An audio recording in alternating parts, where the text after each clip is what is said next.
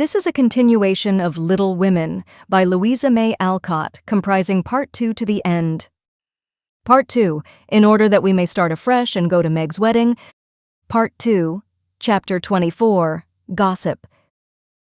In order that we may start afresh and go to Meg's wedding with free minds, it will be well to begin with a little gossip about the Marches. And here let me premise that if any of the elders think there is too much lovering in the story, as I fear they may, I'm not afraid the young folks will make that objection. I can only say with Mrs. March, what can you expect when I have 4 gay girls in the house and a dashing young neighbor over the way? The 3 years that have passed have brought but few changes to the quiet family. The war is over, and Mr. March safely at home, busy with his books and the small parish which found in him a minister by nature as by grace, a quiet, studious man, rich in the wisdom that is better than learning, the charity which calls all mankind brother, the piety that blossoms into character, making it august and lovely. These attributes, in spite of poverty and the strict integrity which shut him out from the more worldly successes, attracted to him many admirable persons, as naturally as sweet herbs draw bees, and as naturally he gave them the honey into which 50 years of hard experience had distilled no bitter drop. Earnest young men found the gray-headed scholar as young at heart as they.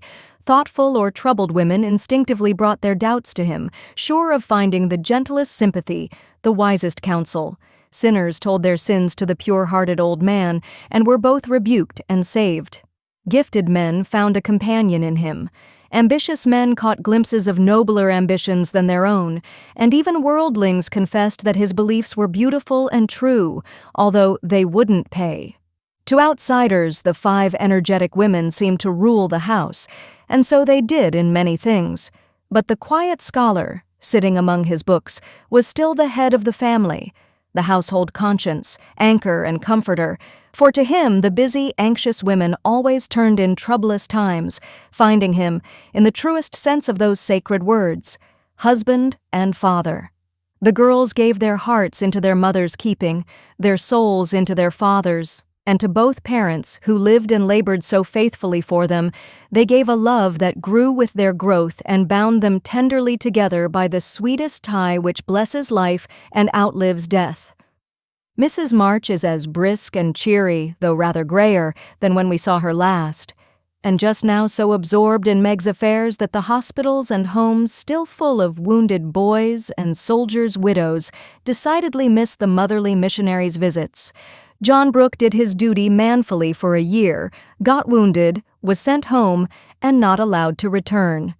He received no stars or bars, but he deserved them, for he cheerfully risked all he had, and life and love are very precious when both are in full bloom. Perfectly resigned to his discharge, he devoted himself to getting well, preparing for business, and earning a home for Meg. With the good sense and sturdy independence that characterized him, he refused Mr. Lawrence's more generous offers and accepted the place of bookkeeper, feeling better satisfied to begin with an honestly earned salary than by running any risks with borrowed money.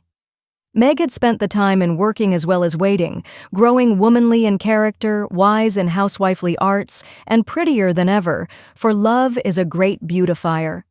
She had her girlish ambitions and hopes, and felt some disappointment at the humble way in which the new life must begin. Ned Moffat had just married Sally Gardner, and Meg couldn't help contrasting their fine house and carriage, many gifts and splendid outfit with her own, and secretly wishing she could have the same, but somehow envy and discontent soon vanished when she thought of all the patient love and labor John had put into the little home awaiting her, and when they sat together in the twilight, talking over their small plans, the future always grew so beautiful and bright that she forgot Sally's splendor and felt herself the richest, happiest girl in Christendom. Jo never went back to Aunt March, for the old lady took such a fancy to Amy that she bribed her with the offer of drawing lessons from one of the best teachers going, and for the sake of this advantage, Amy would have served a far harder mistress. So she gave her mornings to duty, her afternoons to pleasure, and prospered finely. Jo meantime devoted herself to literature, and Beth, who remained delicate long after the fever was a thing of the past. Not an invalid exactly, but never again the rosy, healthy creature she had been, yet always hopeful, happy, and serene, and busy with the quiet duties she loved, everyone's friend, and an angel in the house, long before those who loved her most had learned to know it. As long as the spread eagle paid her $1 a column for her rubbish, as she called it, Jo felt herself a woman of means and spun her little romances diligently. But great plans fermented in her busy brain and ambitious mind, and the old tin kitchen in the garret held a slowly increasing pile of blotted manuscript, which was one day to place the name of March upon the roll of fame. Laurie, having dutifully gone to college to please his grandfather, was now getting through it in the easiest possible manner to please himself, a universal favorite thanks to money, manners, much talent, and the kindest heart that ever got its owner into scrapes by trying to get other people out of them. He stood in great danger of being spoiled, and probably would have been, like many another promising boy, if he had not possessed a talisman against evil in the memory of the kind old man who was bound up in his success, the motherly friend who watched over him as if he were her son, and last, but not least by any means, the knowledge that 4 innocent girls loved, admired, and believed in him with all their hearts. Being only a glorious human boy, of course he frolicked and flirted, grew dandified, aquatic, sentimental, or gymnastic, as college fashions ordained, hazed and was hazed, talked slang, and more than once came perilously near suspension and expulsion. But as high spirits and the love of fun were the causes of these pranks, he always managed to save himself by frank confession, honorable atonement, or the irresistible power of persuasion which he possessed in perfection. In fact, he rather prided himself on his narrow escapes, and liked to thrill the girls with graphic accounts of his triumphs over wrathful tutors, dignified professors, and vanquished enemies. The men of my class were heroes in the eyes of the girls, who never wearied of the exploits of our fellows, and were frequently allowed to bask in the smiles of these great creatures when Laurie brought them home with him. Amy especially enjoyed this high honor, and became quite a belle among them, for her ladyship early felt and learned to use the gift of fascination with which she was endowed. Meg was too much absorbed in her private and particular John to care for any other lords of creation, and Beth too shy to do more than peep at them and wonder how Amy dared to order them about so. But Jo felt quite in her own element, and found it very difficult to refrain from imitating the gentlemanly attitudes, phrases, and feats, which seemed more natural to her than the decorums prescribed for young ladies. They all liked Jo immensely, but never fell in love with her, though very few escaped without paying the tribute of a sentimental sigh or two at Amy's shrine. And speaking of sentiment brings us very naturally to the Dovecote. That was the name of the little brown house Mr. Brooke had prepared for Meg's first home. Laurie had christened it, saying it was highly appropriate to the gentle lovers who went on together like a pair of turtle doves, with first a bill and then a coo. It was a tiny house with a little garden behind and a lawn about as big as a pocket handkerchief in the front. Here Meg meant to have a fountain, shrubbery, and a profusion of lovely flowers, though just at present the fountain was represented by a weather-beaten urn, very like a dilapidated slop bowl. The shrubbery consisted of several young larches, undecided whether to live or die, and the profusion of flowers was merely hinted by regiments of sticks to show where seeds were planted. But inside, it was altogether charming, and the happy bride saw no fault from garret to cellar. To be sure, the hall was so narrow it was fortunate that they had no piano, for one never could have been got in whole. The dining room was so small that 6 people were a tight fit, and the kitchen stairs seemed built for the express purpose of precipitating both servants and china pell-mell into the coal bin. But once get used to these slight blemishes and nothing could be more complete, for good sense and good taste had presided over the furnishing, and the result was highly satisfactory. There were no marble-topped tables, long mirrors, or lace curtains in the little parlor, but simple furniture, plenty of books, a fine picture or two, a stand of flowers in the bay window, and, scattered all about, the pretty gifts which came from friendly hands and were the fairer for the loving messages they brought. I don't think the Parian psyche Laurie gave lost any of its beauty, because John put up the bracket it stood upon, that any upholsterer could have draped the plain muslin curtains more gracefully than Amy's artistic hand, or that any storeroom was ever better provided with good wishes, merry words, and happy hopes than that in which Jo and her mother put away Meg's few boxes, barrels, and bundles, and I am morally certain that the spandy new kitchen never could have looked so cozy and neat if Hannah had not arranged every pot and pan a dozen times over, and laid the fire all ready for lighting the minute Miss and Brooke came home. I also doubt if any young matron ever began life with so rich a supply of dusters, holders, and piece bags, for Beth made enough to last till the silver wedding came round and invented 3 different kinds of dishcloths for the express service of the bridal china. People who hire all these things done for them never know what they lose, for the homeliest tasks get beautified if loving hands do them, and Meg found so many proofs of this that everything in her small nest, from the kitchen roller to the silver vase on her parlor table, was eloquent of home love and tender forethought. What happy times they had planning together, what solemn shopping excursions, what funny mistakes they made, and what shouts of laughter arose over Laurie's ridiculous bargains. In his love of jokes, this young gentleman, though nearly through college, was as much of a boy as ever.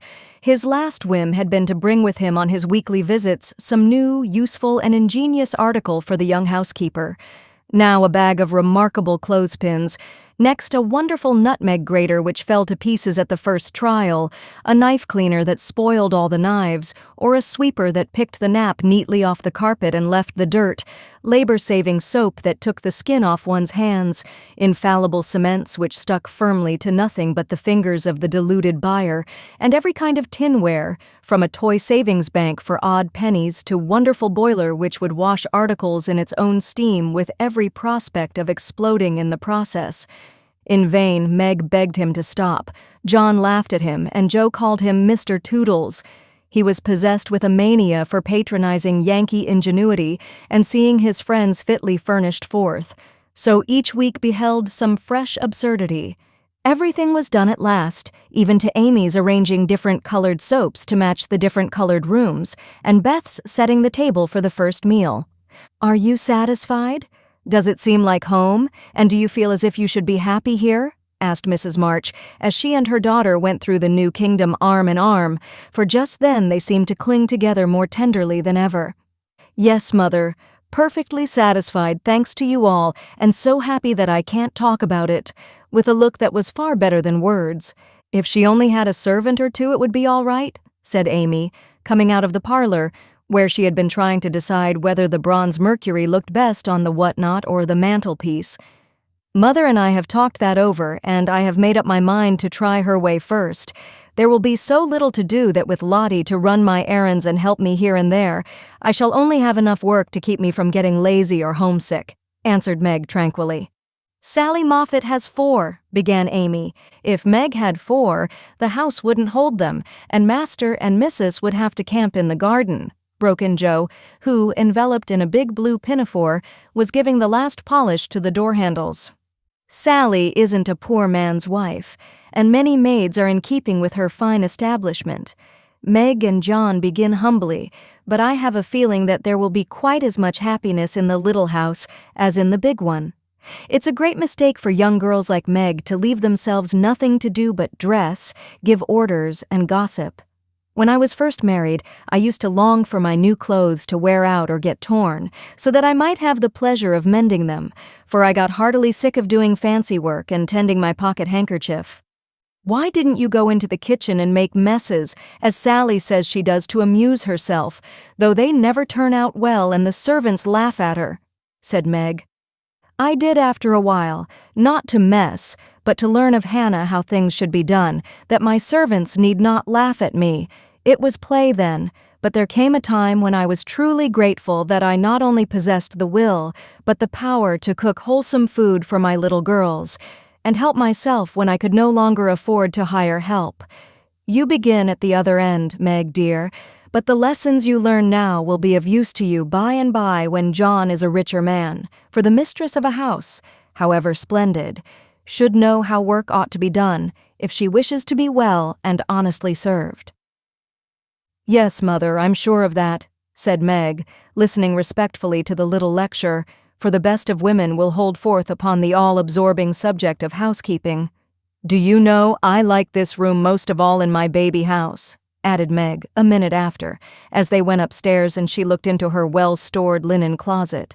Beth was there, laying the snowy piles smoothly on the shelves and exulting over the goodly array. All three laughed as Meg spoke, for that linen closet was a joke.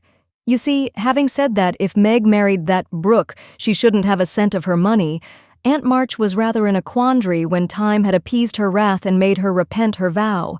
She never broke her word, and was much exercised in her mind how to get round it, and at last devised a plan whereby she could satisfy herself.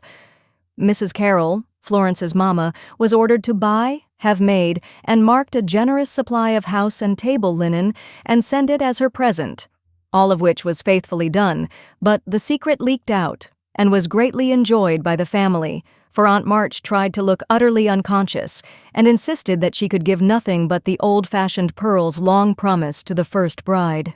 That's a housewifely taste which I am glad to see. I had a young friend who set up housekeeping with 6 sheets, but she had finger bowls for company, and that satisfied her, said Mrs. March, patting the damask tablecloths, with a truly feminine appreciation of their fineness. I haven't a single finger bowl, but this is a set-out that will last me all my days, Hannah says. And Meg looked quite contented, as well she might. A tall, broad-shouldered young fellow, with a cropped head, a felt basin of a hat, and a fly-away coat, came tramping down the road at a great pace, walked over the low fence without stopping to open the gate, straight up to Mrs. March, with both hands out and a hearty, "Here I am, Mother." "Yes, it's all right."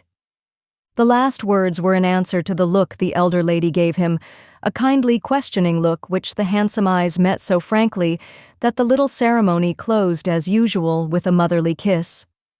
For Mrs. John Brooke, with the maker's congratulations and compliments, "Bless you, Beth, what a refreshing spectacle you are, Joe. Amy, you are getting altogether too handsome for a single lady." As Laurie spoke, he delivered a brown paper parcel to Meg, pulled Beth's hair ribbon, stared at Joe's big pinafore, and fell into an attitude of mock rapture before Amy, then shook hands all round, and everyone began to talk. "Where is John?" asked Meg anxiously. "Stopped to get the license for tomorrow, ma'am." "Which side won the last match, Teddy?" inquired Joe, who persisted in feeling an interest in manly sports despite her 19 years. "Ours, of course. Wish you'd been there to see." "How is the lovely Miss Randall?" asked Amy with a significant smile. "More cruel than ever. Don't you see how I'm pining away?" And Laurie gave his broad chest a sounding slap and heaved a melodramatic sigh. "What's the last joke? Undo the bundle and see, Meg," said Beth, eyeing the knobby parcel with curiosity. "It's a useful thing to have in the house in case of fire or thieves," observed Laurie, as a watchman's rattle appeared amid the laughter of the girls. "Any time when John is away and you get frightened, Mrs. Meg, just swing that out of the front window and it will rouse the neighborhood in a jiffy. Nice thing, isn't it?" And Laurie gave them a sample of its powers that made them cover up their ears. "There's gratitude for you. And speaking of gratitude reminds me to mention that you may thank Hannah for saving your wedding cake from destruction. I saw it going into your house as I came by, and if she hadn't defended it manfully, I'd have had a pick at it, for it looked like a remarkably plummy one." "I wonder if you will ever grow up, Laurie," said Meg in a matronly tone. "I'm doing my best, ma'am, but can't get much higher, I'm afraid, as 6 feet is about all men can do in these degenerate days," responded the young gentleman, whose head was about level with the little chandelier. "I suppose it would be profanation to eat anything in this spick-and-span bower, so as I'm tremendously hungry, I propose an adjournment," he added presently. "Mother and I are going to wait for John. There are some last things to settle," said Meg, bustling away. "Beth and I are going over to Kitty Bryant's to get more flowers for tomorrow," added Amy, tying a picturesque hat over her picturesque curls and enjoying the effect as much as anybody. "Come, Joe, don't desert a fellow. I'm in such a state of exhaustion I can't get home without help. Don't take off your apron. Whatever you do, it's peculiarly becoming," said Laurie, as Joe bestowed his especial aversion in her capacious pocket and offered her arm to support his feeble steps. "Now, Teddy, I want to talk seriously to you about tomorrow," began Joe as they strolled away together. "You must promise to behave well and not cut up any pranks and spoil our plans." "Not a prank." "And don't say funny things when we ought to be sober." "I never do. You are the one for that." "And I implore you not to look at me during the ceremony. I shall certainly laugh if you do. You won't see me, you'll be crying so hard that the thick fog round you will obscure the prospect. I never cry unless for some great affliction." "Such as fellows going to college, hey?" cut in Laurie, with suggestive laugh. "Don't be a peacock. I only moaned a trifle to keep the girls company." "Exactly. I say, Joe, how is Grandpa this week? Pretty amiable?" "Very." "Why, have you got into a scrape and want to know how he'll take it?" asked Joe rather sharply. "Now, Joe, do you think I'd look your mother in the face and say all right if it wasn't?" And Laurie stopped short with an injured air. "No, I don't." "Then don't go and be suspicious. I only want some money," said Laurie, walking on again, appeased by her hearty tone. "You spend a great deal, Teddy." "Bless you. I don't spend it. It spends itself somehow and is gone before I know it." "You are so generous and kind-hearted that you let people borrow and can't say no to anyone. We heard about Henshaw and all you did for him. If you always spent money in that way, no one would blame you," said Joe warmly. "Oh, he made a mountain out of a molehill. You wouldn't have me let that fine fellow work himself to death just for want of a little help, when he is worth a dozen of us lazy chaps, would you?" "Of course not, but I don't see the use of your having 17 waistcoats, endless neckties, and a new hat every time you come home. I thought you'd got over the dandy period, but every now and then it breaks out in a new spot. Just now it's the fashion to be hideous, to make your head look like a scrubbing brush, wear a straight jacket, orange gloves, and clumping square-toed boots. If it was cheap ugliness, I'd say nothing, but it costs as much as the other, and I don't get any satisfaction out of it." Laurie threw back his head and laughed so heartily at this attack that the felt hat fell off and Joe walked on it, which insult only afforded him an opportunity for expatiating on the advantages of a rough-and-ready costume as he folded up the maltreated hat and stuffed it into his pocket. "Don't lecture anymore. There's a good soul. I have enough all through the week and like to enjoy myself when I come home. I'll get myself up regardless of expense tomorrow and be a satisfaction to my friends. I'll leave you in peace if you'll only let your hair grow.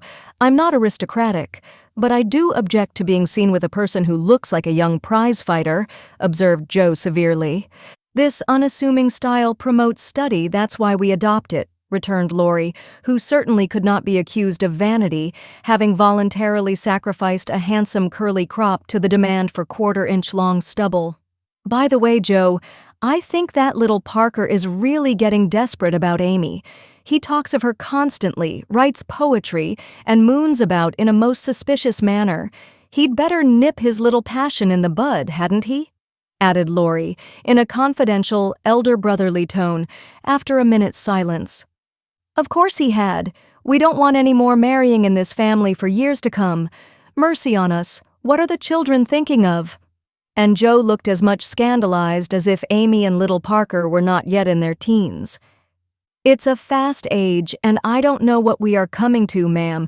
You are a mere infant, but you'll go next, Joe, and we'll be left lamenting," said Laurie, shaking his head over the degeneracy of the times. "Don't be alarmed. I'm not one of the agreeable sort. Nobody will want me, and it's a mercy, for there should always be one old maid in a family." "You won't give anyone a chance," said Laurie with a sidelong glance and a little more color than before in his sunburned face. "You won't show the soft side of your character, and if a fellow gets a peep at it by accident and can't help showing that he likes it, you treat him as Mrs. Gummidge did her sweetheart, throw cold water over him, and get so thorny no one dares touch or look at you. I don't like that sort of thing. I'm too busy to be worried with nonsense, and I think it's dreadful to break up families so. Now don't say any more about it. Meg's wedding has turned all our heads, and we talk of nothing but lovers and such absurdities. I don't wish to get cross, so let's change the subject." And Joe looked quite ready to fling cold water on the slightest provocation. Whatever his feelings might have been, Laurie found a vent for them in a long, low whistle and the fearful prediction as they parted at the gate, "Mark my words, Joe, you'll go next." Part 2, Chapter 25, The First Wedding. The June roses over the porch were awake bright and early on that morning, rejoicing with all their hearts in the cloudless sunshine, like friendly little neighbors as they were. Quite flushed with excitement were their ruddy faces as they swung in the wind, whispering to one another what they had seen, for some peeped in at the dining room windows where the feast was spread. Some climbed up to nod and smile at the sisters as they dressed the bride. Others waved a welcome to those who came and went on various errands in garden, porch, and hall, and all, from the rosiest full-blown flower to the palest baby bud, offered their tribute of beauty and fragrance to the gentle mistress who had loved and tended them so long. Meg looked very like a rose herself, for all that was best and sweetest in heart and soul seemed to bloom into her face that day, making it fair and tender, with a charm more beautiful than beauty. Neither silk, lace, nor orange flowers would she have. "I don't want a fashionable wedding, but only those about me whom I love, and to them I wish to look and be my familiar self." So she made her wedding gown herself, sewing into it the tender hopes and innocent romances of a girlish heart. Her sisters braided up her pretty hair, and the only ornaments she wore were the lilies of the valley, which her John liked best of all the flowers that grew. "You do look just like our own dear Meg, only so very sweet and lovely that I should hug you if it wouldn't crumple your dress," cried Amy, surveying her with delight when all was done. "Then I am satisfied. But please hug and kiss me, everyone, and don't mind my dress. I want a great many crumples of this sort put into it today." And Meg opened her arms to her sisters, who clung about her with April faces for a minute, feeling that the new love had not changed the old. "Now I'm going to tie John's cravat for him, and then to stay a few minutes with Father quietly in the study." And Meg ran down to perform these little ceremonies, and then to follow her mother wherever she went, conscious that in spite of the smiles on the motherly face, there was a secret sorrow hid in the motherly heart at the flight of the first bird from the nest. As the younger girls stand together, giving the last touches to their simple toilet, it may be a good time to tell of a few changes which 3 years have wrought in their appearance, for all are looking their best just now. Jo's angles are much softened. She has learned to carry herself with ease, if not grace. The curly crop has lengthened into a thick coil, more becoming to the small head atop of the tall figure. There is a fresh color in her brown cheeks, a soft shine in her eyes, and only gentle words fall from her sharp tongue today. Beth has grown slender, pale, and more quiet than ever. The beautiful, kind eyes are larger, and in them lies an expression that saddens one, although it is not sad itself. It is the shadow of pain which touches the young face with such pathetic patience. But Beth seldom complains and always speaks hopefully of being better soon. Amy is with truth considered the flower of the family, for at 16 she has the air and bearing of a full-grown woman, not beautiful, but possessed of that indescribable charm called grace. One saw it in the lines of her figure, the make and motion of her hands, the flow of her dress, the droop of her hair, unconscious yet harmonious, and as attractive to many as beauty itself. Amy's nose still afflicted her, for it never would grow Grecian, so did her mouth, being too wide and having a decided chin. These offending features gave character to her whole face, but she never could see it, and consoled herself with her wonderfully fair complexion, keen blue eyes, and curls more golden and abundant than ever. All 3 wore suits of thin silver gray, their best gowns for the summer, with blush roses in hair and bosom, and all 3 looked just what they were, fresh-faced, happy-hearted girls, pausing a moment in their busy lives to read with wistful eyes the sweetest chapter in the romance of womanhood. There were to be no ceremonious performances.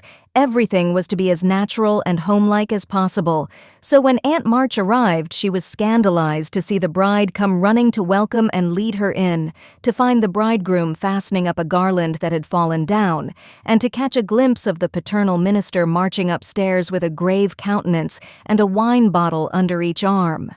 "Upon my word, here's a state of things," cried the old lady, taking the seat of honor prepared for her and settling the folds of her lavender moire with a great rustle. "You oughtn't to be seen till the last minute, child." "I'm not a show auntie, and no one is coming to stare at me, to criticize my dress, or count the cost of my luncheon.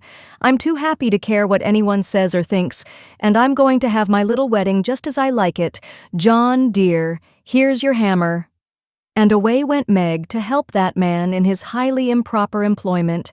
Mr. Brooke didn't even say, "Thank you."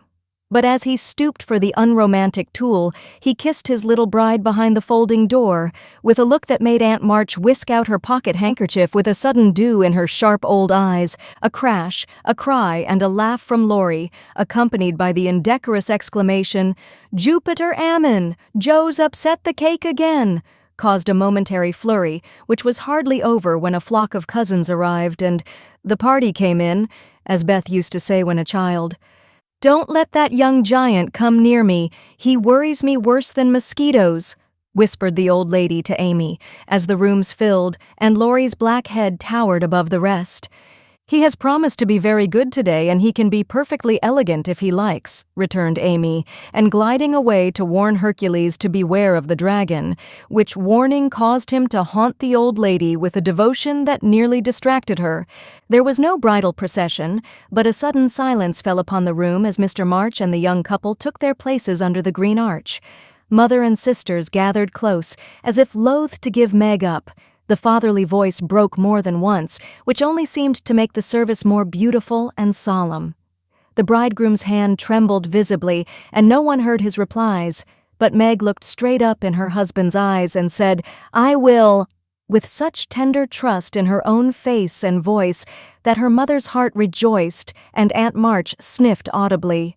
Joe did not cry, though she was very near it once, and was only saved from a demonstration by the consciousness that Laurie was staring fixedly at her, with a comical mixture of merriment and emotion in his wicked black eyes. Beth kept her face hidden on her mother's shoulder, but Amy stood like a graceful statue, with a most becoming ray of sunshine touching her white forehead and the flower in her hair. It wasn't at all the thing, I'm afraid, but the minute she was fairly married, Meg cried, "The first kiss for Marmee," and turning gave it with her heart on her lips.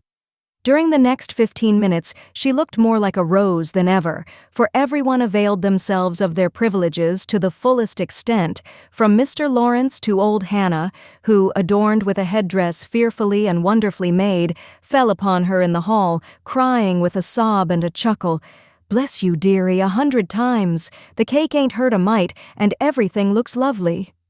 Everybody cleared up after that and said something brilliant, or tried to, which did just as well, for laughter is ready when hearts are light. There was no display of gifts, for they were already in the little house, nor was there an elaborate breakfast, but a plentiful lunch of cake and fruit, dressed with flowers. Mr. Laurence and Aunt March shrugged and smiled at one another when water, lemonade, and coffee were found to be to only sorts of nectar which the three Hebes carried round. No one said anything till Laurie, who insisted on serving the bride, appeared before her with a loaded salver in his hand and a puzzled expression on his face. "Has Joe smashed all the bottles by accident?" he whispered. "Or am I merely laboring under a delusion that I saw some lying about loose this morning?" "No, your grandfather kindly offered us his best, and Aunt March actually sent some, but Father put away a little for Beth and dispatched the rest to the soldiers' home. You know he thinks that wine should be used only in illness, and Mother says that neither she nor her daughters will ever offer it to any young man under her roof." Meg spoke seriously and expected to see Laurie frown or laugh, but he did neither, for after a quick look at her, he said in his impetuous way, "I like that, for I've seen enough harm done to wish other women would think as you do. You are not made wise by experience, I hope." And there was an anxious accent in Meg's voice. "Number, I give you my word for it. Don't think too well of me either. This is not one of my temptations. Being brought up where wine is as common as water and almost as harmless, I don't care for it, but when a pretty girl offers it, one doesn't like to refuse, you see." "But you will, for the sake of others," if not for your own. Come, Laurie, promise, and give me one more reason to call this the happiest day of my life." A demand so sudden and so serious made the young man hesitate a moment, for ridicule is often harder to bear than self-denial. Meg knew that if he gave the promise he would keep it at all costs, and feeling her power, used it as a woman may for her friend's good. She did not speak, but she looked up at him with a face made very eloquent by happiness, and a smile which said, "No one can refuse me anything today." Laurie certainly could not, and with an answering smile he gave her his hand, saying heartily, "I promise, Mrs. Brooke." "I thank you very, very much. And I drink long life to your resolution, Teddy," cried Jo, baptizing him with a splash of lemonade as she waved her glass and beamed approvingly upon him. So the toast was drunk, the pledge made and loyally kept in spite of many temptations, for with instinctive wisdom, the girls seized a happy moment to do their friend a service, for which he thanked them all his life. After lunch, people strolled about, by twos and threes, through the house and garden, enjoying the sunshine without and within. Meg and John happened to be standing together in the middle of the grass plot when Laurie was seized with an inspiration which put the finishing touch to this unfashionable wedding. All the married people take hands and dance round the new-made husband and wife, as the Germans do, while we bachelors and spinsters prance in couples outside, cried Laurie, promenading down the path with Amy, with such infectious spirit and skill that everyone else followed their example without a murmur. Mr. and Mrs. March, Aunt and Uncle Carroll began it, others rapidly joined in, even Sally Moffat, after a moment's hesitation, threw her train over her arm and whisked Ned into the ring. But the crowning joke was Mr. Laurence and Aunt March, for when the stately old gentleman chassied solemnly up to the old lady, she just tucked her cane under her arm and hopped briskly away to join hands with the rest and dance about the bridal pair, while the young folks pervaded the garden like butterflies on a midsummer day. Want of breath brought the impromptu ball to a close, and then people began to go. "I wish you well, my dear. I heartily wish you well, but I think you'll be sorry for it," said Aunt March to Meg, adding to the bridegroom as he led her to the carriage, "You've got a treasure, young man. See that you deserve it." "That is the prettiest wedding I've been to for an age, Ned, and I don't see why, for there wasn't a bit of style about it," observed Mrs. Moffat to her husband as they drove away. "Laurie, my lad, if you ever want to indulge in this sort of thing, get one of those little girls to help you, and I shall be perfectly satisfied," said Mr. Laurence, settling himself in his easy chair to rest after the excitement of the morning. "I'll do my best to gratify you, sir," was Laurie's unusually dutiful reply as he carefully unpinned the posy Jo had put in his buttonhole. The little house was not far away, and the only bridal journey Meg had was the quiet walk with John from the old home to the new.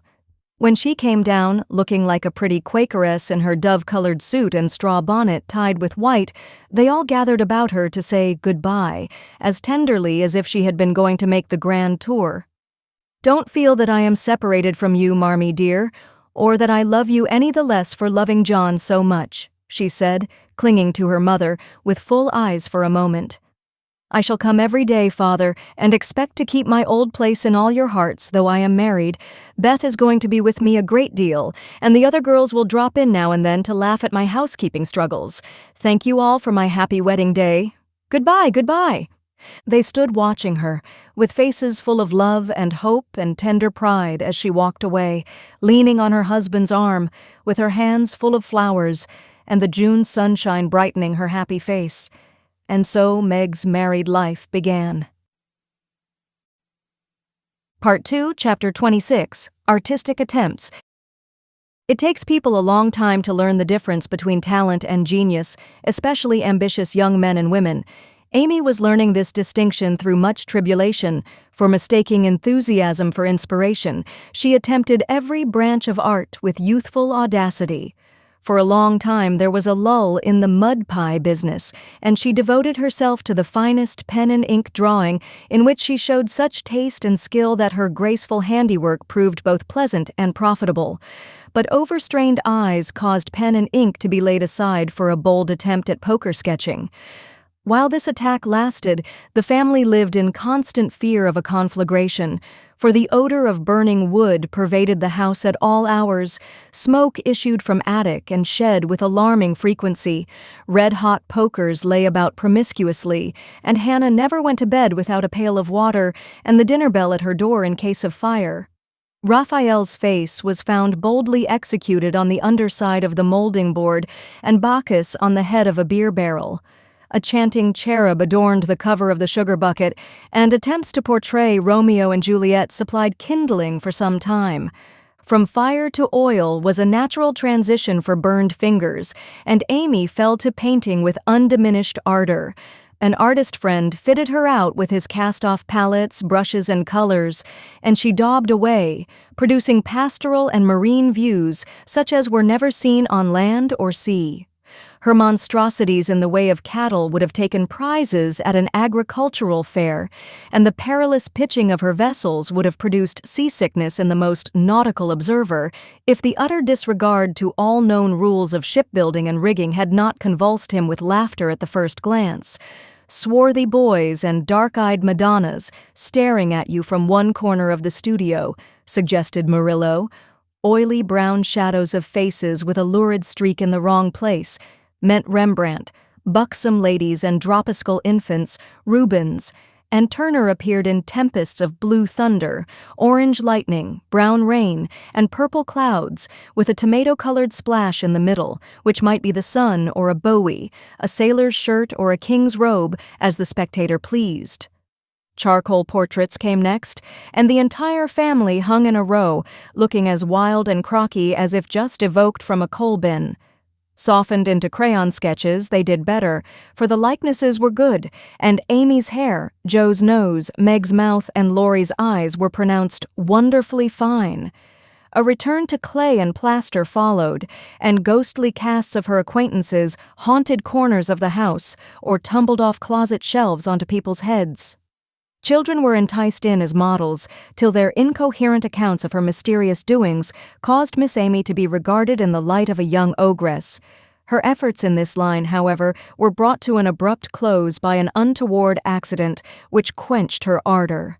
Other models failing her for a time, she undertook to cast her own pretty foot, and the family were one day alarmed by an unearthly bumping and screaming, and running to the rescue, found the young enthusiast hopping wildly about the shed with her foot held fast in a pan full of plaster, which had hardened with unexpected rapidity. With much difficulty and some danger, she was dug out. For Joe was so overcome with laughter while she excavated that her knife went too far, cut the poor foot, and left a lasting memorial of one artistic attempt at least.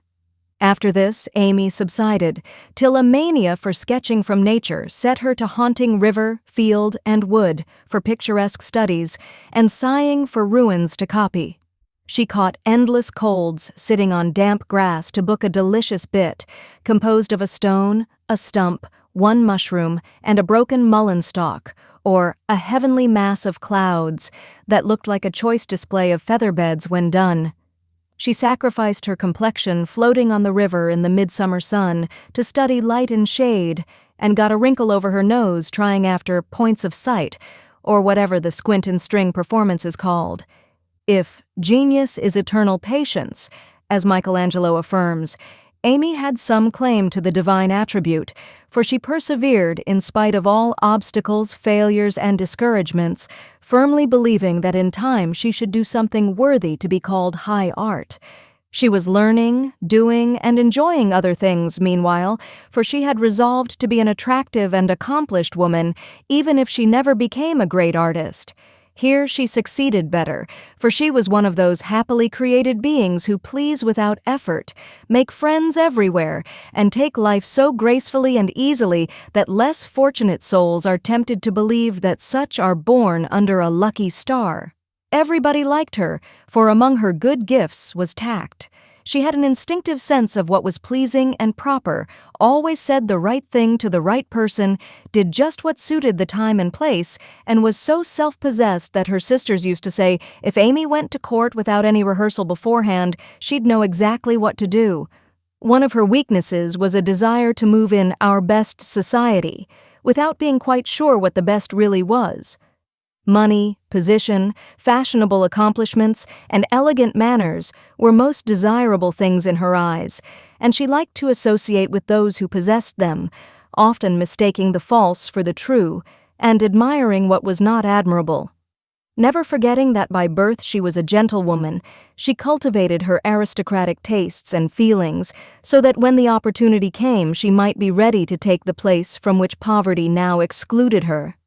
My lady, as her friends called her, sincerely desired to be a genuine lady, and was so at heart, but had yet to learn that money cannot buy refinement of nature, that rank does not always confer nobility, and that true breeding makes itself felt in spite of external drawbacks. "I want to ask a favor of you, Mama," Amy said, coming in with an important air one day. "Well, little girl, what is it?" replied her mother, in whose eyes the stately young lady still remained the baby. "Our drawing class breaks up next week, and before the girls separate for the summer, I want to ask them out here for a day. They are wild to see the river, sketch the broken bridge, and copy some of the things they admire in my book. They have been very kind to me in many ways, and I am grateful, for they are all rich and I know I am poor, yet they never made any difference." "Why should they?" And Mrs. March put the question with what the girls called her Maria Theresa air. "You know as well as I that it does make a difference with nearly everyone, so don't ruffle up like a dear, motherly hen when your chickens get pecked by smarter birds. The ugly duckling turned out a swan, you know." And Amy smiled without bitterness, for she possessed a happy temper and hopeful spirit. Mrs. March laughed and smoothed down her maternal pride as she asked, "Well, my swan, what is your plan?" "I should like to ask the girls out to lunch next week to take them for a drive to the places they want to see, a row on the river perhaps, and make a little artistic fete for them." "That looks feasible. What do you want for lunch?" "Cake, sandwiches, fruit, and coffee will be all that is necessary, I suppose." "Oh dear, no. We must have cold tongue and chicken, French chocolate and ice cream besides. The girls are used to such things, and I want my lunch to be proper and elegant, though I do work for my living." "How many young ladies are there?" asked her mother, beginning to look sober. 12 or 14 in the class, but I dare say they won't all come." "Bless me, child, you will have to charter an omnibus to carry them about." "Why, Mother, how can you think of such a thing? Not more than 6 or 8 will probably come, so I shall hire a beach wagon and borrow Mr. Lawrence's cherry bounce." Hannah's pronunciation of charabanc. "All of this will be expensive, Amy." "Not very. I've calculated the cost and I'll pay for it myself." "Don't you think, dear, that as these girls are used to such things, and the best we can do will be nothing new, that some simpler plan would be pleasanter to them, as a change if nothing more, and much better for us than buying or borrowing what we don't need, and attempting a style not in keeping with our circumstances? If I can't have it as I like, I don't care to have it at all. I know that I can carry it out perfectly well, if you and the girls will help a little, and I don't see why I can't if I'm willing to pay for it," said Amy, with the decision which opposition was apt to change into obstinacy. Mrs. March knew that experience was an excellent teacher, and when it was possible she left her children to learn alone the lessons which she would gladly have made easier, if they had not objected to taking advice as much as they did salts and senna. "Very well, Amy, if your heart is set upon it, and you see your way through without too great an outlay of money, time, and temper, I'll say no more. Talk it over with the girls, and whichever way you decide, I'll do my best to help you." "Thanks, Mother. You are always so kind." And away went Amy to lay her plan before her sisters.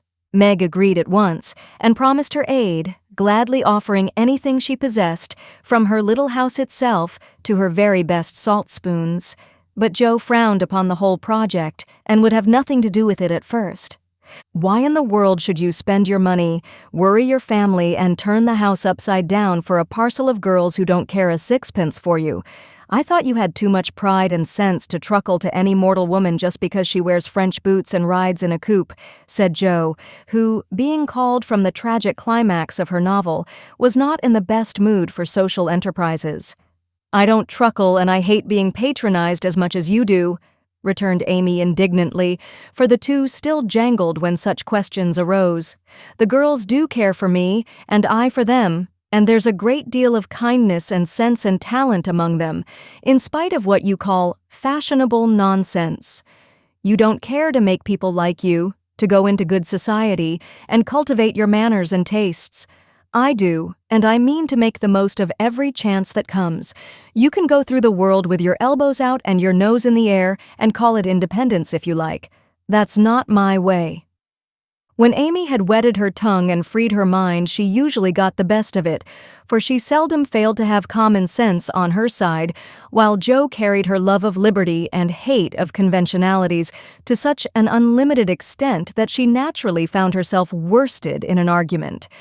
Amy's definition of Jo's idea of independence was such a good hit that both burst out laughing, and the discussion took a more amiable turn. Much against her will, Jo at length consented to sacrifice a day to Mrs. Grundy and help her sister through what she regarded as a nonsensical business. The invitations were sent, nearly all accepted, and the following Monday was set apart for the grand event. Hannah was out of humor because her week's work was deranged and prophesied that "ef the washin' and ironin' warn't done reg'lar, nothin' would go well anywheres." This hitch in the mainspring of the domestic machinery had a bad effect upon the whole concern, but Amy's motto was nil desperandum, and having made up her mind what to do, she proceeded to do it in spite of all obstacles. To begin with, Hannah's cooking didn't turn out well. The chicken was tough, the tongue too salty, and the chocolate wouldn't froth properly.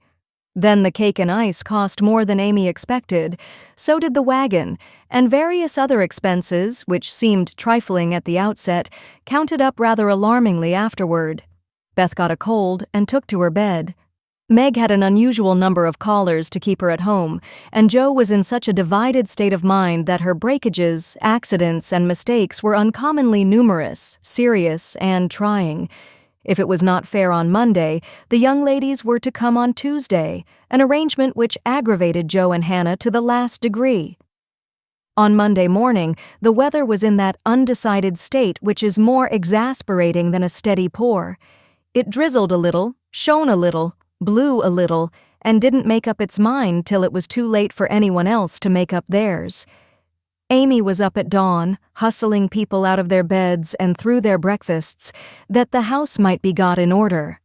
The parlor struck her as looking uncommonly shabby, but without stopping to sigh for what she had not, she skillfully made the best of what she had, arranging chairs over the worn places in the carpet, covering stains on the walls with homemade statuary, which gave an artistic air to the room, as did the lovely vases of flowers Jo scattered about. The lunch looked charming, and as she surveyed it she sincerely hoped it would taste well, and that the borrowed glass, china, and silver would get safely home again. The carriages were promised, Meg and Mother were all ready to do the honors, Beth was able to help Hannah behind the scenes, Jo had engaged to be as lively and amiable as an absent mind, and aching head, and a very decided disapproval of everybody and everything would allow, and as she wearily dressed, Amy cheered herself with anticipations of the happy moment when, lunch safely over, she should drive away with her friends for an afternoon of artistic delights, for the cherry bounce and the broken bridge were her strong points. Then came the hours of suspense, during which she vibrated from parlor to porch, while public opinion varied like the weathercock. A smart shower at 11 had evidently quenched the enthusiasm of the young ladies who were to arrive at 12, for nobody came, and at 2 the exhausted family sat down in a blaze of sunshine to consume the perishable portions of the feast, that nothing might be lost. "No doubt about the weather today, they will certainly come, so we must fly round and be ready for them," said Amy, as the sun woke her next morning. She spoke briskly, but in her secret soul she wished she had said nothing about Tuesday, for her interest, like her cake, was getting a little stale. "I can't get any lobsters, so you will have to do without salad today," said Mr. March, coming in half an hour later, with an expression of placid despair. "Use the chicken then. The toughness won't matter in a salad," advised his wife. "Hannah left it on the kitchen table a minute and the kittens got at it. I'm very sorry, Amy," added Beth, who was still a patroness of cats. "Then I must have a lobster, for tongue alone won't do," said Amy decidedly. "Shall I rush into town and demand one?" asked Joe, with the magnanimity of a martyr. "You'd come bringing it home under your arm without any paper just to try me. I'll go myself," answered Amy, whose temper was beginning to fail. Shrouded in a thick veil and armed with a genteel traveling basket, she departed, feeling that a cool drive would soothe her ruffled spirit and fit her for the labors of the day. After some delay, the object of her desire was procured, likewise a bottle of dressing to prevent further loss of time at home, and off she drove again, well pleased with her own forethought.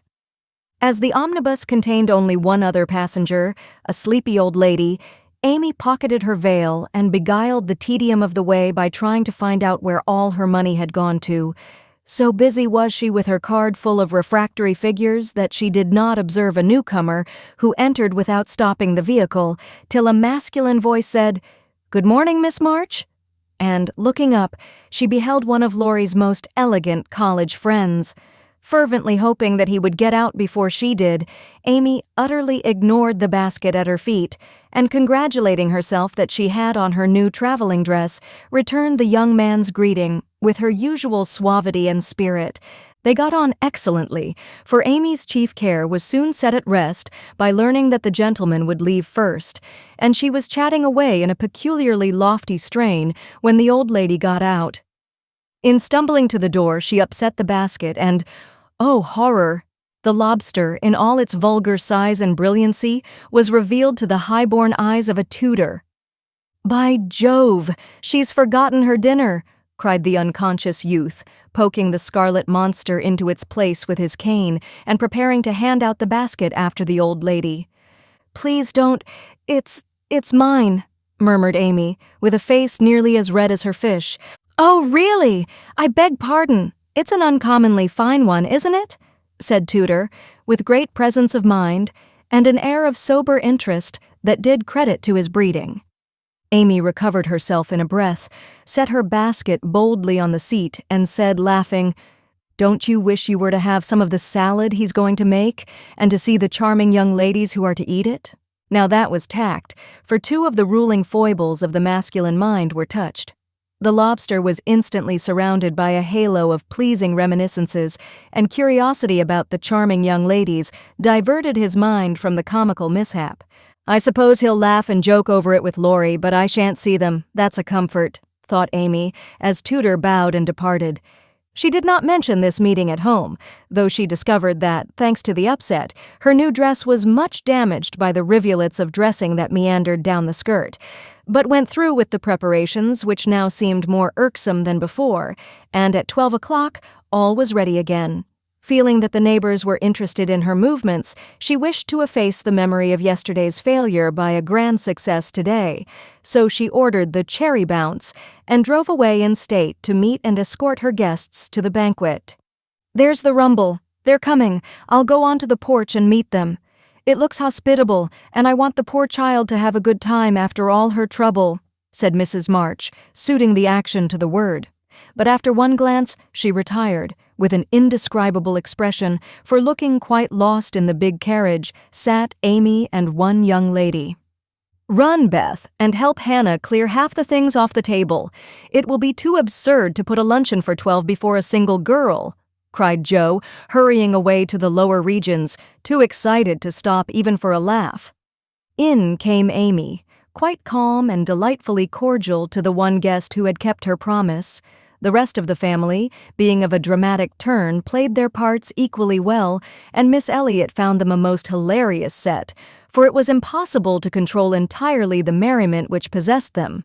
The remodeled lunch being gaily partaken of, the studio and garden visited, and art discussed with enthusiasm, Amy ordered a buggy, alas for the elegant cherry bounce, and drove her friend quietly about the neighborhood till sunset, when the party went out.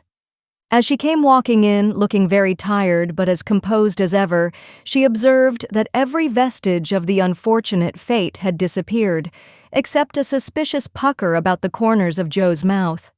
"You've had a loverly afternoon for your drive, dear," said her mother, as respectfully as if the whole 12 had come. Miss Elliot is a very sweet girl and seemed to enjoy herself, I thought, observed Beth with unusual warmth.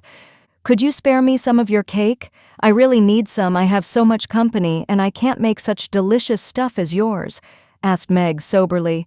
Take it all. I'm the only one here who likes sweet things, and it will mold before I can dispose of it, answered Amy, thinking with a sigh of the generous store she had laid in for such an end as this. It's a pity Laurie isn't here to help us, began Jo, as they sat down to ice cream and salad for the second time in 2 days. A warning look from her mother checked any further remarks, and the whole family ate in heroic silence, till Mr. March mildly observed, "Salad was one of the favorite dishes of the ancients, and Evelyn—" Here a general explosion of laughter cut short the history of salads, to the great surprise of the learned gentleman. Bundle everything into a basket and send it to the Hummels. Germans like messes. I'm sick of the sight of this, and there's no reason you should all die of a surfeit because I've been a fool, cried Amy, wiping her eyes. I thought I should have died when I saw you two girls rattling about in the what-you-call-it, like two little kernels in a very big nutshell, and Mother waiting in state to receive the throng, sighed Jo, quite spent with laughter. I'm very sorry you were disappointed, dear, but we all did our best to satisfy you, said Mrs. March, in a tone full of motherly regret. I am satisfied. I've done what I undertook, and it's not my fault that it failed. I comfort myself with that, said Amy with a little quiver in her voice. I thank you all very much for helping me, and I'll thank you still more if you won't allude to it for a month at least. No one did for several months, but the word fete always produced a general smile, and Laurie's birthday gift to Amy was a tiny coral lobster in the shape of a charm for her watchguard. Part 2, Chapter 27, Literary Lessons. Fortune suddenly smiled upon Jo and dropped a good-luck penny in her path. Not a golden penny exactly, but I doubt if 500,000 would have given more real happiness than did the little sum that came to her in this wise. Every few weeks she would shut herself up in her room, put on her scribbling suit, and fall into a vortex, as she expressed it, writing away at her novel with all her heart and soul, for till that was finished she could find no peace. Her scribbling suit consisted of a black woolen pinafore on which she could wipe her pen at will, and a cap of the same material, adorned with a cheerful red bow, into which she bundled her hair when the decks were cleared for action. This cap was a beacon to the inquiring eyes of her family, who during these periods kept their distance, merely popping in their heads semi-occasionally to ask, with interest, "Does genius burn, Jo?" They did not always venture even to ask this question, but took an observation of the cap and judged accordingly. If this expressive article of dress was drawn low upon the forehead, it was a sign that hard work was going on. In exciting moments it was pushed rakishly askew, and when despair seized the author it was plucked wholly off and cast upon the floor. At such times the intruder silently withdrew, and not until the red bow was seen gaily erect upon the gifted brow did anyone dare address Jo. She did not think herself a genius by any means, but when the writing fit came on, she gave herself up to it with entire abandon, and led a blissful life, unconscious of want, care, or bad weather, while she sat safe and happy in an imaginary world, full of friends almost as real and dear to her as any in the flesh. Sleep forsook her eyes, meals stood untasted, day and night were all too short to enjoy the happiness which blessed her only at such times, and made these hours worth living, even if they bore no other fruit. The divine afflatus usually lasted a week or two, and then she emerged from her vortex, hungry, sleepy, cross, or despondent. She was just recovering from one of these attacks when she was prevailed upon to escort Miss Crocker to a lecture, and in return for her virtue was rewarded with a new idea. It was a people's course, the lecture on the pyramids, and Jo rather wondered at the choice of such a subject for such an audience, but took it for granted that some great social evil would be remedied, or some great want supplied by unfolding the glories of the pharaohs to an audience whose thoughts were busy with the price of coal and flour, and whose lives were spent in trying to solve harder riddles than that of the Sphinx. They were early, and while Miss Crocker set the heel of her stocking, Jo amused herself by examining the faces of the people who occupied the seat with them. On her left were two matrons, with massive foreheads and bonnets to match, discussing women's rights and making tatting. Beyond sat a pair of humble lovers, artlessly holding each other by the hand, a somber spinster eating peppermints out of a paper bag, and an old gentleman taking his preparatory nap behind a yellow bandana. On her right, her only neighbor was a studious-looking lad absorbed in a newspaper. It was a pictorial sheet, and Jo examined the work of art nearest her, idly wondering what fortuitous concatenation of circumstances needed the melodramatic illustration of an Indian in full war costume, tumbling over a precipice with a wolf at his throat, while two infuriated young gentlemen, with unnaturally small feet and big eyes, were stabbing each other close by, and a disheveled female was flying away in the background with her mouth wide open. Pausing to turn a page, the lad saw her looking and, with boyish good nature, offered half his paper, saying bluntly, "Want to read it? That's a first-rate story." Jo accepted it with a smile, for she had never outgrown her liking for lads, and soon found herself involved in the usual labyrinth of love, mystery, and murder, for the story belonged to that class of light literature in which the passions have a holiday, and when the author's invention fails, a grand catastrophe clears the stage of one half the dramatis persona, leaving the other half to exult over their downfall. "Prime, isn't it?" asked the boy, as her eye went down the last paragraph of her portion. "I think you and I could do as well as that if we tried," returned Jo, amused at his admiration of the trash. "I should think I was a pretty lucky chap if I could. She makes a good living out of such stories, they say." And he pointed to the name of Mrs. Slang Northbury under the title of the tale. "Do you know her?" asked Jo with sudden interest. "No, but I read all her pieces, and I know a fellow who works in the office where this paper is printed." "Do you say she makes a good living out of stories like this?" And Jo looked more respectfully at the agitated group and thickly sprinkled exclamation points that adorned the page. "Guess she does. She knows just what folks like and gets paid well for writing it." Here the lecture began, but Jo heard very little of it, for while Professor Sands was prosing away about Belzoni, Cheops, Scarabaei, and hieroglyphics, she was covertly taking down the address of the paper and boldly resolving to try for the $100 prize offered in its columns for a sensational story. By the time the lecture ended and the audience awoke, she had built up a splendid fortune for herself, not the first founded on paper, and was already deep in the concoction of her story, being unable to decide whether the duel should come before the elopement or after the murder. She said nothing of her plan at home, but fell to work next day, much to the disquiet of her mother, who always looked a little anxious when genius took to burning. Jo had never tried this style before, contenting herself with very mild romances for the Spread Eagle. Her experience and miscellaneous reading were of service now, for they gave her some idea of dramatic effect and supplied plot, language, and costumes. Her story was as full of desperation and despair as her limited acquaintance with those uncomfortable emotions enabled her to make it, and having located it in Lisbon, she wound up with an earthquake as a striking and appropriate denouement. The manuscript was privately dispatched, accompanied by a note, modestly saying that if the tale didn't get the prize, which the writer hardly dared expect, she would be very glad to receive any sum it might be considered worth. 6 weeks is a long time to wait, and a still longer time for a girl to keep a secret, but Jo did both, and was just beginning to give up all hope of ever seeing her manuscript again, when a letter arrived which almost took her breath away, for on opening it, a check for $100 fell into her lap. For a minute she stared at it as if it had been a snake. Then she read her letter and began to cry. If the amiable gentleman who wrote that kindly note could have known what intense happiness he was giving a fellow creature, I think he would devote his leisure hours, if he has any, to that amusement.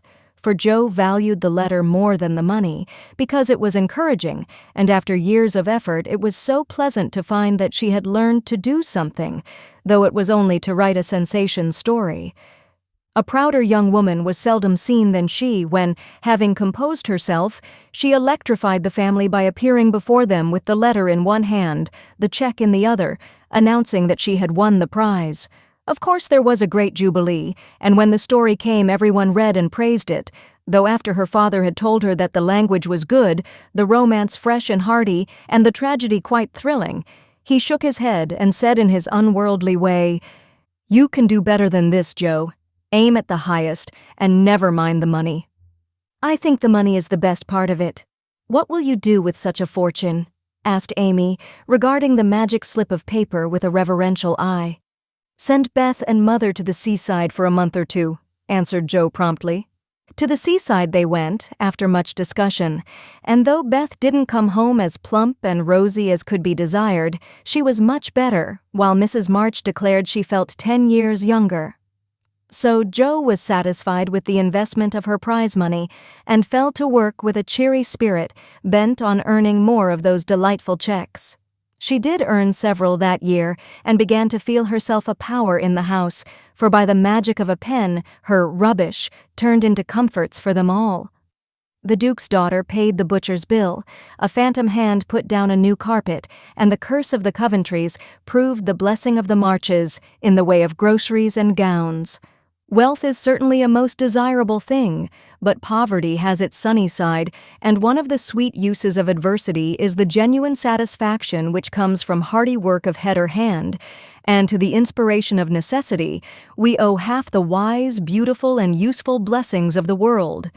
Joe enjoyed a taste of this satisfaction, and ceased to envy richer girls, taking great comfort in the knowledge that she could supply her own wants and need ask no one for a penny. Little notice was taken of her stories, but they found a market, and encouraged by this fact, she resolved to make a bold stroke for fame and fortune. Having copied her novel for the 4th time, read it to all her confidential friends, and submitted it with fear and trembling to 3 publishers, she at last disposed of it, on condition that she would cut it down 1/3 and omit all the parts which she particularly admired. Now I must either bundle it back into my tin kitchen to mold, pay for printing it myself, or chop it up to suit purchasers and get what I can for it. Fame is a very good thing to have in the house, but cash is more convenient, so I wish to take the sense of the meeting on this important subject," said Joe, calling a family council. "Don't spoil your book, my girl, for there is more in it than you know, and the idea is well worked out. Let it wait and ripen," was her father's advice, and he practiced what he preached, having waited patiently 30 years for fruit of his own to ripen, and being in no haste to gather it even now when it was sweet and mellow. "It seems to me that Joe will profit more by taking the trial than by waiting," said Mrs. March. "Criticism is the best test of such work, for it will show her both unsuspected merits and faults, and help her to do better next time. We are too partial, but the praise and blame of outsiders will prove useful, even if she gets but little money." "Yes," said Joe, knitting her brows, "that's just it. I've been fussing over the thing so long I really don't know whether it's good, bad, or indifferent. It will be a great help to have cool, impartial persons take a look at it and tell me what they think of it. I wouldn't leave a word out of it. You'll spoil it if you do, for the interest of the story is more in the minds than in the actions of the people, and it will be all a muddle if you don't explain as you go on," said Meg, who firmly believed that this book was the most remarkable novel ever written.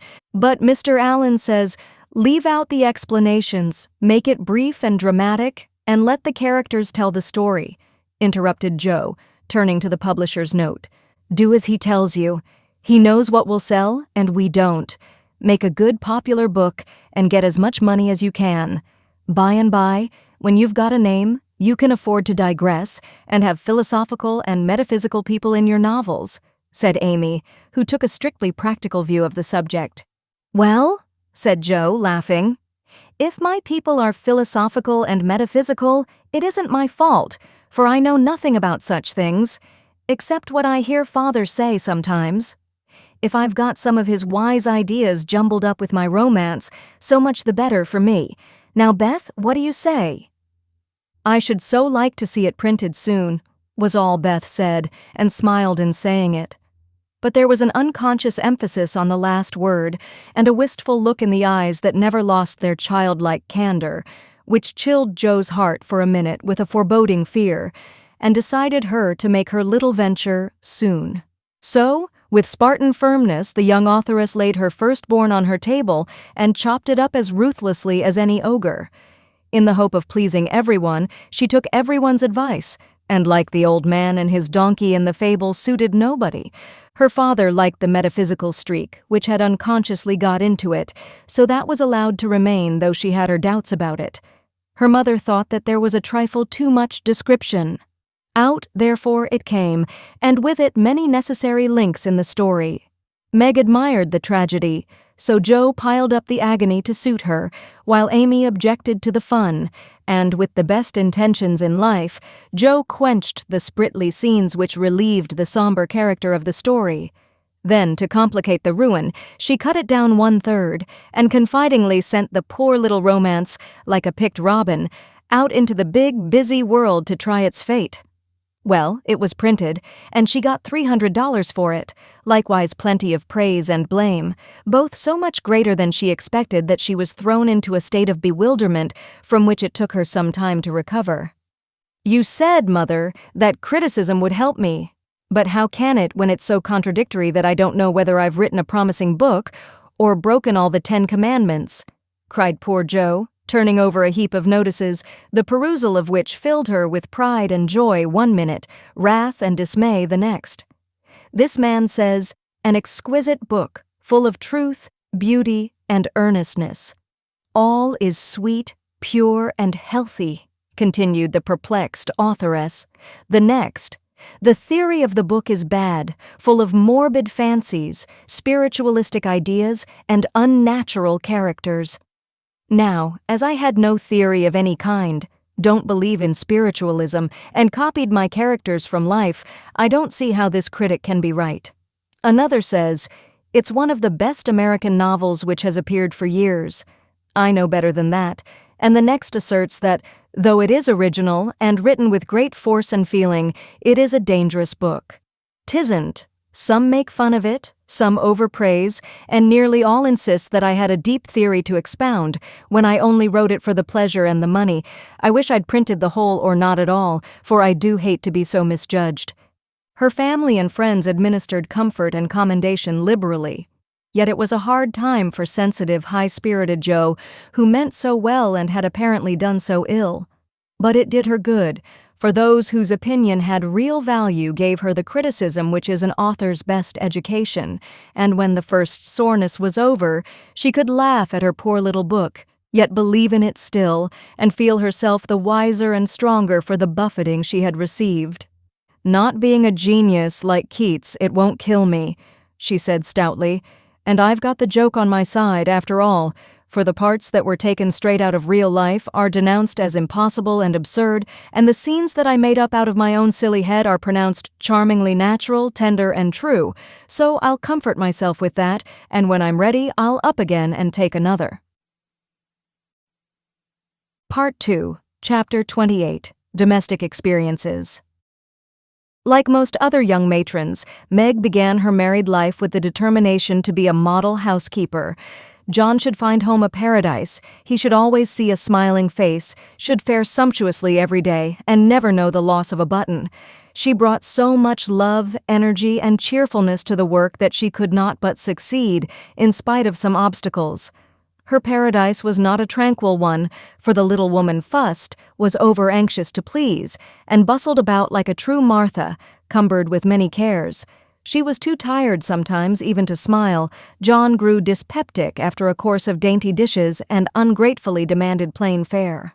As for buttons, she soon learned to wonder where they went, to shake her head over the carelessness of men, and to threaten to make him sew them on himself, and see if his work would stand impatient and clumsy fingers any better than hers.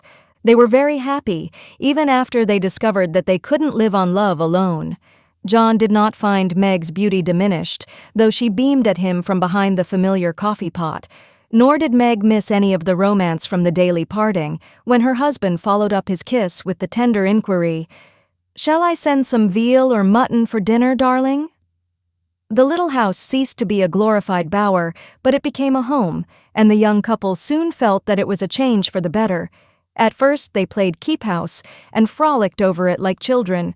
Then John took steadily to business, feeling the cares of the head of a family upon his shoulders, and Meg laid by her cambric wrappers, put on a big apron, and fell to work, as before said, with more energy than discretion. While the cooking mania lasted, she went through Mrs. Cornelius's receipt book as if it were a mathematical exercise, working out the problems with patience and care. Sometimes her family were invited in to help eat up a too bounteous feast of successes, or Lottie would be privately dispatched with a batch of failures, which were to be concealed from all eyes in the convenient stomachs of the little Hummels.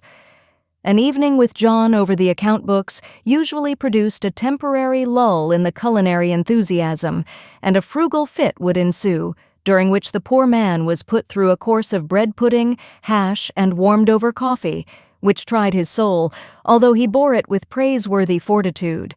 Before the golden mean was found, however, Meg added to her domestic possessions what young couples seldom get on long without: a family jar.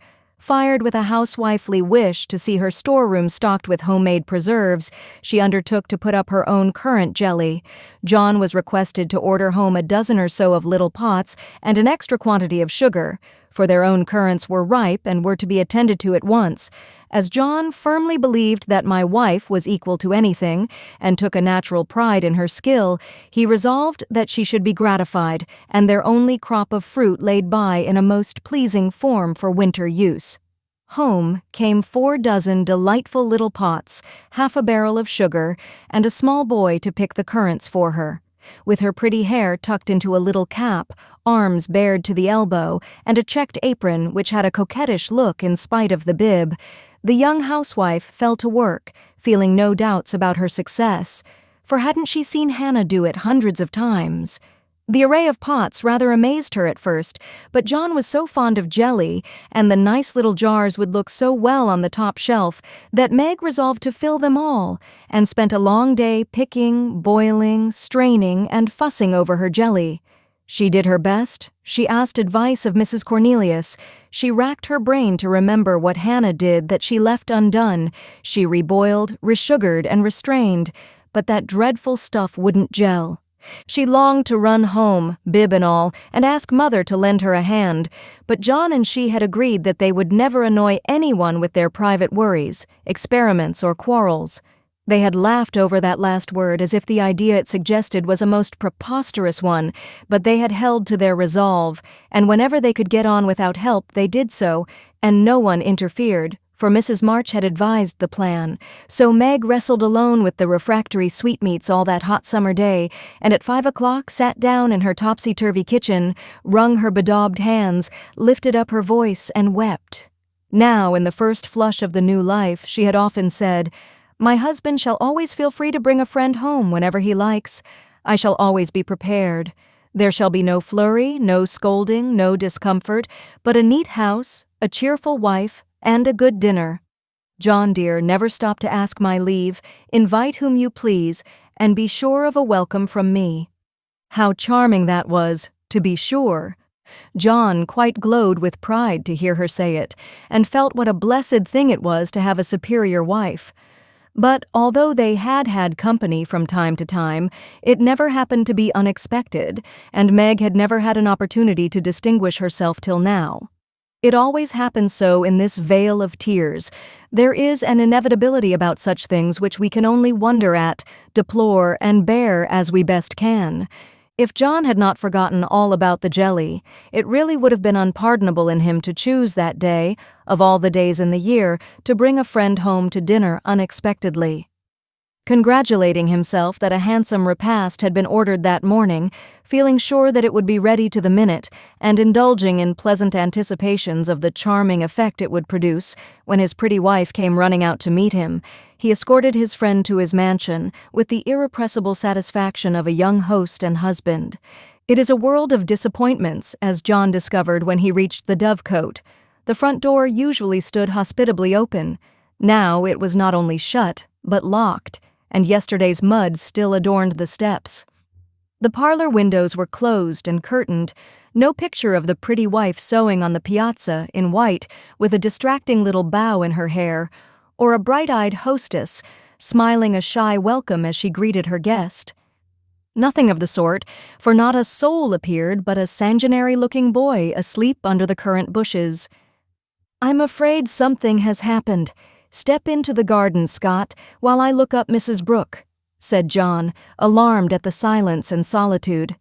Round the house he hurried, led by a pungent smell of burned sugar, and Mr. Scott strolled after him with a queer look on his face. He paused discreetly at a distance when Brooke disappeared, but he could both see and hear, and being a bachelor, enjoyed the prospect mightily. In the kitchen reigned confusion and despair. One edition of jelly was trickled from pot to pot, another lay upon the floor, and a third was burning gaily on the stove. Lottie, with Teutonic phlegm, was calmly eating bread and currant wine, for the jelly was still in a hopelessly liquid state, while Mrs. Brooke, with her apron over her head, sat sobbing dismally. "My dearest girl, what is the matter?" cried John, rushing in, with awful visions of scalded hands, sudden news of affliction, and secret consternation at the thought of the guest in the garden. "Oh, John, I am so tired and hot and cross and worried. I've been at it till I'm all worn out. Do come and help me or I shall die." And the exhausted housewife cast herself upon his breast, giving him a sweet welcome in every sense of the word, for her pinafore had been baptized at the same time as the floor. "What worries you, dear? Has anything dreadful happened?" asked the anxious John, tenderly kissing the crown of the little cap, which was all askew. "Yes," sobbed Meg despairingly. "Tell me quick, then. Don't cry. I can bear anything better than that. Out with it, love."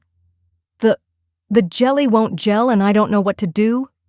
John Brooke laughed then, as he never dared to laugh afterward, and the derisive Scot smiled involuntarily as he heard the hearty peal, which put the finishing stroke to poor Meg's woe. "Is that all? Fling it out of the window, and don't bother any more about it.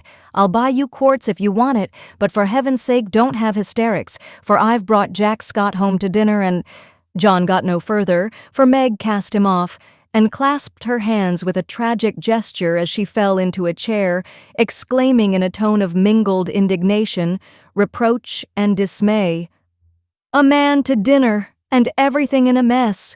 John Brooke, how could you do such a thing?" "Hush, he's in the garden. I forgot the confounded jelly, but it can't be helped now," said John, surveying the prospect with an anxious eye. "You ought to have sent word or told me this morning, and you ought to have remembered how busy I was," continued Meg petulantly, "for even turtle doves will peck when ruffled. I didn't know it this morning, and there was no time to send word, for I met him on the way out. I never thought of asking leave when you have always told me to do as I liked. I never tried it before, and hang me if I ever do again," added John with an aggrieved air. "I should hope not. Take him away at once. I can't see him, and there isn't any dinner." "Well, I like that. Where's the beef and vegetables I sent home and the pudding you promised?" cried John, rushing to the larder. "I hadn't time to cook anything. I meant to dine at Mother's. I'm sorry, but I was so busy." And Meg's tears began again. John was a mild man, but he was human, and after a long day's work to come home tired, hungry, and hopeful, to find a chaotic house, an empty table, and a cross wife was not exactly conducive to repose of mind or manner. He restrained himself, however, and the little squall would have blown over, but for one unlucky word. "It's a scrape, I acknowledge, but if you will lend a hand, we'll pull through and have a good time yet. Don't cry, dear, but just exert yourself a bit and fix us up something to eat. We're both as hungry as hunters, so we shan't mind what it is. Give us the cold meat and bread and cheese. We won't ask for jelly." He meant it to be a good-natured joke, but that one word sealed his fate. Meg thought it was too cruel to hint about her sad failure, and the last atom of patience vanished as he spoke. "You must get yourself out of the scrape as you can. I'm too used up to exert myself for anyone. It's like a man to propose a bone and vulgar bread and cheese for company. I won't have anything of the sort in my house. Take that Scot up to Mother's and tell him I'm away, sick, dead, anything. I won't see him, and you two can laugh at me and my jelly as much as you like. You won't have anything else here." And having delivered her defiance all on one breath, Meg cast away her pinafore and precipitately left the field to bemoan herself in her own room. What those two creatures did in her absence she never knew, but Mr. Scott was not taken up to Mother's, and when Meg descended after they had strolled away together, she found traces of a promiscuous lunch which filled her with horror. Lottie reported that they had eaten a much and greatly laughed, and the master bid her throw away all the sweet stuff and hide the pots. Meg longed to go and tell Mother, but a sense of shame at her own shortcomings, of loyalty to John, who might be cruel but nobody should know it, restrained her, and after a summary cleaning up, she dressed herself prettily and sat down to wait for John to come and be forgiven. Unfortunately, John didn't come, not seeing the matter in that light. He had carried it off as a good joke with Scott, excused his little wife as well as he could, and played the host so hospitably that his friend enjoyed the impromptu dinner and promised to come again. But John was angry. Though he did not show it, he felt that Meg had deserted him in his hour of need. It wasn't fair to tell a man to bring folks home any time with perfect freedom, and when he took you at your word, to flame up and blame him and leave him in the lurch to be laughed at or pitied. No, by George, it wasn't, and Meg must know it. He had fumed inwardly during the feast, but when the flurry was over and he strolled home after seeing Scott off, a milder mood came over him. Poor little thing, it was hard upon her when she tried so heartily to please me. She was wrong, of course, but then she was young. I must be patient and teach her. He hoped she had not gone home. He hated gossip and interference. For a minute he was ruffled again at the mere thought of it, and then the fear that Meg would cry herself sick softened his heart and sent him on at a quicker pace, resolving to be calm and kind, but firm, quite firm, and show her where she had failed in her duty to her spouse. Meg likewise resolved to be calm and kind, but firm, and show him his duty. She longed to run to meet him and beg pardon and be kissed and comforted, as she was sure of being, but of course she did nothing of the sort, and when she saw John coming, began to hum quite naturally as she rocked and sewed like a lady of leisure in her best parlor. John was a little disappointed not to find a tender Niobe, but feeling that his dignity demanded the first apology, he made none, only came leisurely in and laid himself upon the sofa with the singularly relevant remark, "We are going to have a new moon, my dear." "I've no objection," was Meg's equally soothing remark. A few other topics of general interest were introduced by Mr. Brooke and wet-blanketed by Mrs. Brooke, and conversation languished. John went to one window, unfolded his paper, and wrapped himself in it, figuratively speaking. Meg went to the other window and sewed as if new rosettes for slippers were among the necessaries of life. Neither spoke. Both looked quite calm and firm, and both felt desperately uncomfortable. "Oh dear," thought Meg, "married life is very trying, and does need infinite patience as well as love, as Mother says." The word mother suggested other maternal counsels given long ago and received with unbelieving protests. John is a good man, but he has his faults, and you must learn to see and bear with them, remembering your own. He is very decided, but never will be obstinate if you reason kindly, not oppose impatiently. He is very accurate and particular about the truth, a good trait, though you call him fussy. Never deceive him by look or word, Meg, and he will give you the confidence you deserve, the support you need. He has a temper not like ours, one flash and then all over, but the white, still anger that is seldom stirred, but once kindled is hard to quench. Be careful, be very careful, not to wake his anger against yourself, for peace and happiness depend on keeping his respect. Watch yourself. Be the first to ask pardon if you both err, and guard against the little piques, misunderstandings, and hasty words that often pave the way for bitter sorrow and regret. These words came back to Meg as she sat sewing in the sunset, especially the last. This was the first serious disagreement. Her own hasty speeches sounded both silly and unkind as she recalled them. Her own anger looked childish now, and thoughts of poor John coming home to such a scene quite melted her heart. She glanced at him with tears in her eyes, but he did not see them. She put down her work and got up, thinking, "I will be the first to say, 'Forgive me.'" But he did not seem to hear her. She went very slowly across the room, for pride was hard to swallow, and stood by him, but he did not turn his head. For a minute she felt as if she really couldn't do it. Then came the thought, "This is the beginning. I'll do my part and have nothing to reproach myself with," and stooping down, she softly kissed her husband on the forehead. Of course that settled it. The penitent kiss was better than a world of words, and John had her on his knee in a minute, saying tenderly, "It was too bad to laugh at the poor little jellypots. Forgive me, dear, I never will again."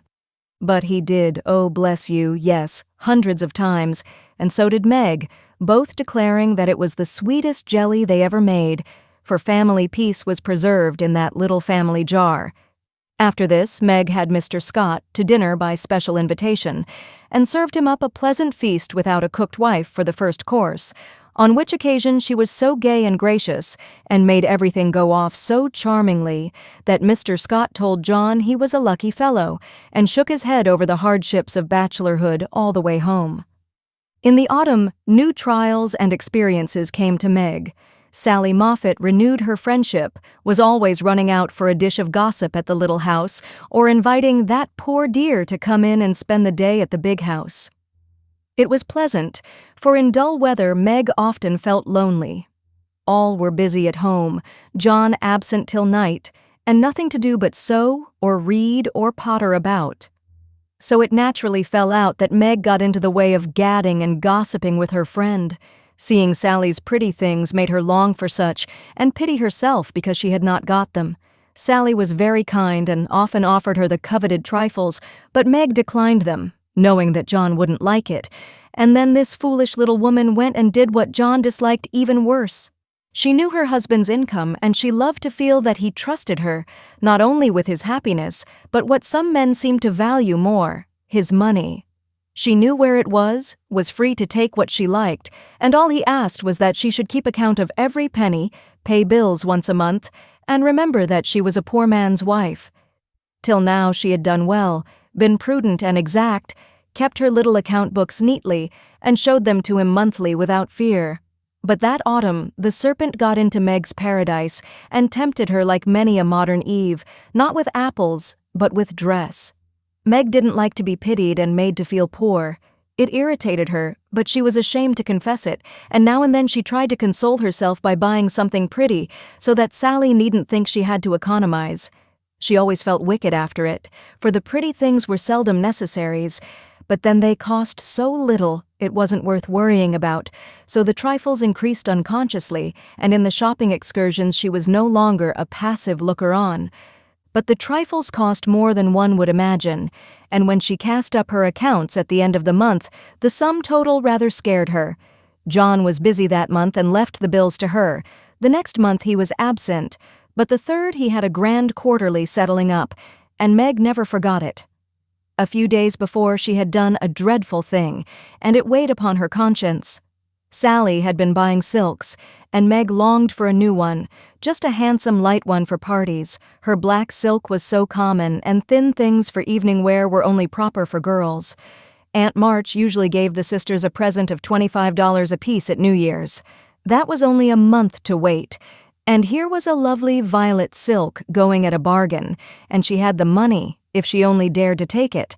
John always said what was his was hers, but would he think it right to spend not only the prospective 5 and 20, but another 5 and 20 out of the household fund? That was the question. Sally had urged her to do it, had offered to lend the money, and with the best intentions in life, had tempted Meg beyond her strength. In an evil moment, the shopman held up the lovely shimmering folds and said, "A bargain, I assure you, ma'am." She answered, "I'll take it." And it was cut off and paid for, and Sally had exulted, and she had laughed as if it were a thing of no consequence, and driven away, feeling as if she had stolen something, and the police were after her.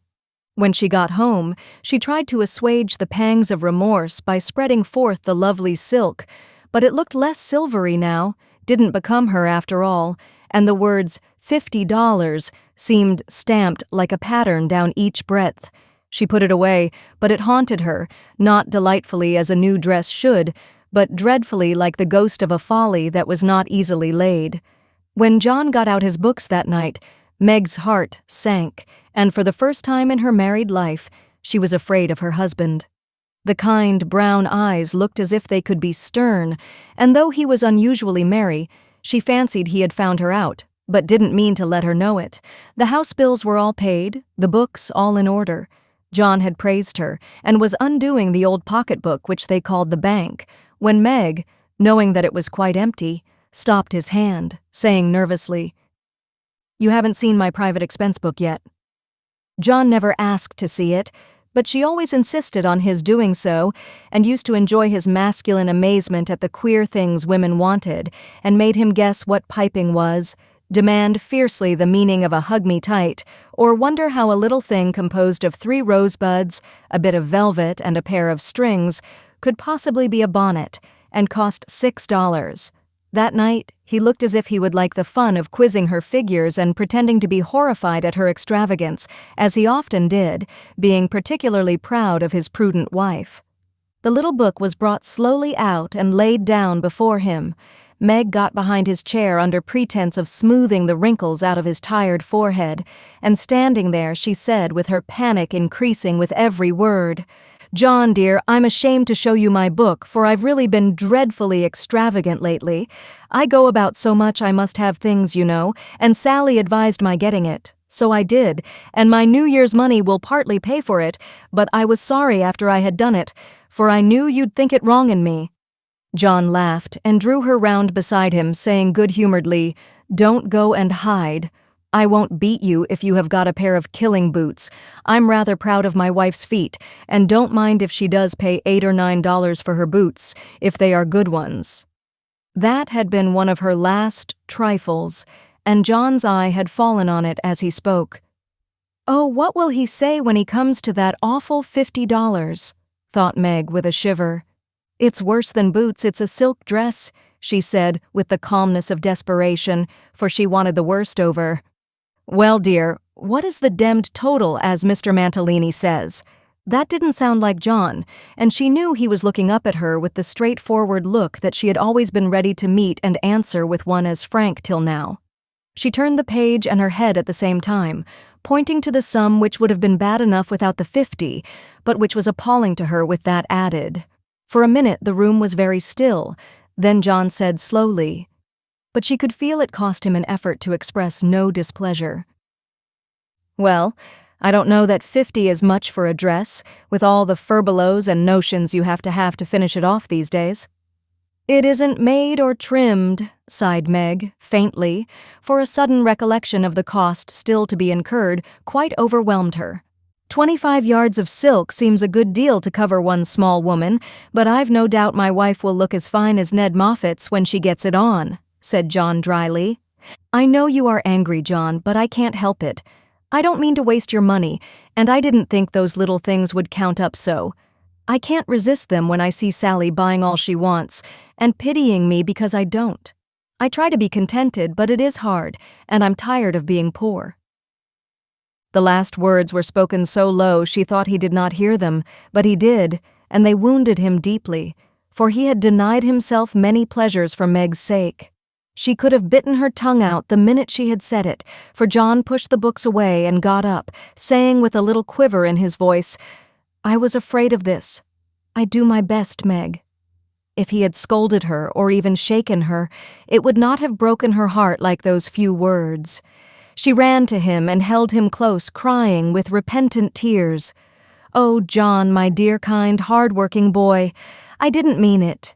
It was so wicked, so untrue and ungrateful. How could I say it? Oh, how could I say it?" He was very kind, forgave her readily, and did not utter one reproach, but Meg knew that she had done and said a thing which would not be forgotten soon, although he might never allude to it again. She had promised to love him for better or worse, and then she, his wife, had reproached him with his poverty, after spending his earnings recklessly. It was dreadful, and the worst of it was John went on so quietly afterward, just as if nothing had happened, except that he stayed in town later and worked at night when she had gone to cry herself to sleep. A week of remorse nearly made Meg sick, and the discovery that John had countermanded the order for his new greatcoat reduced her to a state of despair which was pathetic to behold. He had simply said, in answer to her surprised inquiries as to the change, "I can't afford it, my dear." Meg said no more, but a few minutes after he found her in the hall with her face buried in the old greatcoat, crying as if her heart would break. They had a long talk that night, and Meg learned to love her husband better for his poverty, because it seemed to have made a man of him, given him the strength and courage to fight his own way, and taught him a tender patience with which to bear and comfort the natural longings and failures of those he loved. Next day she put her pride in her pocket, went to Sally, told the truth, and asked her to buy the silk as a favor. The good-natured Mrs. Moffat willingly did so, and had the delicacy not to make her a present of it immediately afterward. Then Meg ordered home the greatcoat, and when John arrived, she put it on, and asked him how he liked her new silk gown. One can imagine what answer he made, how he received his present, and what a blissful state of things ensued. John came home early, Meg gadded no more, and that greatcoat was put on in the morning by a very happy husband, and taken off at night by a most devoted little wife. So the year rolled round, and at midsummer there came to Meg a new experience, the deepest and tenderest of a woman's life. Laurie came sneaking into the kitchen of the Dovecote one Saturday with an excited face and was received with the clash of cymbals, for Hannah clapped her hands with a saucepan in one and the cover in the other. "How's the little mama? Where is everybody? Why didn't you tell me before I came home?" began Laurie in a loud whisper. "Happy as a queen, the dear. Every soul of 'em is upstairs a-worshippin'. We didn't want no hurricanes round. Now you go into the parlor, and I'll send 'em down to you." With which somewhat involved reply, Hannah vanished, chuckling ecstatically. Presently Joe appeared, proudly bearing a flannel bundle laid forth upon a large pillow. Joe's face was very sober, but her eyes twinkled, and there was an odd sound in her voice of repressed emotion of some sort. "Shut your eyes and hold out your arms," she said invitingly. Laurie backed precipitately into a corner and put his hands behind him with an imploring gesture. "No, thank you, I'd rather not. I shall drop it or smash it, as sure as fate."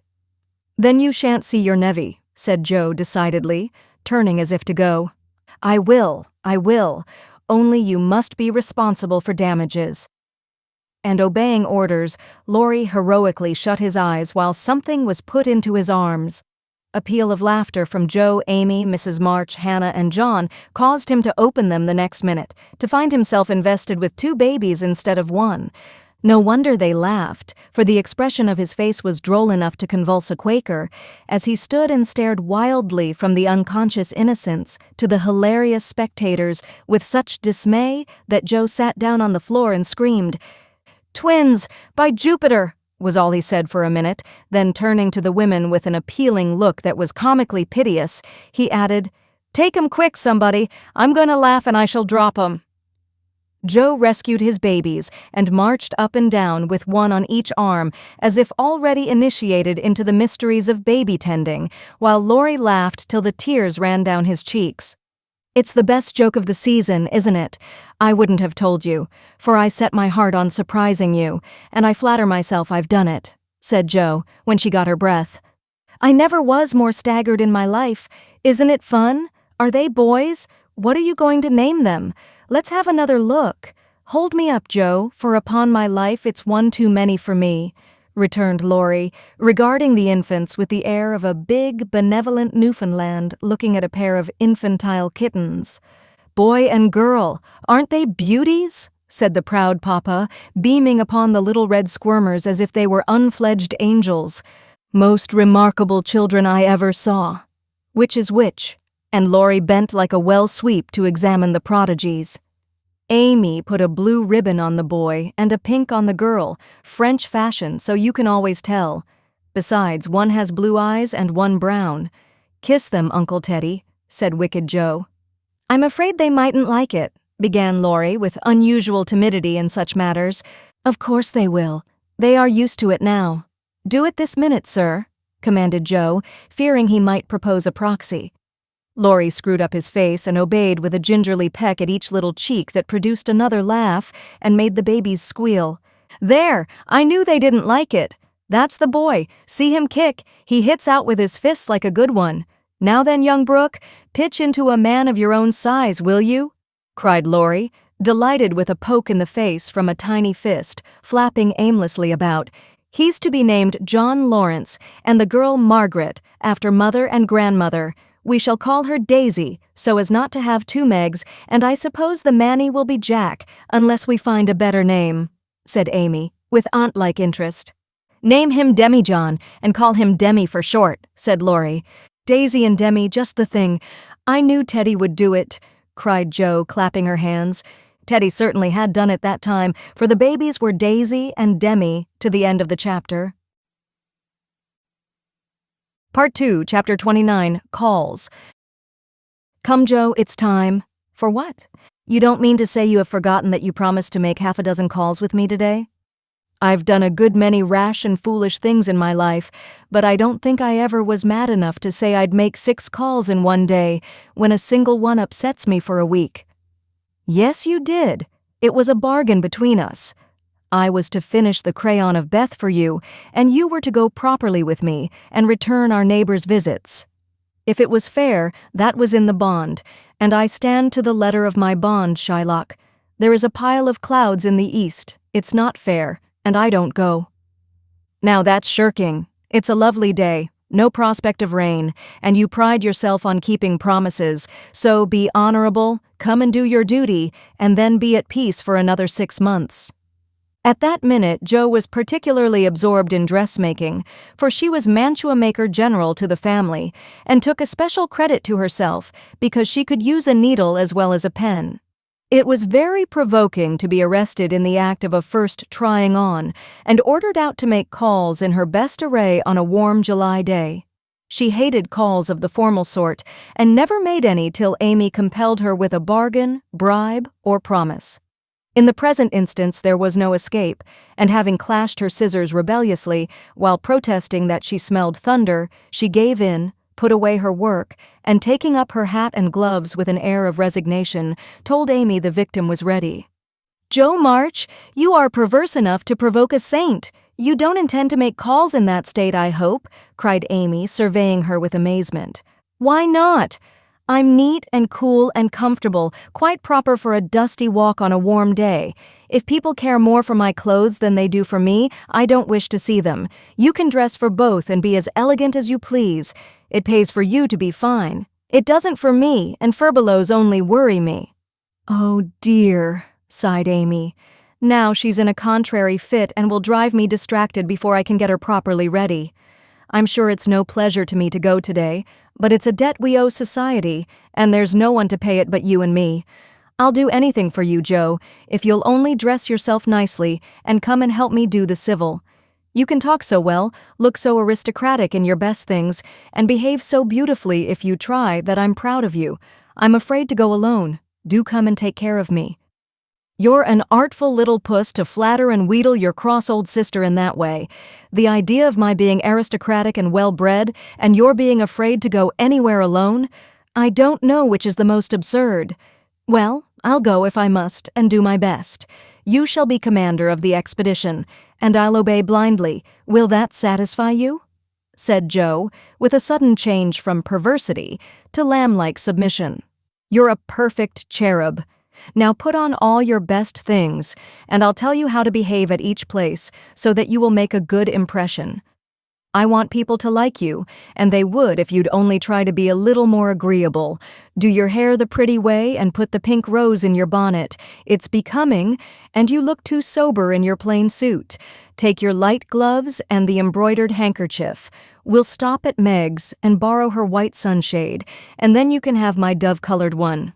While Amy dressed, she issued her orders, and Joe obeyed them, not without entering her protest, however, for she sighed as she rustled into her new organdy, frowned darkly at herself as she tied her bonnet strings in an irreproachable bow, wrestled viciously with pins as she put on her collar, wrinkled up her features generally as she shook out the handkerchief, whose embroidery was as irritating to her nose as the present mission was to her feelings, and when she had squeezed her hands into tight gloves with 3 buttons and a tassel, as the last touch of elegance, she turned to Amy with an imbecile expression of countenance, saying meekly, "I'm perfectly miserable, but if you consider me presentable, I'd die happy." "You're highly satisfactory. Turn slowly round and let me get a careful view." Jo revolved, and Amy gave a touch here and there, then fell back, with her head on one side, observing graciously, "Yes, you'll do.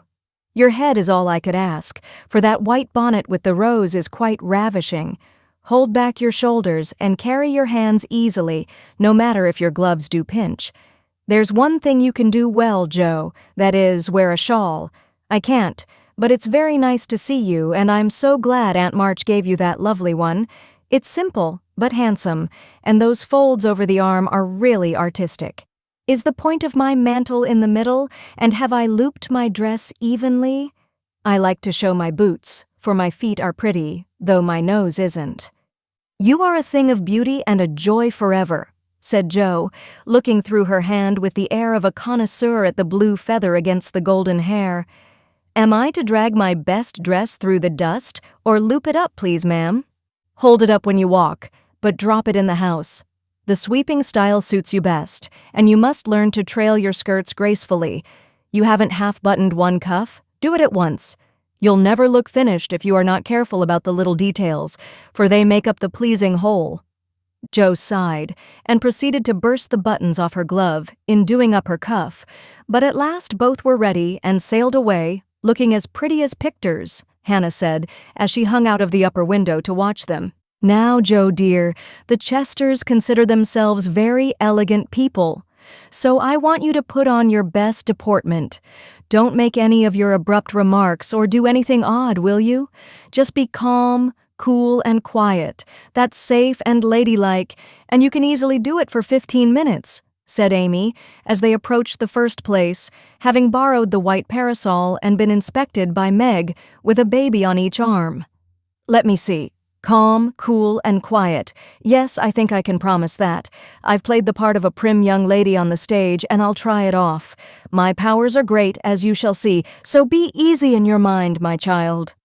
Amy looked relieved, but naughty Jo took her at her word, for during the first call she sat with every limb gracefully composed, every fold correctly draped, calm as a summer sea, cool as a snowbank, and as silent as the Sphinx. In vain Mrs. Chester alluded to her charming novel, and the Mrs. Chester introduced parties, picnics, the opera, and the fashions. Each and all were answered by a smile, a bow, and a demure yes or no, with the chill on. In vain Amy telegraphed the word talk, tried to draw her out, and administered covert pokes with her foot.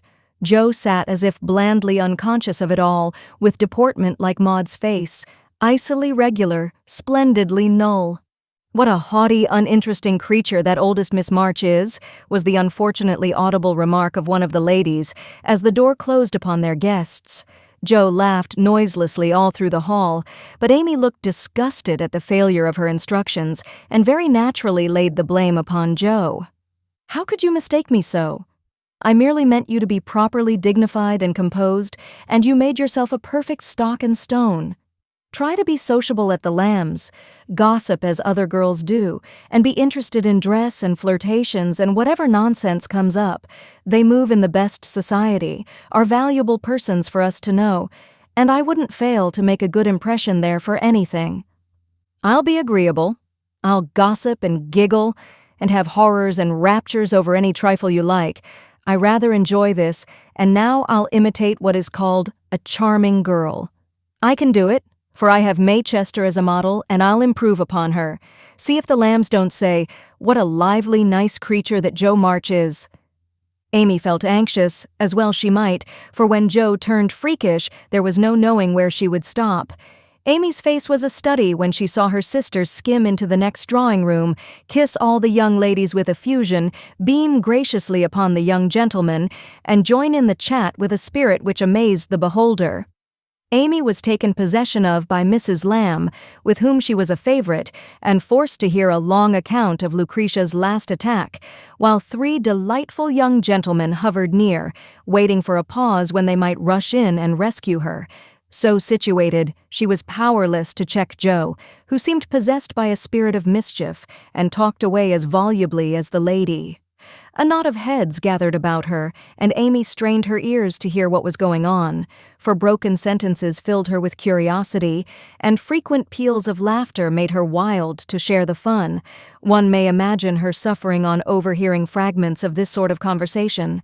"She rides splendidly. Who taught her?" "No one. She used to practice mounting, holding the reins, and sitting straight on an old saddle in a tree. Now she rides anything, for she doesn't know what fear is, and the stableman lets her have horses cheap because she trains them to carry ladies so well. She has such a passion for it. I often tell her if everything else fails, she can be a horsebreaker, and get her living so."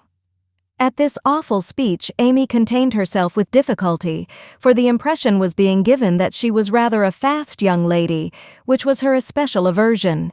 But what could she do? For the old lady was in the middle of her story, and long before it was done, Joe was off again, making more droll revelations and committing still more fearful blunders. Yes, Amy was in despair that day, for all the good beasts were gone, and of 3 left, 1 was lame, 1 blind, and the other so balky that you had to put dirt in his mouth before he would start. Nice animal for a pleasure party, wasn't it? "Which did she choose?" asked one of the laughing gentlemen, who enjoyed the subject. "None of them. She heard of a young horse at the farmhouse over the river, and though a lady had never ridden him, she resolved to try, because he was handsome and spirited. Her struggles were really pathetic. There was no one to bring the horse to the saddle, so she took the saddle to the horse. My dear creature, she actually rode it over the river, put it on her head, and marched up to the barn to the utter amazement of the old man." "Did she ride the horse?" "Of course she did, and had a capital time.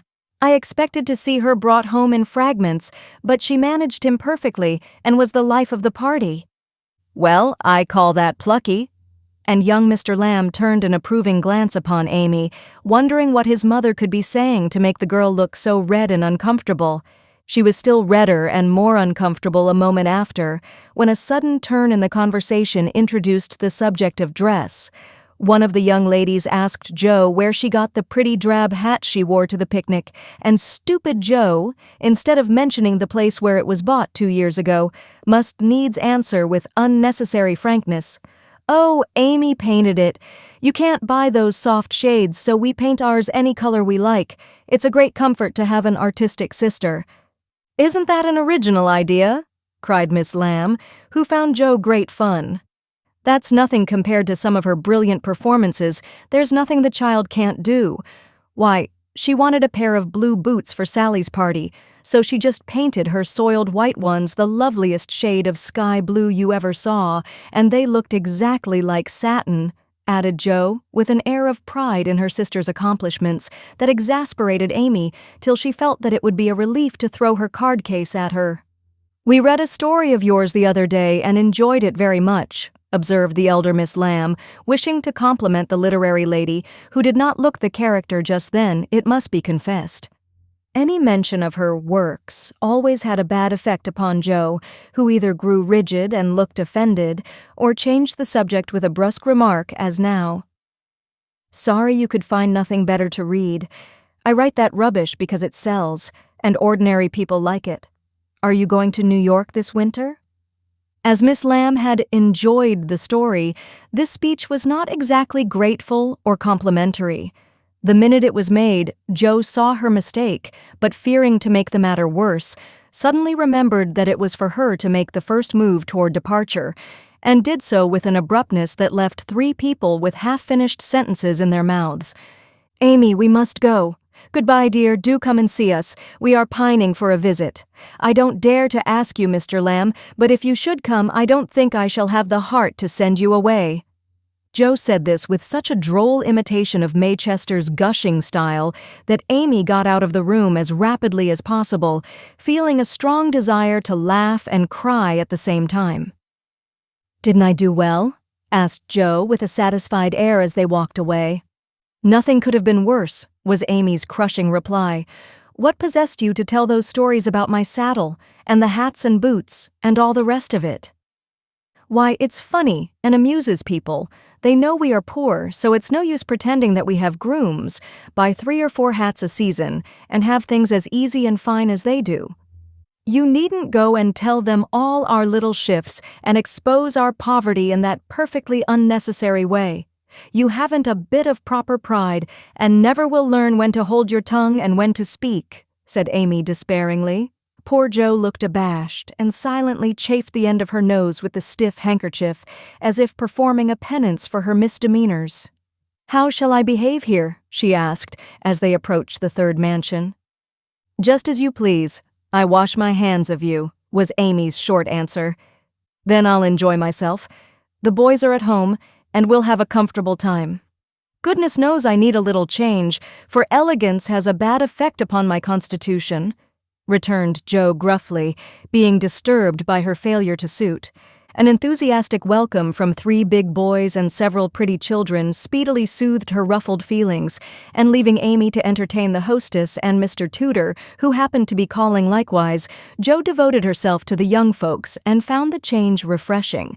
She listened to college stories with deep interest, caressed pointers and poodles without a murmur, agreed heartily that Tom Brown was a brick, regardless of the improper form of praise, and when one lad proposed a visit to his turtle tank, she went with an alacrity which caused Mama to smile upon her, as that motherly lady settled the cap which was left in a ruinous condition by filial hugs, bear-like but affectionate, and dearer to her than the most faultless coiffure from the hands of an inspired Frenchwoman. Leaving her sister to her own devices, Amy proceeded to enjoy herself to her heart's content.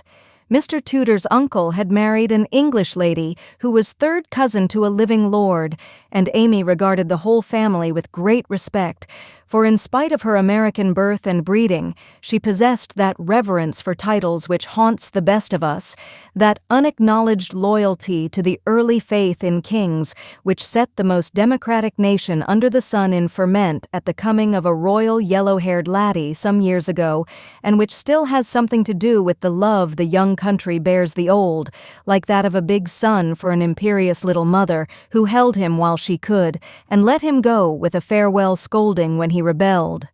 But even the satisfaction of talking with a distant connection of the British nobility did not render Amy forgetful of time, and when the proper number of minutes had passed, she reluctantly tore herself from this aristocratic society, and looked about for Joe, fervently hoping that her incorrigible sister would not be found in any position which should bring disgrace upon the name of March. It might have been worse, but Amy considered it bad, for Joe sat on the grass, with an encampment of boys about her, and a dirty-footed dog reposing on the skirt of her state and festival dress, as she related one of Laurie's pranks to her admiring audience.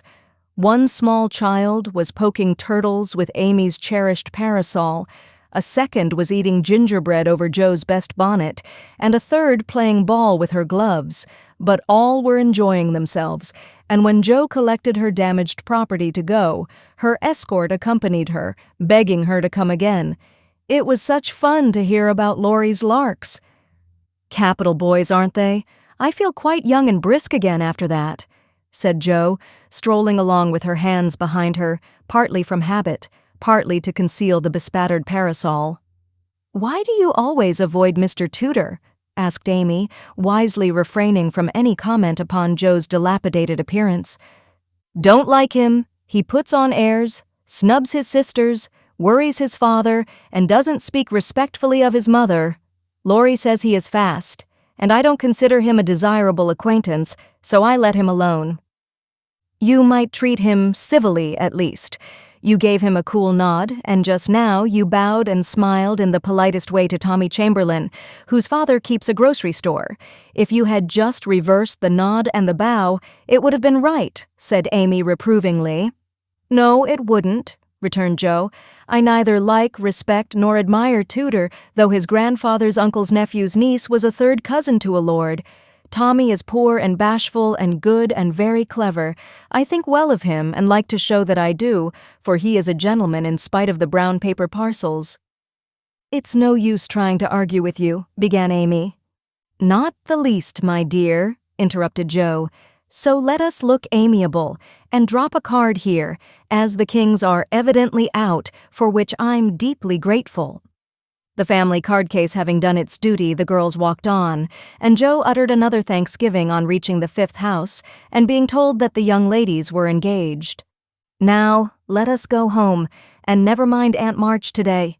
We can run down there any time, and it's really a pity to trail through the dust in our best bibs and tuckers when we are tired and cross." "Speak for yourself, if you please. Aunt March likes to have us pay her the compliment of coming in style and making a formal call. It's a little thing to do, but it gives her pleasure, and I don't believe it will hurt your things half so much as letting dirty dogs and clumping boys spoil them. Stoop down, and let me take the crumbs off of your bonnet." "What a good girl you are, Amy," said Joe, with a repentant glance from her own damaged costume to that of her sister, which was fresh and spotless still. "I wish it was as easy for me to do little things to please people as it is for you. I think of them, but it takes too much time to do them, so I wait for a chance to confer a great favor and let the small ones slip, but they tell best in the end, I fancy." Amy smiled and was mollified at once, saying with a maternal air, "Women should learn to be agreeable, particularly poor ones, for they have no other way of repaying the kindnesses they receive. If you'd remember that, and practice it, you'd be better liked than I am, because there is more of you." "I'm a crotchety old thing, and always shall be, but I'm willing to own that you are right, only it's easier for me to risk my life for a person than to be pleasant to him when I don't feel like it. It's a great misfortune to have such strong likes and dislikes, isn't it?" "It's a greater not to be able to hide them. I don't mind saying that I don't approve of Tudor any more than you do, but I'm not called upon to tell him so. Neither are you, and there is no use in making yourself disagreeable because he is. But I think girls ought to show when they disapprove of young men, and how can they do it except by their manners? Preaching does not do any good, as I know to my sorrow since I've had Teddy to manage. But there are many little ways in which I can influence him without a word, and I say we ought to do it to others if we can. Teddy is a remarkable boy, and can't be taken as a sample of other boys," said Amy, in a tone of solemn conviction, which would have convulsed the remarkable boy if he had heard it. "If we were belles, or women of wealth and position, we might do something perhaps, but for us to frown at one set of young gentlemen because we don't approve of them, and smile upon another set because we do, wouldn't have a particle of effect, and we should only be considered odd and puritanical. So we are to countenance things and people which we detest, merely because we are not belles and millionaires, are we? That's a nice sort of morality." "I can't argue about it. I only know that it's the way of the world, and people who set themselves against it only get laughed at for their pains. I don't like reformers, and I hope you never try to be one." "I do like them, and I shall be one if I can, for in spite of the laughing, the world would never get on without them. We can't agree about that, for you belong to the old set, and I to the new. You will get on the best, but I shall have the liveliest time of it.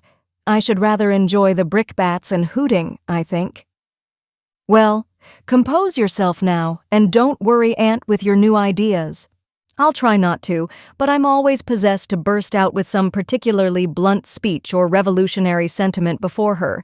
It's my doom, and I can't help it." They found Aunt Carol with the old lady, both absorbed in some very interesting subject, but they dropped it as the girls came in, with a conscious look which betrayed that they had been talking about their nieces. Joe was not in a good humor, and the perverse fit returned, but Amy, who had virtuously done her duty, kept her temper and pleased everybody, was in a most angelic frame of mind.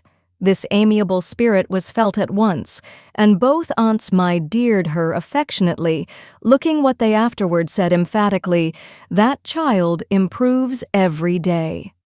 "Are you going to help about the fair, dear?" asked Mrs. Carroll as Amy sat down beside her with the confiding air elderly people like so well in the young. "Yes, Aunt. Mrs. Chester asked me if I would, and I offered to tend a table, as I have nothing but my time to give." "I'm not," put in Joe decidedly. "I hate to be patronized, and the Chesters think it's a great favor to allow us to help with their highly connected fair. I wonder you consented, Amy. They only want you to work." "I am willing to work. It's for the freedmen as well as the Chesters, and I think it very kind of them to let me share the labor and the fun.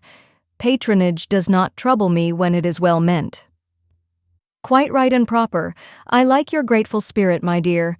It's a pleasure to help people who appreciate our efforts. Some do not, and that is trying," observed Aunt March, looking over her spectacles at Joe, who sat apart, rocking herself, with a somewhat morose expression. If Joe had only known what a great happiness was wavering in the balance for one of them, she would have turned dove-like in a minute, but unfortunately we don't have windows in our breasts and cannot see what goes on in the minds of our friends. Better for us that we cannot as a general thing, but now and then it would be such a comfort, such a saving of time and temper. By her next speech, Joe deprived herself of several years of pleasure and received a timely lesson in the art of holding her tongue. "I don't like favors. They oppress and make me feel like a slave. I'd rather do everything for myself and be perfectly independent." "Ahem," coughed Aunt Carroll softly, with a look at Aunt March. "I told you so," said Aunt March, with a decided nod to Aunt Carroll. Mercifully unconscious of what she had done, Joe sat with her nose in the air and a revolutionary aspect which was anything but inviting. "Do you speak French, dear?" asked Mrs. Carroll, laying a hand on Amy's. "Pretty well, thanks to Aunt March, who lets Esther talk to me as often as I like," replied Amy with a grateful look, which caused the old lady to smile affably. "How are you about languages?" asked Mrs. Carroll of Joe. "Don't know a word. I'm very stupid about studying anything. Can't bear French. It's such a slippery, silly sort of language," was the brusque reply. Another look passed between the ladies, and Aunt March said to Amy, "You are quite strong and well now, dear, I believe? Eyes don't trouble you any more, do they?" "Not at all, thank you, ma'am. I'm very well and mean to do great things next winter so that I may be ready for Rome whenever that joyful time arrives." "Good girl. You deserve to go, and I'm sure you will some day," said Aunt March, with an approving pat on the head as Amy picked up her ball for her. "Crosspatch, draw the latch, sit by the fire and spin," squalled Polly, bending down from his perch on the back of her chair to peep into Joe's face, with such a comical air of impertinent inquiry that it was impossible to help laughing. "Most observing bird," said the old lady. "Come and take a walk, my dear," cried Polly, hopping toward the china closet, with a look suggestive of a lump of sugar. "Thank you, I will. Come, Amy." And Joe brought the visit to an end, feeling more strongly than ever that calls did have a bad effect upon her constitution. She shook hands in a gentlemanly manner, but Amy kissed both the aunts, and the girls departed, leaving behind them the impression of shadow and sunshine, which impression caused Aunt March to say as they vanished, "You'd better do it, Mary. I'll supply the money," and Aunt Carroll to reply decidedly, "I certainly will, if her father and mother consent." Part 2, Chapter 30, Consequences. Mrs. Chester's fare was so very elegant and select that it was considered a great honor by the young ladies of the neighborhood to be invited to take a table, and everyone was much interested in the matter. Amy was asked, but Joe was not, which was fortunate for all parties, as her elbows were decidedly akimbo at this period of her life, and it took a good many hard knocks to teach her how to get on easily. The haughty, uninteresting creature was let severely alone, but Amy's talent and taste were duly complimented by the offer of the art table, and she exerted herself to prepare and secure appropriate and valuable contributions to it. Everything went on smoothly till the day before the fair opened. Then there occurred one of the little skirmishes which it is almost impossible to avoid, when some 25 women, old and young with all their private piques and prejudices, try to work together. May Chester was rather jealous of Amy because the latter was a greater favorite than herself, and just at this time several trifling circumstances occurred to increase the feeling. Amy's dainty pen and ink work entirely eclipsed May's painted vases. That was one thorn. Then the all-conquering tutor had danced 4 times with Amy at a late party, and only once with May. That was thorn number 2. But the chief grievance that rankled in her soul and gave an excuse for her unfriendly conduct was a rumor which some obliging gossip had whispered to her that the March girls had made fun of her at the Lambs. All the blame of this should have fallen upon Jo, for her naughty imitation had been too lifelike to escape detection, and the frolicsome Lambs had permitted the joke to escape. No hint of this had reached the culprits, however, and Amy's dismay can be imagined when, the very evening before the fair, as she was putting the last touches to her pretty table, Mrs. Chester, who of course resented the supposed ridicule of her daughter, said in a bland tone but with a cold look, "I find, dear, that there is some feeling among the young ladies about my giving this table to anyone but my girls. As this is the most prominent, and some say the most attractive table of all, and they are the chief getters-up of the fair, it is thought best for them to take this place. I'm sorry, but I know you are too sincerely interested in the cause to mind a little personal disappointment, and you shall have another table if you like." Mrs. Chester fancied beforehand that it would be easy to deliver this little speech, but when the time came, she found it rather difficult to utter it naturally, with Amy's unsuspicious eyes looking straight at her full of surprise and trouble. Amy felt that there was something behind this, but could not guess what, and said quietly, feeling hurt, and showing that she did, "Perhaps you had rather I took no table at all?" "Now, my dear, don't have any ill feeling, I beg. It's merely a matter of expediency, you see. My girls will naturally take the lead, and this table is considered their proper place. I think it very appropriate to you and feel very grateful for your efforts to make it so pretty, but we must give up our private wishes, of course, and I will see that you have a good place elsewhere. Wouldn't you like the flower table?" The little girls undertook it, but they are discouraged. "You could make a charming thing of it, and the flower table is always attractive, you know." "Especially to gentlemen," added May, with a look which enlightened Amy as to one cause of her sudden fall from favor. She colored angrily, but took no other notice of that girlish sarcasm, and answered with unexpected amiability, "It shall be as you please, Mrs. Chester. I'll give up my place here at once, and attend to the flowers if you like." "You can put your own things on your own table if you prefer," began May, feeling a little conscience-stricken as she looked at the pretty racks, the painted shells, and quaint illuminations Amy had so carefully made and so gracefully arranged. She meant it kindly, but Amy mistook her meaning and said quickly, "Oh, certainly, if they are in your way," and sweeping her contributions into her apron pell-mell, she walked off, feeling that herself and her works of art had been insulted past forgiveness. "Now she's mad. Oh, dear, I wish I hadn't asked you to speak, Mama," said May, looking disconsolately at the empty spaces on her table. "Girls' quarrels are soon over," returned her mother, feeling a trifle ashamed of her own part in this one, as well she might. The little girls hailed Amy and her treasures with delight, which cordial reception somewhat soothed her perturbed spirit, and she fell to work, determined to succeed florally, if she could not artistically. But everything seemed against her. It was late, and she was tired. Everyone was too busy with their own affairs to help her, and the little girls were only hindrances, for the dears fussed and chattered like so many magpies, making a great deal of confusion in their artless efforts to preserve the most perfect order. The evergreen arch wouldn't stay firm after she got it up, but wiggled and threatened to tumble down on her head when the hanging baskets were filled. Her best tile got a splash of water, which left a sepia tear on the Cupid's cheek. She bruised her hands with hammering and got cold working in a draught, which last affliction filled her with apprehensions for the morrow. Any girl reader who has suffered like afflictions will sympathize with poor Amy and wish her well through her task. There was great indignation at home when she told her story that evening. Her mother said it was a shame, but told her she had done right. Beth declared she wouldn't go to the fair at all, and Jo demanded why she didn't take all her pretty things and leave those mean people to get on without her. Because they are mean is no reason why I should be. I hate such things, and though I think I've a right to be hurt, I don't intend to show it. They will feel that more than angry speeches or huffy actions, won't they, Marmee?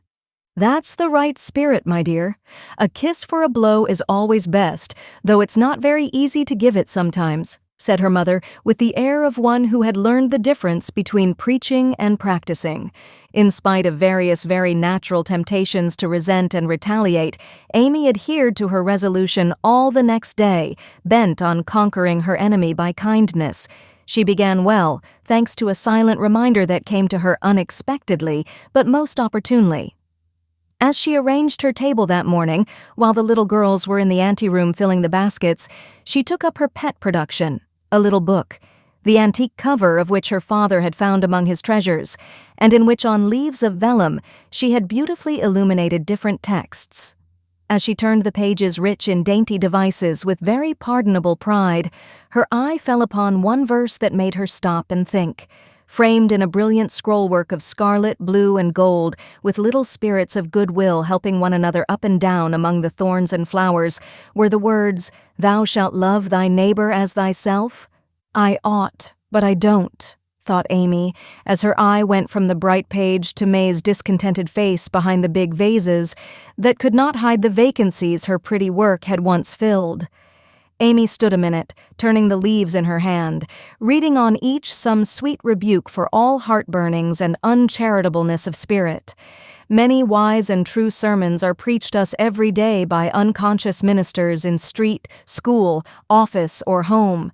Even a fair table may become a pulpit if it can offer the good and helpful words which are never out of season.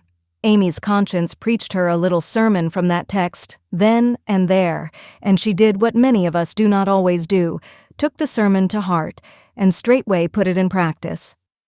A group of girls were standing about May's table, admiring the pretty things, and talking over the change of saleswomen. They dropped their voices, but Amy knew they were speaking of her, hearing one side of the story and judging accordingly. It was not pleasant, but a better spirit had come over her, and presently a chance offered for proving it. She heard May say sorrowfully, "It's too bad, for there is no time to make other things, and I don't want to fill up with odds and ends. The table was just complete then. Now it's spoiled." "I dare say she'd put them back if you asked her," suggested someone. "How could I, after all the fuss?" began May, but she did not finish, for Amy's voice came across the hall, saying pleasantly, "You may have them, and welcome without asking, if you want them. I was just thinking I'd offer to put them back, for they belong to your table rather than mine. Here they are. Please take them, and forgive me if I was hasty in carrying them away last night." As she spoke, Amy returned her contribution, with a nod and a smile, and hurried away again, feeling that it was easier to do a friendly thing than it was to stay and be thanked for it. "Now, I call that lovely of her, don't you?" cried one girl. May's answer was inaudible, but another young lady, whose temper was evidently a little soured by making lemonade, added with a disagreeable laugh, "Very lovely," for she knew she wouldn't sell them at her own table. Now, that was hard. When we make little sacrifices, we like to have them appreciated at least, and for a minute Amy was sorry she had done it, feeling that virtue was not always its own reward. But it is, as she presently discovered, for her spirits began to rise, and her table to blossom under her skillful hands. The girls were very kind, and that one little act seemed to have cleared the atmosphere amazingly. It was a very long day and a hard one for Amy, as she sat behind her table, often quite alone, for the little girls deserted very soon. Few cared to buy flowers in summer, and her bouquets began to droop long before night. The art table was the most attractive in the room. There was a crowd about it all day long, and the tenders were constantly flying to and fro with important faces and rattling money boxes. Amy often looked wistfully across, longing to be there, where she felt at home and happy, instead of in a corner with nothing to do. It might seem no hardship to some of us, but to a pretty, blithe young girl, it was not only tedious, but very trying, and the thought of Laurie and his friends made it a real martyrdom. She did not go home till night, and then she looked so pale and quiet that they knew the day had been a hard one, though she made no complaint, and did not even tell what she had done. Her mother gave her an extra cordial cup of tea.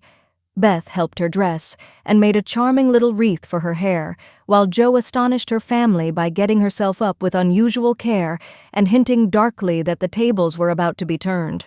"Don't do anything rude, pray, Jo. I won't have any fuss made, so let it all pass and behave yourself," begged Amy as she departed early, hoping to find a reinforcement of flowers to refresh her poor little table.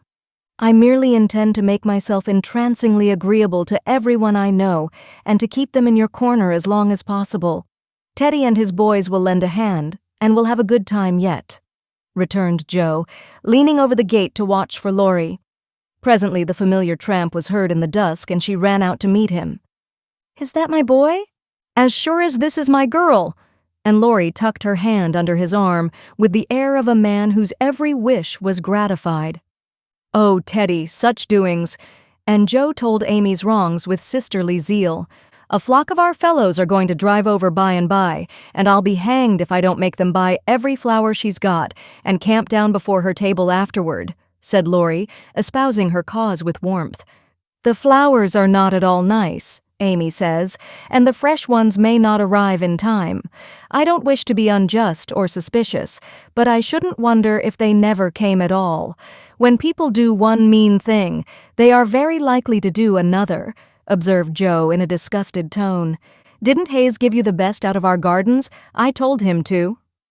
"I didn't know that. He forgot, I suppose, and as your grandpa was poorly, I didn't like to worry him by asking, though I did want some."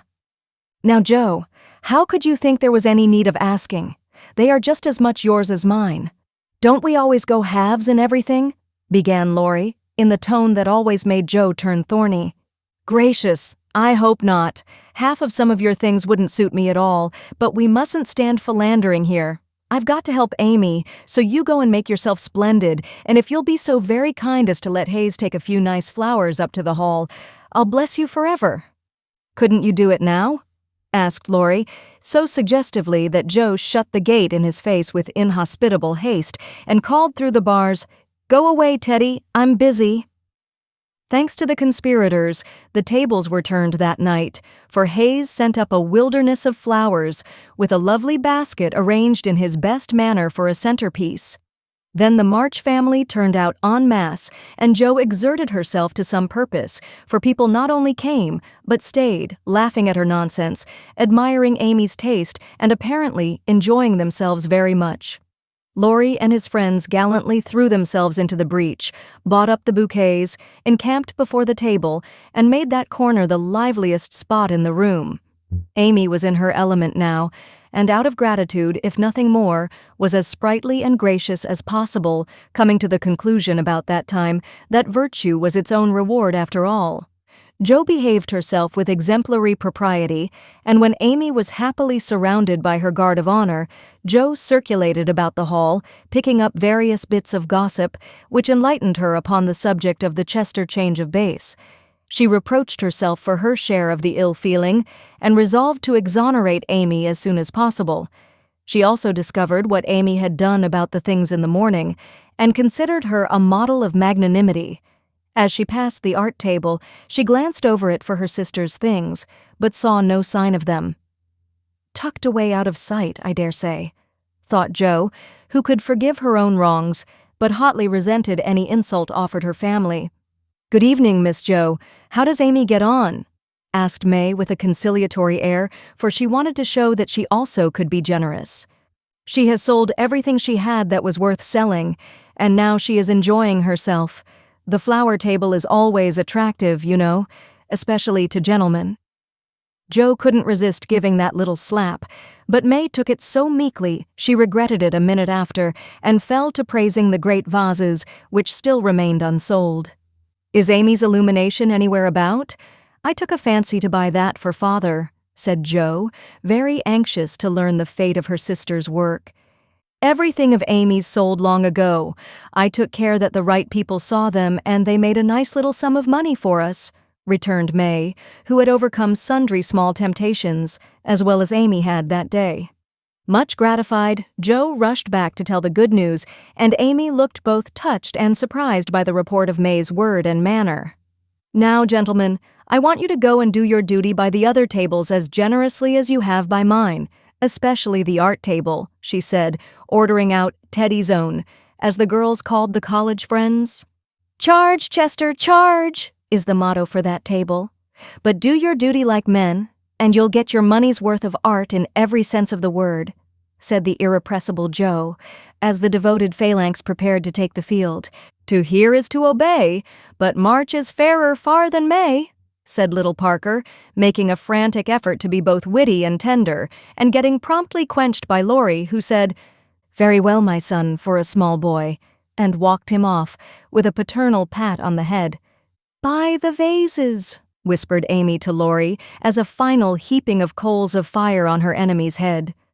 To May's great delight, Mr. Laurence not only bought the vases, but pervaded the hall with one under each arm.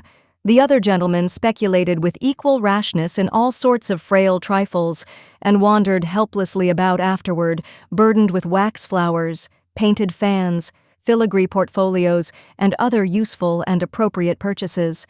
Aunt Carol was there, heard the story, looked pleased, and said something to Mrs. March in a corner, which made the latter lady beam with satisfaction, and watch Amy with a face full of mingled pride and anxiety, though she did not betray the cause of her pleasure till several days later. The fair was pronounced a success, and when May bade Amy good night, she did not gush as usual, but gave her an affectionate kiss, and a look which said, "Forgive and forget." That satisfied Amy, and when she got home she found the vases paraded on the parlor chimney-piece with a great bouquet in each. "The reward of merit for a magnanimous march," as Laurie announced with a flourish. "You've a deal more principle and generosity and nobleness of character than I ever gave you credit for, Amy. You've behaved sweetly, and I respect you with all my heart," said Joe warmly, as they brushed their hair together late that night. "Yes, we all do, and love her for being so ready to forgive. It must have been dreadfully hard, after working so long and setting your heart on selling your own pretty things. I don't believe I could have done it as kindly as you did," added Beth from her pillow. "Why, girls, you needn't praise me so. I only did as I'd be done by. You laugh at me when I say I want to be a lady, but I mean a true gentlewoman in mind and manners, and I try to do it as far as I know how. I can't explain exactly, but I want to be above the little meannesses and follies and faults that spoil so many women. I'm far from it now, but I do my best, and hope in time to be what Mother is." Amy spoke earnestly, and Joe said, with a cordial hug, "I understand now what you mean, and I'll never laugh at you again. You are getting on faster than you think, and I'll take lessons of you in true politeness, for you've learned the secret, I believe. Try away, dearie, you'll get your reward someday, and no one will be more delighted than I shall." A week later, Amy did get her reward, and poor Joe found it hard to be delighted. A letter came from Aunt Carol, and Mrs. March's face was illuminated to such a degree when she read it that Joe and Beth, who were with her, demanded what the glad tidings were. "Aunt Carol is going abroad next month and wants me to go with her," burst in Joe, flying out of her chair in an uncontrollable rapture. "No, dear, not you. It's Amy." "Oh, Mother.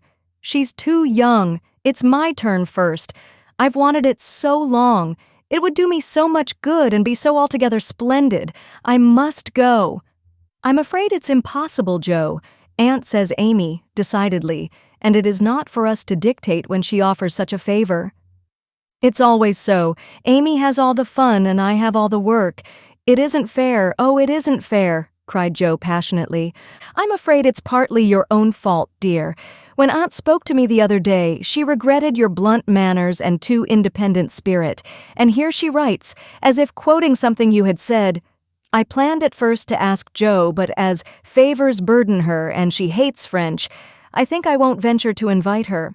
Amy is more docile, will make a good companion for Flo, and receive gratefully any help the trip may give her.'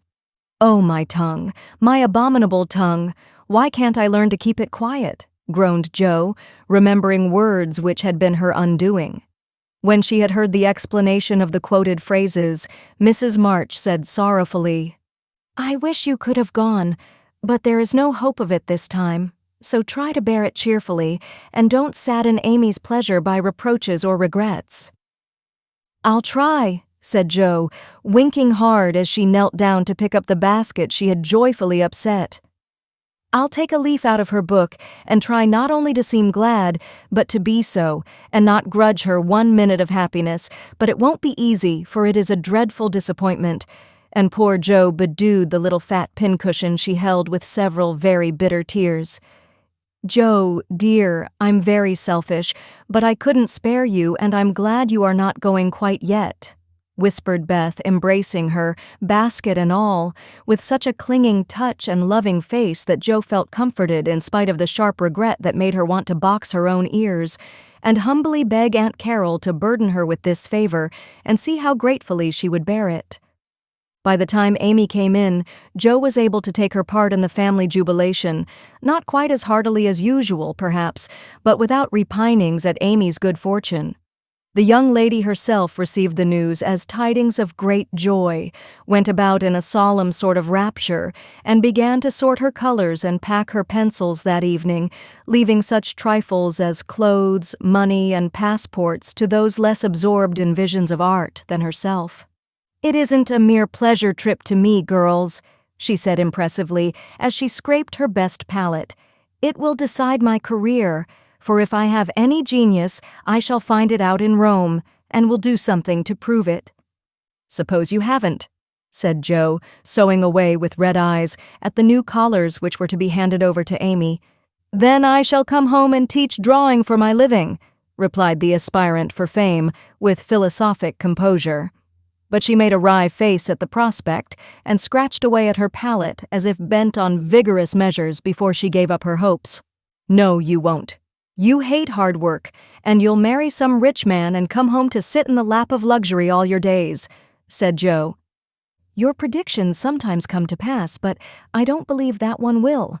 I'm sure I wish it would, for if I can't be an artist myself, I should like to be able to help those who are," said Amy, smiling, as if the part of Lady Bountiful would suit her better than that of a poor drawing teacher. Said Jo with a sigh. "If you wish it, you'll have it, for your wishes are always granted. Mine never." "Would you like to go?" asked Amy, thoughtfully patting her nose with her knife. "Rather." "Well, in a year or two, I'll send for you, and we'll dig in the Forum for relics, and carry out all the plans we've made so many times." "Thank you. I'll remind you of your promise when that joyful day comes, if it ever does," returned Jo, accepting the vague but magnificent offer as gratefully as she could. There was not much time for preparation, and the house was in a ferment till Amy was off. Jo bore up very well till the last flutter of blue ribbon vanished, when she retired to her refuge, the garret, and cried till she couldn't cry any more. Amy likewise bore up stoutly till the steamer sailed. Then just as the gangway was about to be withdrawn, it suddenly came over her that a whole ocean was soon to roll between her and those who loved her best, and she clung to Laurie, the last lingerer, saying with a sob, "Oh, take care of them for me, and if anything should happen—" "I will, dear, I will, and if anything happens I'll come and comfort you," whispered Laurie, little dreaming that he would be called upon to keep his word. So Amy sailed away to find the old world, which is always new and beautiful to young eyes, while her father and friend watched her from the shore, fervently hoping that none but gentle fortunes would befall the happy-hearted girl who waved her hand to them till they could see nothing but the summer sunshine dazzling on the sea. Part 2, Chapter 31, Our Foreign Correspondent. London. Dearest people, here I really sit at a front window of the Bath Hotel, Piccadilly. It's not a fashionable place, but Uncle stopped here years ago and won't go anywhere else. However, we don't mean to stay long, so it's no great matter. Oh, I can't begin to tell you how I enjoy it all. I never can, so I'll only give you bits out of my notebook, for I've done nothing but sketch and scribble since I started. I sent a line from Halifax when I felt pretty miserable, but after that I got on delightfully, seldom ill, on deck all day, with plenty of pleasant people to amuse me. Everyone was very kind to me, especially the officers. Don't laugh, Jo. Gentlemen really are very necessary aboard ship, to hold on to or to wait upon one, and as they have nothing to do, it's a mercy to make them useful, otherwise they would smoke themselves to death, I'm afraid. Aunt and Flo were poorly all the way, and liked to be let alone, so when I had done what I could for them, I went and enjoyed myself. Such walks on deck, such sunsets, such splendid air and waves. It was almost as exciting as riding a fast horse when we went rushing on so grandly. I wish Beth could have come. It would have done her so much good. As for Jo, she would have gone up and sat on the maintop jib, or whatever the high thing is called, made friends with the engineers, and tooted on the captain's speaking trumpet. She'd have been in such a state of rapture. It was all heavenly, but I was glad to see the Irish coast and found it very lovely, so green and sunny, with brown cabins here and there, ruins on some of the hills, and gentlemen's country seats in the valleys, with deer feeding in the parks. It was early in the morning, but I didn't regret getting up to see it, for the bay was full of little boats, the shore so picturesque, and a rosy sky overhead. I never shall forget it. At Queenstown, one of my new acquaintances left us, Mr. Lennox, and when I said something about the lakes of Killarney, he sighed and sung, with a look at me. "Oh, have you e'er heard of Kate Kearney? She lives on the banks of Killarney. From the glance of her eye, shun danger and fly, for fatal's the glance of Kate Kearney." Wasn't that nonsensical? We only stopped at Liverpool a few hours. It's a dirty, noisy place, and I was glad to leave it. Uncle rushed out and bought a pair of dogskin gloves, some ugly, thick shoes, and an umbrella, and got shaved a la mutton chop, the first thing. Then he flattered himself that he looked like a true Briton, but the first time he had the mud cleaned off his shoes, the little bootblack knew that an American stood in them and said with a grin, "There you're har, sir. I've given 'em the latest Yankee shine." It amused Uncle immensely. Oh, I must tell you what that absurd Lennox did. He got his friend Ward, who came on with us, to order a bouquet for me, and the first thing I saw in my room was a lovely one, with Robert Lennox's compliments on the card. Wasn't that fun, girls? I like traveling. I never shall get to London if I don't hurry. The trip was like riding through a long picture gallery, full of lovely landscapes. The farmhouses were my delight, with thatched roofs, ivy up to the eaves, latticed windows, and stout women with rosy children at the doors. The very cattle looked more tranquil than ours, as they stood knee-deep in clover, and the hens had a contented cluck, as if they never got nervous like Yankee biddies. Such perfect color I never saw, the grass so green, sky so blue, grains so yellow, woods so dark. I was in a rapture all the way. So was Flo, and we kept bouncing from one side to the other, trying to see everything while we were whisking along at the rate of 60 miles an hour. Aunt was tired and went to sleep, but Uncle read his guidebook and wouldn't be astonished at anything. This is the way we went on. Amy, flying up. Oh, that must be Kenilworth, that gray place among the trees. Flo, darting to my window. How sweet. We must go there sometime, won't we, Papa? Uncle calmly admiring his boots. No, my dear, not unless you want beer, that's a brewery.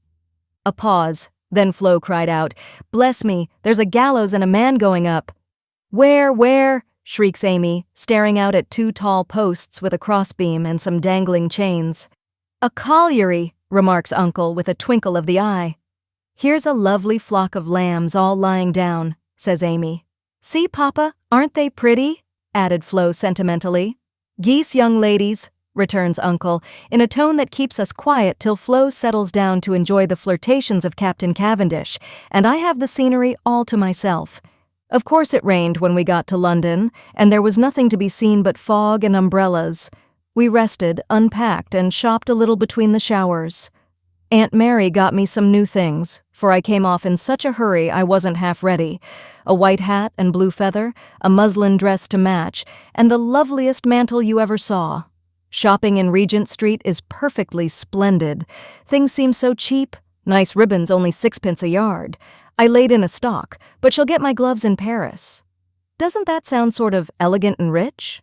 Flo and I, for the fun of it, ordered a hansom cab, while Aunt and Uncle were out and went for a drive, though we learned afterward that it wasn't the thing for young ladies to ride in them alone. It was so droll. For when we were shut in by the wooden apron, the man drove so fast that Flo was frightened and told me to stop him, but he was up outside behind somewhere, and I couldn't get at him. He didn't hear me call, nor see me flap my parasol in front, and there we were, quite helpless, rattling away and whirling around corners at a breakneck pace. At last, in my despair, I saw a little door in the roof, and on poking it open, a red eye appeared, and a beery voice said, "Now then, Mum?" I gave my order as soberly as I could, and slamming down the door with an "Aye, aye, Mum," the man made his horse walk as if going to a funeral. I poked again and said, "A little faster," then off he went, helter-skelter as before, and we resigned ourselves to our fate. Today was fair, and we went to Hyde Park, close by, for we are more aristocratic than we look. The Duke of Devonshire lives near. I often see his footman lounging at the back gate, and the Duke of Wellington's house is not far off. Such sights as I saw, my dear. It was as good as punch, for there were fat dowagers rolling about in their red and yellow coaches, with gorgeous Jeameses in silk stockings and velvet coats up behind, and powdered coachmen in front. Smart maids with the rosiest children I ever saw, handsome girls looking half asleep, dandies in queer English hats and lavender kids lounging about, and tall soldiers in short red jackets and muffin caps stuck on one side, looking so funny I longed to sketch them. Rotten Row means Route de Roi, or the King's Way, but now it's more like a riding school than anything else. The horses are splendid, and the men, especially the grooms, ride well, but the women are stiff and bounce, which isn't according to our rules. I longed to show them a tearing American gallop, for they trotted solemnly up and down in their scant habits and high hats, looking like the women in a toy Noah's Ark. Everyone rides, old men, stout ladies, little children, and the young folks do a deal of flirting here. I saw a pair exchange rosebuds, for it's the thing to wear one in the buttonhole, and I thought it rather a nice little idea. In the PM to Westminster Abbey, but don't expect me to describe it. That's impossible, so I'll only say it was sublime. This evening we are going to see Fector, which will be an appropriate end to the happiest day of my life. It's very late, but I can't let my letter go in the morning without telling you what happened last evening. Who do you think came in as we were at tea? Laurie's English friends, Fred and Frank Vaughan. I was so surprised, for I shouldn't have known them but for the cards. Both are tall fellows with whiskers, Fred handsome in the English style, and Frank much better, for he only limps slightly and uses no crutches. They had heard from Laurie where we were to be, and came to ask us to their house, but Uncle won't go, so we shall return the call, and see them as we can. They went to the theater with us, and we did have such a good time, for Frank devoted himself to Flo, and Fred and I talked over past, present, and future fun as if we had known each other all our days. Tell Beth Frank asked for her, and was sorry to hear of her ill health. Fred laughed when I spoke of Joe, and sent his respectful compliments to the big hat. Neither of them had forgotten Camp Laurence or the fun we had there. What ages ago it seems, doesn't it? Aunt is tapping on the wall for the third time, so I must stop. I really feel like a dissipated London fine lady, writing here so late, with my room full of pretty things, and my head a jumble of parks, theaters, new gowns, and gallant creatures who say ah and twirl their blonde mustaches with the true English lordliness. I long to see you all, and in spite of my nonsense am as ever your loving, Amy Paris. Dear girls, in my last I told you about our London visit, how kind the Vaughans were, and what pleasant parties they made for us. I enjoyed the trips to Hampton Court and the Kensington Museum more than anything else, for at Hampton I saw Raphael's cartoons, and at the museum rooms full of pictures by Turner, Laurence, Reynolds, Hogarth, and the other great creatures. The day in Richmond Park was charming, for we had a regular English picnic, and I had more splendid oaks and groups of deer than I could copy, also heard a nightingale, and saw larks go up. We did London to our heart's content, thanks to Fred and Frank, and were sorry to go away, for though English people are slow to take you in, when they once make up their minds to do it, they cannot be outdone in hospitality, I think. The Vaughans hope to meet us in Rome next winter, and I shall be dreadfully disappointed if they don't, for Grace and I are great friends, and the boys very nice fellows, especially Fred. Well, we were hardly settled here when he turned up again, saying he had come for a holiday and was going to Switzerland. Aunt looked sober at first, but he was so cool about it she couldn't say a word. And now we get on nicely, and are very glad he came, for he speaks French like a native, and I don't know what we should do without him. Uncle doesn't know 10 words, and insists on talking English very loud, as if it would make people understand him. Aunt's pronunciation is old-fashioned, and Flo and I, though we flattered ourselves that we knew a good deal, find we don't, and are very grateful to have Fred do the parley-vooing, as Uncle calls it. Such delightful times as we are having, sightseeing from morning till night, stopping for nice lunches in the gay cafes, and meeting with all sorts of droll adventures. Rainy days I spend in the Louvre, reveling in pictures. Jo would turn up her naughty nose at some of the finest, because she has no soul for art, but I have, and I'm cultivating eye and taste as fast as I can. She would like the relics of great people better, for I've seen her Napoleon's cocked hat and gray coat, his baby's cradle and his old toothbrush, also Marie Antoinette's little shoe, the ring of Saint Denis, Charlemagne's sword, and many other interesting things. I'll talk for hours about them when I come, but haven't time to write. The Palais Royal is a heavenly place, so full of bijouterie and lovely things that I'm nearly distracted because I can't buy them. Fred wanted to get me some, but of course I didn't allow it. Then the Bois and Champs-Élysées are très magnifiques. I've seen the imperial family several times, the emperor an ugly, hard-looking man, the empress pale and pretty, but dressed in bad taste, I thought. Purple dress, green hat, and yellow gloves. Little Nap is a handsome boy who sits chatting to his tutor and kisses his hand to the people as he passes in his 4-horse barouche with postilions in red satin jackets and a mounted guard before and behind. We often walk in the Tuileries gardens, for they are lovely, though the antique Luxembourg gardens suit me better. Père Lachaise is very curious, for many of the tombs are like small rooms, and looking in one sees a table, with images or pictures of the dead, and chairs for the mourners to sit in when they come to lament. That is so Frenchy. Our rooms are on the Rue de Rivoli, and sitting on the balcony we look up and down the long, brilliant street. It is so pleasant that we spend our evenings talking there when too tired with our day's work to go out. Fred is very entertaining, and is altogether the most agreeable young man I ever knew, except Laurie, whose manners are more charming. I wish Fred was dark, for I don't fancy light men. However, the Vaughns are very rich and come of an excellent family, so I won't find fault with their yellow hair, as my own is yellower. Next week we are off to Germany and Switzerland, and as we shall travel fast, I shall only be able to give you hasty letters. I keep my diary and try to remember correctly and describe clearly all that I see and admire, as Father advised. It is good practice for me, and with my sketchbook will give you a better idea of my tour than these scribbles. Adieu, I embrace you tenderly. Votre amie. Heidelberg. My dear Mama, having a quiet hour before we leave for Bern, I'll try to tell you what has happened, for some of it is very important, as you will see. The sail up the Rhine was perfect, and I just sat and enjoyed it with all my might. Get Father's old guidebooks and read about it. I haven't words beautiful enough to describe it. At Koblenz we had a lovely time, for some students from Bonn, with whom Fred got acquainted on the boat, gave us a serenade. It was a moonlight night, and about 1 o'clock Flo and I were waked by the most delicious music under our windows. We flew up and hid behind the curtains, but sly peeps showed us Fred and the students singing away down below. It was the most romantic thing I ever saw.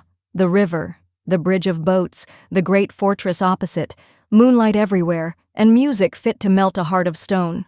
When they were done, we threw down some flowers and saw them scramble for them, kiss their hands to the invisible ladies, and go laughing away, to smoke and drink beer, I suppose.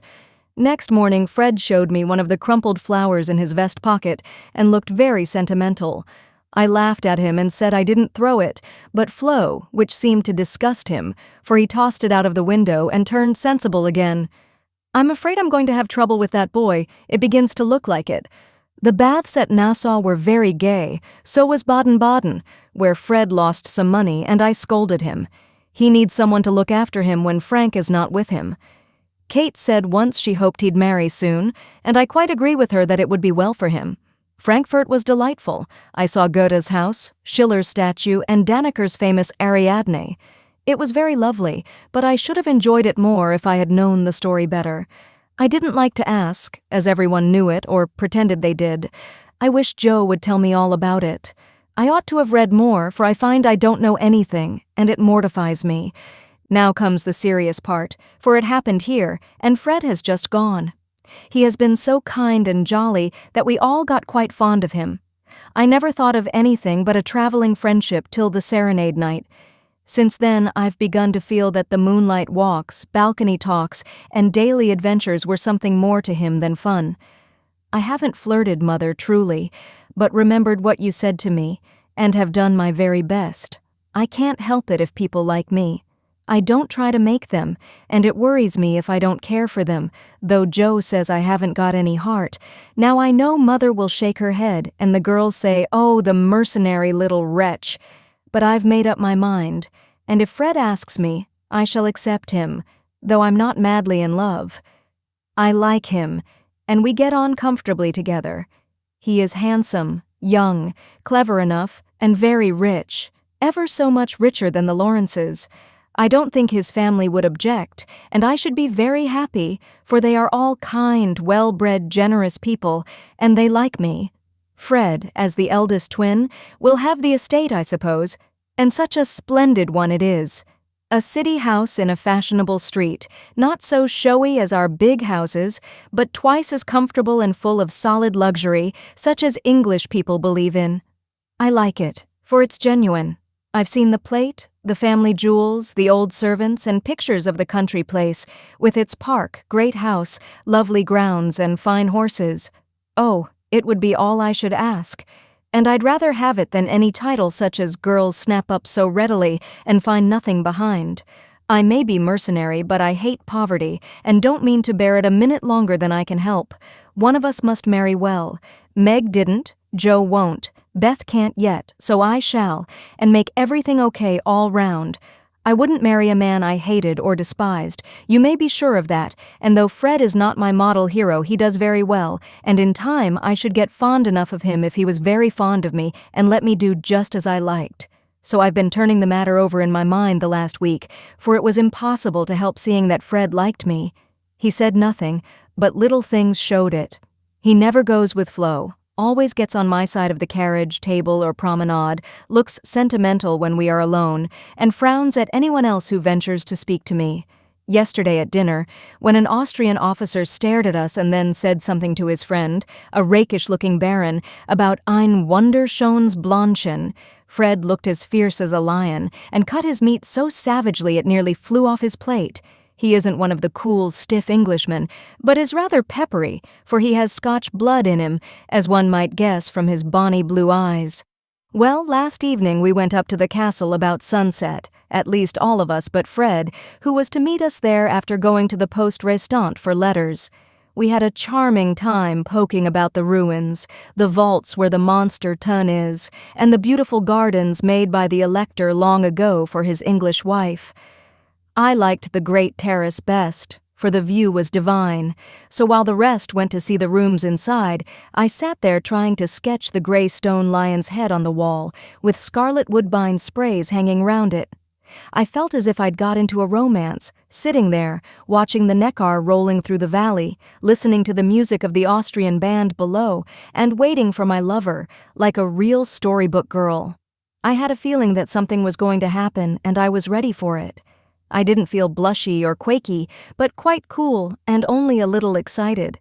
By and by, I heard Fred's voice, and then he came hurrying through the great arch to find me.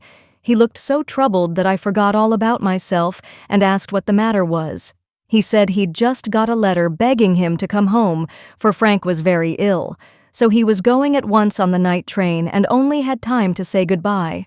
I was very sorry for him and disappointed for myself, but only for a minute because he said, as he shook hands and said it in a way that I could not mistake, "I shall soon come back. You won't forget me, Amy?"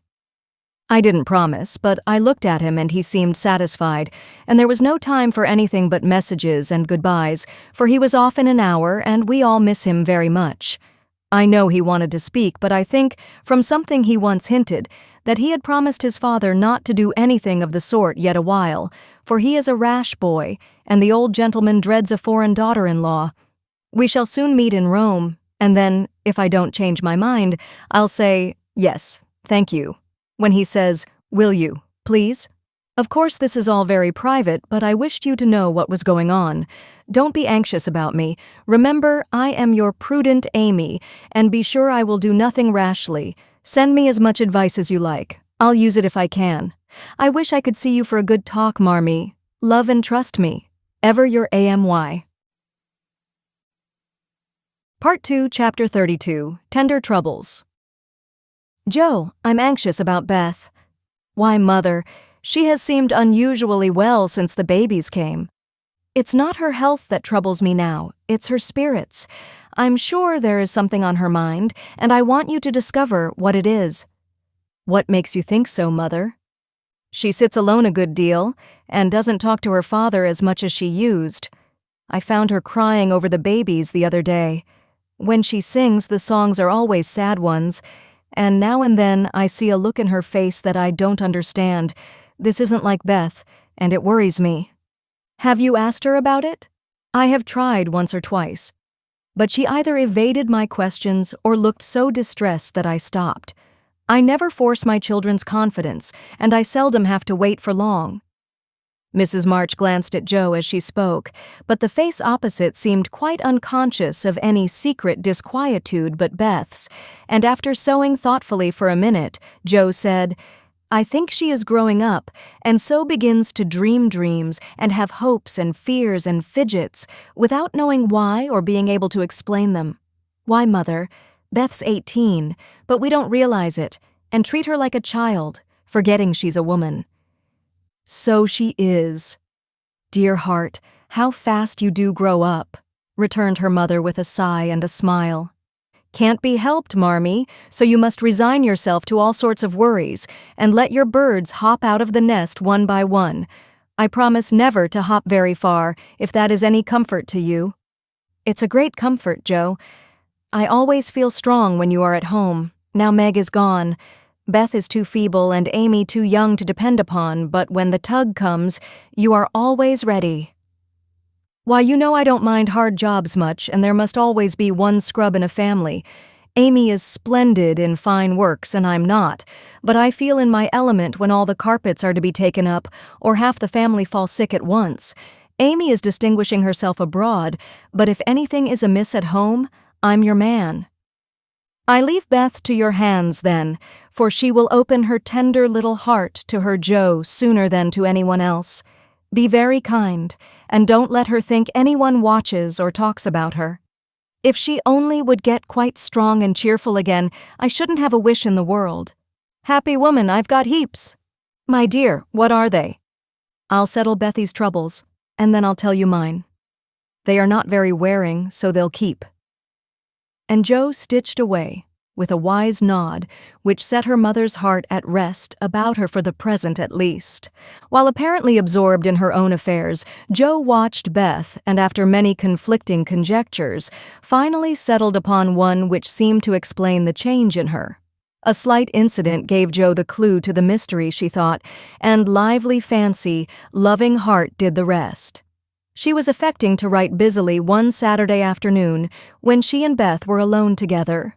Yet as she scribbled, she kept her eye on her sister, who seemed unusually quiet. Sitting at the window, Beth's work often dropped into her lap, and she leaned her head upon her hand in a dejected attitude while her eyes rested on the dull, autumnal landscape. Suddenly, someone passed below, whistling like an operatic blackbird, and a voice called out, "All serene. Coming in tonight." Beth started, leaned forward, smiled and nodded, watched the passer-by till his quick tramp died away, then said softly as if to herself, "How strong, and well and happy that dear boy looks." said Jo, still intent upon her sister's face, for the bright color faded as quickly as it came, the smile vanished, and presently a tear lay shining on the window ledge.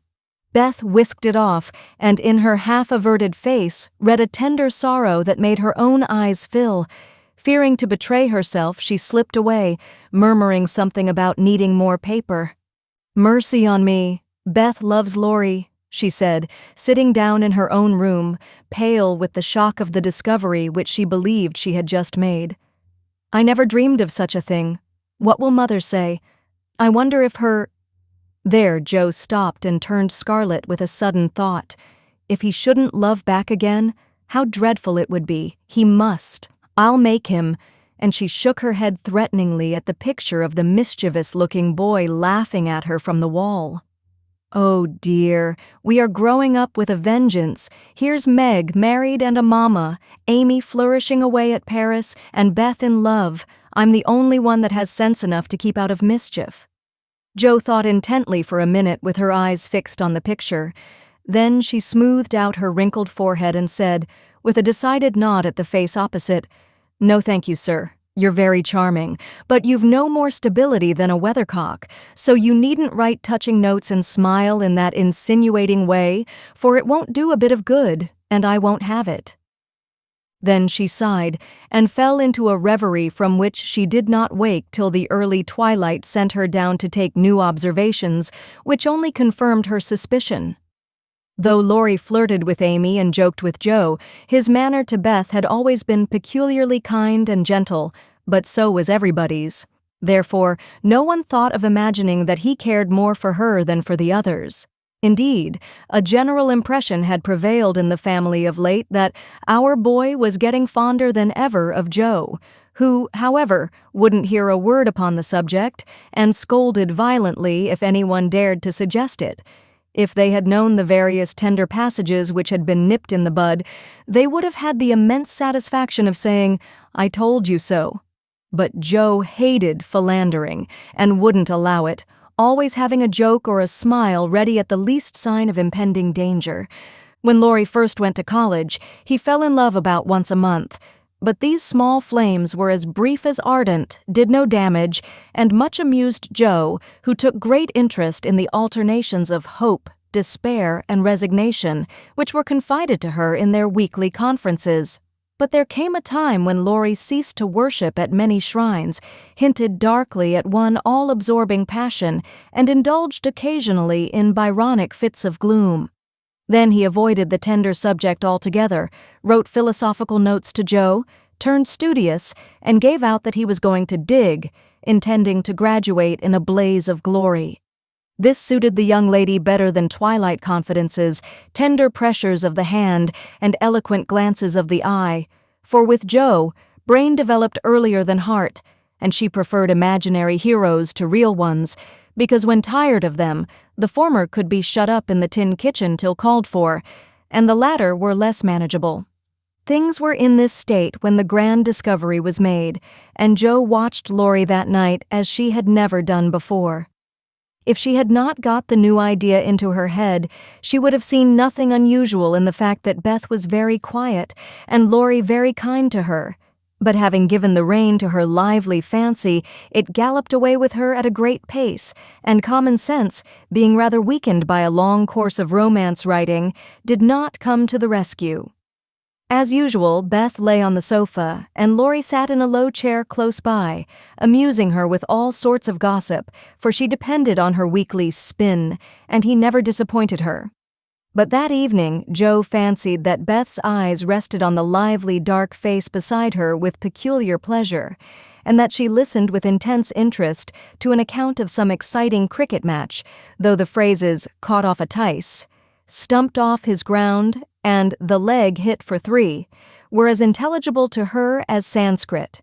She also fancied, having set her heart upon seeing it, that she saw a certain increase of gentleness in Laurie's manner, that he dropped his voice now and then, laughed less than usual, was a little absent-minded, and settled the Afghan over Beth's feet with an assiduity that was really almost tender. Who knows? Stranger things have happened, thought Jo, as she fussed about the room. She will make quite an angel of him, and he will make life delightfully easy and pleasant for the dear, if they only love each other. I don't see how he can help it, and I do believe he would if the rest of us were out of the way." As everyone was out of the way but herself, Jo began to feel that she ought to dispose of herself with all speed. But where should she go? And burning to lay herself upon the shrine of sisterly devotion, she sat down to settle that point. Now the old sofa was a regular patriarch of a sofa, long, broad, well-cushioned and low, a trifle shabby, as well it might be, for the girls had slept and sprawled on it as babies, fished over the back, rode on the arms, and had menageries under it as children, and rested tired heads, dreamed dreams, and listened to tender talk on it as young women. They all loved it, for it was a family refuge, and one corner had always been Jo's favorite lounging place.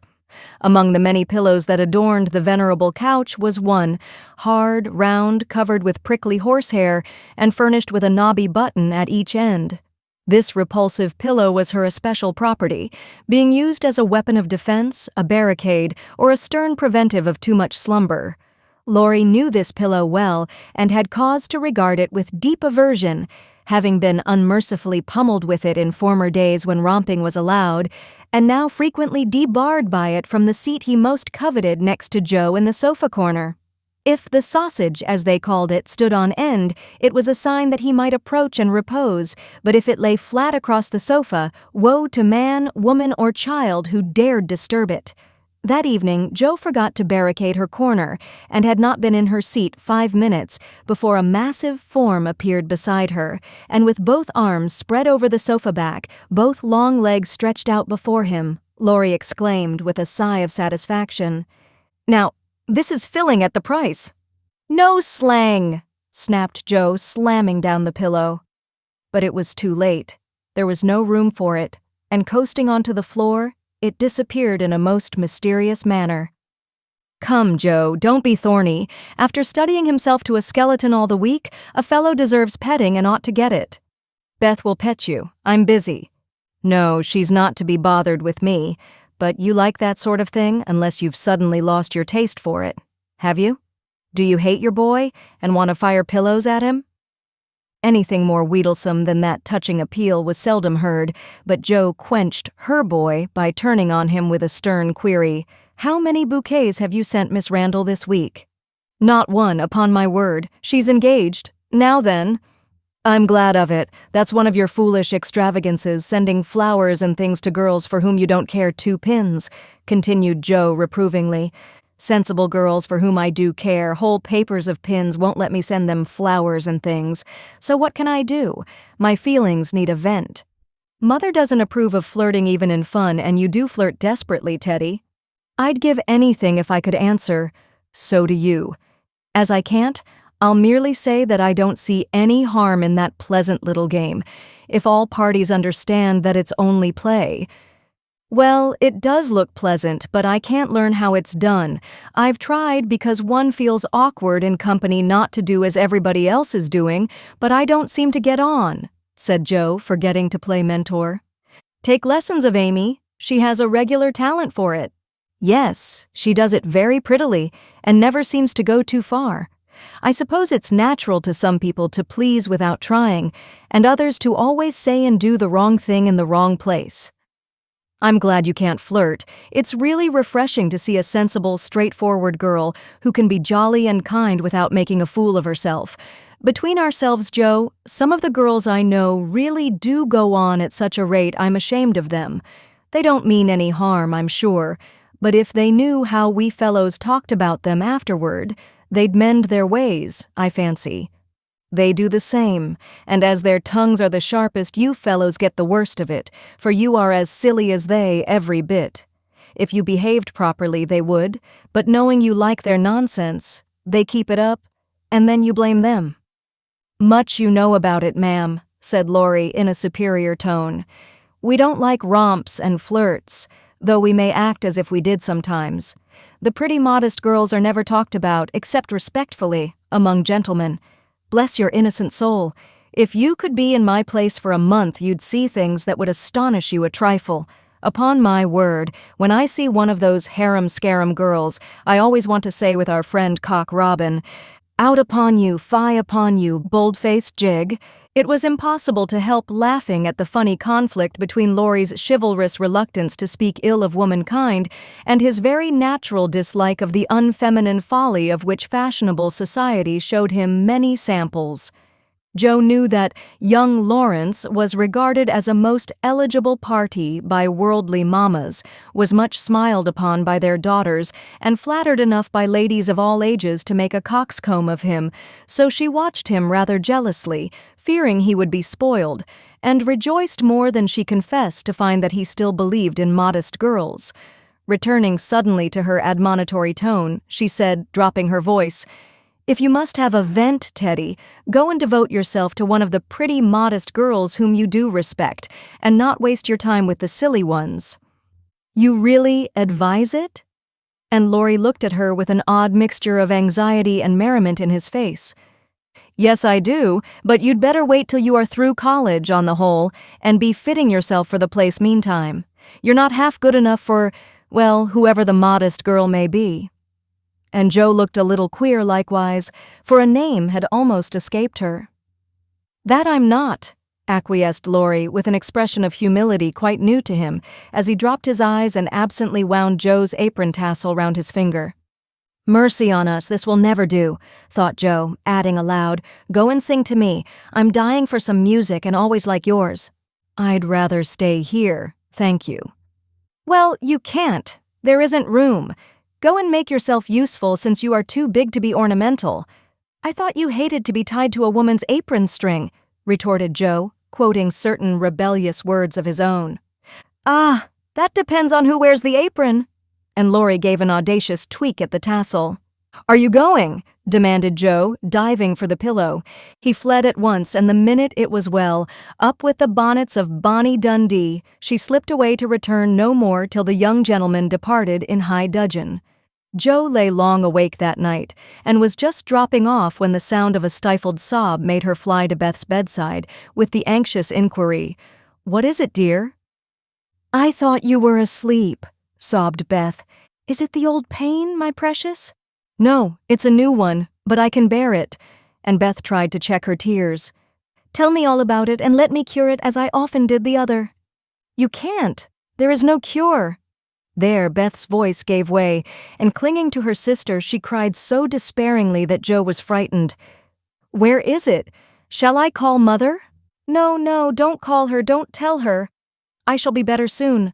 Lie down here and pour my head. I'll be quiet and go to sleep, indeed I will." Joe obeyed, but as her hand went softly to and fro across Beth's hot forehead and wet eyelids, her heart was very full and she longed to speak. But young as she was, Joe had learned that hearts, like flowers, cannot be rudely handled, but must open naturally. So though she believed she knew the cause of Beth's new pain, she only said, in her tenderest tone, "Does anything trouble you, dearie?" "Yes, Joe," after a long pause. "Wouldn't it comfort you to tell me what it is?" "Not now, not yet." "Then I won't ask. But remember, Bethy, that Mother and Joe are always glad to hear and help you if they can." "I know it. I'll tell you by and by." "Is the pain better now?" "Oh yes, much better. You are so comfortable, Joe." "Go to sleep, dear. I'll stay with you." So cheek to cheek they fell asleep, and on the morrow Beth seemed quite herself again, for at 18 neither heads nor hearts ache long, and a loving word can medicine most ills. But Joe had made up her mind, and after pondering over a project for some days, she confided it to her mother. "You asked me the other day what my wishes were. I'll tell you one of them, Marmee," she began, as they sat along together. "I want to go away somewhere this winter for a change." "Why, Joe?" And her mother looked up quickly, as if the words suggested a double meaning. With her eyes on her work, Joe answered soberly, "I want something new. I feel restless and anxious to be seeing, doing, and learning more than I am. I brood too much over my own small affairs and need stirring up, so as I can be spared this winter, I'd like to hop a little way and try my wings." "Where will you hop?" "To New York. I had a bright idea yesterday, and this is it. You know Mrs. Kirk wrote to you for some respectable young person to teach her children and sew. It's rather hard to find just the thing, but I think I should suit if I tried. My dear, go out to service in that great boarding house, and Mrs. March looked surprised but not displeased. It's not exactly going out to service, for Mrs. Kirk is your friend, the kindest soul that ever lived, and would make things pleasant for me, I know. Her family is separate from the rest, and no one knows me there. Don't care if they do. It's honest work, and I'm not ashamed of it. Nor I? But your writing? All the better for the change. I shall see and hear new things, get new ideas, and even if I haven't much time there, I shall bring home quantities of material for my rubbish. I have no doubt of it, but are these your only reasons for this sudden fancy? No, Mother. May I know the others? Jo looked up and Jo looked down, then said slowly, with sudden color in her cheeks. It may be vain and wrong to say it, but I'm afraid Laurie is getting too fond of me. Then you don't care for him in the way it is evident he begins to care for you. And Mrs. March looked anxious as she put the question. Mercy, no. I love the dear boy, as I always have, and am immensely proud of him, but as for anything more, it's out of the question. I'm glad of that, Jo. Why, please? Because, dear, I don't think you suited to one another. As friends, you are very happy, and your frequent quarrels soon blow over, but I fear you would both rebel if you were mated for life. You are too much alike and too fond of freedom, not to mention hot tempers and strong wills, to get on happily together, in a relation which needs infinite patience and forbearance, as well as love. That's just the feeling I had, though I couldn't express it. I'm glad you think he is only beginning to care for me. It would trouble me sadly to make him unhappy, for I couldn't fall in love with the dear old fellow merely out of gratitude, could I? You are sure of his feeling for you? The color deepened in Jo's cheeks as she answered, with the look of mingled pleasure, pride, and pain which young girls wear when speaking of first lovers. I'm afraid it is so, Mother. He hasn't said anything, but he looks a great deal. I think I had better go away before it comes to anything. I agree with you, and if it can be managed, you shall go. Jo looked relieved, and after a pause, said smiling, How Mrs. Moffat would wonder at your want of management, if she knew, and how she will rejoice that Annie may still hope. Ah, Jo, mothers may differ in their management, but the hope is the same in all, the desire to see their children happy. Meg is so, and I am content with her success.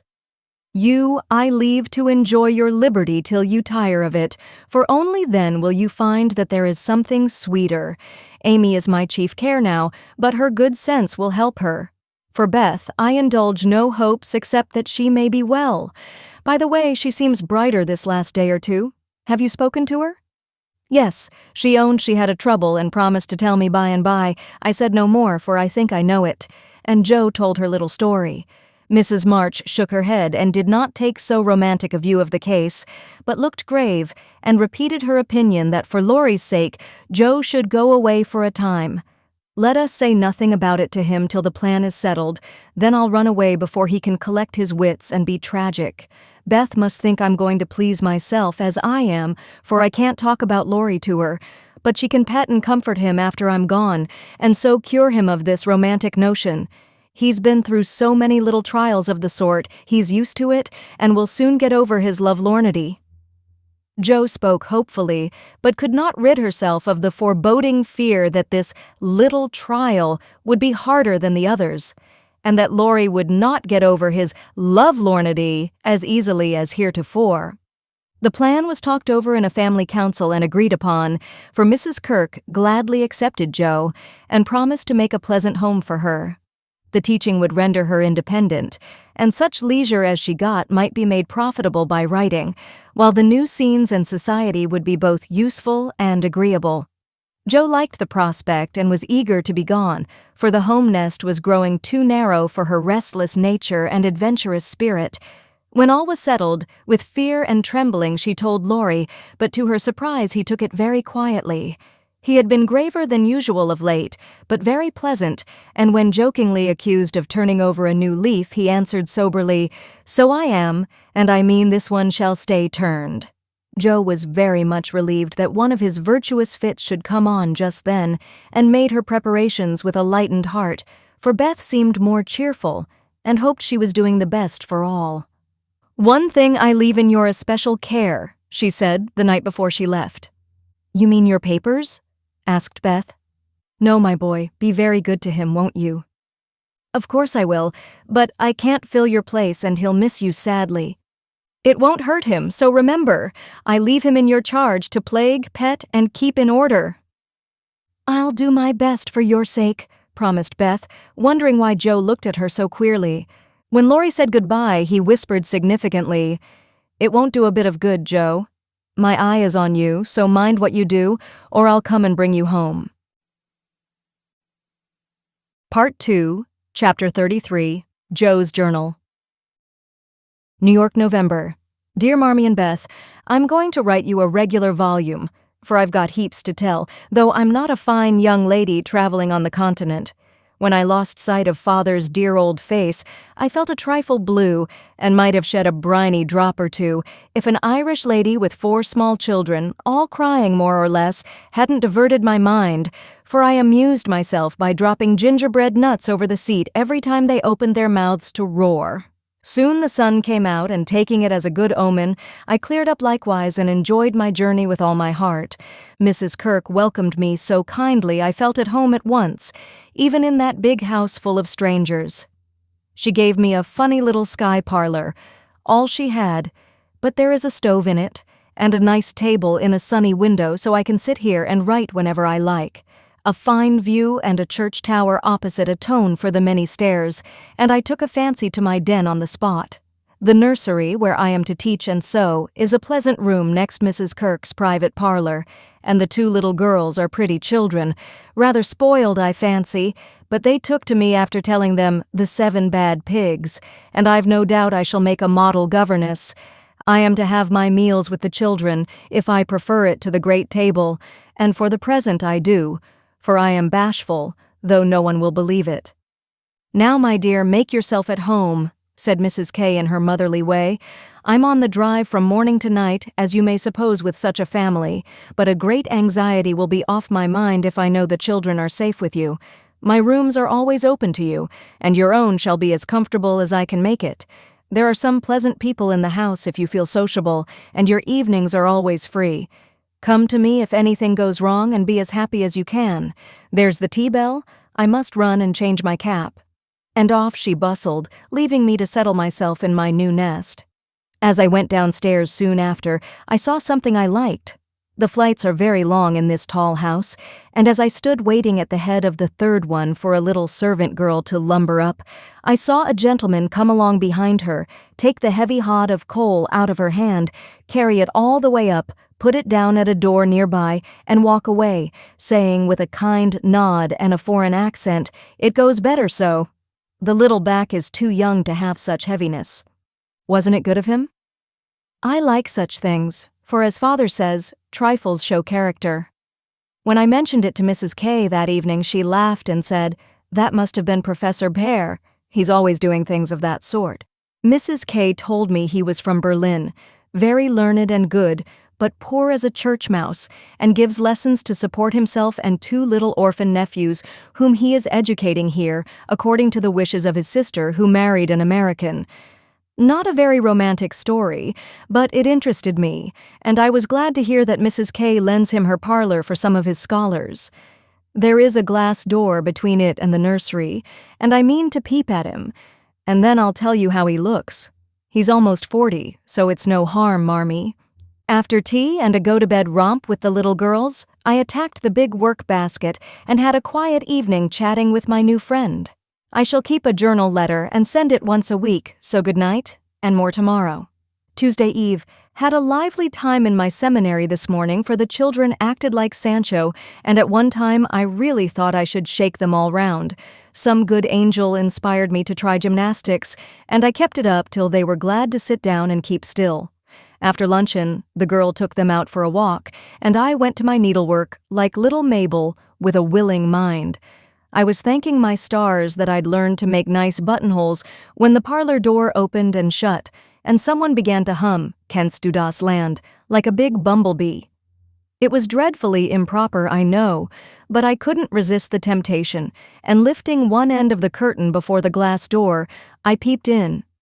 Professor Bear was there, and while he arranged his books, I took a good look at him.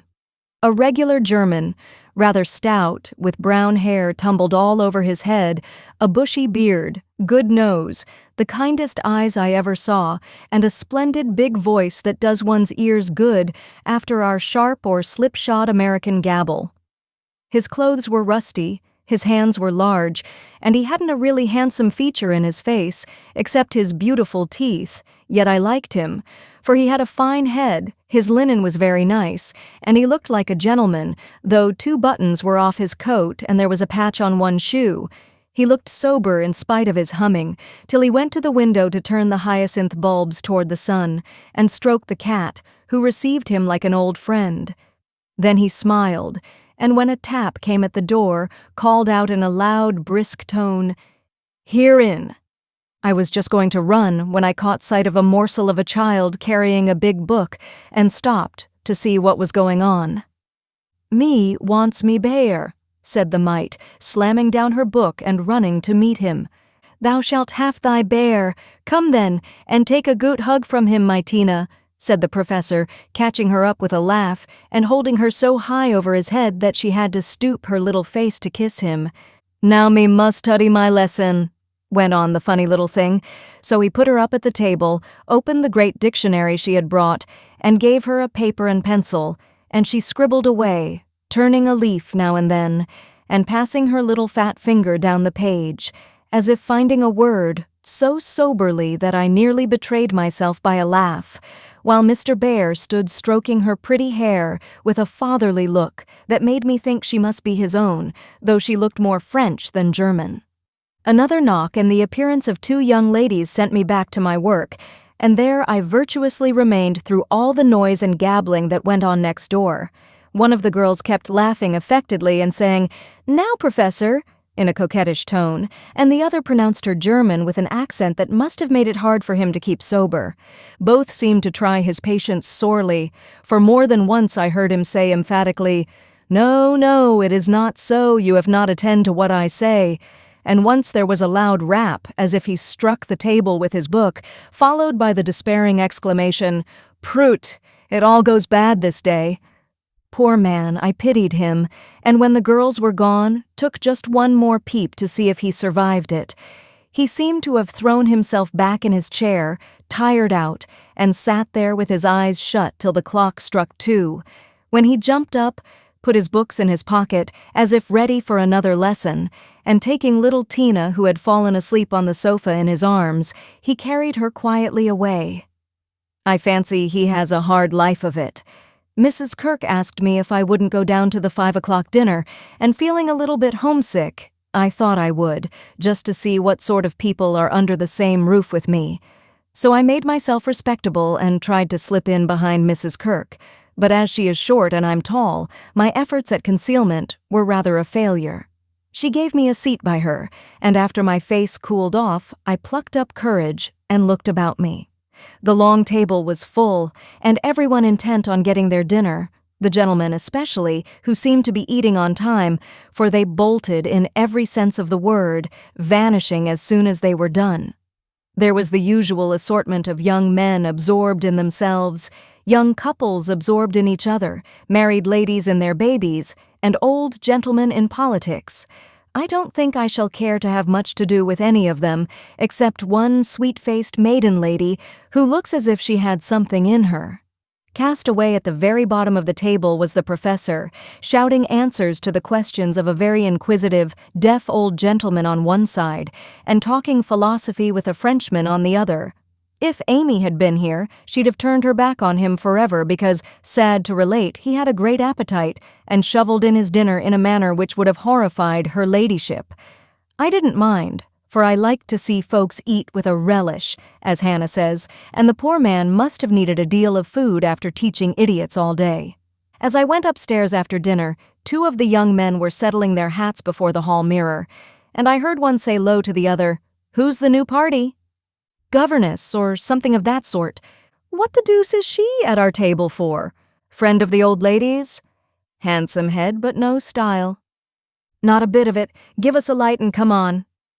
I felt angry at first, and then I didn't care, for a governess is as good as a clerk, and I've got sense if I haven't style, which is more than some people have, judging from the remarks of the elegant beings who clattered away smoking like bad chimneys. I hate ordinary people. Thursday. Yesterday was a quiet day spent in teaching, sewing, and writing in my little room, which is very cozy, with a light and fire. I picked up a few bits of news and was introduced to the professor. It seems that Tina is the child of the French woman who does the fine ironing in the laundry here. The little thing has lost her heart to Mr. Bear and follows him about the house like a dog whenever he is at home, which delights him, as he is very fond of children, though a bacheldor.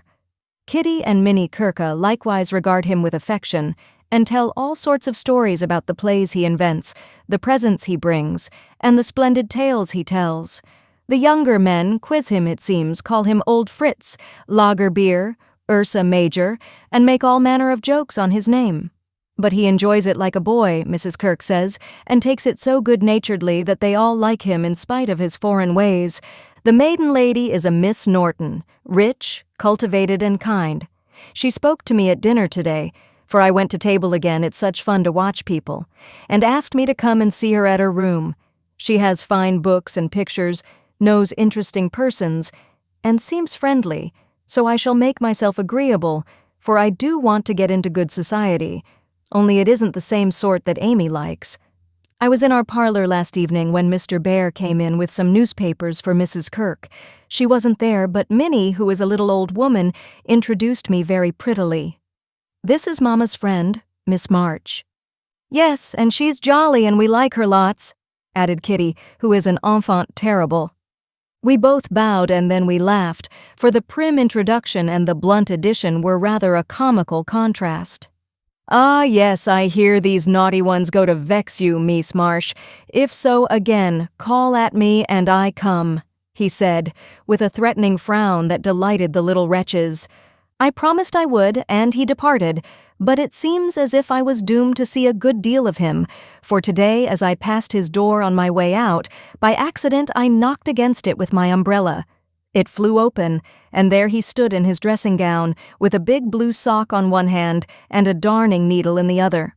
He didn't seem at all ashamed of it, for when I explained and hurried on, he waved his hand, sock and all, saying in his loud, cheerful way, "You have a fine day to make your walk. Bon voyage, mademoiselle."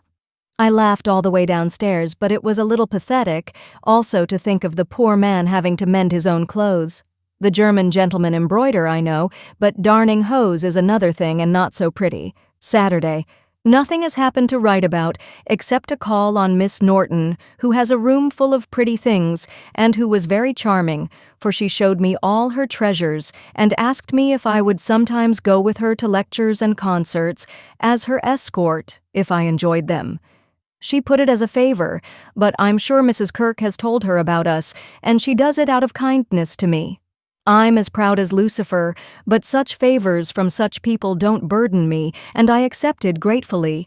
When I got back to the nursery, there was such an uproar in the parlor that I looked in, and there was Mr. Bear down on his hands and knees with Tina on his back, Kitty leading him with a jump rope, and Minnie feeding 2 small boys with seed cakes as they roared and ramped in cages built of chairs. "We are playing Nargery," explained Kitty. "Dis is mine effluent," added Tina, holding on by the professor's hair. "Mama always allows us to do what we like Saturday afternoon when Franz and Emil come, doesn't she, Mr. Bear?" said Minnie. The effluent sat up, looking as much in earnest as any of them, and said soberly to me, "I give you my word it is so, if we make too large a noise you shall say, 'Hush,' to us, and we go more softly." I promised to do so, but left the door open and enjoyed the fun as much as they did, for a more glorious frolic I never witnessed. They played tag and soldiers, danced and sang, and when it began to grow dark, they all piled onto the sofa about the professor, while he told charming fairy stories of the storks on the chimney tops and the little kobolds who ride the snowflakes as they fall. I wish Americans were as simple and natural as Germans, don't you? I'm so fond of writing, I should go spinning on forever if motives of economy didn't stop me. For though I've used thin paper and written fine, I tremble to think of the stamps this long letter will need. Pray forward Amy's as soon as you can spare them. My small news will sound very flat after her splendors, but you will like them, I know. Is Teddy studying so hard that he can't find time to write to his friends? Take good care of him for me, Beth, and tell me all about the babies, and give heaps of love to everyone. From your faithful Joe. P.S. On reading over my letter, it strikes me as rather bary, but I am always interested in odd people and I really had nothing else to write about. Bless you. December. My precious Betsy, as this is to be a scribble-scrabble letter, I direct it to you, for it may amuse you and give you some idea of my goings-on, for though quiet, they are rather amusing, for which, oh, be joyful. After what Amy would call Herculaneum efforts, in the way of mental and moral agriculture, my young ideas begin to shoot and my little twigs to bend as I could wish. They are not so interesting to me as Tina and the boys, but I do my duty by them, and they are fond of me. Franz and Emil are jolly little lads, quite after my own heart, for the mixture of German and American spirit in them produces a constant state of effervescence. Saturday afternoons are riotous times, whether spent in the house or out, for on pleasant days they all go to walk, like a seminary, with the professor and myself to keep order, and then such fun. We are very good friends now, and I've begun to take lessons. I really couldn't help it, and it all came about in such a droll way that I must tell you. To begin at the beginning, Mrs. Kirk called to me one day as I passed Mr. Bear's room where she was rummaging. "Did you ever see such a den, my dear? Just come and help me put these books to rights, for I've turned everything upside down, trying to discover what he has done with the 6 new handkerchiefs I gave him not long ago." I went in, and while we worked I looked about me, for it was a den to be sure. Books and papers everywhere, a broken meerschaum, and an old flute over the mantelpiece as if done with. A ragged bird without any tail chirped on one window seat, and a box of white mice adorned the other. Half-finished boats and bits of string lay among the manuscripts. Dirty little boots stood drying before the fire, and traces of the dearly beloved boys, for whom he makes a slave of himself, were to be seen all over the room. After a grand rummage, 3 of the missing articles were found, one over the birdcage, one covered with ink, and a third burned brown, having been used as a holder. "Such a man!" laughed good-natured Mrs. K. as she put the relics in the rag bag. "I suppose the others are torn up to rig ships, bandage cut fingers, or make kite-tails. It's dreadful, but I can't scold him. He's so absent-minded and good-natured, he lets those boys ride over him roughshod. I agreed to do his washing and mending, but he forgets to give out his things, and I forget to look them over, so he comes to a sad pass sometimes." "Let me mend them," said I. "I don't mind it, and he needn't know. I'd like to. He's so kind to me about bringing my letters and lending books." So I have got his things in order, and knit heels into 2 pairs of the socks, for they were boggled out of shape with his queer darns. Nothing was said, and I hoped he wouldn't find it out, but one day last week he caught me at it. Hearing the lessons he gives to others has interested and amused me so much that I took a fancy to learn, for Tina runs in and out, leaving the door open, and I can hear. I had been sitting near this door, finishing off the last sock, and trying to understand what he said to a new scholar who is as stupid as I am. The girl had gone, and I thought he had also. It was so still, and I was busily gabbling over a verb and rocking to and fro in a most absurd way, when a little crow made me look up, and there was Mr. Bear, looking and laughing quietly, while he made signs to Tina not to betray him. "So," he said as I stopped and stared like a goose, You peep at me, I peep at you, and this is not bad, but see, I am not pleasanting when I say, have you a wish for German? Yes, but you are too busy. I am too stupid to learn, I blundered out, as red as a peony. Prut, we will make the time, and we fail not to find the sense. At effening I shall give a little lesson with much gladness, for look you, Miss Marsh, I have this debt to pay. And he pointed to my work. Yes, they say to one another, these so kind ladies, he is a stupid old fellow, he will see not what we do. He will never observe that his sock heels go not in holes any more. He will think his buttons grow out new when they fall, and believe that strings make theirselves. Ah, but I have an eye, and I see much. I have a heart, and I feel thanks for this. Come, a little lesson then and now, or no more good fairy works for me and mine. Of course I couldn't say anything after that, and as it really is a splendid opportunity, I made the bargain, and we began. I took 4 lessons, and then I stuck fast in a grammatical bog. The professor was very patient with me, but it must have been torment to him, and now and then he'd look at me with such an expression of mild despair that it was a toss-up with me whether to laugh or cry. I tried both ways, and when it came to a sniff or utter mortification and woe, he just threw the grammar onto the floor and marched out of the room. I felt myself disgraced and deserted forever, but didn't blame him a particle, and was scrambling my papers together, meaning to rush upstairs and shake myself hard, when in he came, as brisk and beaming as if I'd covered myself in glory. Now we shall try a new way. You and I will read these pleasant little marchen together, and dig no more in that dry book that goes in the corner for making us trouble. He spoke so kindly, and opened Hans Andersen's fairy tales so invitingly before me, that I was more ashamed than ever, and went at my lesson in a neck-or-nothing style that seemed to amuse him immensely. I forgot my bashfulness, and pegged away, no other word will express it, with all my might, tumbling over long words, pronouncing according to inspiration of the minute, and doing my very best. When I finished reading my first page, and stopped for breath, he clapped his hands and cried out in his hearty way, Das ist gut, now we go well, my turn. I do him in German, give me your ear. And away he went, rumbling out the words with his strong voice and a relish which was good to see as well as hear. Fortunately, the story was The Constant Tin Soldier, which is droll, you know, so I could laugh, and I did, though I didn't understand half he read, for I couldn't help it. He was so earnest, I so excited, and the whole thing so comical. After that we got on better, and now I read my lessons pretty well, for this way of studying suits me, and I can see that the grammar gets tucked into the tales and poetry as one gives pills and jelly. I like it very much, and he doesn't seem tired of it yet, which is very good of him, isn't it? I mean to give him something on Christmas, for I dare not offer money. Tell me something nice, Marmee. I'm glad Laurie seems so happy and busy, that he has given up smoking and lets his hair grow. You see, Beth manages him better than I did. I'm not jealous, dear. Do your best. Only don't make a saint of him. I'm afraid I couldn't like him without a spice of human naughtiness. Read him bits of my letters. I haven't time to write much, and that will do just as well. Thank heaven Beth continues so comfortable. January.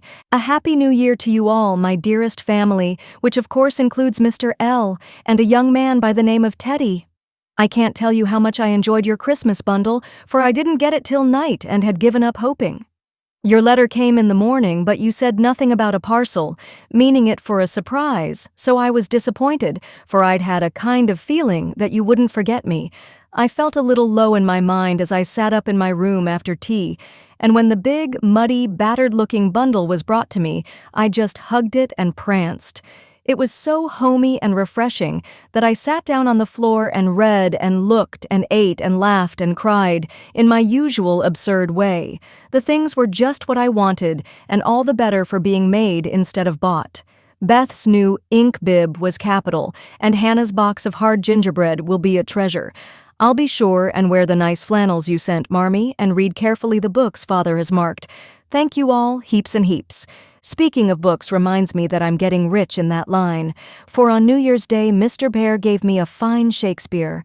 It is one he values much, and I've often admired it, set up in the place of honor with his German Bible, Plato, Homer, and Milton, so you may imagine how I felt when he brought it down without its cover and showed me my own name in it, from my friend Friedrich Baer. You say often you wish a library. Here I give you one, for between these lids, he meant covers, is many books in one. Read him well, and he will help you much, for the study of character in this book will help you to read it in the world and paint it with your pen. I thanked him as well as I could, and talked now about my library, as if I had 100 books. I never knew how much there was in Shakespeare before, but then I never had a bear to explain it to me. Now don't laugh at his horrid name.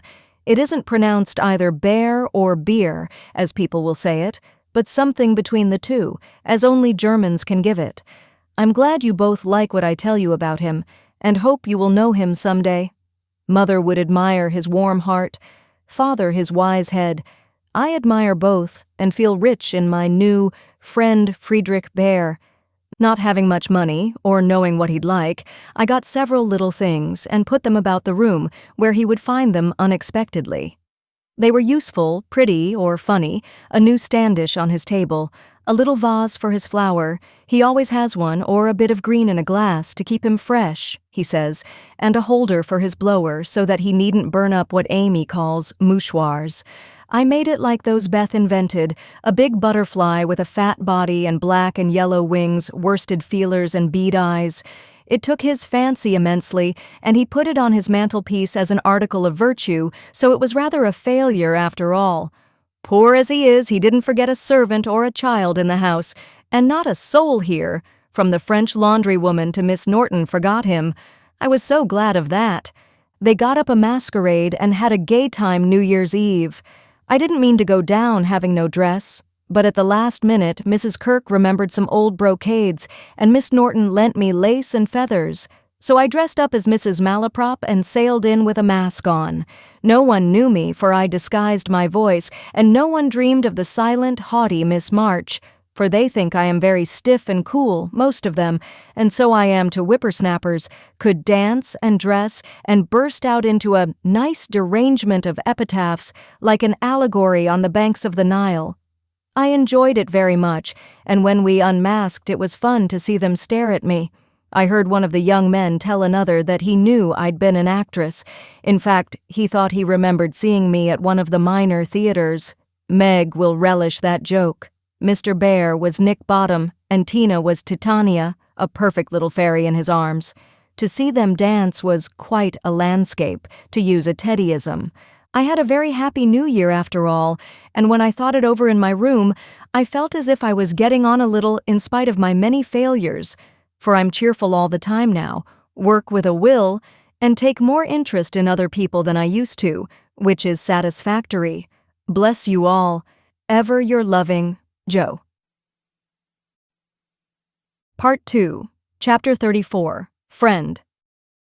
Though very happy in the social atmosphere about her, and very busy with the daily work that earned her bread and made it sweeter for the effort, Jo still found time for literary labors.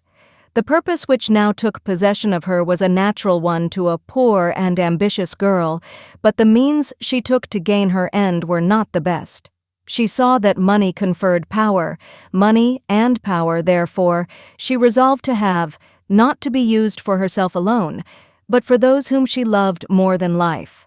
The dream of filling home with comforts, giving Beth everything she wanted, from strawberries in winter to an organ in her bedroom, going abroad herself, and always having more than enough, so that she might indulge in the luxury of charity, had been for years Jo's most cherished castle in the air.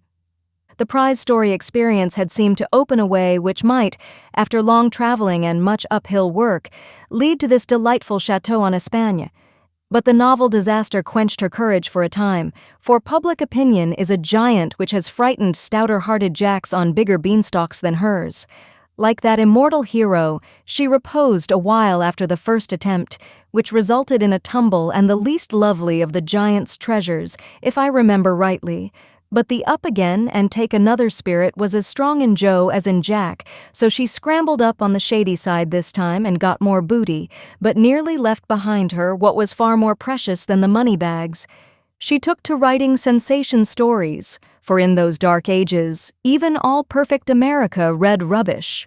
She told no one, but concocted a thrilling tale, and boldly carried it herself to Mr. Dashwood, editor of the Weekly Volcano.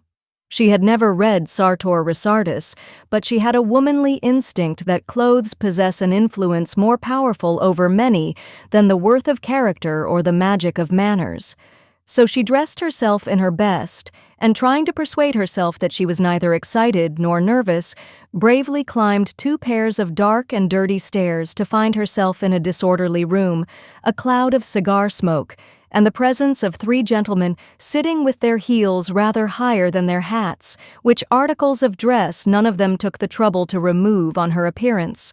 Somewhat daunted by this reception, Jo hesitated on the threshold, murmuring in much embarrassment, "Excuse me, I was looking for the Weekly Volcano office. I wish to see Mr. Dashwood." Down went the highest pair of heels, up rose the smokiest gentleman, and carefully cherishing his cigar between his fingers, he advanced with a nod and a countenance expressive of nothing but sleep. Feeling that she must get through the matter somehow, Jo produced her manuscript and, blushing redder and redder with each sentence, blundered out fragments of the little speech carefully prepared for the occasion. "A friend of mine desired me to offer a story, just as an experiment, would like your opinion, be glad to write more if this suits." While she blushed and blundered, Mr. Dashwood had taken the manuscript and was turning over the leaves with a pair of rather dirty fingers and casting critical glances up and down the neat pages. "Not a first attempt, I take it." Observing that the pages were numbered, covered only on one side, and not tied up with a ribbon, sure sign of a novice. "No, sir, she has had some experience and got a prize for a tale in the Blarneystone Banner." "Oh, did she?" And Mr. Dashwood gave Jo a quick look, which seemed to take note of everything she had on, from the bow in her bonnet to the buttons on her boots. "Well, you can leave it, if you like. We've more of this sort of thing on hand than we know what to do with at present, but I'll run my eye over it and give you an answer next week." Now, Jo did not like to leave it, for Mr. Dashwood didn't suit her at all, but, under the circumstances, there was nothing for her to do but bow and walk away, looking particularly tall and dignified, as she was apt to do when nettled or abashed. Just then she was both, for it was perfectly evident from the knowing glances exchanged among the gentlemen that her little fiction of My Friend was considered a good joke and a laugh, produced by some inaudible remark of the editor, as he closed the door, completed her discomfiture. Half resolving never to return, she went home and worked off her irritation by stitching pinafores vigorously, and in an hour or 2 was cool enough to laugh over the scene and long for next week. When she went again, Mr. Dashwood was alone, whereat she rejoiced. Mr. Dashwood was much wider awake than before, which was agreeable, and Mr. Dashwood was not too deeply absorbed in a cigar to remember his manners, so the second interview was much more comfortable than the first. "We'll take this, editors never say aye, if you don't object to a few alterations. It's too long, but omitting the passages I've marked will make it just the right length," he said, in a businesslike tone. Jo hardly knew her own MS again, so crumpled and underscored were its pages and paragraphs, but feeling as a tender parent might on being asked to cut off her baby's legs in order that it might fit into a new cradle, she looked at the marked passages and was surprised to find that all the moral reflections, which she had carefully put in as ballast for much romance, had been stricken out. "But, sir, I thought every story should have some sort of a moral, so I took care to have a few of my sinners repent." Mr. Dashwood's editorial gravity relaxed into a smile, for Jo had forgotten her friend, and spoken as only an author could. "People want to be amused, not preached at, you know. Morals don't sell nowadays." Which was not quite a correct statement, by the way. "You think it would do with these alterations, then?" "Yes, it's a new plot, and pretty well worked up, language good and so on," was Mr. Dashwood's affable reply.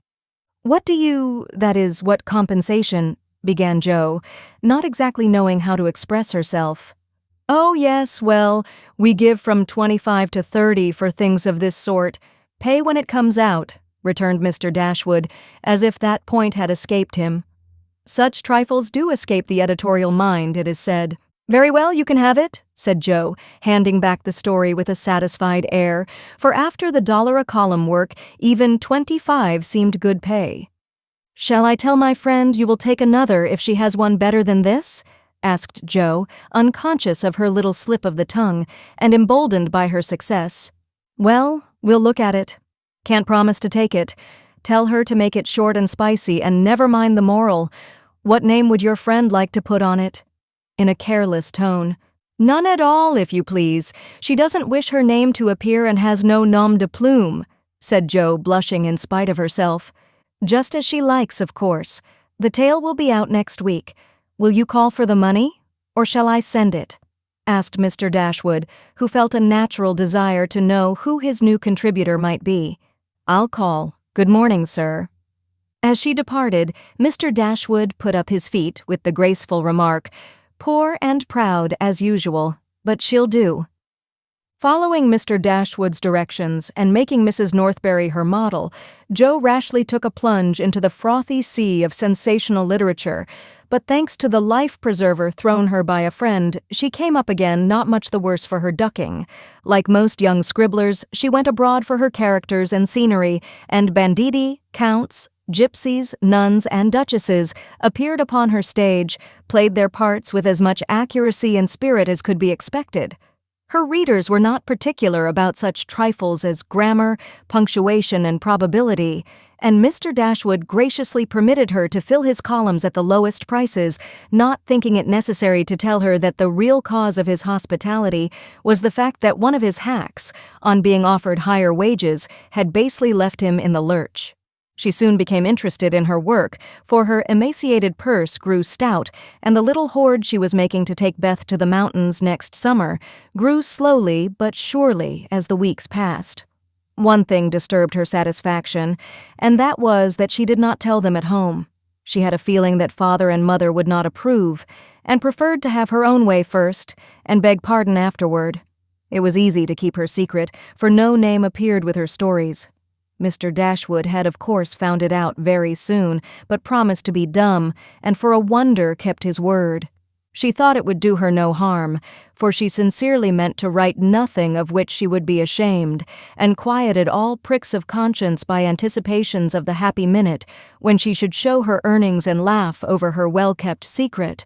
But Mr. Dashwood rejected any but thrilling tales, and as thrills could not be produced except by harrowing up the souls of the readers, history and romance, land and sea, science and art, police records and lunatic asylums had to be ransacked for the purpose. Jo soon found that her innocent experience had given her but few glimpses of the tragic world which underlies society, so regarding it in a business light, she set about supplying her deficiencies with characteristic energy. Eager to find material for stories, and bent on making them original in plot, if not masterly in execution, she searched newspapers for accidents, incidents, and crimes. She excited the suspicions of public librarians by asking for works on poisons. She studied faces in the street, and characters, good, bad, and indifferent, all about her. She delved in the dust of ancient times for facts or fictions so old that they were as good as new, and introduced herself to folly, sin, and misery, as well as her limited opportunities allowed. She thought she was prospering finely, but unconsciously she was beginning to desecrate some of the womanliest attributes of a woman's character. She was living in bad society, and imaginary though it was, its influence affected her, for she was feeding heart and fancy on dangerous and unsubstantial food, and was fast brushing the innocent bloom from her nature by a premature acquaintance with the darker side of life, which comes soon enough to all of us. She was beginning to feel rather than see this, for much describing of other people's passions and feelings set her to studying and speculating about her own, a morbid amusement in which healthy young minds do not voluntarily indulge. Wrongdoing always brings its own punishment, and when Jo most needed hers, she got it. I don't know whether the study of Shakespeare helped her to read character, or the natural instinct of a woman for what was honest, brave, and strong, but while endowing her imaginary heroes with every perfection under the sun, Jo was discovering a live hero who interested her in spite of many human imperfections. Mr. Bear, in one of their conversations, had advised her to study simple, true, and lovely characters, wherever she found them, as good training for a writer. Jo took him at his word, for she coolly turned round and studied him, a proceeding which would have much surprised him, had he known it, for the worthy professor was very humble in his own conceit. Why everybody liked him was what puzzled Jo at first. He was neither rich nor great, young nor handsome, in no respect what is called fascinating, imposing, or brilliant, and yet he was as attractive as a genial fire, and people seemed to gather about him as naturally as about a warm hearth. He was poor, yet always appeared to be giving something away. A stranger, yet everyone was his friend. No longer young, but as happy-hearted as a boy. Plain and peculiar, yet his face looked beautiful to many, and his oddities were freely forgiven for his sake. Jo often watched him, trying to discover the charm, and at last decided that it was benevolence which worked the miracle. If he had any sorrow, it sat with its head under its wing, and he turned only his sunny side to the world. There were lines upon his forehead, but time seemed to have touched him gently, remembering how kind he was to others.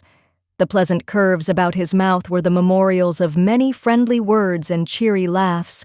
His eyes were never cold or hard, and his big hand had a warm, strong grasp that was more expressive than words. His very clothes seemed to partake of the hospitable nature of the wearer. They looked as if they were at ease and liked to make him comfortable. His capacious waistcoat was suggestive of a large heart underneath. His rusty coat had a social air, and the baggy pockets plainly proved that little hands often went in empty and came out full. His very boots were benevolent, and his collars never stiff and raspy like other people's.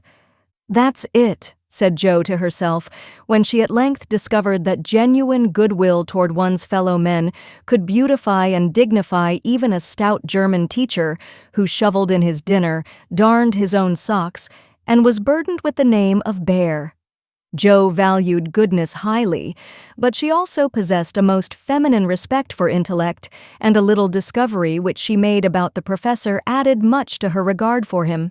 He never spoke of himself, and no one ever knew that in his native city he had been a man much honored and esteemed for learning and integrity till a countryman came to see him. He never spoke of himself, and in a conversation with Miss Norton divulged the pleasing fact. From her Jo learned it, and liked it all the better because Mr. Bear had never told it. She felt proud to know that he was an honored professor in Berlin, though only a poor language master in America, and his homely, hard-working life was much beautified by the spice of romance which this discovery gave it. Another and a better gift than intellect was shown her in a most unexpected manner. Miss Norton had the entree into most society, which Jo would have had no chance of seeing but for her. The solitary woman felt an interest in the ambitious girl, and kindly conferred many favors of this sort both on Jo and the professor. She took them with her one night to a select symposium, held in honor of several celebrities. Jo went prepared to bow down and adore the mighty ones whom she had worshipped with youthful enthusiasm afar off. But her reverence for genius received a severe shock that night, and it took her some time to recover from the discovery that the great creatures were only men and women after all. Imagine her dismay on stealing a glance of timid admiration at the poet whose lines suggested an ethereal being fed on spirit, fire, and dew, to behold him devouring his supper with an ardor which flushed his intellectual countenance. Turning as from a fallen idol, she made other discoveries which rapidly dispelled her romantic illusions. The great novelist vibrated between two decanters with the regularity of a pendulum. The famous divine flirted openly with one of the Madame de Staëls of the age, who looked daggers at another Corinne, who was amiably satirizing her, after outmaneuvering her in efforts to absorb the profound philosopher, who imbibed tea Johnsonianly and appeared to slumber, the loquacity of the lady rendering speech impossible. The scientific celebrities, forgetting their mollusks and glacial periods, gossiped about art while devoting themselves to oysters and ices with characteristic energy. The young musician, who was charming the city like a second Orpheus, talked horses, and the specimen of the British nobility present happened to be the most ordinary man of the party. Before the evening was half over, Jo felt so completely disillusioned that she sat down in a corner to recover herself. Mr. Bear soon joined her, looking rather out of his element, and presently several of the philosophers, each mounted on his hobby, came ambling up to hold an intellectual tournament in the recess. The conversations were miles beyond Jo's comprehension, but she enjoyed it, though Kant and Hegel were unknown gods. The subjective and objective unintelligible terms, and the only thing evolved from her inner consciousness was a bad headache after it was all over.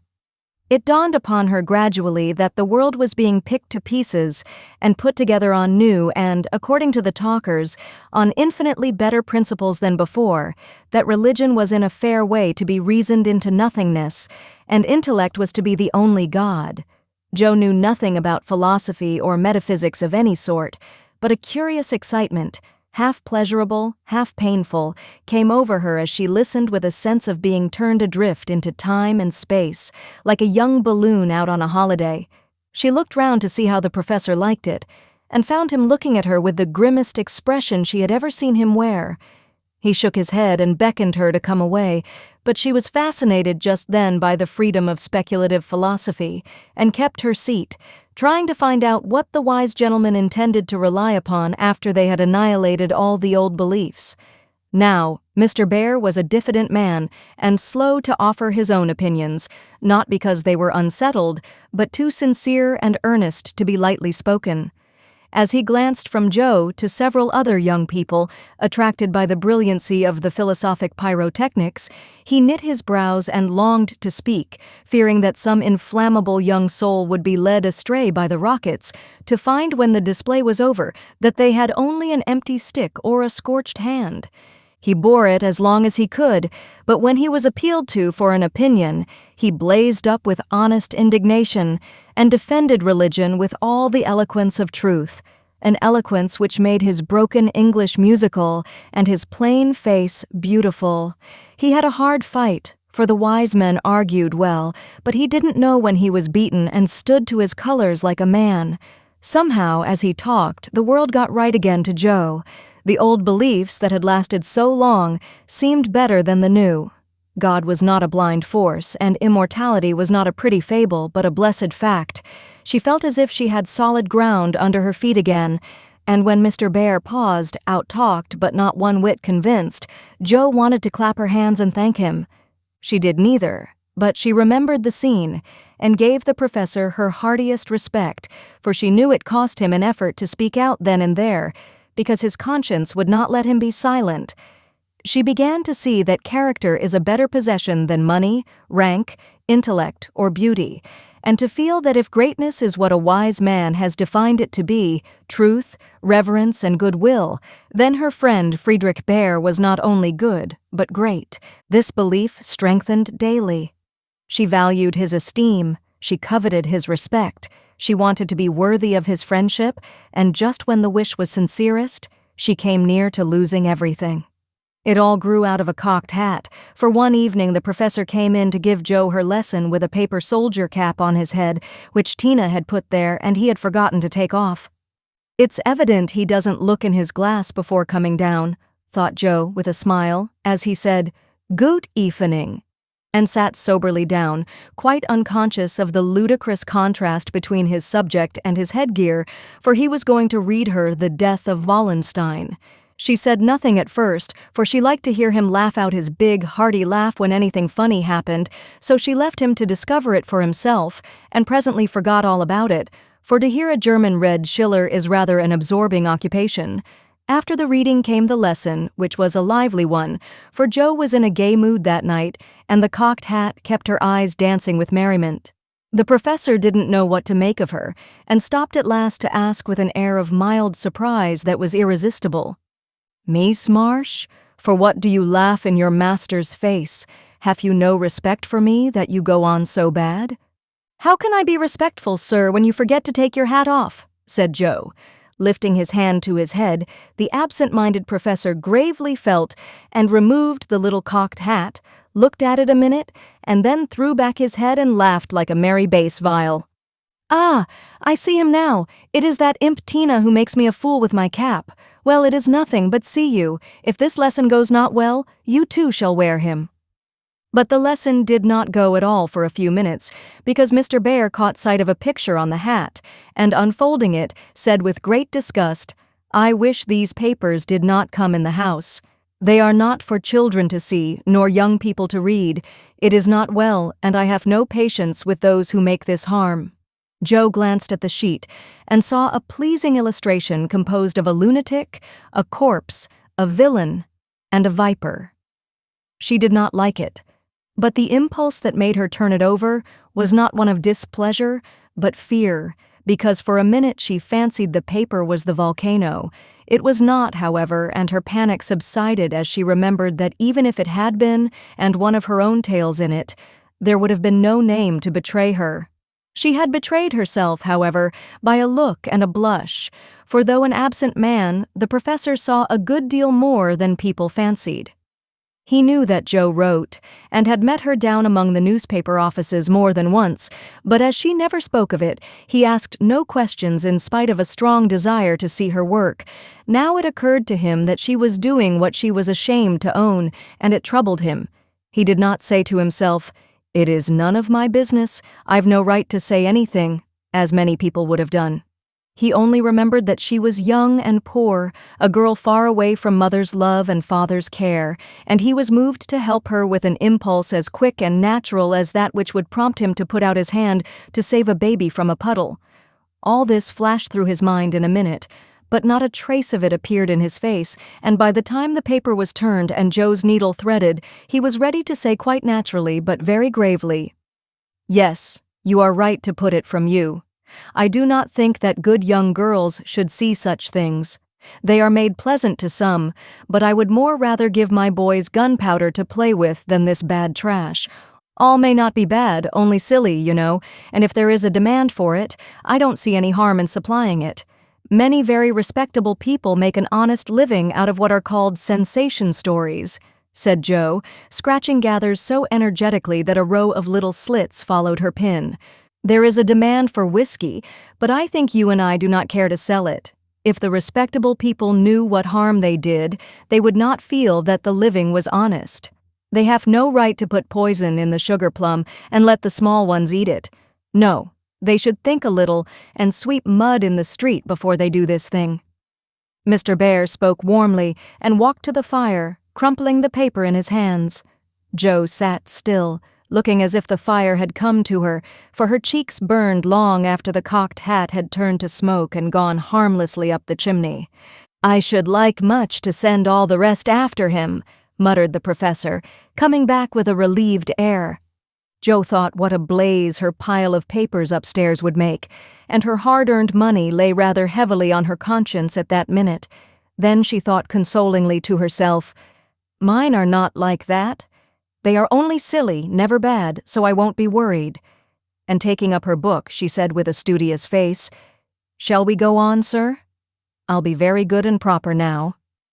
"I shall hope so," was all he said, but he meant more than she imagined, and the grave, kind look he gave her made her feel as if the words "weekly volcano" were printed in large type on her forehead. As soon as she went to her room, she got out her papers and carefully reread every one of her stories.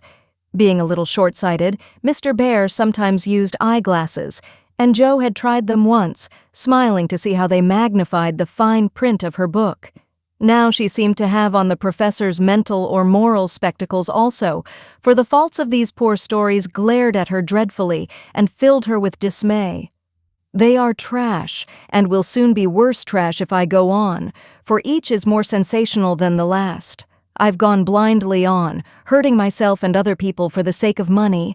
I know it's so, for I can't read this stuff in sober earnest without being horribly ashamed of it, and what should I do if they were seen at home or Mr. Bear got hold of them?" Joe turned hot at the bare idea and stuffed the whole bundle into her stove, nearly setting the chimney afire with the blaze. "Yes, that's the best place for such inflammable nonsense. I'd better burn the house down, I suppose, than let other people blow themselves up with my gunpowder," she thought as she watched the demon of the Jura whisk away, a little black cinder with fiery eyes. But when nothing remained of all her 3 months' work except a heap of ashes and the money in her lap, Joe looked sober as she sat on the floor, wondering what she ought to do about her wages. "I think I haven't done much harm yet and may keep this to pay for my time," she said after a long meditation, adding impatiently, "I almost wish I hadn't any conscience. It's so inconvenient. If I didn't care about doing right and didn't feel uncomfortable when doing wrong, I should get on capitally. I can't help wishing sometimes that Mother and Father hadn't been so particular about such things." "Ah, Joe, instead of wishing that, thank God that Father and Mother were particular, and pity from your heart those who have no such guardians to hedge them round with principles which may seem like prison walls to impatient youth, but which will prove sure foundations to build character upon in womanhood." Joe wrote no more sensational stories, deciding that the money did not pay for her share of the sensation, but going to the other extreme, as is the way with people of her stamp, she took a course of Mrs. Sherwood, Miss Edgeworth, and Hannah More, and then produced a tale which might have been more properly called an essay or a sermon, so intensely moral was it. She had her doubts about it from the beginning, for her lively fancy and girlish romance felt as ill at ease in the new style as she would have done masquerading in the stiff and cumbrous costume of the last century. She sent this didactic gem to several markets, but it found no purchaser, and she was inclined to agree with Mr. Dashwood that morals didn't sell.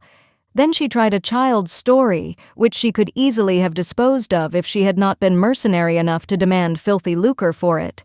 The only person who offered enough to make it worth her while to try juvenile literature was a worthy gentleman who felt it his mission to convert all the world to his particular belief. But much as she liked to write for children, Jo could not consent to depict all her naughty boys as being eaten by bears or tossed by mad bulls because they did not go to a particular Sabbath school, nor all the good infants who did go as rewarded by every kind of bliss, from gilded gingerbread to escorts of angels when they departed this life with psalms or sermons on their lisping tongues. So nothing came of these trials, and Jo corked up her inkstand and said in a fit of very wholesome humility, "I don't know anything. I'll wait until I do before I try again, and meantime, sweep mud in the street. If I can't do better, that's honest, at least." Which decision proved that her second tumble down the beanstalk had done her some good. While these internal revolutions were going on, her external life had been as busy and uneventful as usual, and if she sometimes looked serious or a little sad, no one observed it but Professor Bhaer. He did it so quietly that Jo never knew he was watching to see if she would accept and profit by his reproof, but she stood the test, and he was satisfied, for though no words passed between them, he knew that she had given up writing. Not only did he guess it by the fact that the second finger of her right hand was no longer inky, but she spent her evenings downstairs now, was met no more among newspaper offices, and studied with a dogged patience, which assured him that she was bent on occupying her mind with something useful, if not pleasant.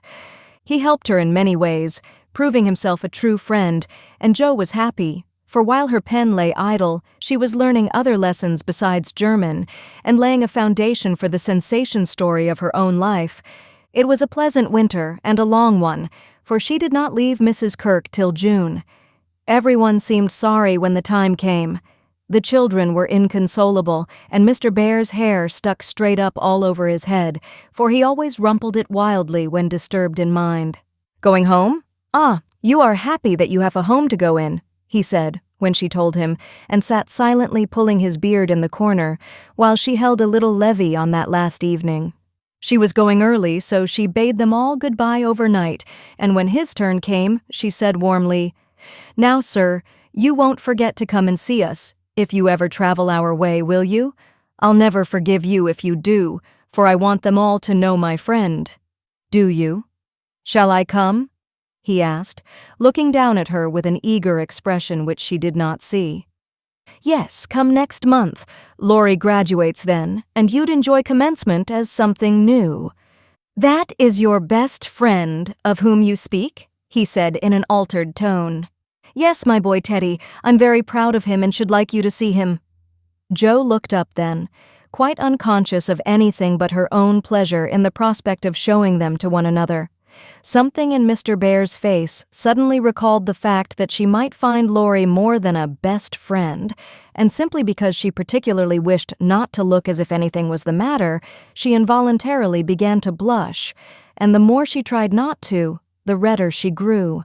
If it had not been for Tina on her knee, she didn't know what would have become of her. Fortunately, the child was moved to hug her, so she managed to hide her face an instant, hoping the professor did not see it. But he did, and his own changed again from that momentary anxiety to its usual expression, as he said cordially, I fear I shall not make the time for that, but I wish the friend much success and you all happiness. God bless you. And with that, he shook hands warmly, shouldered Tina, and went away.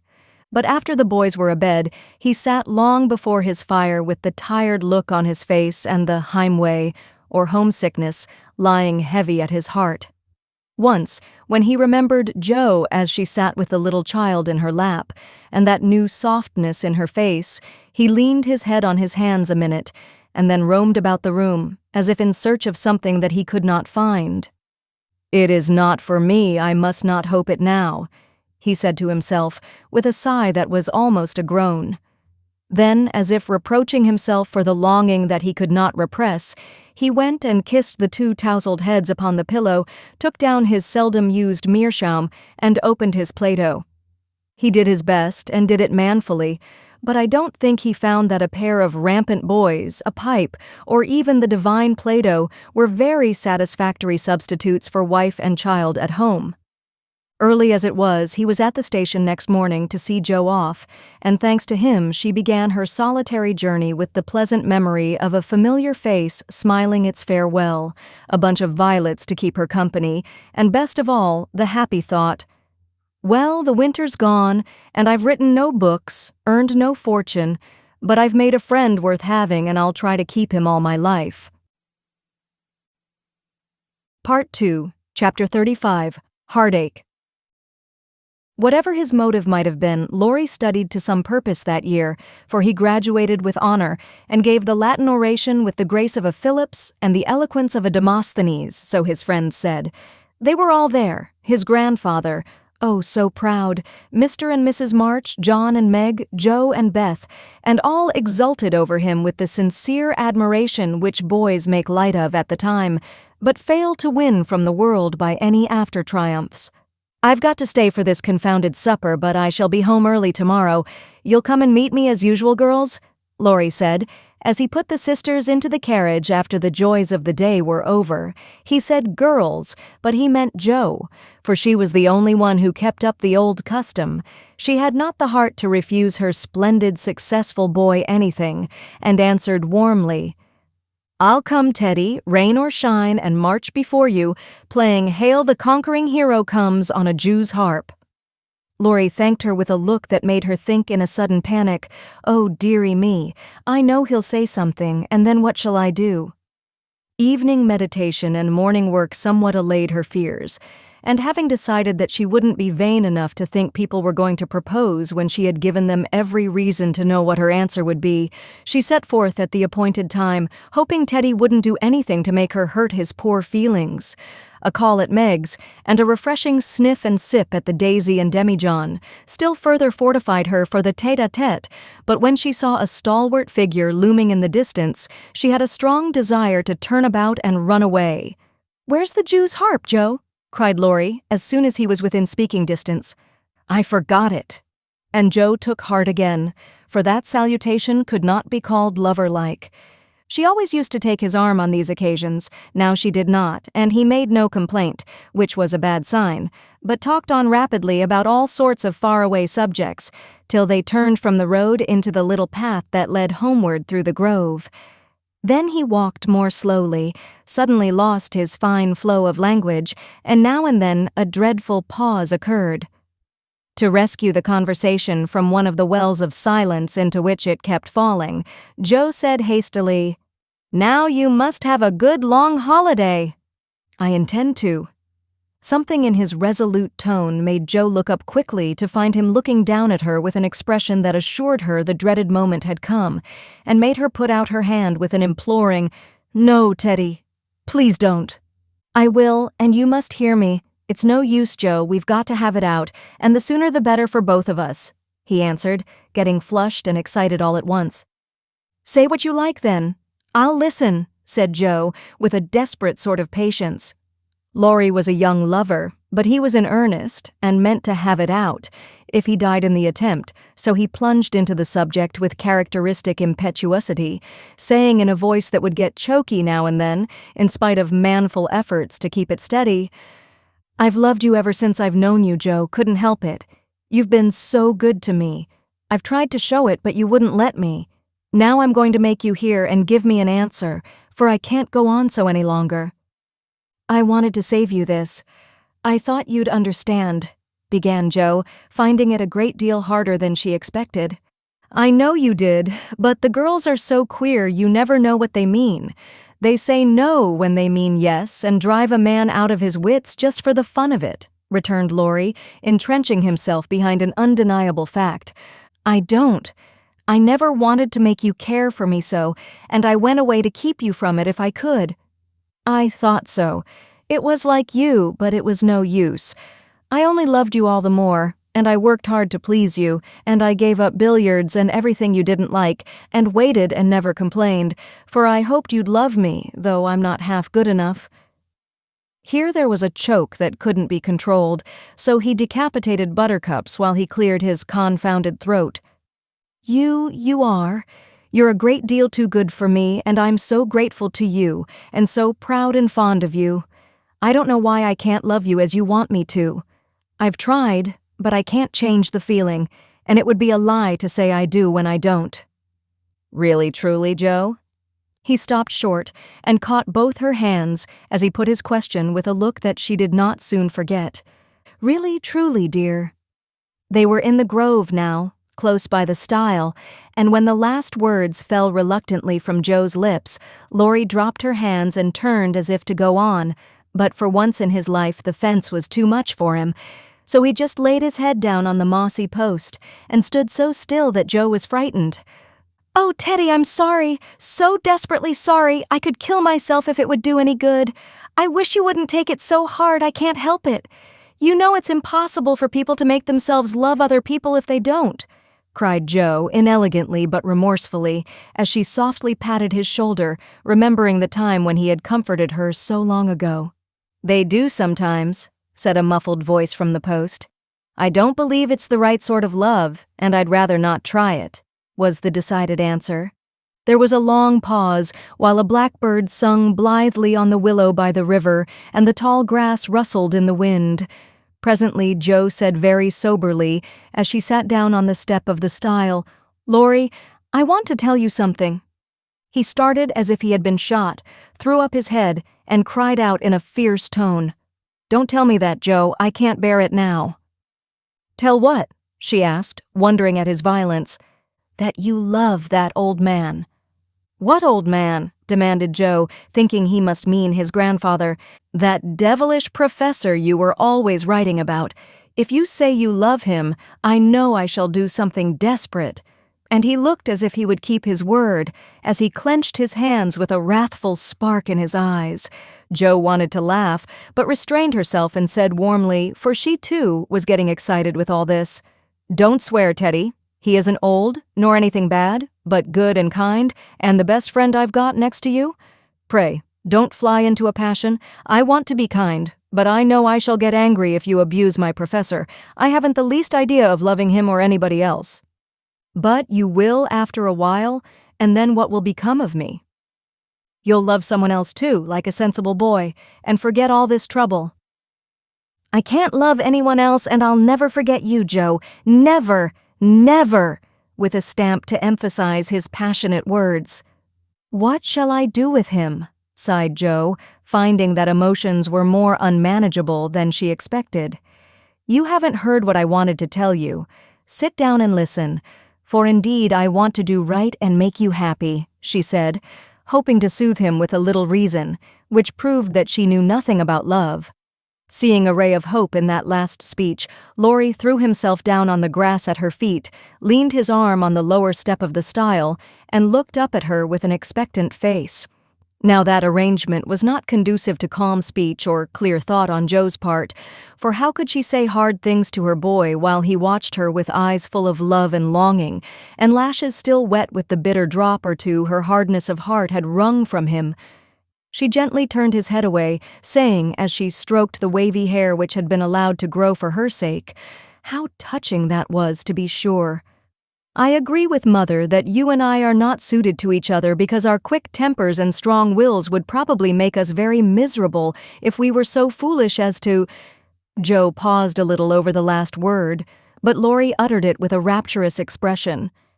"Marry, no, we shouldn't. If you loved me, Joe, I should be a perfect saint, for you could make me anything you like." "No, I can't. I've tried and failed, and I won't risk our happiness by such a serious experiment. We don't agree, and we never shall, so we'll be good friends all our lives, but we won't go and do anything rash." "Yes, we will if we get the chance," muttered Laurie rebelliously. "Now do be reasonable, and take a sensible view of the case," implored Joe, almost at her wit's end. "I won't be reasonable. I don't want to take what you call a sensible view. It won't help me, and it only makes it harder. I don't believe you've got any heart." "I wish I hadn't."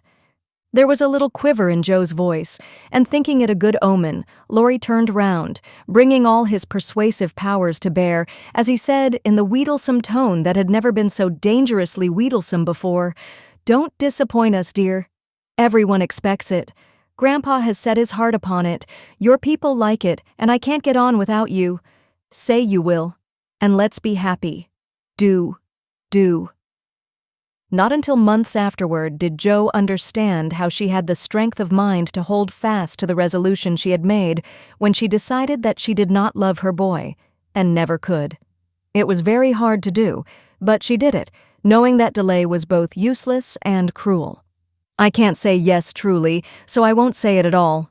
You'll see that I'm right, by and by, and thank me for it," she began solemnly. "I'll be hanged if I do." And Laurie bounced up off the grass, burning with indignation at the very idea. "Yes, you will," persisted Joe. "You'll get over this after a while, and find some lovely accomplished girl who will adore you, and make a fine mistress for your fine house. I shouldn't. I'm homely and awkward and odd and old, and you'd be ashamed of me, and we should quarrel. We can't help it even now, you see. And I shouldn't like elegant society, and you would, and you'd hate my scribbling, and I couldn't get on without it, and we should be unhappy, and wish we hadn't done it, and everything would be horrid." "Anything more?" asked Laurie, finding it hard to listen patiently to this prophetic burst. "Nothing more, except that I don't believe I shall ever marry. I'm happy as I am, and love my liberty too well to be in a hurry to give it up for any mortal man." "I know better," broke in Laurie. "You think so now, but there'll come a time when you will care for somebody, and you'll love him tremendously, and live and die for him. I know you will. It's your way, and I shall have to stand by and see it."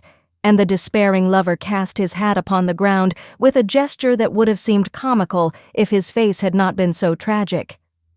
"Yes, I will live and die for him, if he ever comes and makes me love him in spite of myself, and you must do the best you can," cried Joe, losing patience with poor Teddy.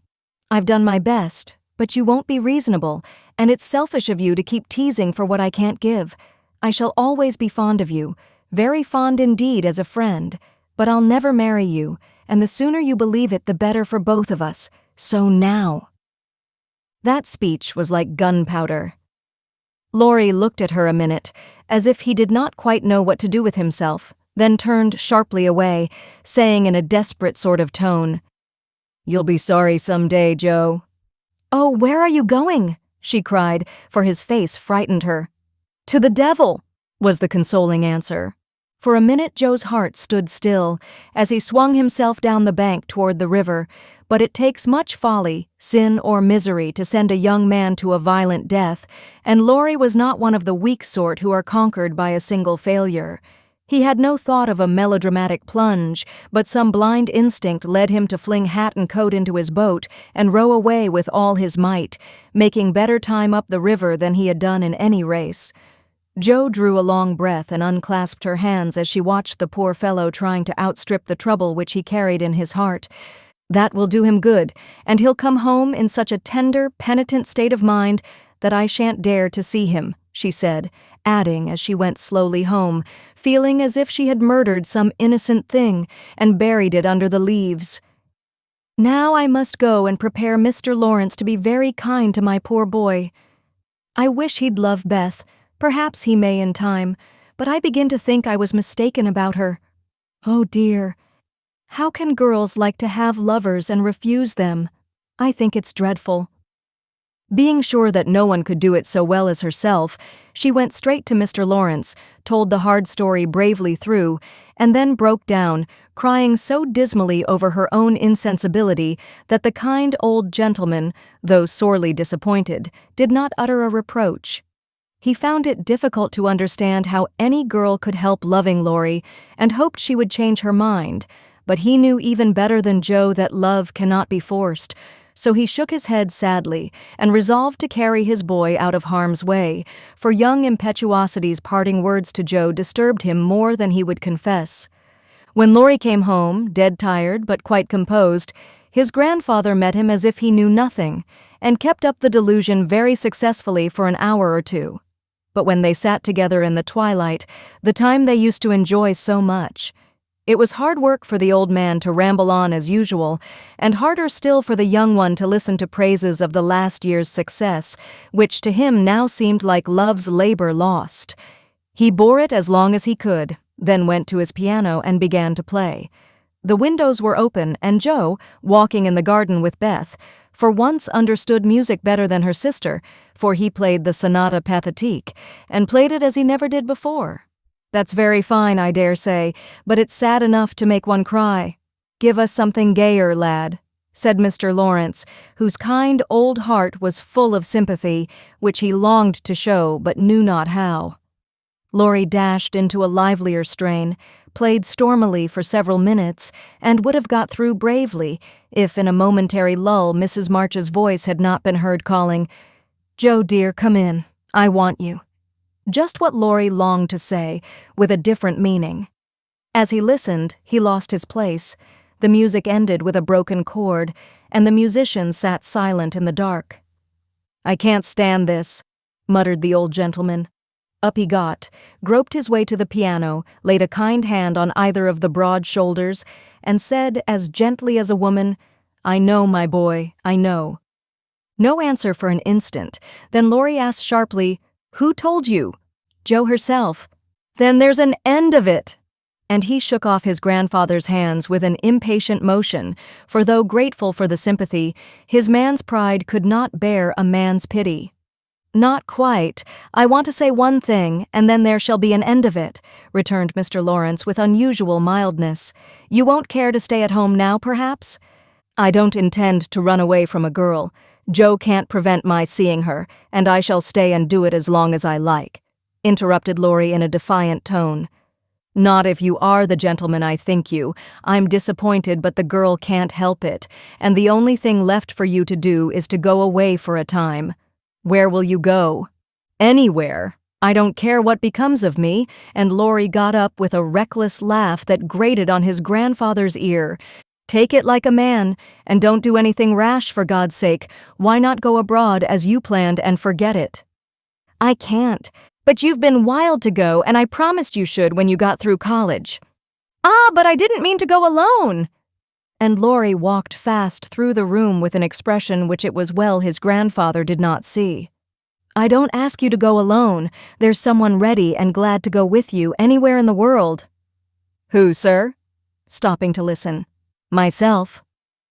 Laurie came back as quickly as he went and put out his hand, saying huskily, "I'm a selfish brute, but, you know, Grandfather—" Lord help me, yes I do know, for I've been through it all before, once in my own young days, and then with your father. Now, my dear boy, just sit quietly down and hear my plan. It's all settled, and can be carried out at once, said Mr. Laurence, keeping hold of the young man, as if fearful that he would break away as his father had done before him. Well, sir, what is it? And Laurie sat down, without a sign of interest in face or voice.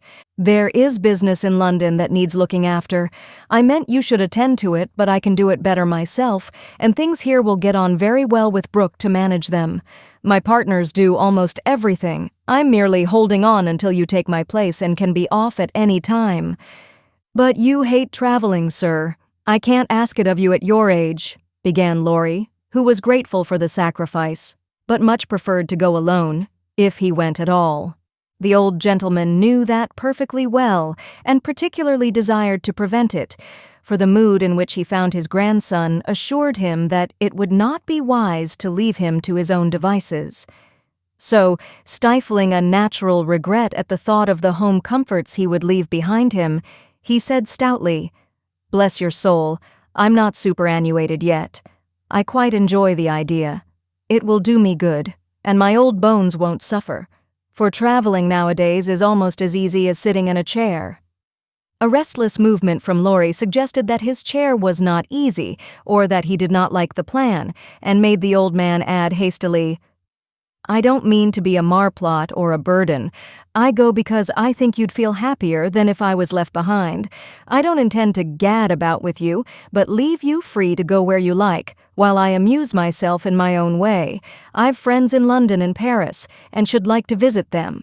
Meantime, you can go to Italy, Germany, Switzerland, where you will, and enjoy pictures, music, scenery, and adventures to your heart's content." Now, Laurie felt just then that his heart was entirely broken and the world a howling wilderness, but at the sound of certain words which the old gentleman artfully introduced into his closing sentence, the broken heart gave an unexpected leap, and a green oasis or two suddenly appeared in the howling wilderness. He sighed, and then said in a spiritless tone, "Just as you like, sir. It doesn't matter where I go or what I do." "It does to me, remember that, my lad. I give you entire liberty, but I trust you to make an honest use of it. Promise me that, Laurie." "Anything you like, sir." "Good," thought the old gentleman. "You don't care now, but there'll come a time when that promise will keep you out of mischief, or I'm much mistaken."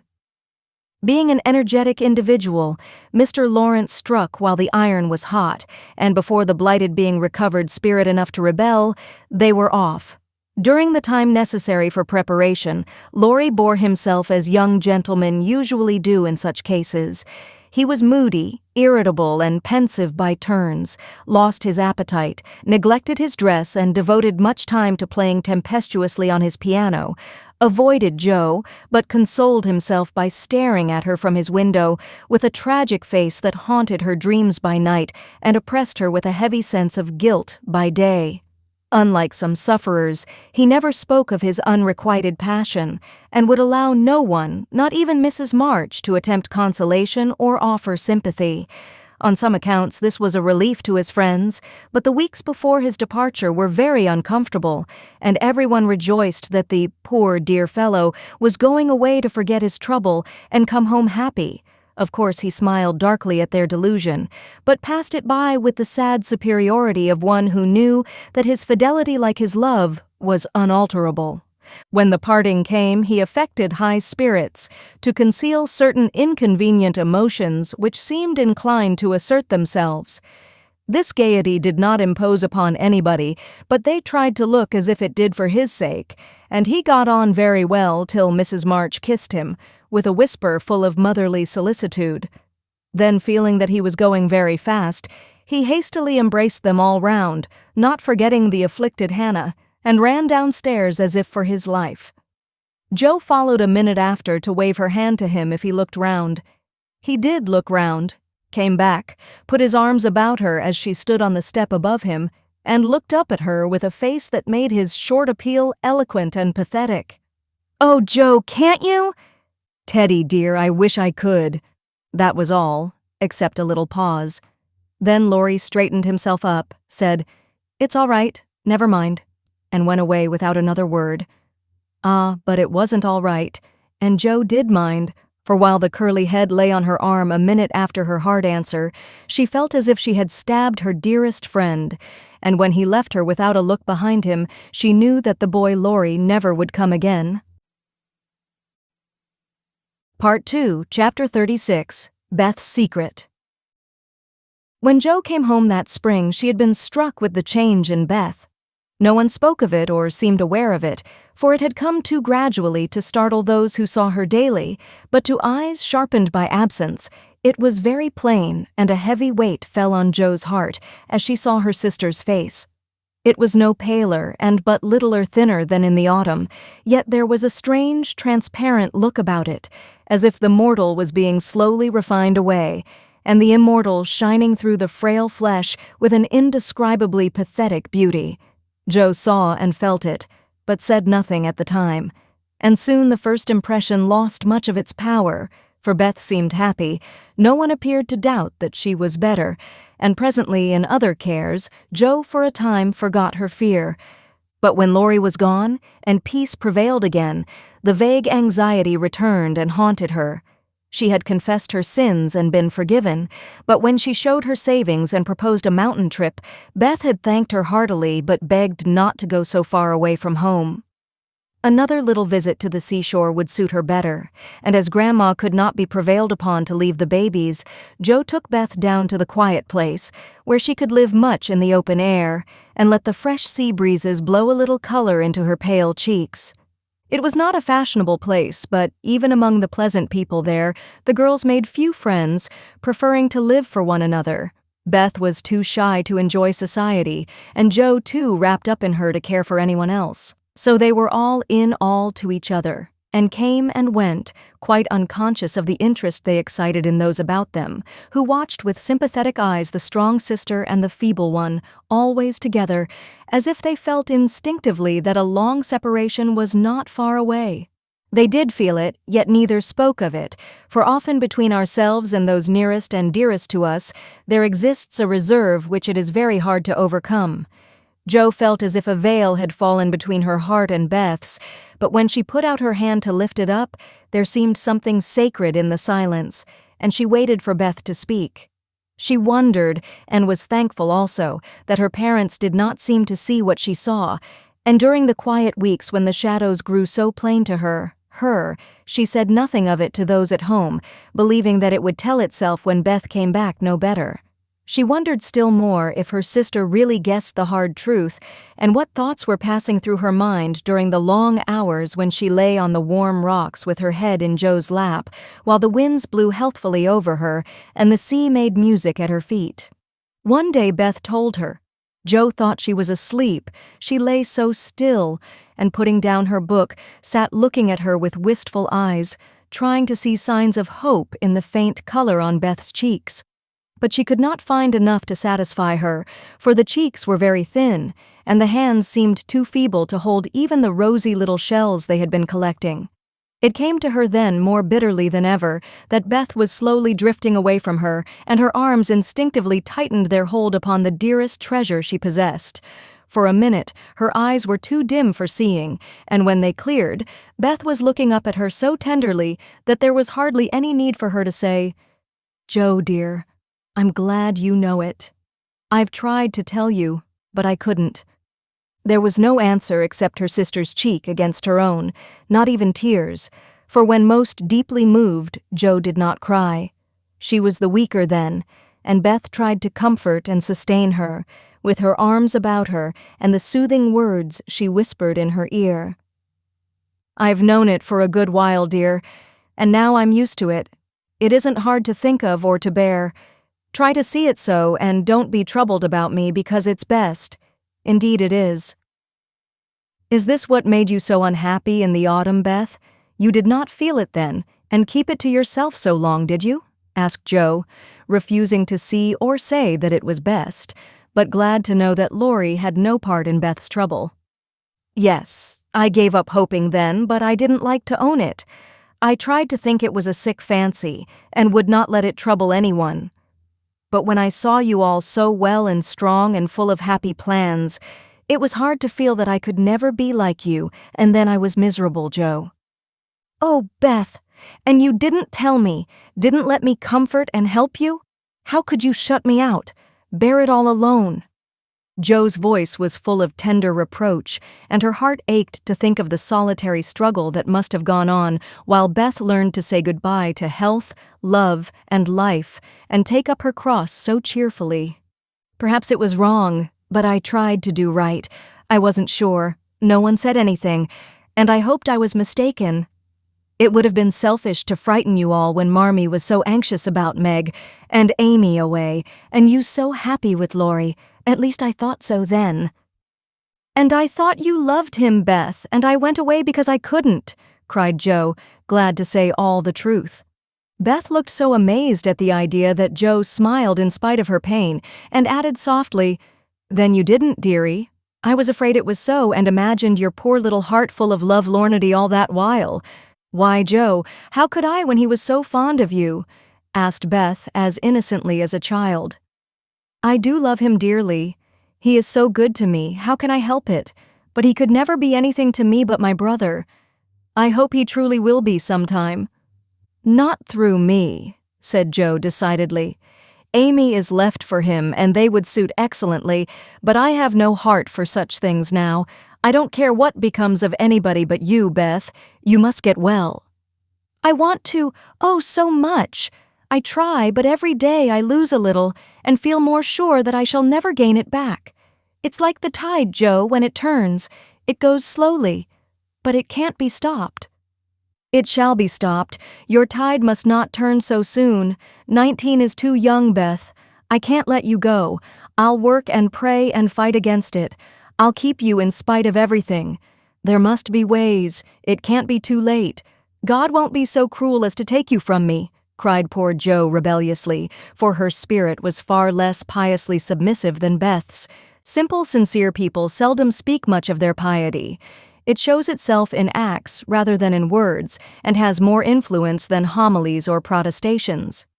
Beth could not reason upon or explain the faith that gave her courage and patience to give up life and cheerfully wait for death. Like a confiding child, she asked no questions, but left everything to God and nature, Father and Mother of us all, feeling sure that they, and they only, could teach and strengthen heart and spirit for this life and the life to come. She did not rebuke Joe with saintly speeches, only loved her better for her passionate affection, and clung more closely to the dear human love, from which our Father never means us to be weaned, but through which he draws us closer to himself. She could not say, "I'm glad to go," for life was very sweet for her. She could only sob out, "I try to be willing," while she held fast to Joe as the first bitter wave of this great sorrow broke over them together. By and by Beth said with recovered serenity, "You'll tell them this when we go home?" "I think they will see it without words," sighed Joe, for now it seemed to her that Beth changed every day. "Perhaps not. I've heard that the people who love best are often blindest to such things. If they don't see it, you will tell them for me. I don't want any secrets, and it's kinder to prepare them. Meg has John and the babies to comfort her, but you must stand by Father and Mother, won't you, Joe?" "If I can. But, Beth, I don't give up yet. I'm going to believe that it is a sick fancy and not let you think it's true," said Joe, trying to speak cheerfully. Beth lay a minute thinking and then said in her quiet way, "I don't know how to express myself and shouldn't try to anyone but you because I can't speak out except to my Joe. I only mean to say that I have a feeling that it never was intended I should live long. I'm not like the rest of you. I never made any plans about what I'd do when I grew up. I never thought of being married, as you all did. I couldn't seem to imagine myself anything but stupid little Beth, trotting about at home, of no use anywhere but there. I never wanted to go away, and the hard part now is the leaving you all. I'm not afraid, but it seems as if I should be homesick for you even in heaven." Joe could not speak, and for several minutes there was no sound but the sigh of the wind and the lapping of the tide. A white-winged gull flew by, with the flash of sunshine on its silvery breast. Beth watched it till it vanished, and her eyes were full of sadness. A little gray-coated sandbird came tripping over the beach, peeping softly to itself, as if enjoying the sun and sea. It came quite close to Beth and looked at her with a friendly eye and sat upon a warm stone, dressing its wet feathers, quite at home. Beth smiled and felt comforted, for the tiny thing seemed to offer its small friendship and remind her that a pleasant world was still to be enjoyed. "Dear little bird! See, Joe, how tame it is. I like peeps better than the gulls. They are not so wild and handsome, but they seem happy, confiding little things. I used to call them my birds last summer, and Mother said they reminded her of me, busy, Quaker-colored creatures, always near the shore, and always chirping that contented little song of theirs. You are the gull, Joe, strong and wild, fond of the storm and the wind, flying far out to sea, and happy all alone. Meg is the turtle dove, and Amy is like the lark she writes about, trying to get up among the clouds, but always dropping down into its nest again. Dear little girl, she's so ambitious, but her heart is good and tender, and no matter how high she flies, she never will forget home. I hope I shall see her again, but she seems so far away. She is coming in the spring, and I mean that you shall be all ready to see and enjoy her. I'm going to have you well and rosy by that time," began Joe, feeling that of all the changes in Beth, the talking change was the greatest, for it seemed to cost no effort now, and she thought aloud in a way quite unlike bashful Beth. "Joe, dear, don't hope any more. It won't do any good. I'm sure of that. We won't be miserable, but enjoy being together while we wait. We'll have happy times, for I don't suffer much, and I think the tide will go out easily if you help me." Joe leaned down to kiss the tranquil face, and with that silent kiss, she dedicated herself soul and body to Beth. She was right. There was no need of any words when they got home, for Father and Mother saw plainly now what they had prayed to be saved from seeing. Tired with her short journey, Beth went at once to bed, saying how glad she was to be home, and when Joe went down, she found that she would be spared the hard task of telling Beth's secret. Her father stood leaning his head on the mantelpiece and did not turn as she came in, but her mother stretched out her arms as if for help, and Joe went to comfort her without a word. Part 2, Chapter 37, New Impressions. At 3 o'clock in the afternoon, all the fashionable world at Nice may be seen on the Promenade des Anglais, a charming place, for the wide walk, bordered with palms, flowers, and tropical shrubs, is bounded on one side by the sea, on the other by the Grand Drive, lined with hotels and villas, while beyond lie orange orchards and the hills. Many nations are represented, many languages spoken, many costumes worn, and on a sunny day the spectacle is as gay and brilliant as a carnival. Haughty English, lively French, sober Germans, handsome Spaniards, ugly Russians, meek Jews, free and easy Americans, all drive, sit, or saunter here, chatting over the news and criticizing the latest celebrity who has arrived, Ristori or Dickens, Victor Emmanuel or the Queen of the Sandwich Islands. The equipages are as varied as the company and attract as much attention, especially the low basket barouches in which ladies drive themselves, with a pair of dashing ponies, gay nets to keep their voluminous flounces from overflowing the diminutive vehicles, and little grooms on the perch behind. Along this walk on Christmas Day, a tall young man walked slowly, with his hands behind him, and a somewhat absent expression of countenance. He looked like an Italian, was dressed like an Englishman, and had the independent air of an American, a combination which caused sundry pairs of feminine eyes to look approvingly after him, and sundry dandies in black velvet suits, with rose-colored neckties, buff gloves, and orange flowers in their buttonholes, to shrug their shoulders and then envy him his inches. There were plenty of pretty faces to admire, but the young man took little notice of them, except to glance now and then at some blonde girl in blue. Presently he strolled out of the promenade and stood a moment at the crossing, as if undecided whether to go and listen to the band in the Jardin Public or to wander along the beach toward Castle Hill. The quick trot of ponies' feet made him look up as one of the little carriages containing a single young lady came rapidly down the street. The lady was young, blonde, and dressed in blue. He stared a minute, then his whole face woke up, and waving his hat like a boy, he hurried forward to meet her. "Oh, Laurie, is it really you?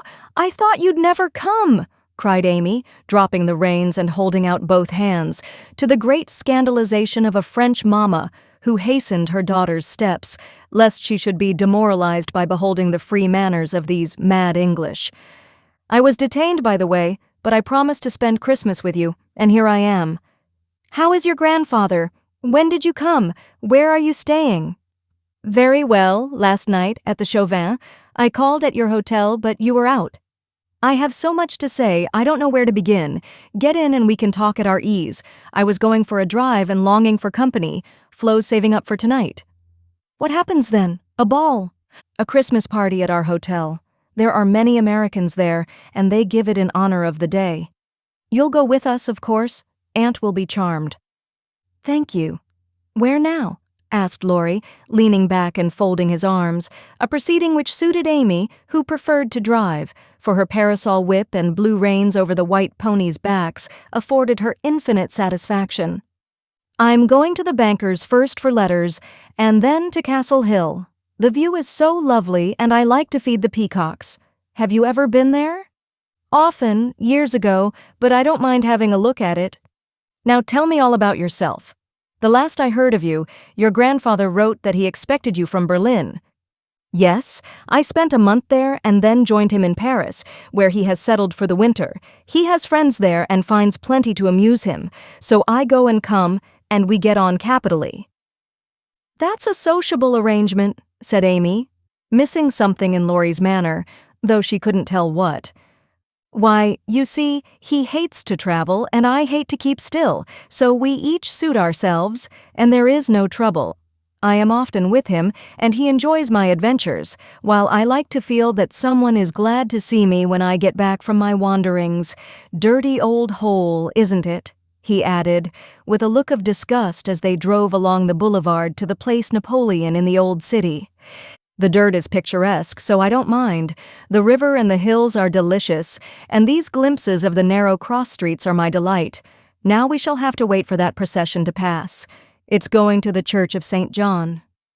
While Laurie listlessly watched the procession of priests under their canopies, white-veiled nuns bearing lighted tapers, and some brotherhood in blue chanting as they walked, Amy watched him and felt a new sort of shyness steal over her, for he was changed, and she could not find the merry-faced boy she left in the moody-looking man beside her.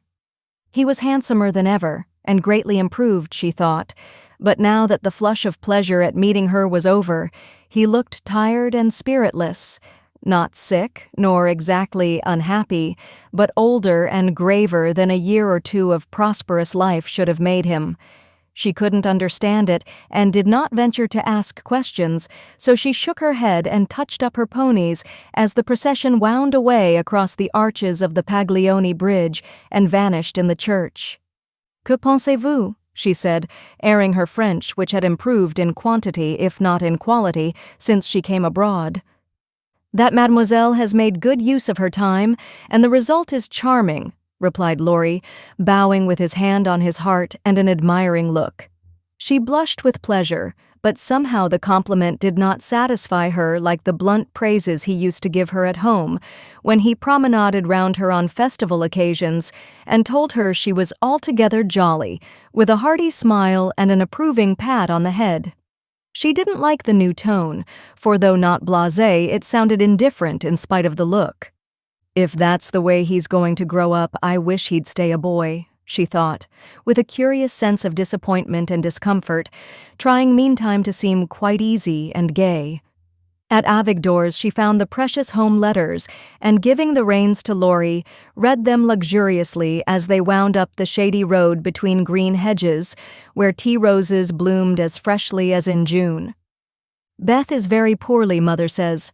I often think I ought to go home, but they all say, 'Stay.' So I do, for I shall never have another chance like this," said Amy, looking sober over one page.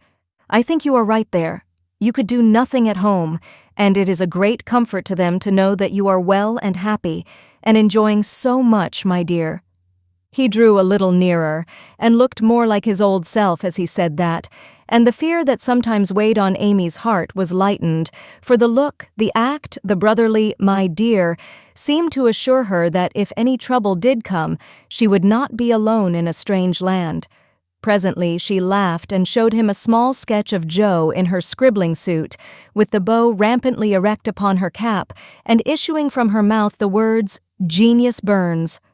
Laurie smiled, took it, put it in his vest pocket to keep it from blowing away, and listened with interest to the lively letter Amy read him. "This will be a regularly Merry Christmas to me, with presents in the morning, you and letters in the afternoon, and a party at night," said Amy, as they alighted among the ruins of the old fort, and a flock of splendid peacocks came trooping about them, tamely waiting to be fed, while Amy stood laughing on the bank above him as she scattered crumbs to the brilliant birds. Laurie looked at her as she had looked at him, with a natural curiosity to see what changes time and absence had wrought. He found nothing to perplex or disappoint, much to admire and approve, for overlooking a few little affectations of speech and manner, she was as sprightly and graceful as ever, with the addition of that indescribable something in dress and bearing which we call elegance. Always mature for her age, she had gained a certain aplomb in both carriage and conversation, which made her seem more of a woman of the world than she was, but her old petulance now and then showed itself. Her strong will still held its own, and her native frankness was unspoiled by foreign polish. Laurie did not read all this while he watched her feed the peacocks, but he saw enough to satisfy and interest him, and carried away a pretty little picture of a bright-faced girl standing in the sunshine, which brought out the soft hue of her dress, the fresh color of her cheeks, the golden gloss of her hair, and made her a prominent figure in the pleasant scene. As they came up onto the stone plateau that crowns the hill, Amy waved her hand as if welcoming him to her favorite haunt, and said, pointing here and there, "Do you remember the cathedral and the Corso, the fishermen dragging their nets in the bay, and the lovely road to Villafranca, Schubert's Tower just below, and best of all, that speck far out to sea which they say is Corsica?" "I remember. It's not much changed," he answered without enthusiasm. "What Jo would give for a sight of that famous speck," said Amy, feeling in good spirits and anxious to see him so also.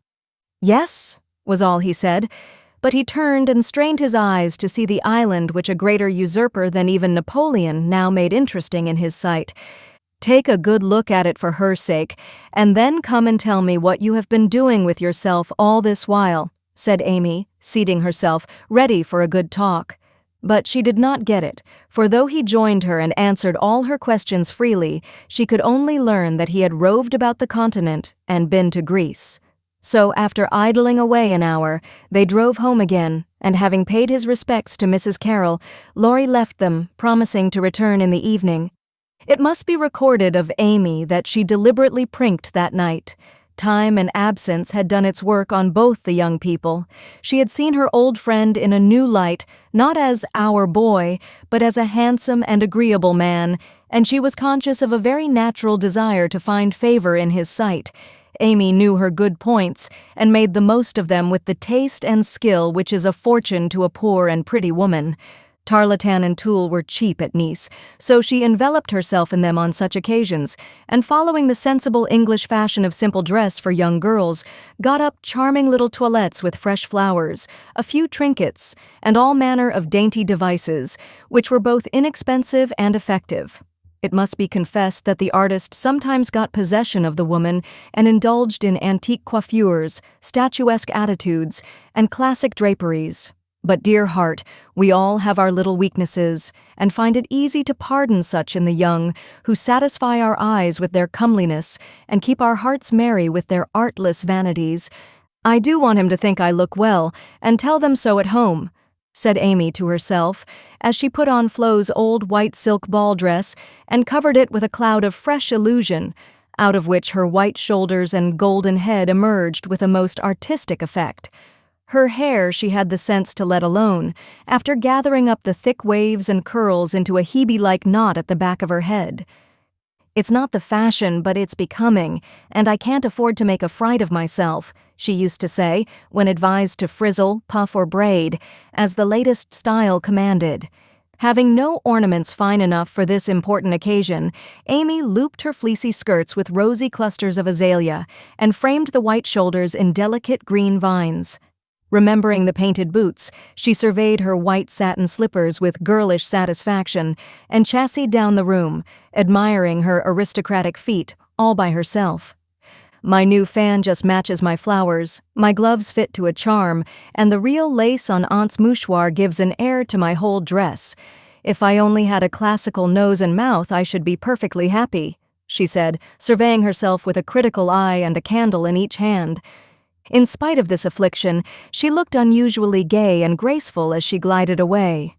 She seldom ran. It did not suit her style, she thought, for being tall, the stately and Juno-esque was more appropriate than the sportive or piquant.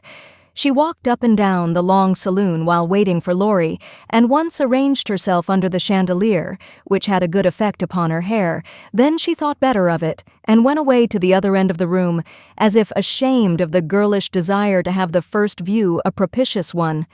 It so happened that she could not have done a better thing, for Laurie came in so quietly she did not hear him. And as she stood at the distant window, with her head half-turned and one hand gathering up her dress, the slender, white figure against the red curtains was as effective as a well-placed statue. "Good evening, Diana," said Laurie, with the look of satisfaction she liked to see in his eyes when they rested on her. "Good evening, Apollo," she answered, smiling back at him, for he too looked unusually debonair, and the thought of entering the ballroom on the arm of such a personable man caused Amy to pity the 4 plain Mrs. Davis from the bottom of her heart. "Here are your flowers. I arranged them myself, remembering that you didn't like what Hannah calls a sot bouquet," said Laurie, handing her a delicate nosegay, in a holder that she had long coveted as she daily passed it in Cardiglia's window. "How kind you are," she exclaimed gratefully. "If I'd known you were coming, I'd have had something ready for you today, though not as pretty as this, I'm afraid." "Thank you. It isn't what it should be, but you have improved it," he added, as she snapped the silver bracelet on her wrist. "Please don't. I thought you liked that sort of thing." "Not from you, it doesn't sound natural, and I like your old bluntness better." "I'm glad of it," he answered with a look of relief, then buttoned her gloves for her and asked if his tie was straight, just as he used to do when they went to parties together at home. The company assembled in the long salle à manger that evening was such as one sees nowhere but on the continent. The hospitable Americans had invited every acquaintance they had in Nice, and having no prejudice against titles, secured a few to add luster to their Christmas ball. A Russian prince condescended to sit in a corner for an hour and talk with a massive lady, dressed like Hamlet's mother in black velvet with a pearl bridle under her chin. A Polish count, aged 18, devoted himself to the ladies who pronounced him a fascinating dear and a German serene something, having come to supper alone, roamed vaguely about, seeking what he might devour. Baron Rothschild's private secretary, a large-nosed Jew in tight boots, affably beamed upon the world, as if his master's name crowned him with a golden halo. A stout Frenchman, who knew the emperor, came to indulge his mania for dancing, and Lady de Jones, a British matron, adorned the scene with her little family of 8. Of course, there were many light-footed, shrill-voiced American girls, handsome, lifeless-looking English ditto, and a few plain but piquant French demoiselles, likewise the usual set of traveling young gentlemen who disported themselves gaily, while mammas of all nations lined the walls and smiled upon them benignly when they danced with their daughters. Any young girl can imagine Amy's state of mind when she took the stage that night, leaning on Laurie's arm. She knew she looked well, she loved to dance, she felt that her foot was on her native heath in a ballroom, and enjoyed the delightful sense of power which comes when young girls first discover the new and lovely kingdom they are born to rule by virtue of beauty, youth, and womanhood. She did pity the Davis girls, who were awkward, plain, and destitute of escort, except a grim papa and 3 grimmer maiden aunts, and she bowed to them in her friendliest manner as she passed, which was good of her, as it permitted them to see her dress and burn with curiosity to know who her distinguished-looking friend might be. With the first burst of the band, Amy's color rose, her eyes began to sparkle, and her feet to tap the floor impatiently, for she danced well and wanted Laurie to know it. Therefore the shock she received can better be imagined than described, when he said in a perfectly tranquil tone, "Do you care to dance?" "One usually does at a ball." Her amazed look and quick answer caused Laurie to repair his error as fast as possible. "I meant the first dance. May I have the honor?" "I can give you one if I put off the count. He dances divinely, but he will excuse me, as you are an old friend," said Amy, hoping that the name would have a good effect, and show Laurie that she was not to be trifled with. Nice little boy, but rather a short pole to support. A daughter of the gods, divinely tall, and most divinely fair, was all the satisfaction she got, however. The set in which they found themselves was composed of English, and Amy was compelled to walk decorously through a cotillion, feeling all the while as if she could dance the tarantella with relish. Laurie resigned her to the nice little boy and went to do his duty to Flo, without securing Amy for the joys to come, which reprehensible want of forethought was properly punished, for she immediately engaged herself till supper, meaning to relent if he then gave any signs penitence. She showed him her ball book with demure satisfaction when he strolled instead of rushed up to claim her for the next, a glorious polka redowa. But his polite regrets didn't impose upon her, and when she galloped away with the Count, she saw Laurie sit down by her aunt with an actual expression of relief. That was unpardonable, and Amy took no more notice of him for a long while, except a word now and then when she came to her chaperone between the dances for a necessary pin or a moment's rest. Her anger had a good effect, however, for she hid it under a smiling face and seemed unusually blithe and brilliant. Laurie's eyes followed her with pleasure, for she neither romped nor sauntered, but danced with spirit and grace, making the delightsome pastime what it should be. He very naturally fell to studying her from this new point of view, and before the evening was half over, had decided that little Amy was going to make a very charming woman. It was a lively scene, for soon the spirit of the social season took possession of everyone, and Christmas merriment made all faces shine, hearts happy, and heels light. The musicians fiddled, tooted, and banged as if they enjoyed it. Everybody danced who could, and those who couldn't admired their neighbors with uncommon warmth. The air was dark with Davises, and many Joneses gamboled like a flock of young giraffes. The golden secretary darted through the room like a meteor with a dashing Frenchwoman who carpeted the floor with her pink satin train. The serene Teuton found the supper table and was happy, eating steadily through the bill of fare, and dismayed the garçons by the ravages he committed. But the emperor's friend covered himself with glory, for he danced everything, whether he knew it or not, and introduced impromptu pirouettes when the figures bewildered him. The boyish abandon of that stout man was charming to behold, for though he carried weight, he danced like an India rubber ball.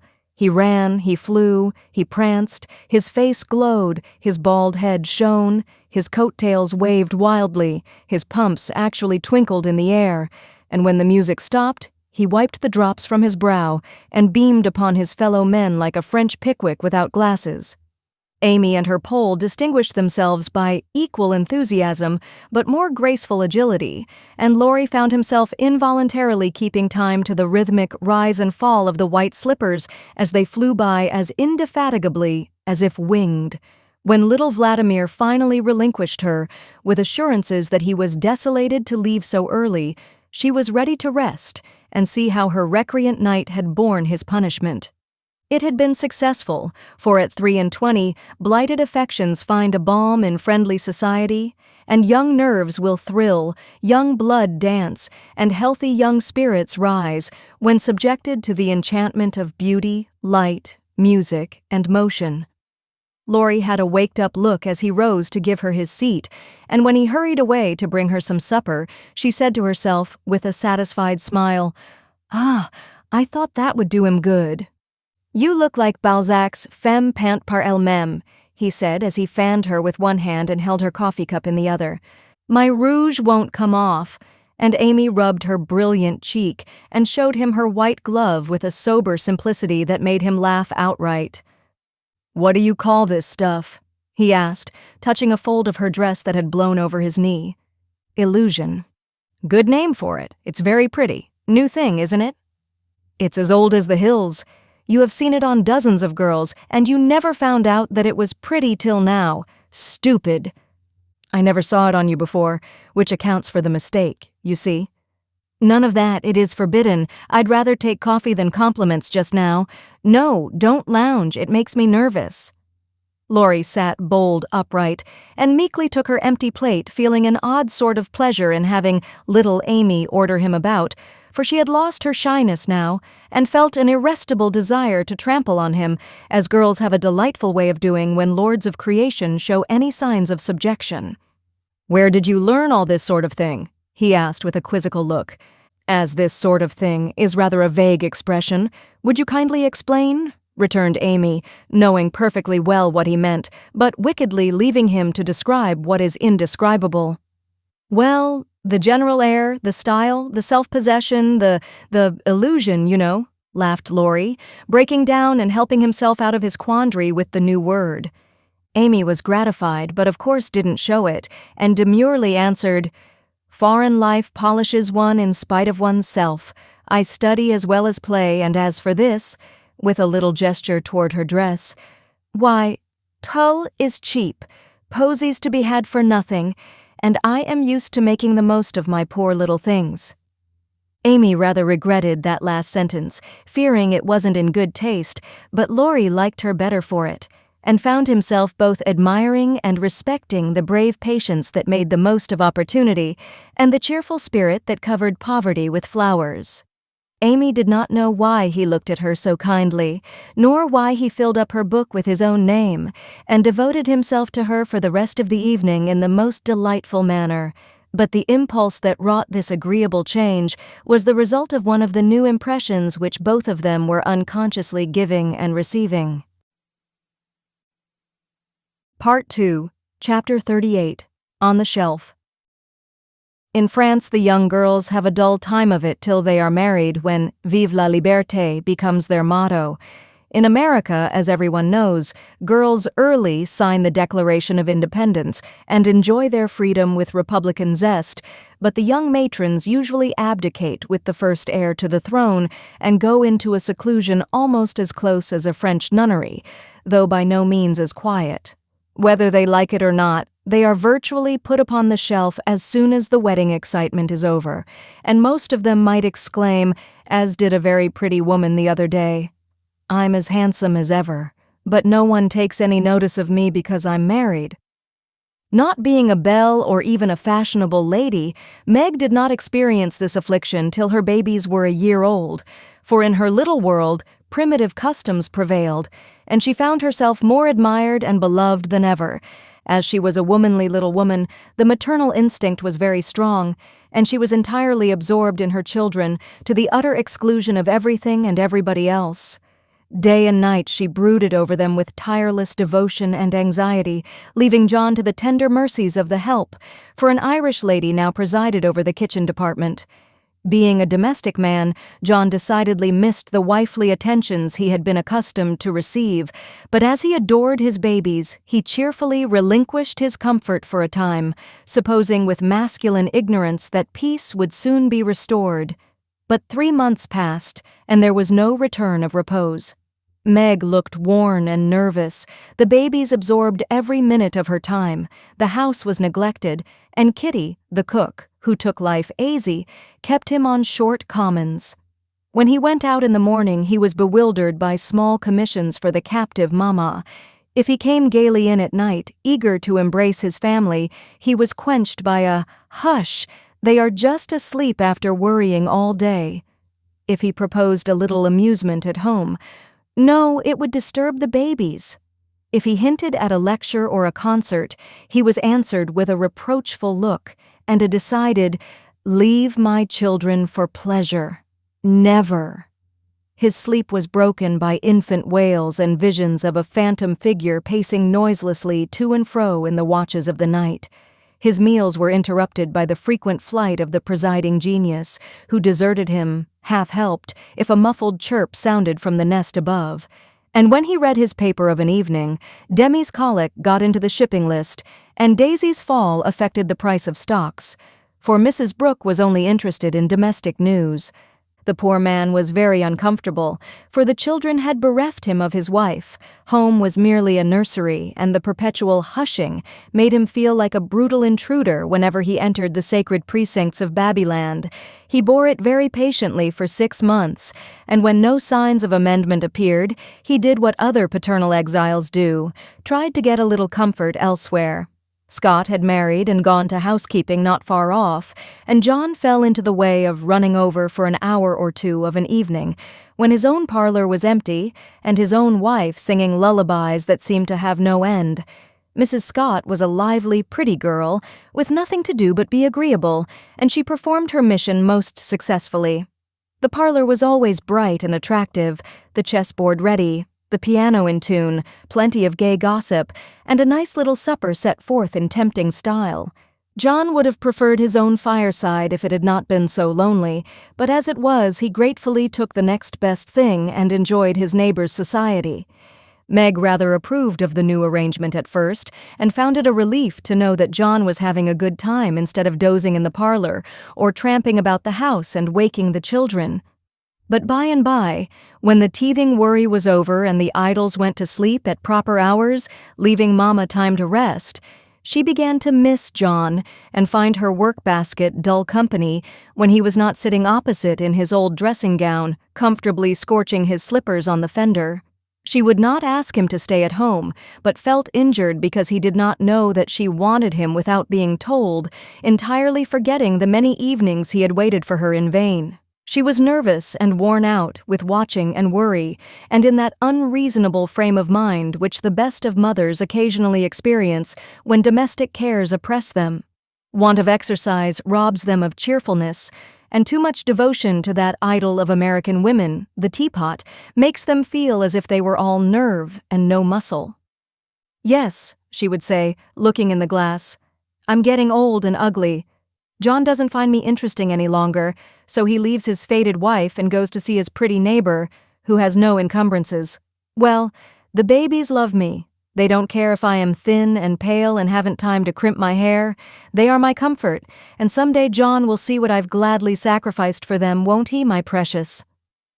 To which pathetic appeal Daisy would answer with a coo, or Demi with a crow, and Meg would put by her lamentations for a maternal revel, which soothed her solitude for the time being.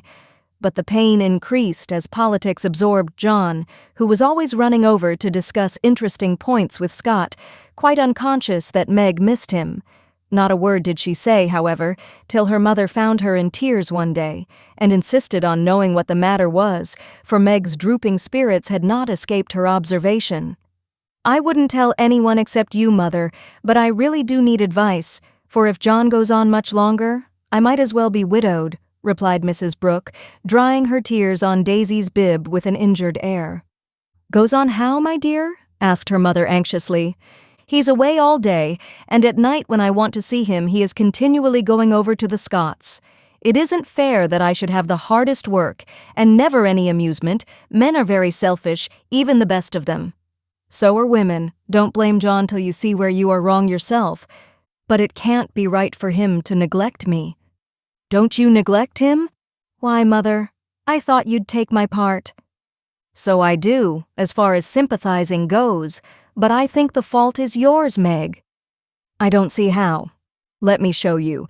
Did John ever neglect you, as you call it, while you made it a point to give him your society of an evening, his only leisure time?" "No, but I can't do it now with 2 babies to tend." "I think you could, dear, and I think you ought.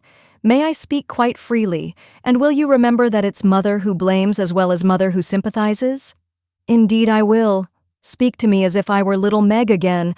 I often feel as if I needed teaching more than ever since these babies look to me for everything."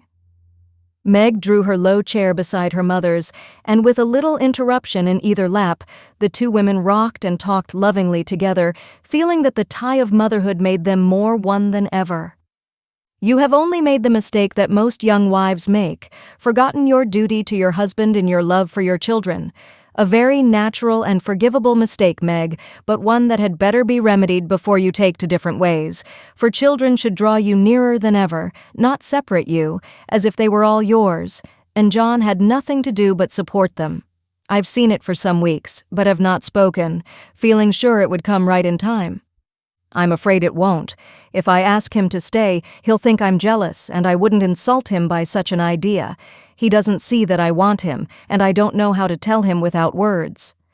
Make it so pleasant he won't want to go away.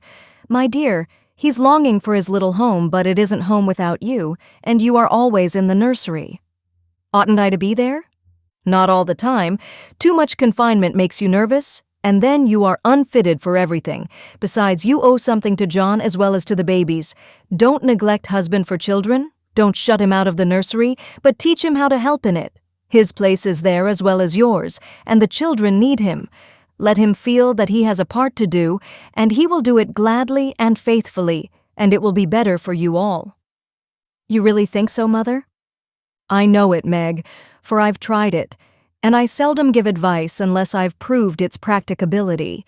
When you and Joe were little, I went on just as you are, feeling as if I didn't do my duty unless I devoted myself wholly to you. Poor father took to his books after I had refused all offers of help and left me to try my experiment alone. I struggled along as well as I could, but Joe was too much for me. I nearly spoiled her by indulgence. You were poorly, and I worried about you till I fell sick myself. Then father came to the rescue, quietly managed everything, and made himself so helpful that I saw my mistake and never have been able to get on without him since. That is the secret of our home happiness. He does not let business wean him from the little cares and duties that affect us all, and I try not to let domestic worries destroy my interest in his pursuits. Each do our part alone in many things, but at home we work together, always. It is so, Mother, and my great wish is to be to my husband and children what you have been to yours.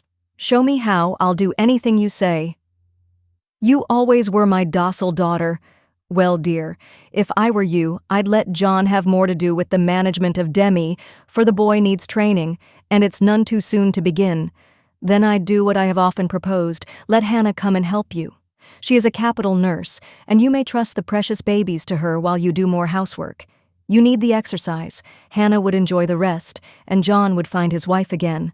Go out more, keep cheerful as well as busy, for you are the sunshine maker of the family, and if you get dismal, there is no fair weather. Then I'd try to take an interest in whatever John likes. Talk with him, let him read to you, exchange ideas, and help each other in that way. Don't shut yourself up in a bandbox because you are a woman, but understand what is going on, and educate yourself to take your part in the world's work, for it all affects you and yours. John is so sensible, I'm afraid he will think I'm stupid if I ask questions about politics and things.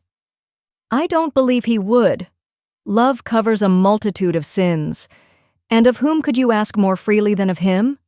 Try it, and see if he doesn't find your society far more agreeable than Mrs. Scott's suppers. I will. Poor John. I'm afraid I have neglected him sadly, but I thought I was right, and he never said anything. He tried not to be selfish, but he has felt rather forlorn, I fancy.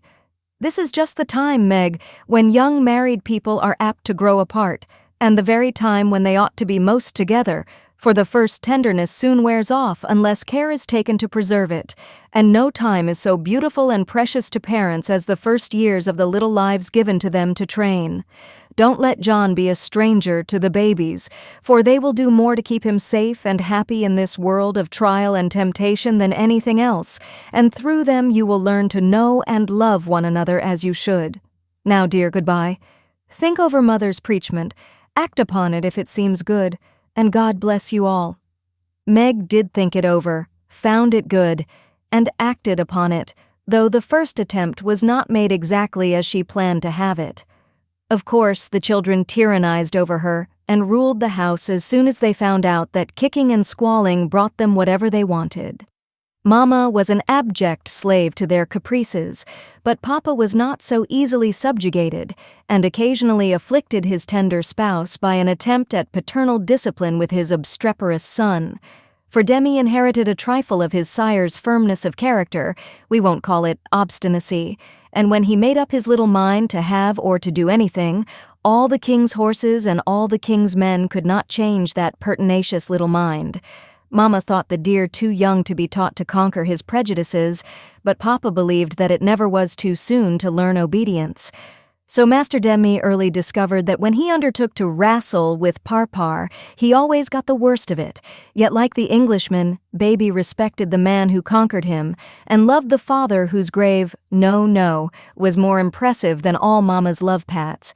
A few days after the talk with her mother, Meg resolved to try a social evening with John, so she ordered a nice supper, set the parlor in order, dressed herself prettily, and put the children to bed early that nothing should interfere with her experiment. But unfortunately, Demi's most unconquerable prejudice was against going to bed, and that night he decided to go on a rampage. So poor Meg sang and rocked, told stories, and tried every sleep-provoking wile she could devise, but all in vain. The big eyes wouldn't shut, and long after Daisy had gone to lie low, like the chubby little bunch of good nature she was, naughty Demi lay staring at the light with the most discouragingly wide-awake expression of countenance. "Will Demi lie still like a good boy while Mama runs down and gives poor Papa his tea?" asked Meg, as the hall door softly closed and the well-known step went tiptoeing into the dining room. "Me has tea," said Demi, preparing to join in the revel. "No, but I'll save you some little cakeys for breakfast if you'll go bye-bye like Daisy. Will you, lovey?" "Is," and Demi shut his eyes tight, as if to catch sleep and hurry the desired day. Taking advantage of the propitious moment, Meg slipped away and ran down to greet her husband with a smiling face and the little blue bow in her hair which was his especial admiration. He saw it at once and said with pleased surprise, "Why, little mother, how gay we are tonight. Do you expect company?" "Only you, dear. Is it a birthday, anniversary, or anything?" "No, I'm tired of being dowdy, so I dressed up as a change. You always make yourself nice for table, no matter how tired you are, so why shouldn't I when I have the time?" "I do it out of respect for you, my dear," said old-fashioned John. "Ditto, ditto, Mr. Brooke," laughed Meg, looking young and pretty again, as she nodded to him over the teapot. "Well, it's altogether delightful, and like old times. This tastes right. I drink your health, dear." And John sipped his tea with an air of reposeful rapture, which was of very short duration, however, for as he put down his cup, the door handle rattled mysteriously, and a little voice was heard, saying impatiently, "Opie doy, me's tummin'." "It's that naughty boy. I told him to go to sleep alone, and here he is, downstairs, getting his death-a-cold pattering over that canvas," said Meg, answering the call. "Mornin' now," announced Demi in joyful tone as he entered, with his long nightgown gracefully festooned over his arm, and every curl bobbing gaily as he pranced about the table, eyeing the khakis with loving glances. "No, it isn't morning yet. You must go to bed, and not trouble poor Mama. Then you can have the little cake with sugar on it."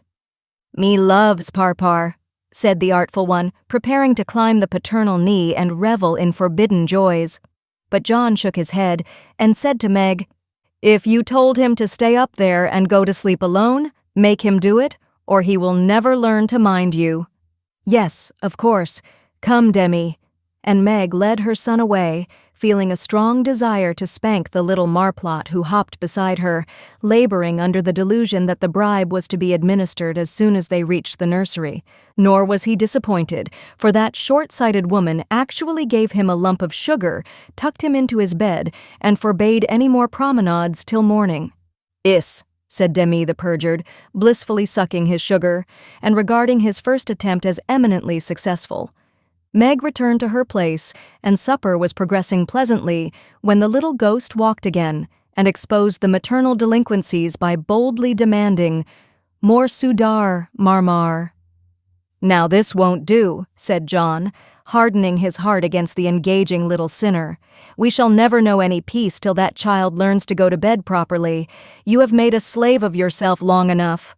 Give him one lesson, and then there will be an end of it. Put him in his bed and leave him, Meg." "He won't stay there, he never does unless I sit by him." "I'll manage him. Demi, go upstairs and get into your bed as Mama bids you." "Sant," replied the young rebel, helping himself to the coveted cakey and beginning to eat the same with calm audacity. "You must never say that to Papa. I shall carry you if you don't go yourself." "Go away, me don't love Parpar." And Demi retired to his mother's skirts for protection. But even that refuge proved unavailing, for he was delivered over to the enemy with a "Be gentle with him, John," which struck the culprit with dismay, for when Mama deserted him, then the judgment day was at hand. Bereft of his cake, defrauded of his frolic, and borne away by a strong hand to that detested bed, poor Demi could not restrain his wrath, but openly defied Papa, and kicked and screamed lustily all the way upstairs. The minute he was put into bed on one side, he rolled out on the other and made for the door, only to be ignominiously caught up by the tail of his little toga and put back again, which lively performance was kept up till the young man's strength gave out, when he devoted himself to roaring at the top of his voice. This vocal exercise usually conquered Meg, but John sat as unmoved as the post which is popularly believed to be deaf. No coaxing, no sugar, no lullaby, no story. Even the light was put out, and only the red glow of the fire enlivened the big dark, which Demi regarded with curiosity rather than fear. This new order of things disgusted him, and he howled dismally for Marmar as his angry passion subsided, and recollections of his tender bondwoman returned to the captive autocrat. The plaintive wail which succeeded the passionate roar went to Meg's heart, and she ran up to say beseechingly, "Let me stay with him, he'll be good now, John." "No, my dear, I've told him he must go to sleep as you bid him, and he must if I stay here all night." "But he'll cry himself sick," pleaded Meg, reproaching herself for deserting her boy. "No, he won't. He's so tired he will soon drop off, and then the matter is settled, for he will understand that he has got to mind. Don't interfere, I'll manage him. He's my child, and I can't have his spirit broken by harshness. He's my child, and I won't have his temper spoiled by indulgence. Go down, my dear, and leave the boy to me." When John spoke in that masterful tone, Meg always obeyed, and never regretted her docility. "Please let me kiss him once, John." "Certainly. Demi, say good night to Mama, and let her go and rest, for she is very tired with taking care of you all day." Meg always insisted upon it that the kiss won the victory, for after it was given, Demi sobbed more quietly, and lay quite still at the bottom of the bed, whither he had wriggled in his anguish of mind. "Poor little man, he's worn out with sleep and crying. I'll cover him up and then go and set Meg's heart at rest," thought John, creeping to the bedside, hoping to find his rebellious heir asleep. But he wasn't, for the moment his father peeped at him, Demi's eyes opened, his little chin began to quiver, and he put up his arms, saying with a penitent hiccough, "Me's dude, now." Sitting on the stairs outside, Meg wondered at the long silence which followed the uproar, and after imagining all sorts of impossible accidents, she slipped into the room to set her fears at rest. Demi lay fast asleep, not in his usual spread-eagle attitude, but in a subdued bunch, cuddled close in the circle of his father's arm and holding his father's finger, as if he felt that justice was tempered with mercy, and had gone to sleep a sadder and wiser baby. So held, John had waited with a womanly patience till the little hand relaxed its hold, and while waiting had fallen asleep, more tired by that tussle with his son than with his whole day's work. As Meg stood watching the two faces on the pillow, she smiled to herself, and then slipped away again, saying in a satisfied tone, "I never need fear that John will be too harsh with my babies. He does know how to manage them, and will be a great help, for Demi is getting too much for me." When John came down at last, expecting to find a pensive or reproachful wife, he was agreeably surprised to find Meg placidly trimming a bonnet, and to be greeted with the request to read something about the election, if he was not too tired. John saw in a minute that a revolution of some kind was going on, but wisely asked no questions, knowing that Meg was such a transparent little person, she couldn't keep a secret to save her life, and therefore the clue would soon appear. He read a long debate with the most amiable readiness, and then explained it in his most lucid manner, while Meg tried to look deeply interested, to ask intelligent questions, and keep her thoughts from wandering from the state of the nation to the state of her bonnet. In her secret soul, however, she decided that politics were as bad as mathematics, and that the mission of politicians seemed to be calling each other names. But she kept these feminine ideas to herself, and when John paused, shook her head, and said with what she thought diplomatic ambiguity, "Well, I really don't see what we are coming to." John laughed and watched her for a minute as she poised a pretty little preparation of lace and flowers on her hand, and regarded it with the genuine interest which his harangue had failed to waken. "She is trying to like politics for my sake, so I'll try and like millinery for hers. That's only fair," thought John the Just, adding aloud, "That's very pretty. Is it what you call a breakfast cap?" "My dear man, it's a bonnet, my very best go-to-concert and theater bonnet. I beg your pardon, it was so small I naturally mistook it for one of the flyaway things you sometimes wear. How do you keep it on? These bits of lace are fastened under the chin with a rosebud, so—" And Meg illustrated by putting on the bonnet, and regarding him with an air of calm satisfaction that was irresistible. "It's a love of a bonnet, but I prefer the face inside, for it looks young and happy again." And John kissed the smiling face, to the great detriment of the rosebud under the chin. "I'm glad you like it, for I want you to take me to one of the new concerts some night. I really need some music to put me in tune. Will you, please?" "Of course I will, with all my heart, or anywhere else you like. You have been shut up so long it will do you no end of good, and I shall enjoy it of all things. What put it into your head, little mother?" "Well, I had a talk with Marmee the other day, and told her how nervous and cross and out of sorts I felt, and she said I needed change and less care, so Hannah is to help me with the children, and I'm to see to things about the house more, and now and then have a little fun, just to keep me from getting to be a fidgety, broken-down old woman before my time. It's only an experiment, John, and I want to try it for your sake as much as for mine, because I've neglected you shamefully lately, and I'm going to make home what it used to be if I can. You don't object, I hope?" Never mind what John said, or what a very narrow escape the little bonnet had from utter ruin. All that we have any business to know is that John did not appear to object, judging from the changes which gradually took place in the house and its inmates. It was not all paradise by any means, but everyone was better for the division of labor system. The children throve under the paternal rule, for accurate, steadfast John brought order and obedience into babydom, while Meg recovered her spirits and composed her nerves by plenty of wholesome exercise, a little pleasure, and much confidential conversation with her sensible husband. Home grew homelike again, and John had no wish to leave it, unless he took Meg with him. The Scotts came to the Brooks now, and everyone found the little house a cheerful place, full of happiness, content, and family love. Even Sally Moffat liked to go there. "It is always so quiet and pleasant here. It does me good, Meg," she used to say, looking about her with wistful eyes, as if trying to discover the charm, that she might use it in her great house, full of splendid loneliness, for there were no riotous, sunny-faced babies there, and Ned lived in a world of his own, where there was no place for her. This household happiness did not come all at once, but John and Meg had found the key to it, and each year of married life taught them how to use it, unlocking the treasuries of real home love and mutual helpfulness which the poorest may possess and the richest cannot buy. This is the sort of shelf on which young wives and mothers may consent to be laid, safe from the restless fret and fever of the world, finding loyal lovers in the little sons and daughters who cling to them, undaunted by sorrow, poverty, or age, walking side by side through fair and stormy weather, with a faithful friend, who is, in the true sense of the good old Saxon word, the house-band, and learning, as Meg learned, that a woman's happiest kingdom is home, her highest honor the art of ruling it, not as a queen, but as a wise wife and mother.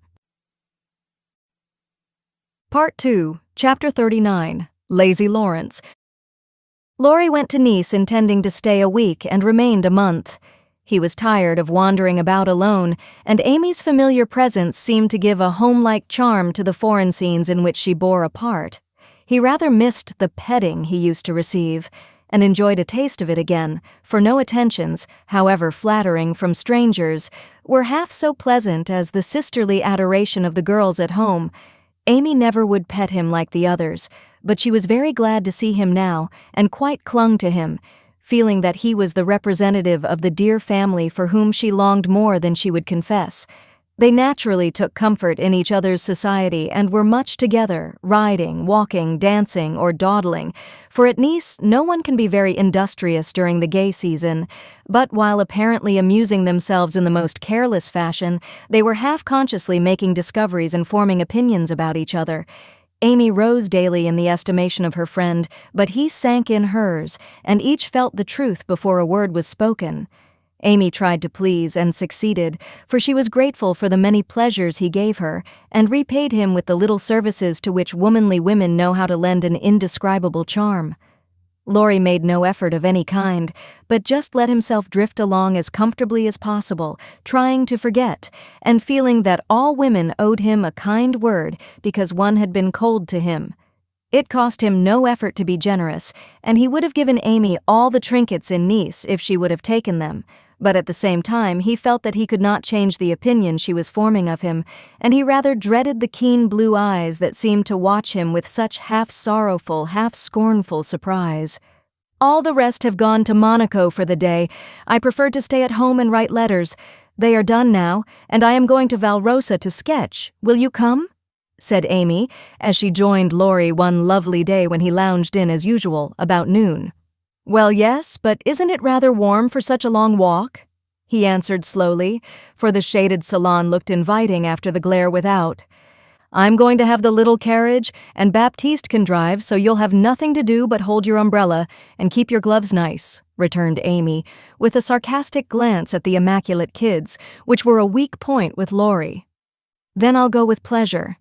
And he put out his hand for her sketchbook, but she tucked it under her arm with a sharp, "Don't trouble yourself. It's no exertion to me, but you don't look equal to it." Laurie lifted his eyebrows and followed at a leisurely pace as she ran downstairs, but when they got into the carriage, he took the reins himself and left little Baptiste nothing to do but fold his arms and fall asleep on his perch. The two never quarreled. Amy was too well-bred, and just now Laurie was too lazy, so in a minute he peeped under her hat brim with an inquiring air. She answered him with a smile, and they went on together in the most amicable manner. It was a lovely drive, along winding roads rich in the picturesque scenes that delight beauty-loving eyes. Here an ancient monastery, whence the solemn chanting of the monks came down to them. There a bare-legged shepherd in wooden shoes, pointed hat, and rough jacket over one shoulder, sat piping on a stone while his goats skipped among the rocks or lay at his feet. Meek, mouse-colored donkeys, laden with panniers of freshly cut grass passed by, with a pretty girl in a capelline sitting between the green piles, or an old woman spinning with a distaff as she went. Brown, soft-eyed children ran out from the quaint stone hovels to offer nosegays, or bunches of oranges still on the bough. Gnarled olive trees covered the hills with their dusky foliage, fruit hung golden in the orchard, and great scarlet anemones fringed the roadside, while beyond green slopes and craggy heights, the maritime Alps rose sharp and white against the blue Italian sky. Valrosa well deserved its name, for in that climate of perpetual summer, roses blossomed everywhere. They overhung the archway, thrust themselves between the bars of the great gate with a sweet welcome to passers-by, and lined the avenue, winding through lemon trees and feathery palms up to the villa on the hill. Every shadowy nook where seats invited one to stop and rest was a mass of bloom. Every cool grotto had its marble nymph smiling from a veil of flowers, and every fountain reflected crimson, white, or pale pink roses, leaning down to smile at their own beauty. Roses covered the walls of the house, draped the cornices, climbed the pillars, and ran riot over the balustrade of the wide terrace, whence one looked down on the sunny Mediterranean and the white-walled city on its shore. This is a regular honeymoon paradise, isn't it? Did you ever see such roses? Asked Amy, pausing on the terrace to enjoy the view and a luxurious whiff of perfume that came wandering by. No, nor felt such thorns, returned Laurie with his thumb in his mouth after a vain attempt to capture a solitary scarlet flower that grew just beyond his reach. Try lower down, and pick those that have no thorns, said Amy, gathering 3 of the tiny cream-colored ones that starred the wall behind her. She put them in his buttonhole as a peace offering, and he stood a minute looking down at them with a curious expression, for in the Italian part of his nature there was a touch of superstition, and he was just then in that state of half-sweet, half-bitter melancholy when imaginative young men find significance in trifles and food for romance everywhere. He had thought of Jo in reaching after the thorny red rose, for vivid flowers became her, and she had often worn ones like that from the greenhouse at home. The pale roses Amy gave him were the sort that the Italians lay in dead hands, never in bridal wreaths, and for a moment he wondered if the omen was for Jo or for himself, but the next instant his American common sense got the better of sentimentality, and he laughed a heartier laugh than Amy had heard since he came. "It's good advice. You'd better take it and save your fingers," she said, thinking her speech amused him. "Thank you, I will," he answered in jest, and a few months later he did it in earnest. "Laurie, when are you going to your grandfather?" she asked presently, as she settled herself on a rustic seat. "Very soon. You have said that a dozen times within the last 3 weeks. I dare say short answers save trouble. He expects you, and you really ought to go." "Hospitable creature, I know it." "Then why don't you do it? Natural depravity, I suppose." "Natural indolence, you mean. It's really dreadful." And Amy looked severe. "Not so bad as it seems, for I should only plague him if I went, so I might as well stay and plague you a little longer. You can bear it better. In fact, I think it agrees with you excellently." And Laurie composed himself for a lounge on the broad ledge of the balustrade. Amy shook her head and opened her sketchbook with an air of resignation, but she had made up her mind to lecture that boy, and in a minute she began again. "What are you doing just now?" "Watching lizards." No, I mean, what do you intend and wish to do?" "Smoke a cigarette, if you'll allow me." "How provoking you are." "I don't approve of cigars, and I will only allow it on condition that you let me put you into my sketch. I need a figure." "With all the pleasure in life. How will you have me, full length or 3/4, on my head or my heels? I should respectfully suggest a recumbent posture, then put yourself in also and call it dolce far niente. Stay as you are and go to sleep if you like. I intend to work hard," said Amy in her most energetic tone. "What delightful enthusiasm!" And he leaned against a tall urn with an air of entire satisfaction. "What would Jo say if she saw you now?" asked Amy impatiently, hoping to stir him up by the mention of her still more energetic sister's name. "As usual. Go away, Teddy. I'm busy." He laughed as he spoke, but the laugh was not natural, and a shade passed over his face, for the utterance of the familiar name touched the wound that was not healed yet. Both tone and shadow struck Amy, for she had seen and heard them before, and now she looked up in time to catch a new expression on Laurie's face, a hard, bitter look, full of pain, dissatisfaction, and regret. It was gone before she could study it, and the listless expression back again. She watched him for a moment with artistic pleasure, thinking how like an Italian he looked as he lay basking in the sun with uncovered head and eyes full of southern dreaminess, for he seemed to have forgotten her and fallen into a reverie. "You look like the effigy of a young knight asleep on his tomb," she said, carefully tracing the well-cut profile defined against the dark stone. "Wish I was." "That's a foolish wish, unless you have spoiled your life. You are so changed, I sometimes think." There Amy stopped, with a half-timid, half-wistful look, more significant than her unfinished speech. Laurie saw and understood the affectionate anxiety which she hesitated to express, and looking straight into her eyes, said, just as he used to say it to her mother, "It's all right, ma'am." That satisfied her and set at rest the doubts that had begun to worry her lately. It also touched her, and she showed that it did by the cordial tone in which she said, "I'm glad of that.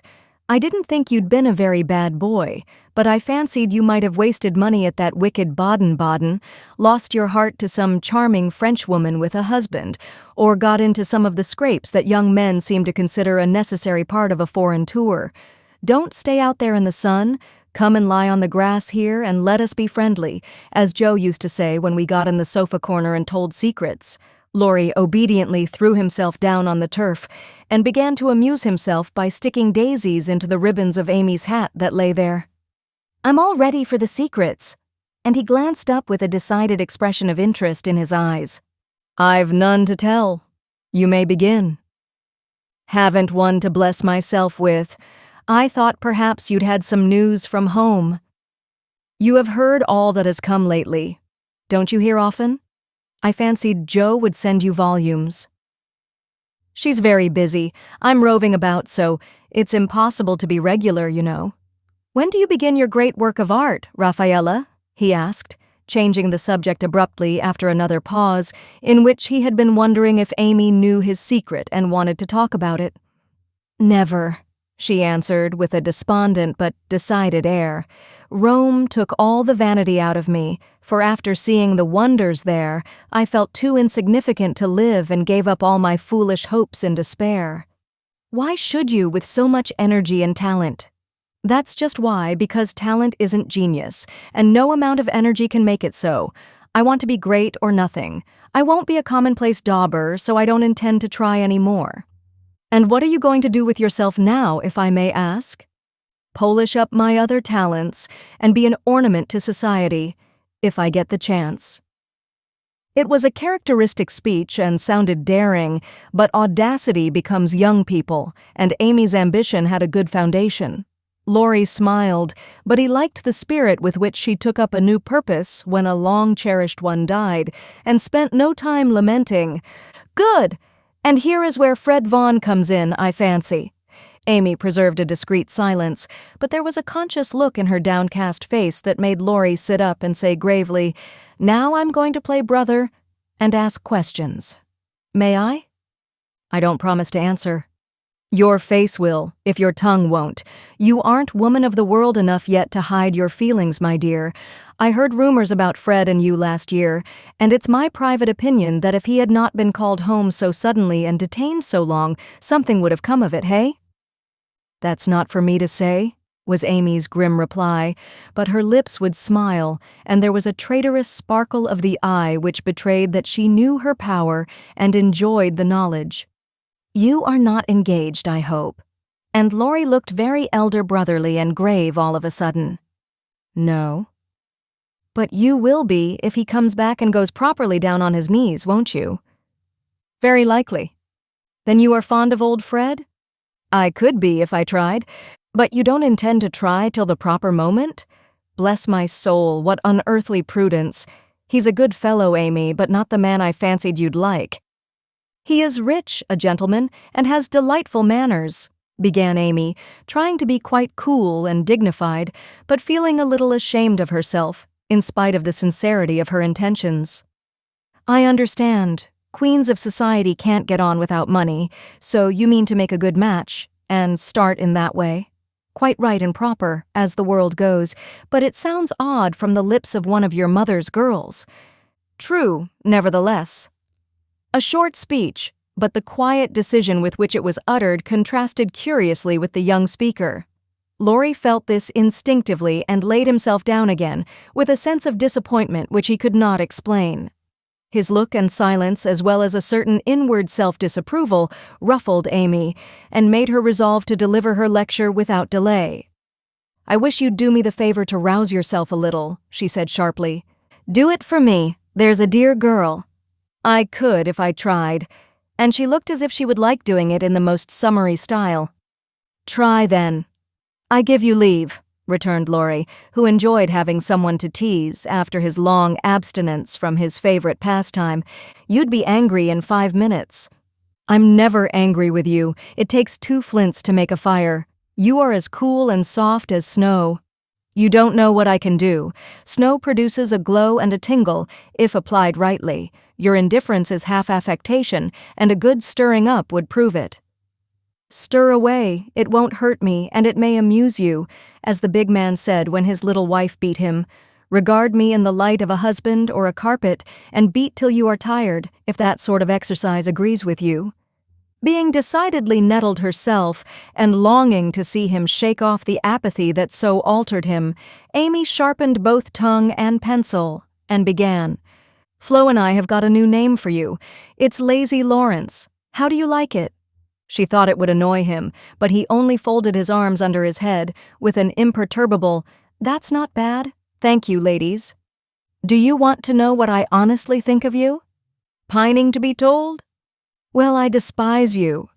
If she had even said "I hate you" in a petulant or coquettish tone, he would have laughed and rather liked it, but the grave, almost sad accent in her voice made him open his eyes and ask quickly, "Why, if you please?" Because, with every chance for being good, useful, and happy, you are faulty, lazy, and miserable. Strong language, mademoiselle. If you like it, I'll go on. Pray do, it's quite interesting. I thought you'd find it so. Selfish people always like to talk about themselves. Am I selfish? The question slipped out involuntarily, and in a tone of surprise, for the one virtue on which he prided himself was generosity. Yes, very selfish, continued Amy in a calm, cool voice, twice as effective just then as an angry one. I'll show you how, for I've studied you while we were frolicking, and I'm not at all satisfied with you. Here you have been abroad nearly 6 months, and done nothing but waste time and money and disappoint your friends. Isn't a fellow to have any pleasure after a 4-year grind? You don't look as if you'd had much. At any rate, you are none the better for it, as far as I can see. I said when we first met that you had improved. Now I take it all back, for I don't think you half so nice as when I left you at home. You have grown abominably lazy. You like gossip, and waste time on frivolous things. You are contented to be petted and admired by silly people, instead of being loved and respected by wise ones. With money, talent, position, health, and beauty, you like that old vanity. But it's the truth, so I can't help saying it. With all these splendid things to use and enjoy, you can find nothing to do but dawdle, and instead of being the man you ought to be, you are only— There she stopped, with a look that had both pain and pity in it. St. Laurence on a gridiron, added Laurie, blandly finishing the sentence. But the lecture began to take effect, for there was a wide-awake sparkle in his eyes now, and a half-angry, half-injured expression replaced the former indifference. I supposed you'd take it so. You men tell us we are angels and say we can make you what we will, but the instant we honestly try to do you good, you laugh at us and won't listen, which proves how much your flattery is worth. Amy spoke bitterly, and turned her back on the exasperating martyr at her feet. In a minute a hand came down over the page so that she could not draw, and Laurie's voice said with a droll imitation of a penitent child, I will be good, oh, I will be good. But Amy did not laugh, for she was in earnest, and tapping on the outspread hand with her pencil, said soberly, Aren't you ashamed of a hand like that? It's as soft and white as a woman's, and looks as if it never did anything but wear Jouvin's best gloves and pick flowers for ladies. You are not a dandy, thank heaven, so I'm glad to see there are no diamonds or big seal rings on it, only the little old one Joe gave you so long ago. Dear soul, I wish she was here to help me. So do I. The hand vanished as suddenly as it came, and there was energy enough in the echo of her wish to suit even Amy. She glanced down at him with a new thought in her mind, but he was lying with his hat half over his face, as if for shade, and his mustache hid his mouth. She only saw his chest rise and fall, with a long breath that might have been a sigh, and the hand that wore the ring nestled down into the grass, as if to hide something too precious or too tender to be spoken of. All in a minute various hints and trifles assumed shape and significance in Amy's mind, and told her what her sister never had confided to her. She remembered that Laurie never spoke voluntarily of Joe. She recalled the shadow on his face just now, the change in his character, and the wearing of the little old ring which was no ornament to a handsome hand. Girls are quick to read such signs and feel their eloquence. Amy had fancied that perhaps a love trouble was at the bottom of the alteration, and now she was sure of it. Her keen eyes filled, and when she spoke again, it was in a voice that could be beautifully soft and kind when she chose to make it so. "I know I have no right to talk so to you, Laurie, and if you weren't the sweetest-tempered fellow in the world, you'd be very angry with me. But we are all so fond and proud of you. I couldn't bear to think they should be disappointed in you at home as I have been, though perhaps they would understand the change better than I do." "I think they would," came from under the hat in a grim tone, quite as touching as a broken one. "They ought to have told me, and not let me go blundering and scolding, when I should have been more kind and patient than ever. I never did like that Miss Randall, and now I hate her," said artful Amy, wishing to be sure of her facts this time.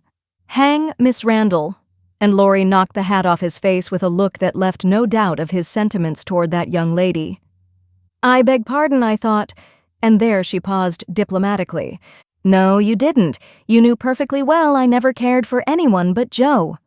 Laurie said that in his old, impetuous tone, and turned his face away as he spoke. "I did think so, but as they never said anything about it and you came away, I supposed I was mistaken. And Joe wouldn't be kind to you? Why, I was sure she loved you dearly." "She was kind, but not in the right way. And it's lucky for her she didn't love me, if I'm the good-for-nothing fellow you think me. It's her fault, though, and you may tell her so." The hard, bitter look came back again as he said that, and it troubled Amy, for she did not know what balm to apply. "I was wrong. I didn't know. I'm very sorry I was so cross, but I can't help wishing you'd bear it better, Teddy dear." "Don't! That's her name for me!" And Laurie put up his hand with a quick gesture to stop the words spoken in Joe's half-kind, half-reproachful tone. "Wait till you've tried it yourself," he added in a low voice as he pulled up the grass by the handful. "I'd take it manfully and be respected if I couldn't be loved," said Amy, with the decision of one who knew nothing about it. Now Laurie flattered himself that he had borne it remarkably well, making no moan, asking no sympathy, and taking his trouble away to live it down alone.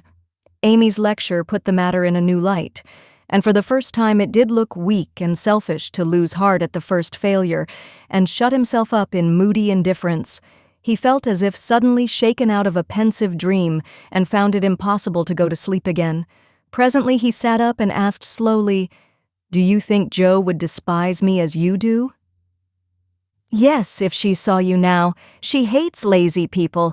Why don't you do something splendid and make her love you?" "I did my best, but it was no use." "Graduating well, you mean?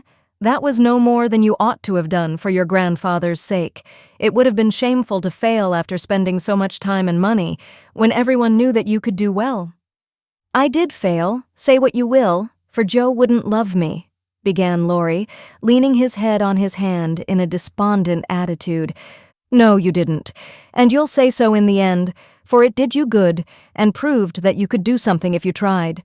If you'd only set about another task of some sort, you'd soon be your hearty, happy self again and forget your trouble."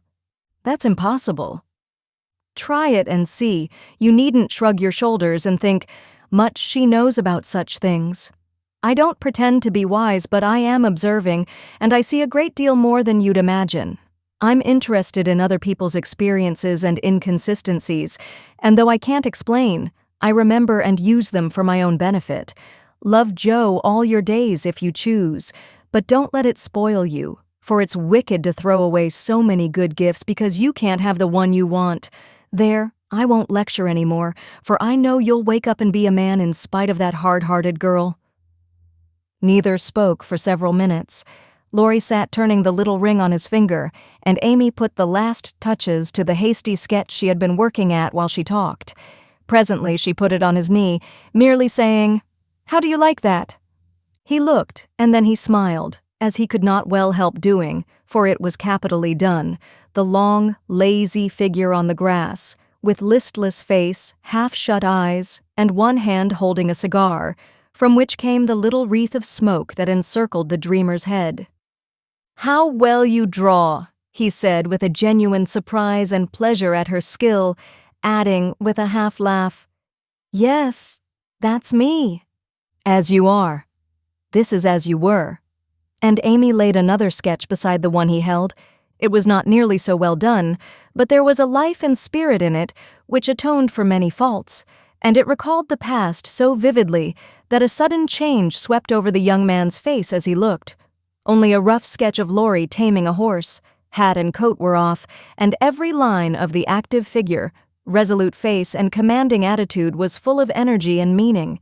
The handsome brute, just subdued, stood arching his neck under the tightly drawn rein, with one foot impatiently pawing the ground, and ears pricked up as if listening for the voice that had mastered him. In the ruffled mane, the rider's breezy hair and erect attitude, there was a suggestion of suddenly arrested motion, of strength, courage, and youthful buoyancy that contrasted sharply with the supine grace of the dolce far niente sketch. Laurie said nothing, but as his eye went from one to the other, Amy saw him flush up and fold his lips together as if he read and accepted the little lesson she had given him.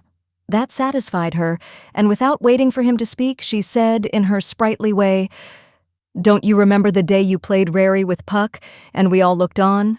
Meg and Beth were frightened, but Joe clapped and pranced, and I sat on the fence and drew you. I found that sketch in my portfolio the other day, touched it up, and kept it to show you." "Much obliged. You've improved immensely since then, and I congratulate you. May I venture to suggest in A Honeymoon Paradise that 5 o'clock is the dinner hour at your hotel?" Laurie rose as he spoke, returned the pictures with a smile and a bow, and looked at his watch, as if to remind her that even moral lectures should have an end. He tried to resume his former easy, indifferent air, but it was an affectation now, for the rousing had been more efficacious than he would confess. Amy felt the shade of coldness in his manner, and said to herself, "Now, I've offended him. Well, if it does him good, I'm glad. If it makes him hate me, I'm sorry, but it's true, and I can't take back a word of it." They laughed and chatted all the way home, and little Baptiste, up behind, thought that Monsieur and Mademoiselle were in charming spirits. But both felt ill at ease. The friendly frankness was disturbed, the sunshine had a shadow over it, and despite their apparent gaiety, there was a secret discontent in the heart of each. "Shall we see you this evening, mon frère?" asked Amy as they parted at her aunt's door. "Unfortunately, I have an engagement. Au revoir, mademoiselle," and Laurie bent as if to kiss her hand in the foreign fashion, which became him better than many men. Something in his face made Amy say quickly and warmly, "No. Be yourself with me, Laurie, and part in the good old way. I'd rather have a hearty English handshake than all the sentimental salutations in France." "Goodbye, dear." And with these words, uttered in the tone she liked, Laurie left her, after a handshake almost painful in its heartiness. Next morning, instead of the usual call, Amy received a note which made her smile at the beginning and sigh at the end. "My dear mentor, please make my adieu to your aunt, and exult within yourself, for lazy Laurence has gone to his grandpa, like the best of boys. A pleasant winter to you, and may the gods grant you a blissful honeymoon at Valrosa. I think Fred would be benefited by a rouser. Tell him so with my congratulations. Yours gratefully, Telemachus." "Good boy. I'm glad he's gone," said Amy, with an approving smile. The next minute her face fell as she glanced about the empty room, adding with an involuntary sigh, "Yes, I am glad, but how I shall miss him." Part 2, Chapter 40, The Valley of the Shadow.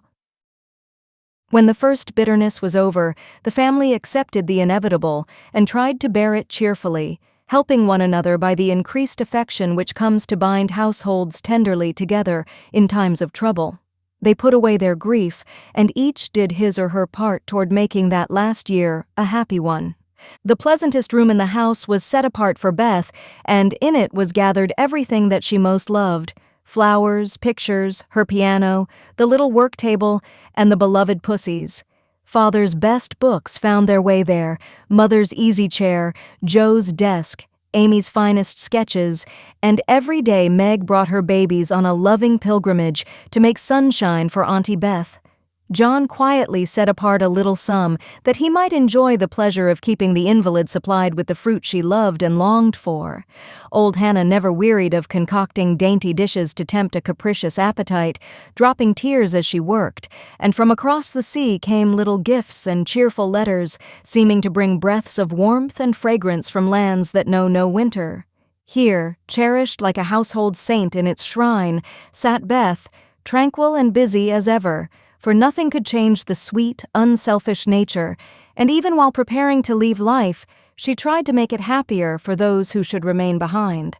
The feeble fingers were never idle, and one of her pleasures was to make little things for the school children daily passing to and fro, to drop a pair of mittens from her window for a pair of purple hands, a needlebook for some small mother of many dolls, pen wipers for young penmen toiling through forests of pothooks, scrapbooks for picture-loving eyes, and all manner of pleasant devices, till the reluctant climbers of the ladder of learning found their way strewn with flowers, as it were, and came to regard the gentle giver as a sort of fairy godmother, who sat above there and showered down gifts miraculously suited to their tastes and needs.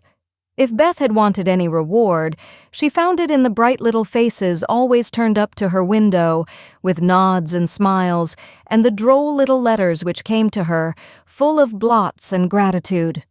The first few months were very happy ones, and Beth often used to look round and say, "How beautiful this is," as they all sat together in her sunny room, the babies kicking and crowing on the floor, mother and sisters working near, and father reading, in his pleasant voice, from the wise old books which seemed rich in good and comfortable words, as applicable now as when written centuries ago, a little chapel, where a paternal priest taught his flock the hard lessons all must learn, trying to show them that hope can comfort love, and faith make resignation possible.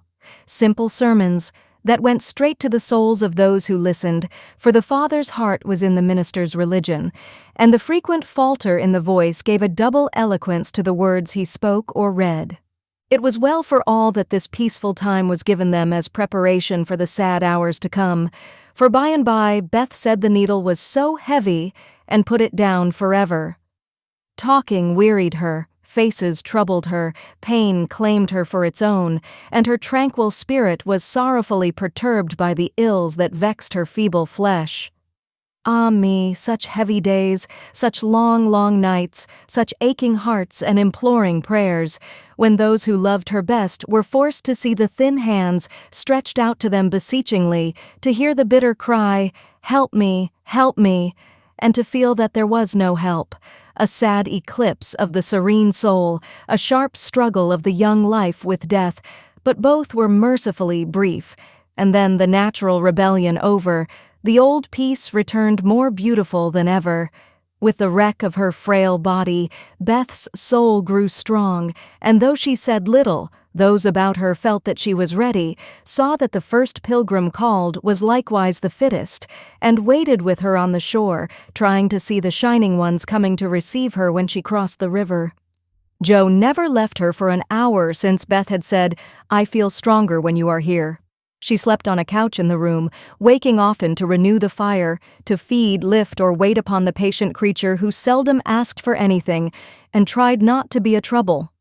All day she haunted the room, jealous of any other nurse, and prouder of being chosen then than of any honor her life ever brought her. Precious and helpful hours to Joe, for now her heart received the teaching that it needed. Lessons in patience were so sweetly taught her that she could not fail to learn them. Charity for all, the lovely spirit that can forgive and truly forget unkindness, the loyalty to duty that makes the hardest easy, and the sincere faith that fears nothing, but trusts undoubtingly.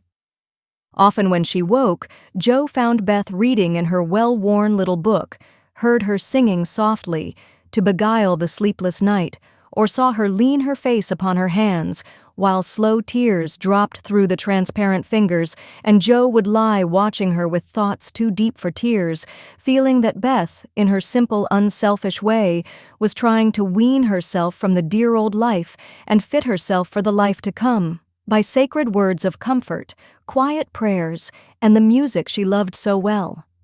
Seeing this did more for Jo than the wisest sermons, the saintliest hymns, the most fervent prayers that any voice could utter. For with eyes made clear by many tears and a heart softened by the tenderest sorrow, she recognized the beauty of her sister's life, uneventful, unambitious, yet full of the genuine virtues which smell sweet and blossom in the dust, the self-forgetfulness that makes the humblest on earth remembered soonest in heaven, the true success which is possible to all. One night when Beth looked among the books upon her table to find something to make her forget the mortal weariness that was almost as hard to bear as pain, as she turned the leaves of her old favorite, Pilgrims' Progress, she found a little paper scribbled over in Jo's hand. The name caught her eye, and the blurred look of the lines made her sure that tears had fallen on it. Poor Jo. She's fast asleep, so I won't wake her to ask leave.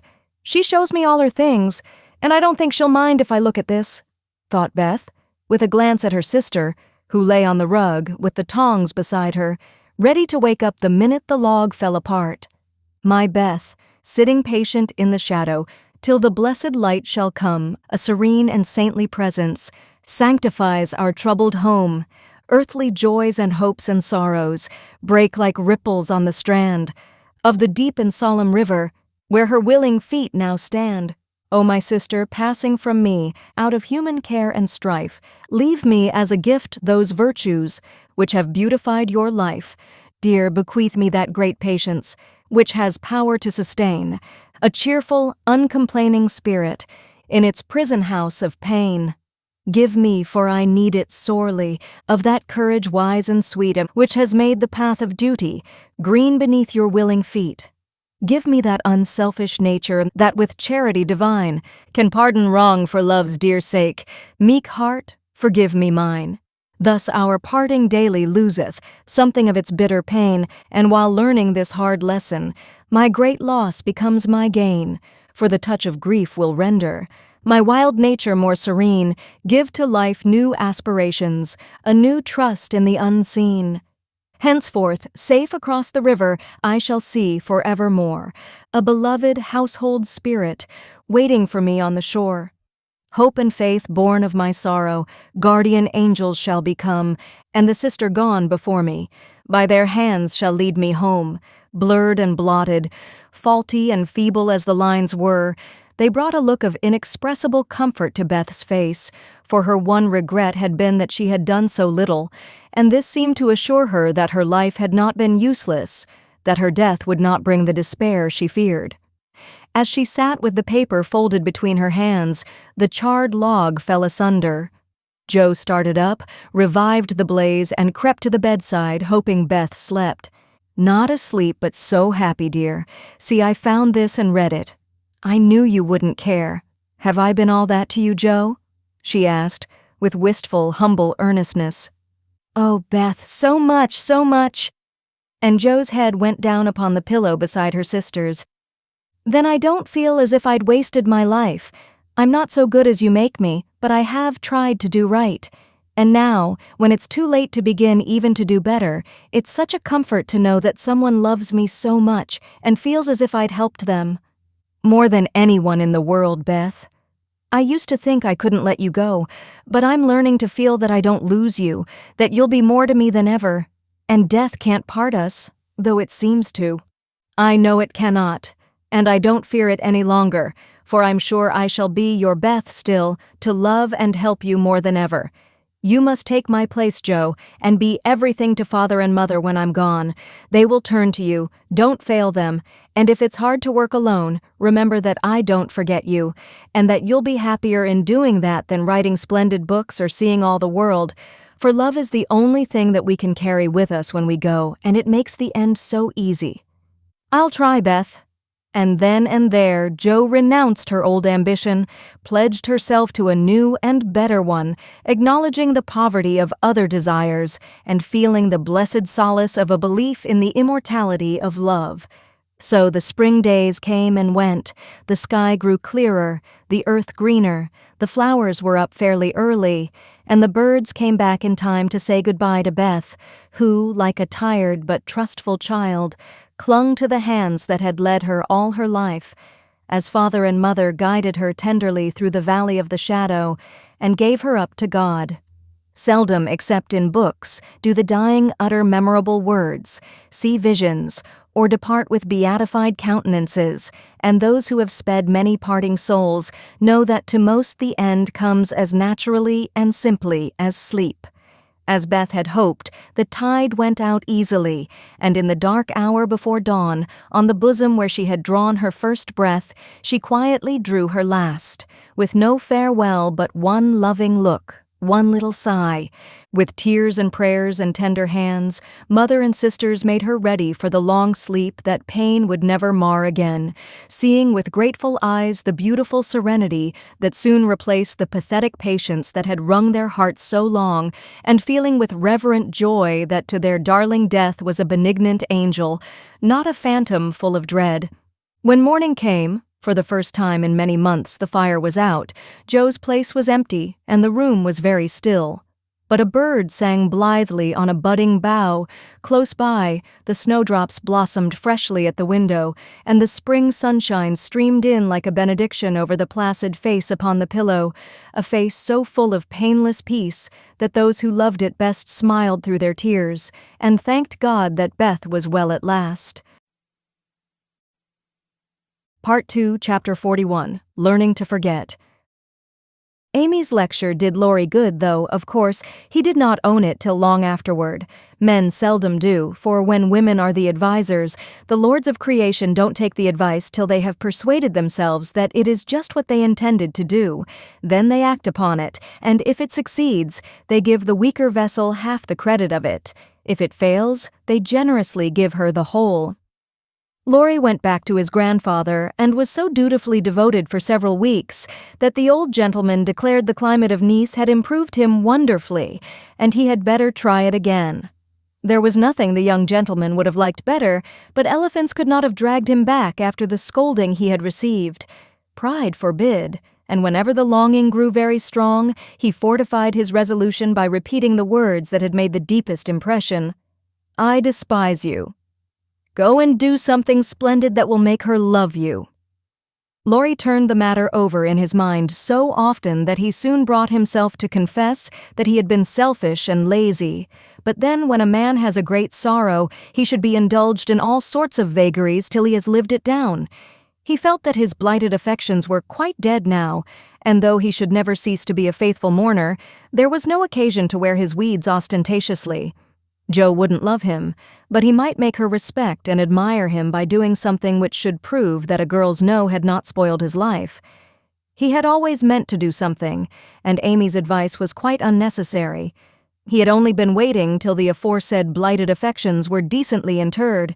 That being done, he felt that he was ready to hide his stricken heart and still toil on.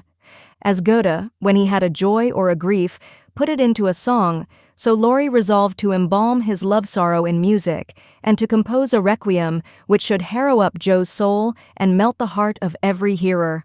Therefore, the next time the old gentleman found him getting restless and moody and ordered him off, he went to Vienna, where he had musical friends, and fell to work with the firm determination to distinguish himself. But whether the sorrow was too vast to be embodied in music, or music too ethereal to uplift a mortal woe, he soon discovered that the requiem was beyond him just at present. It was evident that his mind was not in working order yet, and his ideas needed clarifying, for often in the middle of a plaintive strain, he would find himself humming a dancing tune that vividly recalled the Christmas ball at Nice, especially the Stout Frenchman, and put an effectual stop to tragic composition for the time being. Then he tried an opera, for nothing seemed impossible in the beginning, but here again unforeseen difficulties beset him. He wanted Joe for his heroine and called upon his memory to supply him with tender recollections and romantic visions of his love. But memory turned traitor, and as if possessed by the perverse spirit of the girl, would only recall Joe's oddities, faults, and freaks, would only show her in the most unsentimental aspects, beating Mats with her head tied up in a bandana, barricading herself with the sofa pillow, or throwing cold water over his passion a la Gummidge. And an irresistible laugh spoiled the pensive picture he was endeavoring to paint. Joe wouldn't be put into the opera at any price, and he had to give her up with a "bless that girl, what a torment she is," and a clutch at his hair, as became a distracted composer. When he looked about him for another and a less intractable damsel to immortalize in melody, memory produced one with the most obliging readiness.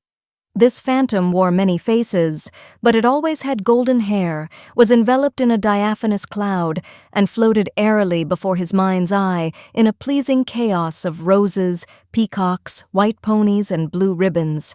He did not give the complacent wraith any name, but he took her for his heroine and grew quite fond of her, as well he might, for he gifted her with every gift and grace under the sun, and escorted her unscathed through trials which would have annihilated any mortal woman. Thanks to this inspiration, he got on swimmingly for a time, but gradually the work lost its charm, and he forgot to compose, while he sat musing, pen in hand, or roamed about the gay city to get some new ideas and refresh his mind, which seemed to be in a somewhat unsettled state that winter. He did not do much, but he thought a great deal and was conscious of a change of some sort going on in spite of himself. "It's genius simmering, perhaps. I'll let it simmer and see what comes of it," he said, with a secret suspicion all the while that it wasn't genius, but something far more common. Whatever it was, it simmered to some purpose, for he grew more and more discontented with his desultory life, began to long for some real and earnest work to go at, soul and body, and finally came to the wise conclusion that everyone who loved music was not a composer. Returning from one of Mozart's grand operas, splendidly performed at the Royal Theatre, he looked over his own, played a few of the best parts, sat staring at the busts of Mendelssohn, Beethoven, and Bach, who stared benignly back again. Then suddenly he tore up his music sheets one by one, and as the last fluttered out of his hand, he said soberly to himself, "She is right. Talent isn't genius, and you can't make it so. That music has taken the vanity out of me as Rome took it out of her, and I won't be a humbug any longer. Now, what shall I do?" That seemed a hard question to answer, and Laurie began to wish he had to work for his daily bread. Now, if ever, occurred an eligible opportunity for going to the devil, as he once forcibly expressed it, for he had plenty of money and nothing to do, and Satan is proverbially fond of providing employment for full and idle hands.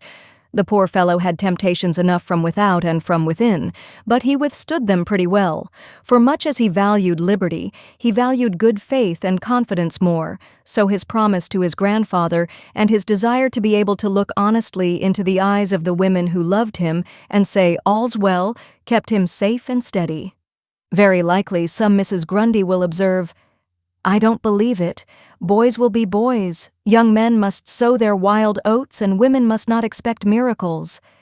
I dare say you don't, Mrs. Grundy, but it's true nevertheless. Women work a good many miracles, and I have a persuasion that they may perform even that of raising the standard of manhood by refusing to echo such sayings. Let the boys be boys, the longer the better, and let the young men sow their wild oats if they must.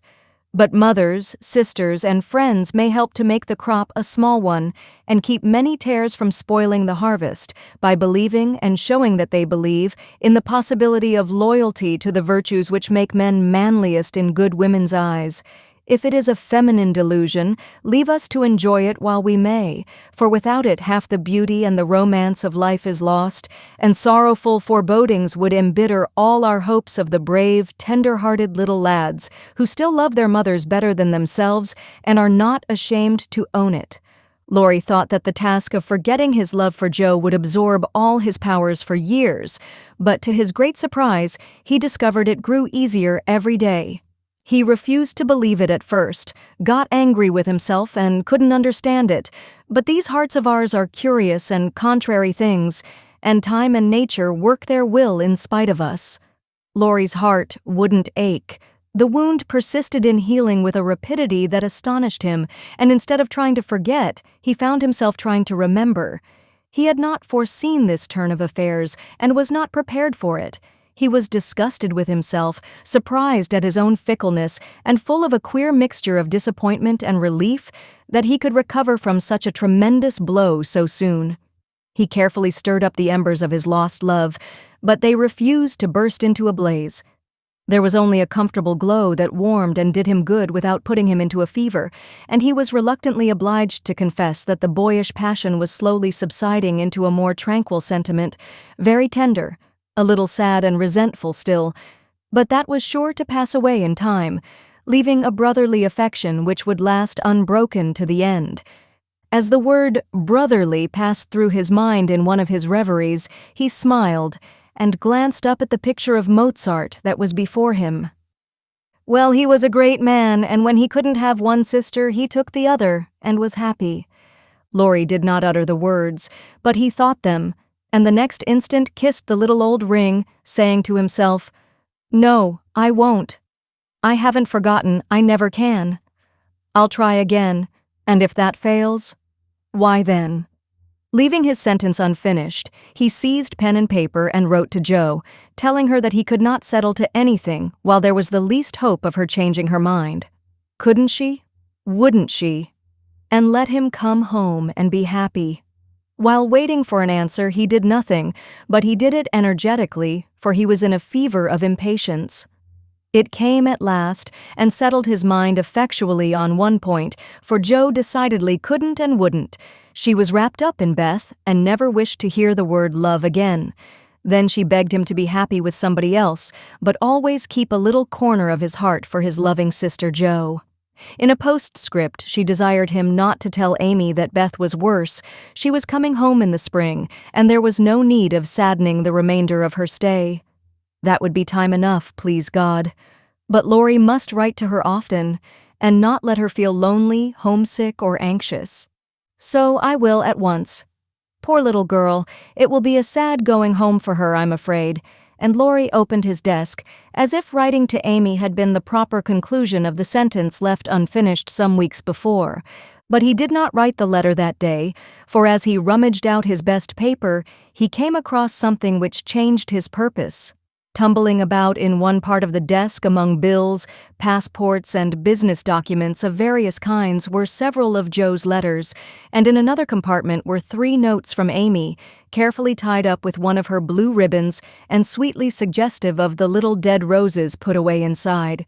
With a half-repentant, half-amused expression, Laurie gathered up all Jo's letters, smoothed, folded, and put them neatly into a small drawer of the desk, stood a minute turning the ring thoughtfully on his finger, then slowly drew it off, laid it with the letters, locked the drawer, and went out to hear High Mass at St. Stephen's, feeling as if there had been a funeral, and though not overwhelmed with affliction, this seemed a more proper way to spend the rest of the day than in writing letters to charming young ladies. The letter went very soon, however, and was promptly answered, for Amy was homesick, and confessed it in the most delightfully confiding manner. The correspondence flourished famously, and letters flew to and fro with unfailing regularity all through the early spring. Laurie sold his busts, made allumettes of his opera, and went back to Paris, hoping somebody would arrive before long. He wanted desperately to go to Nice, but would not till he was asked, and Amy would not ask him, for just then she was having little experiences of her own, which made her rather wish to avoid the quizzical eyes of our boy. Fred Vaughn had returned, and put the question to which she had once decided to answer, "Yes, thank you." But now she said, "No, thank you," kindly but steadily, for when the time came, her courage failed her, and she found that something more than money and position was needed to satisfy the new longing that filled her heart so full of tender hopes and fears. The words, "Fred is a good fellow, but not at all the man I fancied you would ever like," And Laurie's face, when he uttered them, kept returning to her as pertinaciously as her own did when she said in look, if not in words, "I shall marry for money." It troubled her to remember that now she wished she could take it back. It sounded so unwomanly. She didn't want Laurie to think her a heartless, worldly creature. She didn't care to be a queen of society now, half so much as she did to be a lovable woman. She was so glad he didn't hate her for the dreadful things she said, but took them so beautifully and was kinder than ever. His letters were such a comfort, for the home letters were very irregular and not half so satisfactory as his when they did come. It was not only a pleasure but a duty to answer them, for the poor fellow was forlorn and needed petting, since Joe persisted in being stony-hearted. She ought to have made an effort and tried to love him. It couldn't be very hard. Many people would be proud and glad to have such a dear boy care for them. But Joe never would act like other girls, so there was nothing to do but be very kind and treat him like a brother. If all brothers were treated as well as Laurie was at this period, they would be a much happier race of beings than they are.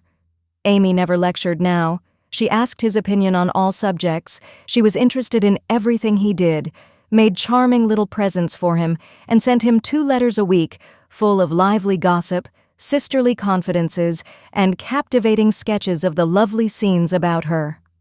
As few brothers are complimented by having their letters carried about in their sisters' pockets, read and reread diligently, cried over when short, kissed when long, and treasured carefully, we will not hint that Amy did any of these fond and foolish things. But she certainly did grow a little pale and pensive that spring, lost much of her relish for society, and went out sketching alone a good deal. She never had much to show when she came home, but was studying nature, I dare say, while she sat for hours with her hands folded on the terrace at Valrosa, or absently sketched any fancy that occurred to her, a stalwart knight carved on a tomb, a young man asleep in the grass with his hat over his eyes, or a curly-haired girl in gorgeous array promenading down a ballroom on the arm of a tall gentleman, both faces being left a blur according to the last fashion in art, which was safe but not altogether satisfactory.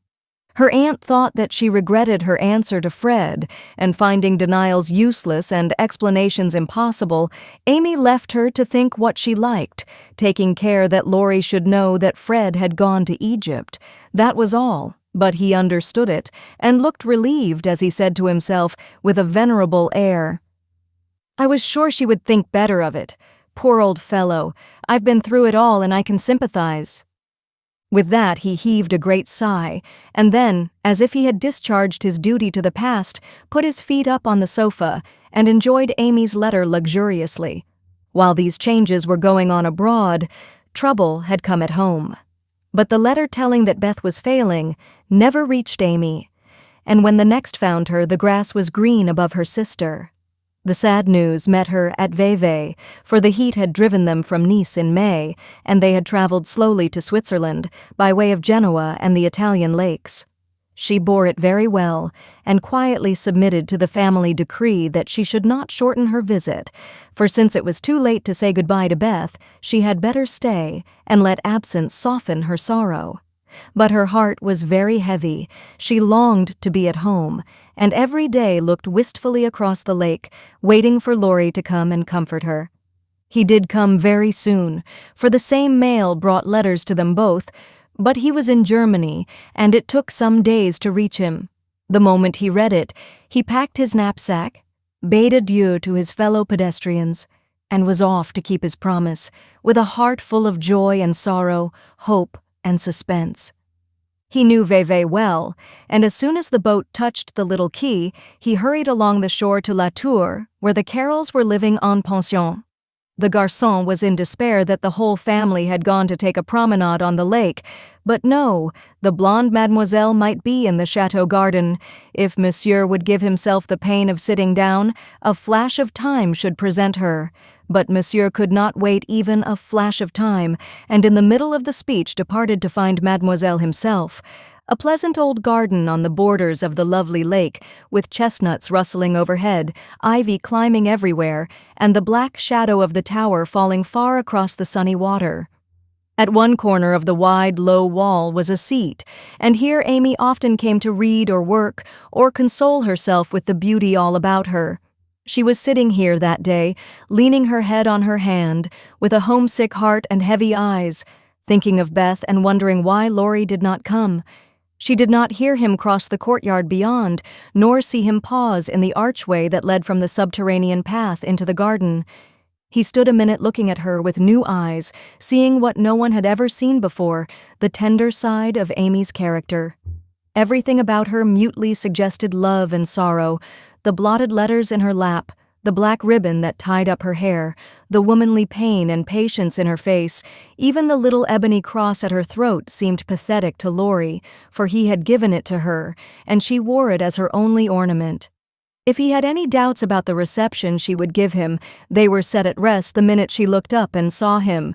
For dropping everything, she ran to him, exclaiming in a tone of unmistakable love and longing, "Oh, Laurie, I knew you'd come to me." I think everything was said and settled then, for as they stood together quite silent for a moment, with the dark head bent down protectingly over the light one, Amy felt that no one could comfort and sustain her so well as Laurie. And Laurie decided that Amy was the only woman in the world who could fill Joe's place and make him happy. He did not tell her so, but she was not disappointed, for both felt the truth, were satisfied, and gladly left the rest to silence. In a minute Amy went back to her place, and while she dried her tears, Laurie gathered up the scattered papers, finding in the sight of sundry well-worn letters and suggestive sketches good omens for the future. As he sat down beside her, Amy felt shy again, and turned rosy red at the recollection of her impulsive greeting. "I couldn't help it. I felt so lonely and sad, and was so very glad to see you. It was such a surprise to look up and find you, just as I was beginning to fear you wouldn't come," she said, trying in vain to speak quite naturally. "I came the minute I heard. I wish I could say something to comfort you for the loss of dear little Beth, but I can only feel and—" He could not get any further, for he too turned bashful all of a sudden, and did not quite know what to say. He longed to lay Amy's head down on his shoulder and tell her to have a good cry, but he did not dare, so took her hand instead and gave it a sympathetic squeeze that was better than words. "You needn't say anything. This comforts me," she said softly. "Beth is well and happy, and I mustn't wish her back. But I dread the going home, much as I long to see them all. We won't talk about it now, for it makes me cry, and I want to enjoy you while you stay. You needn't go right back, need you?" "Not if you want me, dear." "I do, so much. Aunt and Flo are very kind, but you seem like one of the family, and it would be so comfortable to have you for a little while." Amy spoke and looked so like a homesick child whose heart was full that Laurie forgot his bashfulness all at once and gave her just what she wanted, the petting she was used to and the cheerful conversation she needed. "Poor little soul, you look as if you'd grieved yourself half sick. I'm going to take care of you, so don't cry any more, but come and walk about with me. The wind is too chilly for you to sit still," he said in the half-caressing, half-commanding way that Amy liked, as he tied on her hat, drew her arm through his, and began to pace up and down the sunny walk under the new-leaved chestnuts. He felt more at ease upon his legs, and Amy found it pleasant to have a strong arm to lean upon, a familiar face to smile at her, and a kind voice to talk delightfully for her alone. The quaint old garden had sheltered many pairs of lovers, and seemed expressly made for them, so sunny and secluded was it, with nothing but the tower to overlook them, and the wide lake to carry away the echo of their words as it rippled by below. For an hour this new pair walked and talked, or rested on the wall, enjoying the sweet influences which gave such a charm to time and place, and when an unromantic dinner bell warned them away, Amy felt as if she left her burden of loneliness and sorrow behind her in the chateau garden. The moment Mrs. Carroll saw the girl's altered face, she was illuminated with a new idea and exclaimed to herself, "Now I understand it all. The child has been pining for young Laurence. Bless my heart, I never thought of such a thing." With praiseworthy discretion, the good lady said nothing, and betrayed no sign of enlightenment, but cordially urged Laurie to stay, and begged Amy to enjoy his society, for it would do her more good than so much solitude. Amy was a model of docility, and as her aunt was a good deal occupied with Flo, she was left to entertain her friend, and did it with more than her usual success. At Nice, Laurie had lounged and Amy had scolded. At Vevey, Laurie was never idle, but always walking, riding, boating, or studying in the most energetic manner, while Amy admired everything he did and followed his example as far and as fast as she could. He said the change was owing to the climate, and she did not contradict him, being glad of a like excuse for her own recovered health and spirits. The invigorating air did them both good, and much exercise worked wholesome changes in minds as well as bodies. They seemed to get clearer views of life and duty up there among the everlasting hills. The fresh winds blew away desponding doubts, delusive fancies, and moody mists. The warm spring sunshine brought out all sorts of aspiring ideas, tender hopes, and happy thoughts. The lake seemed to wash away the troubles of the past, and the grand old mountains to look benignly down upon them, saying, "Little children, love one another." In spite of the new sorrow, it was a very happy time, so happy that Laurie could not bear to disturb it by a word. It took him a little while to recover from his surprise at the cure of his first, and as he had firmly believed, his last and only love.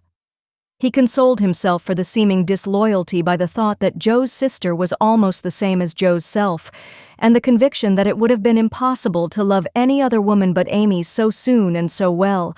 His first wooing had been of the tempestuous order, and he looked back upon it as if through a long vista of years, with a feeling of compassion blended with regret.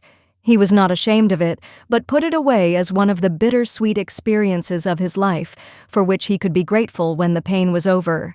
His second wooing, he resolved, should be as calm and simple as possible.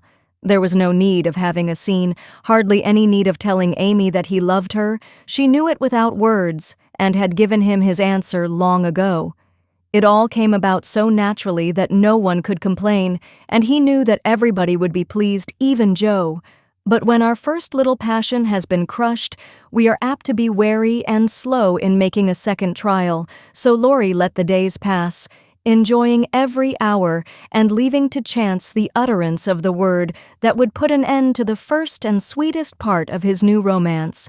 He had rather imagined that the denouement would take place in the chateau garden by moonlight and in the most graceful and decorous manner, but it turned out exactly the reverse, for the matter was settled on the lake at noonday in a few blunt words.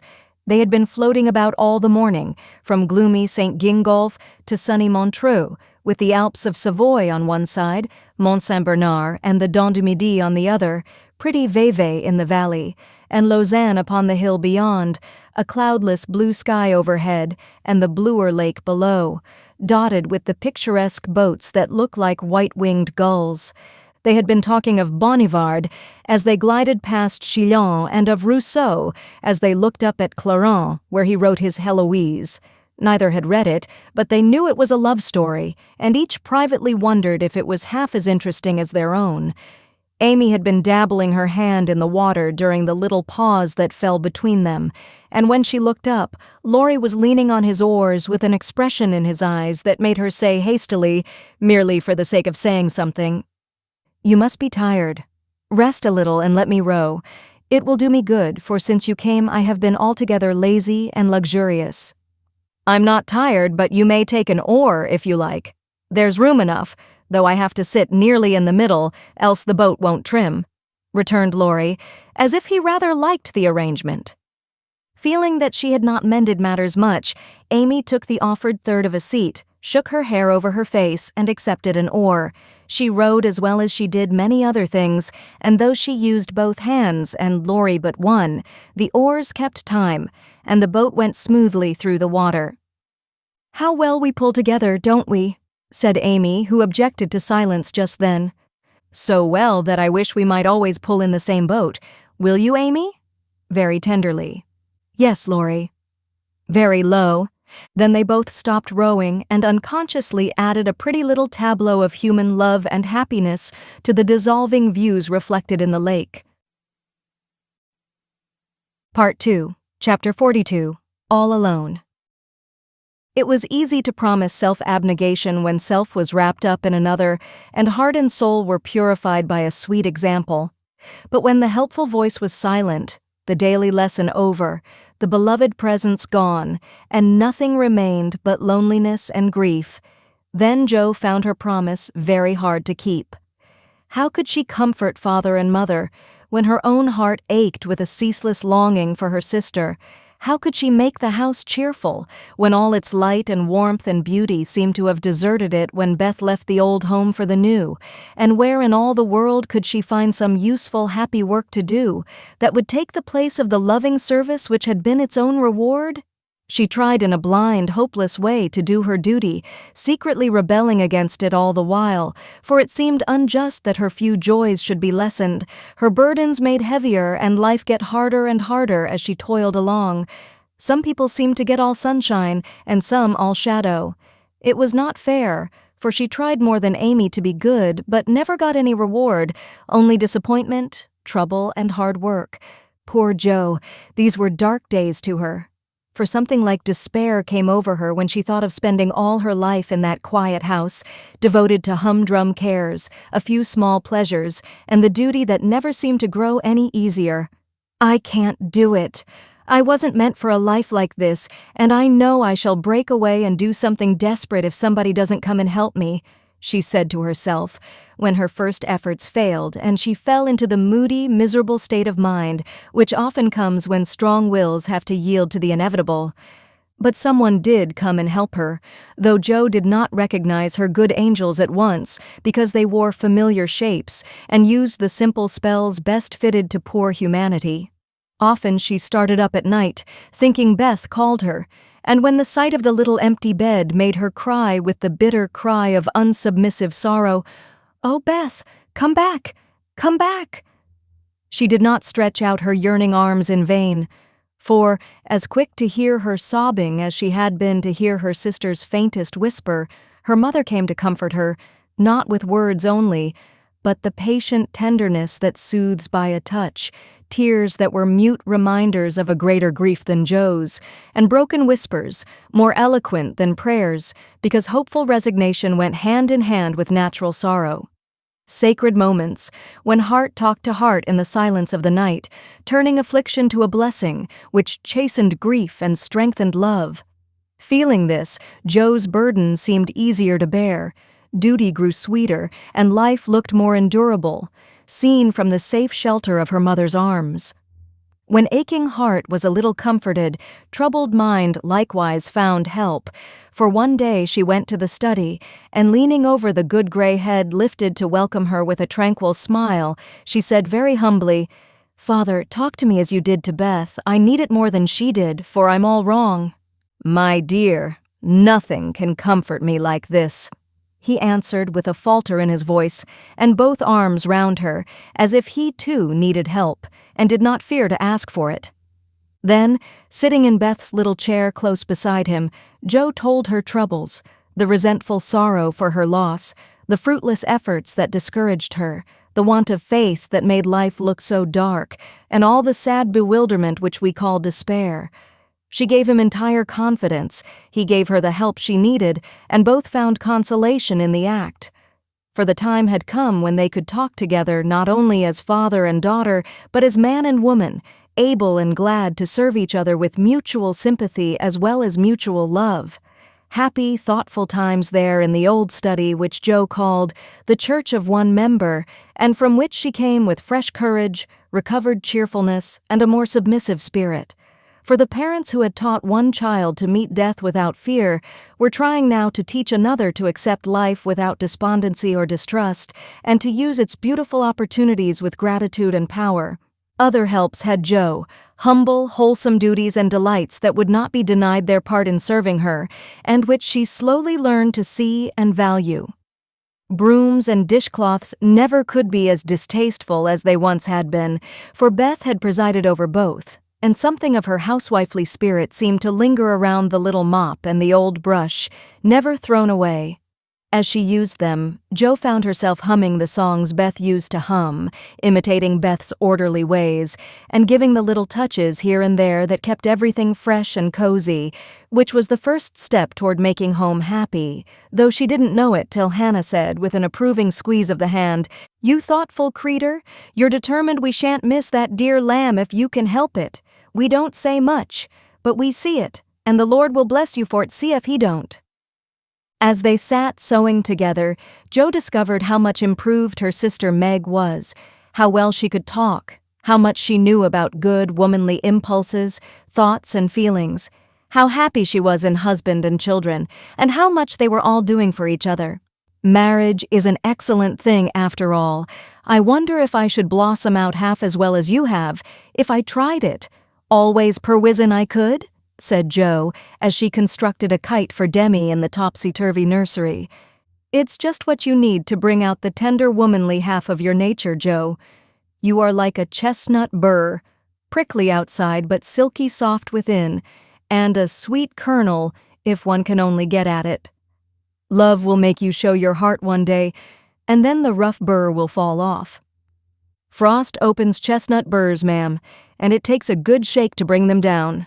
Boys go nutting, and I don't care to be bagged by them, returned Jo, pasting away at the kite, which no wind that blows would ever carry up, for Daisy had tied herself on as a bob.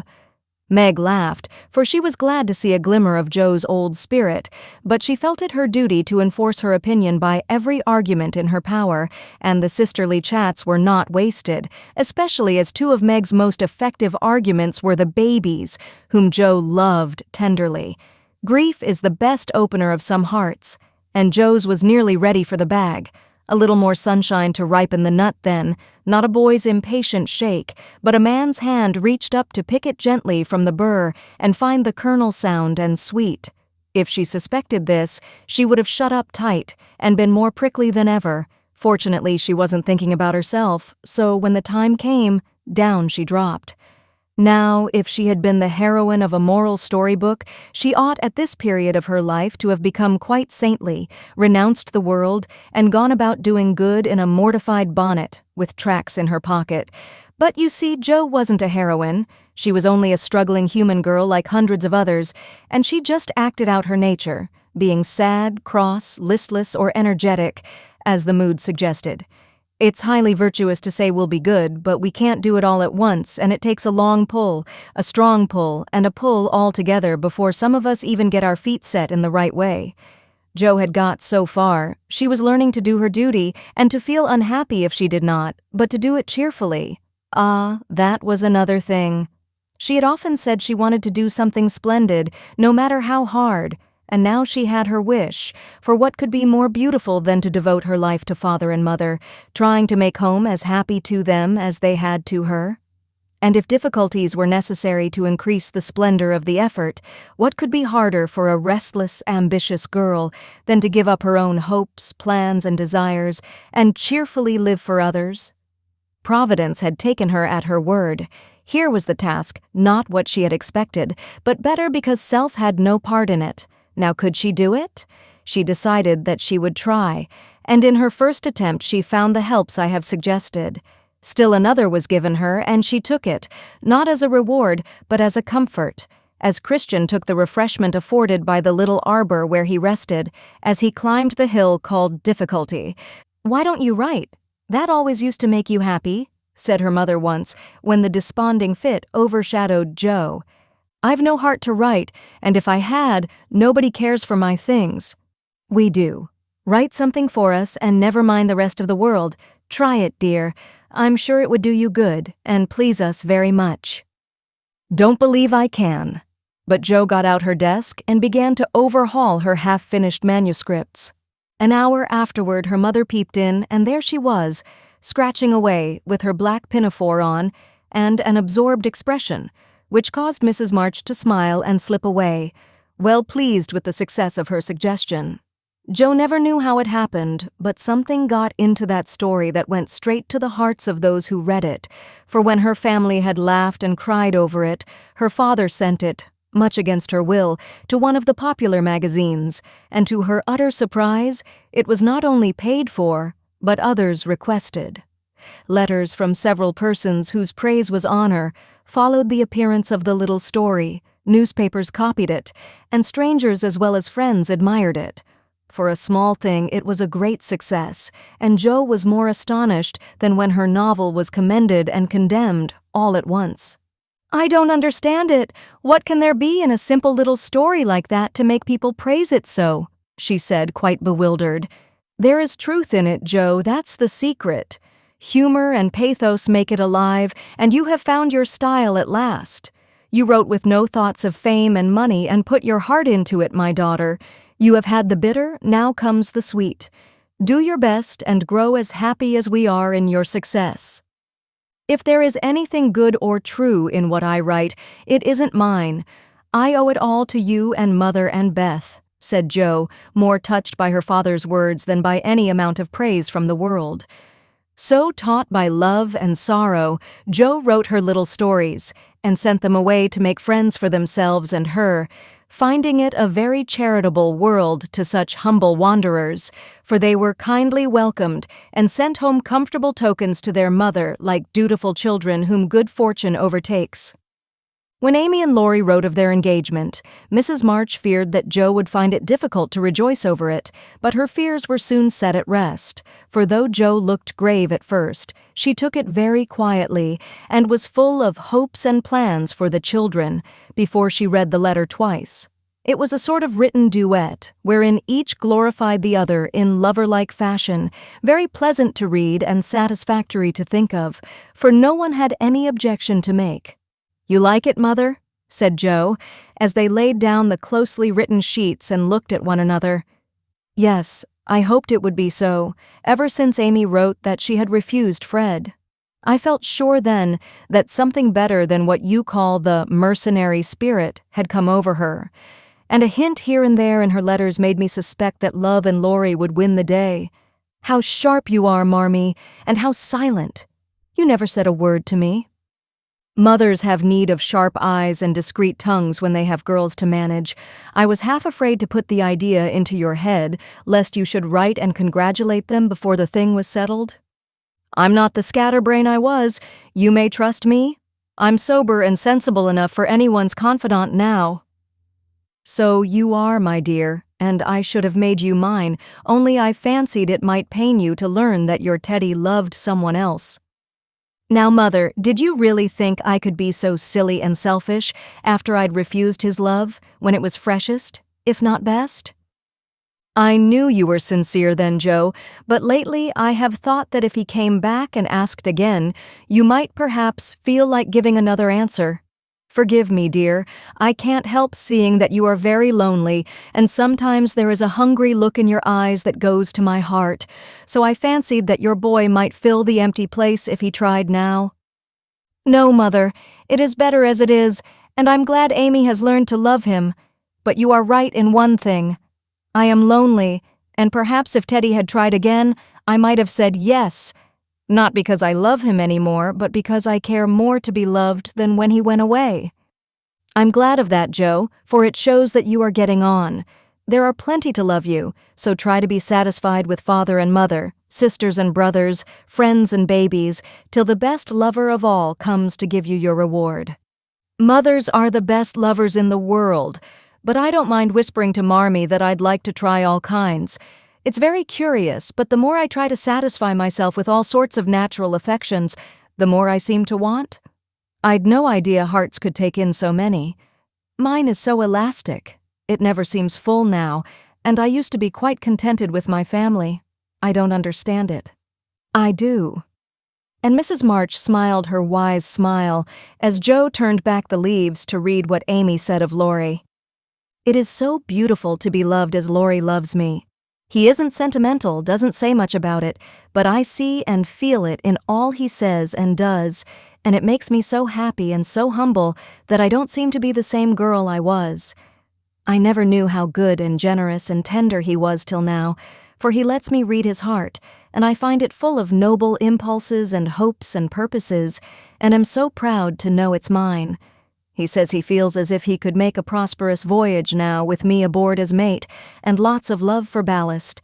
I pray he may, and try to be all he believes me, for I love my gallant captain with all my heart and soul and might, and never will desert him, while God lets us be together.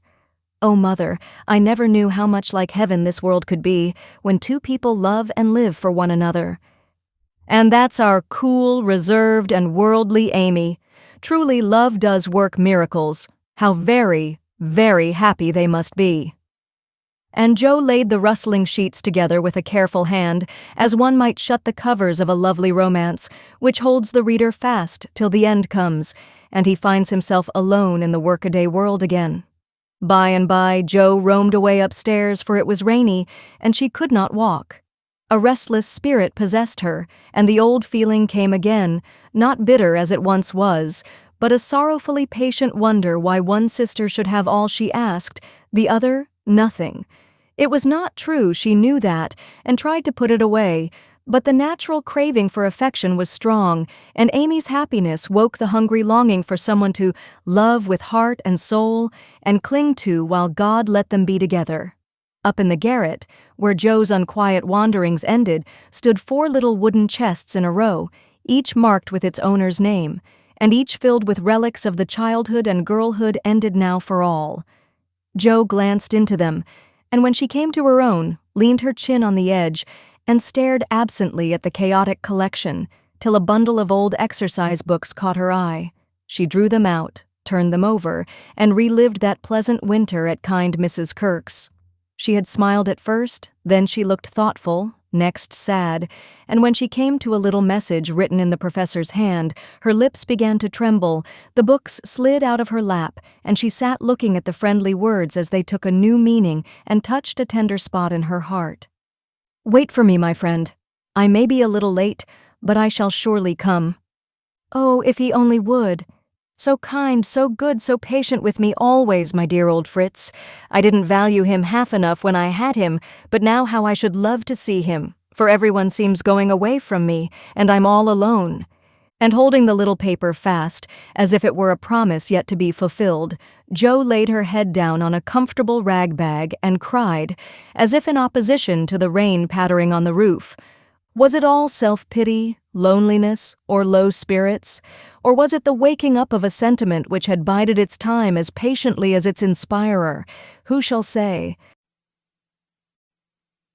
Part 2, Chapter 43, Surprises. Joe was alone in the twilight, lying on the old sofa, looking at the fire and thinking. It was her favorite way of spending the hour of dusk. No one disturbed her, and she used to lie there on Beth's little red pillow, planning stories, dreaming dreams, or thinking tender thoughts of the sister who never seemed far away. Her face looked tired, grave, and rather sad, for tomorrow was her birthday, and she was thinking how fast the years went by, how old she was getting, and how little she seemed to have accomplished. Almost 25, and nothing to show for it. Joe was mistaken in that. There was a good deal to show, and by she saw, and was grateful for it. An old maid, that's what I'm to be, a literary spinster with a pen for a spouse, a family of stories for children, and 20 years hence a morsel of fame, perhaps, when, like poor Johnson, I'm old and can't enjoy it, solitary and can't share it, independent and don't need it. Well, I needn't be a sour saint nor a selfish sinner, and I dare say old maids are very comfortable when they get used to it, but— and there Joe sighed, as if the prospect was not inviting.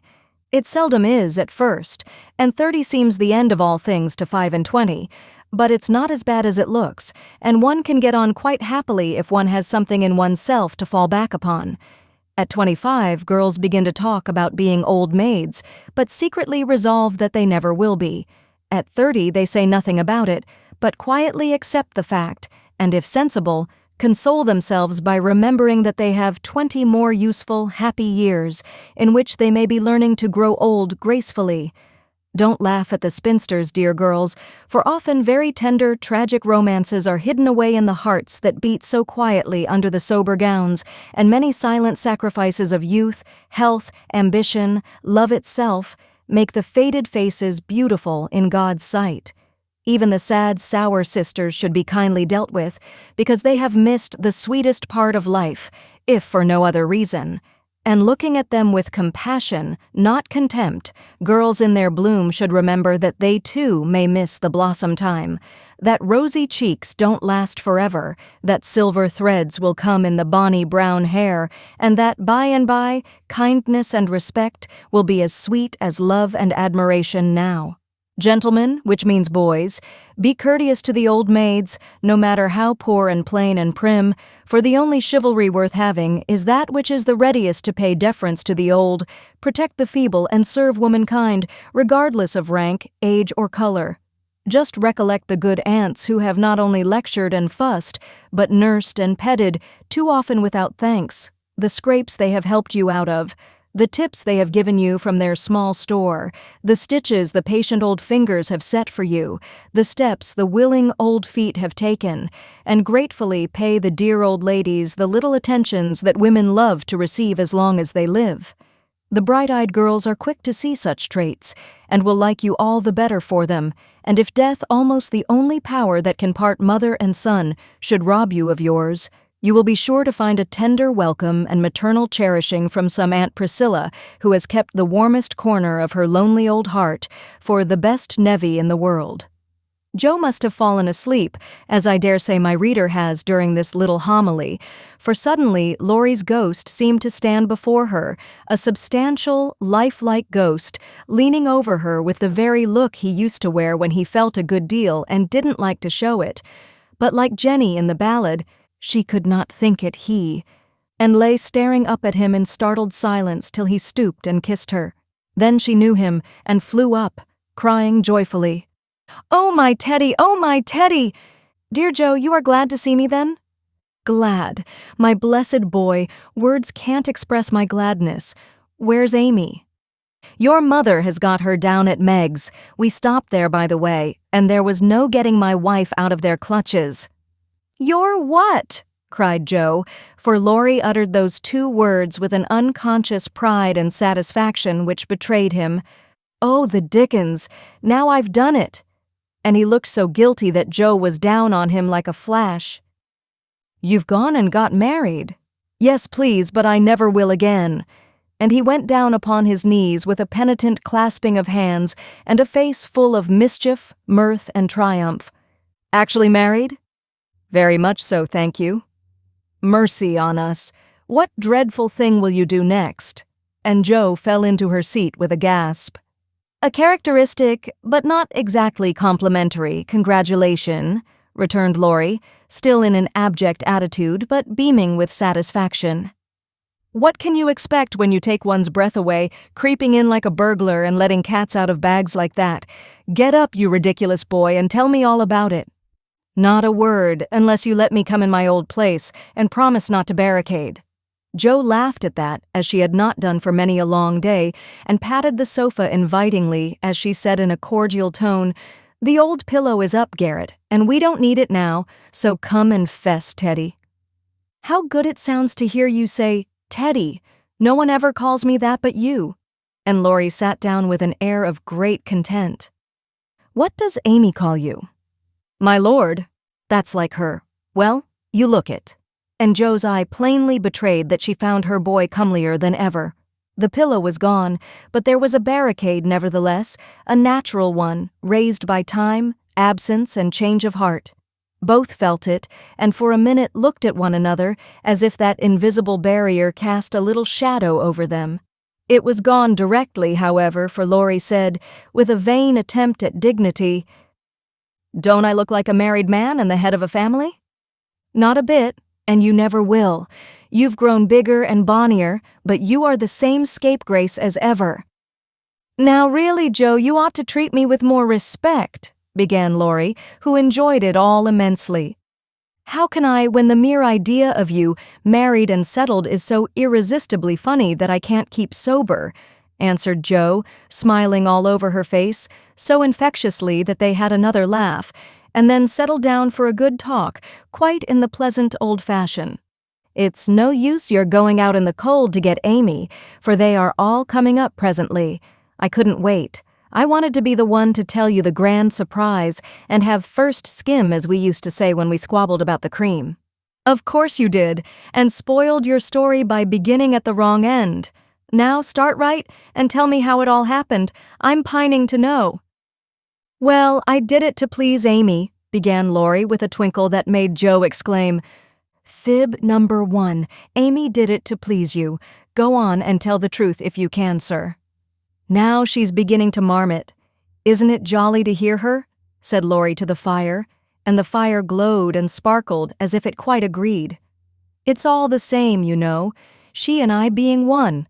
We planned to come home with the Carrolls a month or more ago, but they suddenly changed their minds and decided to pass another winter in Paris. But Grandpa wanted to come home. He went to please me, and I couldn't let him go alone. Neither could I leave Amy, and Mrs. Carroll had got English notions about chaperones and such nonsense and wouldn't let Amy come with us. So I just settled the difficulty by saying, let's be married, and then we can do as we like. Of course you did. You always have things to suit you. Not always. And something in Laurie's voice made Joe say hastily, How did you ever get Aunt to agree? It was hard work, but between us we talked her over, for we had heaps of good reasons on our side. There wasn't time to write and ask leave, but you all liked it, had consented to it by and by, and it was only taking time by the fetlock, as my wife says. Aren't we proud of those 2 words, and don't we like to say them? Interrupted Joe, addressing the fire in her turn, and watching with delight the happy light it seemed to kindle in the eyes that had been so tragically gloomy when she saw them last. A trifle, perhaps. She's such a captivating little woman, I can't help being proud of her. Well, then Uncle and Aunt were there to play propriety. We were so absorbed in one another, we were of no mortal use apart, and that charming arrangement would make everything easy all round. So we did it.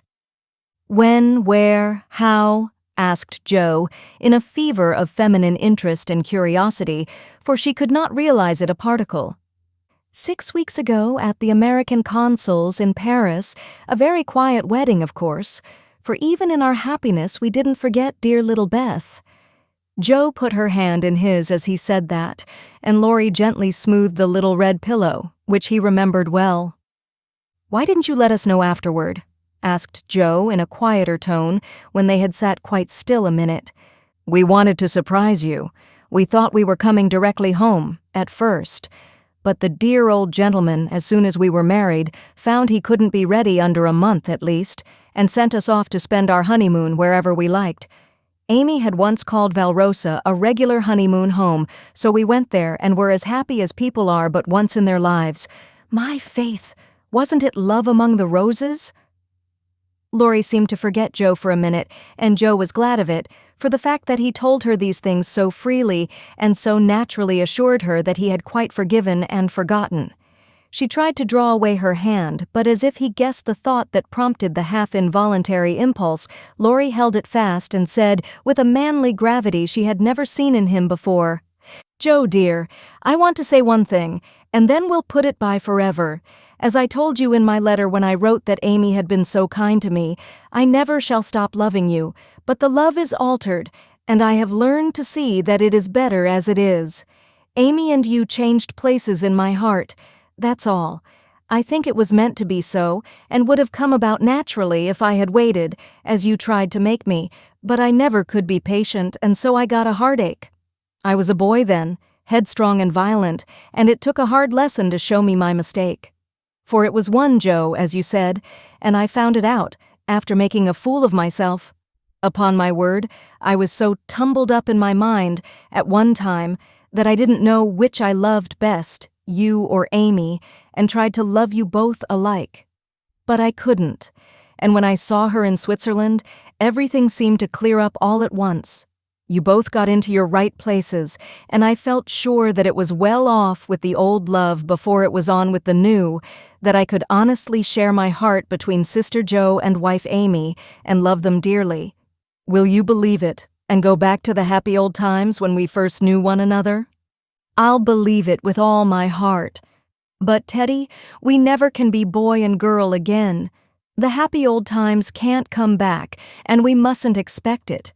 We are man and woman now, with sober work to do, for playtime is over, and we must give up frolicking. I'm sure you feel this. I see the change in you, and you'll find it in me. I shall miss my boy, but I shall love the man as much, and admire him more, because he means to be what I hoped he would. We can't be little playmates any longer, but we will be brother and sister to love and help one another all our lives, won't we, Laurie? He did not say a word, but took the hand she offered him and laid his face down on it for a minute, feeling that out of the grave of a boyish passion there had risen a beautiful, strong friendship to bless them both. Presently Jo said cheerfully, for she didn't want the coming home to be a sad one, "I can't make it true that you children are really married and going to set up housekeeping. Why, it seems only yesterday that I was buttoning Amy's pinafore and pulling your hair when you teased. Mercy me, how time does fly. As one of the children is older than yourself, you needn't talk so like a grandma. I flatter myself I'm a gentleman growed, as Peggotty said of David. And when you see Amy, you'll find her rather a precocious infant," said Laurie, looking amused at her maternal air. "You may be a little older in years, but I'm ever so much older in feeling, Teddy. Women always are, and this last year has been such a hard one that I feel 40. Poor Jo, we left you to bear it alone while we went pleasuring. You are older. Here's a line, and there's another. Unless you smile, your eyes look sad, and when I touched the cushion just now, I found a tear on it. You've had a great deal to bear and had to bear it all alone. What a selfish beast I've been." And Laurie pulled his own hair with a remorseful look, but Jo only turned over the traitorous pillow and answered, in a tone which she tried to make more cheerful, "No, I had father and mother to help me, and the dear babies to comfort me, and the thought that you and Amy were safe and happy, to make the troubles here easier to bear. I am lonely sometimes, but I dare say it's good for me, and—" "You never shall be again," broke in Laurie, putting his arm about her, as if to fence out every human ill. "Amy and I can't get on without you, so you must come and teach the children to keep house, and go halves in everything, just as we used to do, and let us pet you, and all be blissfully happy and friendly together. If I shouldn't be in the way, it would be very pleasant. I begin to feel quite young already, for somehow all my troubles seemed to fly away when you came. You always were a comfort, Teddy." And Jo leaned her head on his shoulder, just as she did years ago when Beth lay ill and Laurie told her to hold on to him. He looked down at her, wondering if she remembered the time, but Jo was smiling to herself, as if in truth her troubles had all vanished at his coming. "You are the same Jo still, dropping tears about 1 minute and laughing the next? You look a little wicked now. What is it, Grandma?" "I was wondering how you and Amy get on together." "Like angels." "Yes, of course, but which rules?" "I don't mind telling you that she does now, at least I let her think so, it pleases her, you know. By and by we shall take turns, for marriage, they say, halves one's rights and doubles one's duties. You'll go on as you begin, and Amy will rule you all the days of your life. Well, she does it so imperceptibly that I don't think I shall mind much. She is the sort of woman who knows how to rule well. In fact, I rather like it, for she winds one round her finger as softly and prettily as a skein of silk, and makes you feel as if she was doing you a favor all the while. That ever I should live to see you a henpecked husband and enjoying it," cried Jo with uplifted hands. It was good to see Laurie square his shoulders and smile with masculine scorn at that insinuation, as he replied with his high and mighty air, "Amy is too well bred for that, and I am not the sort of man to submit to it. My wife and I respect ourselves and one another too much ever to tyrannize or quarrel." Jo liked that, and thought the new dignity very becoming, but the boy seemed changing very fast into the man, and regret mingled with her pleasure. "I am sure of that. Amy and you never did quarrel as we used to. She is the sun, and I the wind in the fable, and the sun managed the man best, you remember?" "She can blow him up as well as shine on him," laughed Laurie. "Such a lecture as I got at Nice. I give you my word it was a deal worse than any of your scoldings, a regular rouser. I'll tell you all about it sometime. She never will, because after telling me that she despised and was ashamed of me, she lost her heart to the despicable party and married the good-for-nothing." "What baseness! Well, if she abuses you, come to me, and I'll defend you." "I look as if I needed it, don't I?" said Laurie, getting up and striking an attitude which suddenly changed from the imposing to the rapturous, as Amy's voice was heard calling, "Where is she? Where's my dear old Joe?" In trooped the whole family, and everyone was hugged and kissed all over again, and after several vain attempts, the three wanderers were set down to be looked at and exulted over. Mr. Laurence, hale and hearty as ever, was quite as much improved as the others by his foreign tour, for the crustiness seemed to be nearly gone, and the old-fashioned courtliness had received a polish which made it kindlier than ever. It was good to see him beam at "my children," as he called the young pair. It was better still to see Amy pay him the daughterly duty and affection which completely won his old heart, and best of all, to watch Laurie revolve about the two, as if never tired of enjoying the pretty picture they made. The minute she put her eyes upon Amy, Meg became conscious that her own dress hadn't a Parisian air, that young Mrs. Moffat would be entirely eclipsed by young Mrs. Laurence, and that her ladyship was altogether a most elegant and graceful woman. Jo thought as she watched the pair, how well they looked together. I was right, and Laurie has found the beautiful, accomplished girl who will become his home better than clumsy old Joe and be a pride, not a torment to him. Mrs. March and her husband smiled and nodded at each other with happy faces, for they saw that their youngest had done well, not only in worldly things, but the better wealth of love, confidence, and happiness. For Amy's face was full of the soft brightness which betokens a peaceful heart. Her voice had a new tenderness in it, and the cool, prim carriage was changed to a gentle dignity, both womanly and winning. No little affectations marred it, and the cordial sweetness of her manner was more charming than the new beauty or the old grace, for it stamped her at once with the unmistakable sign of the true gentlewoman she had hoped to become. "Love has done much for our little girl," said her mother softly. "She has had a good example before her all her life, my dear," Mr. March whispered back, with a loving look at the worn face and gray head beside him. Daisy found it impossible to keep her eyes off her "pitty auntie," but attached herself like a lapdog to the wonderful chatelaine full of delightful charms. Demi paused to consider the new relationship before he compromised himself by the rash acceptance of a bribe, which took the tempting form of a family of wooden bears from Bern. A flank movement produced an unconditional surrender, however, for Laurie knew where to have him. "Young man, when I first had the honor of making your acquaintance, you hit me in the face. Now I demand the satisfaction of a gentleman." And with that, the tall uncle proceeded to toss and tousle the small nephew in a way that damaged his philosophical dignity as much as it delighted his boyish soul. "Blessed if she ain't in silk from head to foot. Ain't it a relish in sight to see her settin' there as fine as a fiddle, and hear folks calling little Amy Miss Laurence," muttered old Hannah, who could not resist frequent peeks through the slide as she set the table in a most decidedly promiscuous manner. Mercy on us, how they did talk. First one, then the other, then all burst out together, trying to tell the history of 3 years in half an hour. It was fortunate that tea was at hand, to produce a lull and provide refreshment, for they would have been hoarse and faint if they had gone on much longer. Such a happy procession as filed away into the little dining room. Mr. March proudly escorted Mrs. Laurence. Mrs. March as proudly leaned on the arm of "my son." The old gentleman took Jo with a whispered, "You must be my girl now," and a glance at the empty corner by the fire that made Jo whisper back, "I'll try to fill her place, sir." The twins pranced behind, feeling that the millennium was at hand, for everyone was so busy with the newcomers that they were left to revel at their own sweet will, and you may be sure they made the most of the opportunity.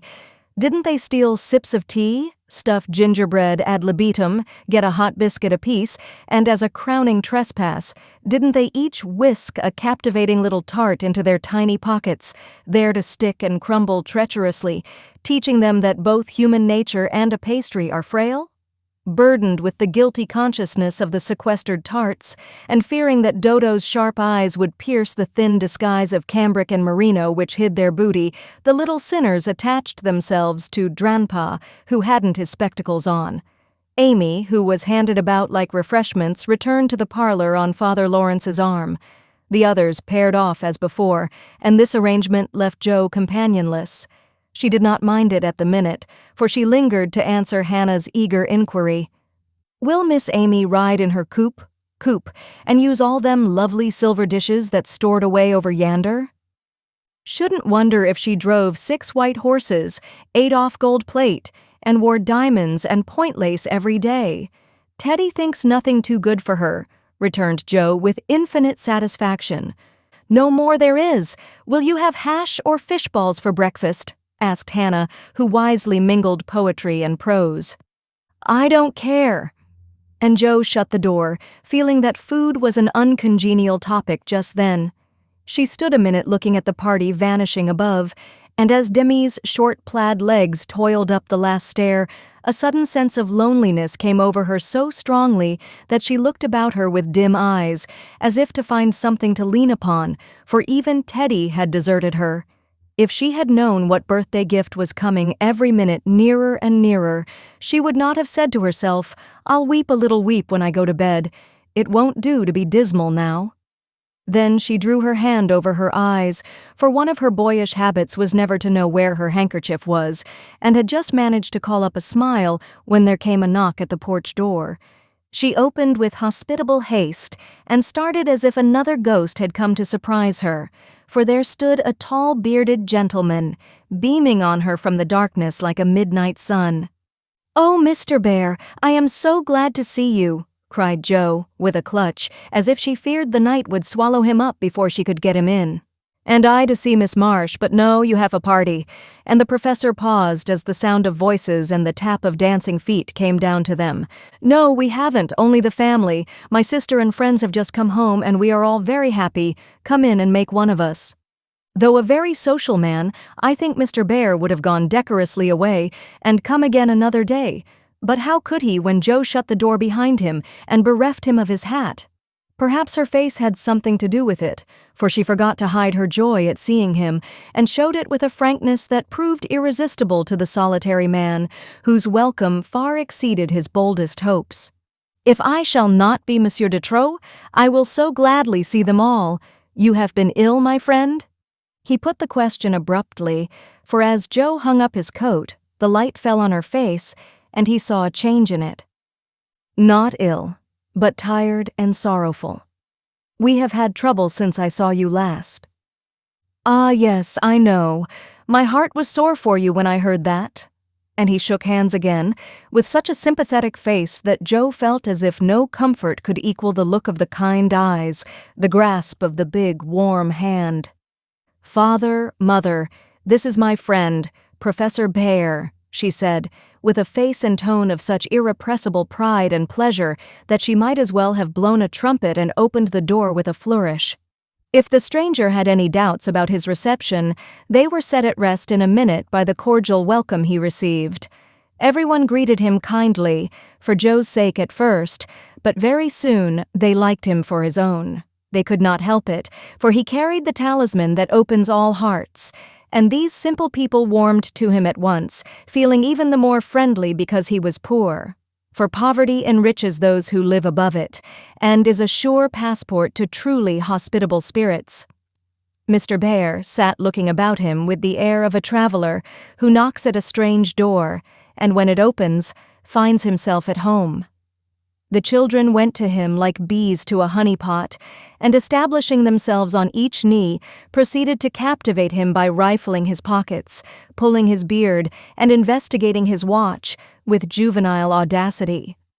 The women telegraphed their approval to one another, and Mr. March, feeling that he had got a kindred spirit, opened his choicest stores for his guests' benefit, while Silent John listened and enjoyed the talk, but said not a word, and Mr. Laurence found it impossible to go to sleep. If Jo had not been otherwise engaged, Laurie's behavior would have amused her. For a faint twinge, not of jealousy, but something like suspicion caused that gentleman to stand aloof at first and observe the newcomer with brotherly circumspection, but it did not last long. He got interested in spite of himself, and before he knew it, was drawn into the circle. For Mr. Bear talked well in this genial atmosphere and did himself justice. He seldom spoke to Laurie, but he looked at him often, and a shadow would pass across his face, as if regretting his own lost youth, as he watched the young man in his prime. Then his eyes would turn to Jo so wistfully that she would have surely answered the mute inquiry if she had seen it. But Jo had her own eyes to take care of, and feeling that they could not be trusted, she prudently kept them on the little sock she was knitting, like a model maiden aunt. A stealthy glance now and then refreshed her like sips of fresh water after a dusty walk, for the sidelong peeps showed her several propitious omens. Mr. Bear's face had lost the absent-minded expression and looked all alive with interest in the present moment. Actually young and handsome, she thought, forgetting to compare him with Laurie, as she usually did strange men, to their great detriment. Then he seemed quite inspired, though the burial customs of the ancients to which the conversation had strayed might not be considered an exhilarating topic. Jo quite glowed with triumph when Teddy got quenched in an argument, and thought to herself, as she watched her father's absorbed face, how he would enjoy having such a man as my professor to talk with every day. Lastly, Mr. Bear was dressed in a new suit of black, which made him look more like a gentleman than ever. His bushy hair had been cut and smoothly brushed, but didn't stay in order long, for in exciting moments he rumpled it up in the droll way he used to do, and Jo liked it rampantly erect better than flat, because she thought it gave his fine forehead a Jove-like aspect. Poor Jo, how she did glorify that plain man, as she sat knitting away so quietly, yet letting nothing escape her, not even the fact that Mr. Bear actually had gold sleeve buttons in his immaculate wristbands. Dear old fellow, he couldn't have got himself up with more care if he'd been going a-wooing, said Jo to herself, and then a sudden thought born of the words made her blush so dreadfully that she had to drop her ball and go down after it to hide her face. The maneuver did not succeed as well as she expected, however, for though just in the act of setting fire to a funeral pyre, the professor dropped his torch, metaphorically speaking, and made a dive after the little blue ball. Of course, they bumped their heads smartly together, saw stars, and both came up flushed and laughing, without the ball, to resume their seats, wishing they had not left them. Nobody knew where the evening went to, for Hannah skillfully abstracted the babies at an early hour, nodding like two rosy poppies, and Mr. Laurence went home to rest. The others sat round the fire, talking away, utterly regardless of the lapse of time, till Meg, whose maternal mind was impressed with a firm conviction that Daisy had tumbled out of bed, and Demi set his nightgown afire studying the structure of matches, made a move to go. "We must have our sing in the good old way, for we are all together again once more," said Jo, feeling that a good shout would be a safe and pleasant vent for the jubilant emotions of her soul. They were not all there, but no one found the words thoughtless or untrue, for Beth still seemed among them, a peaceful presence, invisible, but dearer than ever, since death could not break the household league that love made dissoluble. The little chair stood in its old place. The tidy basket, with the bit of work she left unfinished when the needle grew so heavy, was still on its accustomed shelf. The beloved instrument, seldom touched now, had not been moved, and above it Beth's face, serene and smiling as in the early days, looked down upon them, seeming to say, "Be happy. I am here." "Play something, Amy. Let them hear how much you have improved," said Laurie, with pardonable pride in his promising pupil. But Amy whispered with full eyes as she twirled the faded stool, "Not tonight, dear. I can't show off tonight." But she did show something better than brilliancy or skill, for she sang Beth's songs with a tender music in her voice which the best master could not have taught, and touched the listeners' hearts with a sweeter power than any other inspiration could have given her. The room was very still when the clear voice failed suddenly at the last line of Beth's favorite hymn. It was hard to say, "Earth hath no sorrow that heaven cannot heal, and Amy leaned against her husband, who stood behind her, feeling that her welcome home was not quite perfect without Beth's kiss. "Now, we must finish with Mignon's song, for Mr. Bear sings that," said Joe, before the pause grew painful. And Mr. Bear cleared his throat with a gratified "hem" as he stepped into the corner where Joe stood, saying, "You will sing with me? We go excellently well together." A pleasing fiction, by the way, for Joe had no more idea of music than a grasshopper.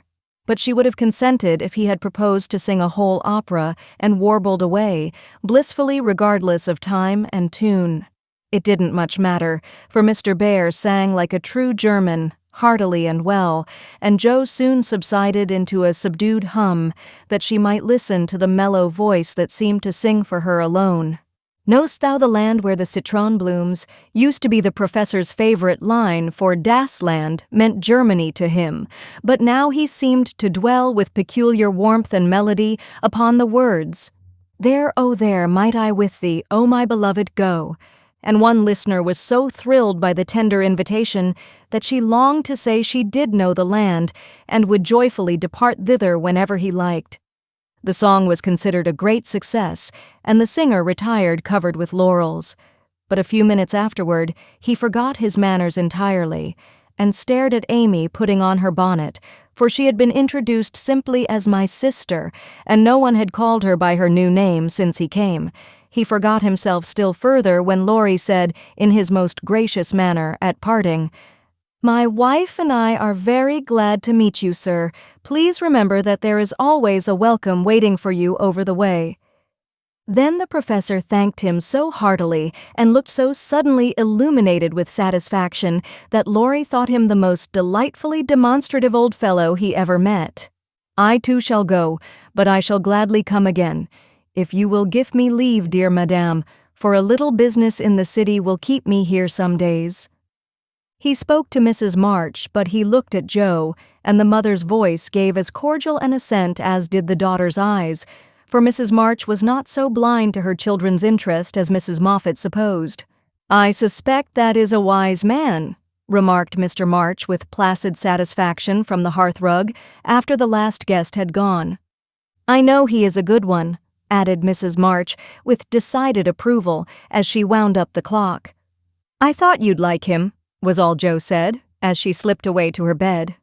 She wondered what the business was that brought Mr. Bear to the city, and finally decided that he had been appointed to some great honor somewhere, but had been too modest to mention the fact. If she had seen his face when, safe in his own room, he looked at the picture of a severe and rigid young lady with a good deal of hair who appeared to be gazing darkly into futurity, it might have thrown some light upon the subject, especially when he turned off the gas and kissed the picture in the dark. Part 2, Chapter 44, My Lord and Lady.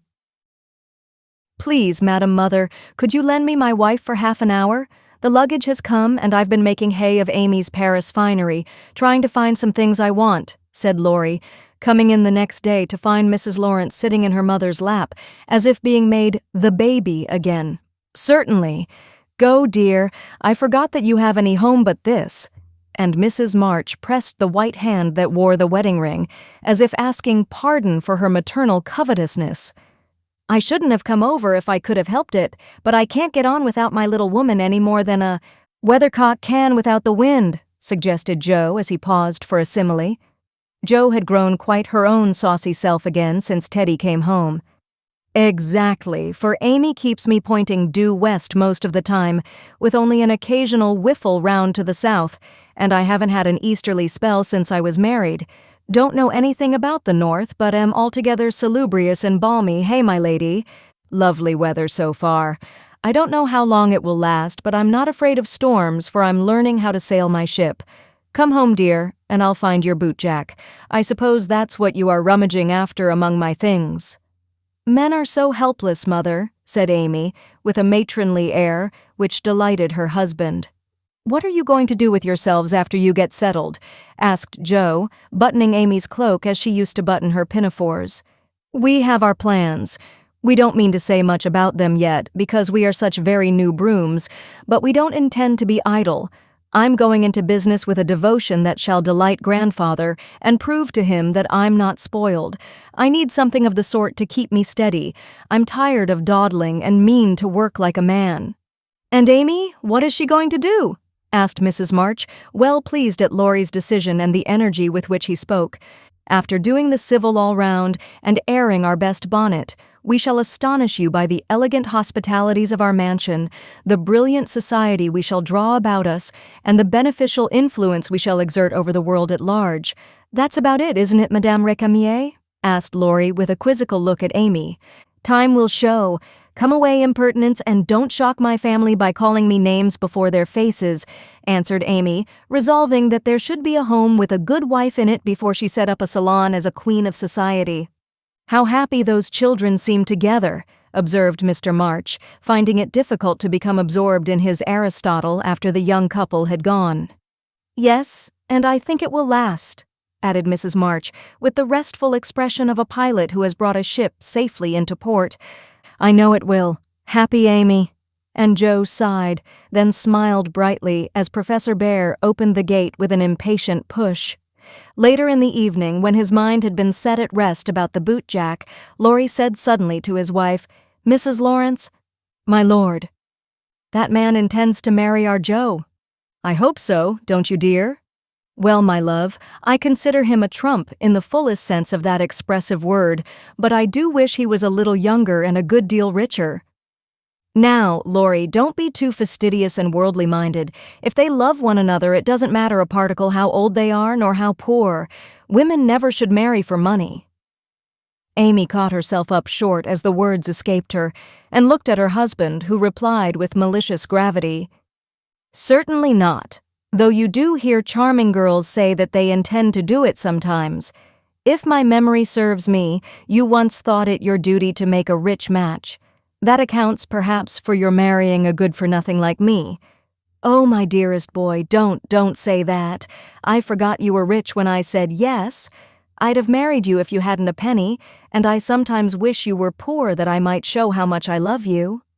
And Amy, who was very dignified in public and very fond in private, gave convincing proofs of the truth of her words. "You don't really think I am such a mercenary creature as I tried to be once, do you? It would break my heart if you didn't believe that I'd gladly pull in the same boat with you, even if you had to get your living by rowing on the lake. Am I an idiot and a brute? How could I think so when you refused a richer man for me and won't let me give you half I want to now when I have the right? Girls do it every day, poor things, and are taught to think it is their only salvation. But you had better lessons, and though I trembled for you at one time, I was not disappointed. For the daughter was true to the mother's teaching. I told Mama so yesterday, and she looked as glad and grateful as if I'd given her a check for $1 million to be spent in charity. You are not listening to my moral remarks, Mrs. Laurence." And Laurie paused, for Amy's eyes had an absent look, though fixed upon his face. "Yes, I am. And admiring the mole in your chin at the same time. I don't wish to make you vain, but I must confess that I'm prouder of my handsome husband than of all his money. Don't laugh, but your nose is such a comfort to me." And Amy softly caressed the well-cut feature with artistic satisfaction. Laurie had received many compliments in his life, but never one that suited him better, as he plainly showed, though he did laugh at his wife's peculiar taste, while she said slowly, "May I ask you a question, dear?" "Of course you may." "Shall you care if Joe does marry Mr. Bear?" "Oh, that's the trouble, is it? I thought there was something in the dimple that didn't quite suit you. Not being a dog in the manger, but the happiest fellow alive, I assure you I can dance at Joe's wedding with a heart as light as my heels. Do you doubt it, my darling?" Amy looked up at him and was satisfied. Her little jealous fear vanished forever, and she thanked him, with a face full of love and confidence. "I wish we could do something for that capital old professor. Couldn't we invent a rich relation, who shall obligingly die out there in Germany and leave him a tidy little fortune?" said Laurie, when they began to pace up and down the long drawing room, arm in arm, as they were fond of doing, in memory of the chateau garden. "Joe would find us out and spoil it all. She is very proud of him, just as he is, and said yesterday that she thought poverty was a beautiful thing." Bless her dear heart. She won't think so when she has a literary husband and a dozen little professors and professorins to support. We won't interfere now, but watch our chance and do them a good turn in spite of themselves. I owe Jo for a part of my education, and she believes in people's paying their honest debts, so I'll get round her in that way. How delightful it is to be able to help others, isn't it? That was always one of my dreams, to have the power of giving freely, and thanks to you the dream has come true. Ah, we'll do quantities of good, won't we? There's one sort of poverty that I particularly like to help. Out-and-out beggars get taken care of, but poor gentle folks fare badly because they won't ask, and people don't dare to offer charity. Yet there are 1,000 ways of helping them, if one only knows how to do it so delicately that it does not offend. I must say, I like to serve a decayed gentleman better than a blarneying beggar. I suppose it's wrong, but I do, though it is harder. Because it takes a gentleman to do it, added the other member of the Domestic Admiration Society. Thank you, I'm afraid I don't deserve that pretty compliment, but I was going to say that while I was dawdling about abroad, I saw a good many talented young fellows making all sorts of sacrifices and enduring real hardships that they might realize their dreams. Splendid fellows, some of them, working like heroes, poor and friendless, but so full of courage, patience, and ambition that I was ashamed of myself and longed to give them a right good lift. Those are people whom it's a satisfaction to help, for if they've got genius, it's an honor to be allowed to serve them and not let it be lost or delayed for want of fuel to keep the pot boiling. If they haven't, it's a pleasure to comfort the poor souls and keep them from despair when they find it out. Yes, indeed, and there's another class who can't ask and who suffer in silence. I know something of it, for I belonged to it before you made a princess of me, as the king does the beggar maid in the old story. Ambitious girls have a hard time, Laurie, and often have to see youth, health, and precious opportunities go by, just for want of a little help at the right minute. People have been very kind to me, and whenever I see girls struggling along as we used to do, I want to put out my hand and help them as I was helped.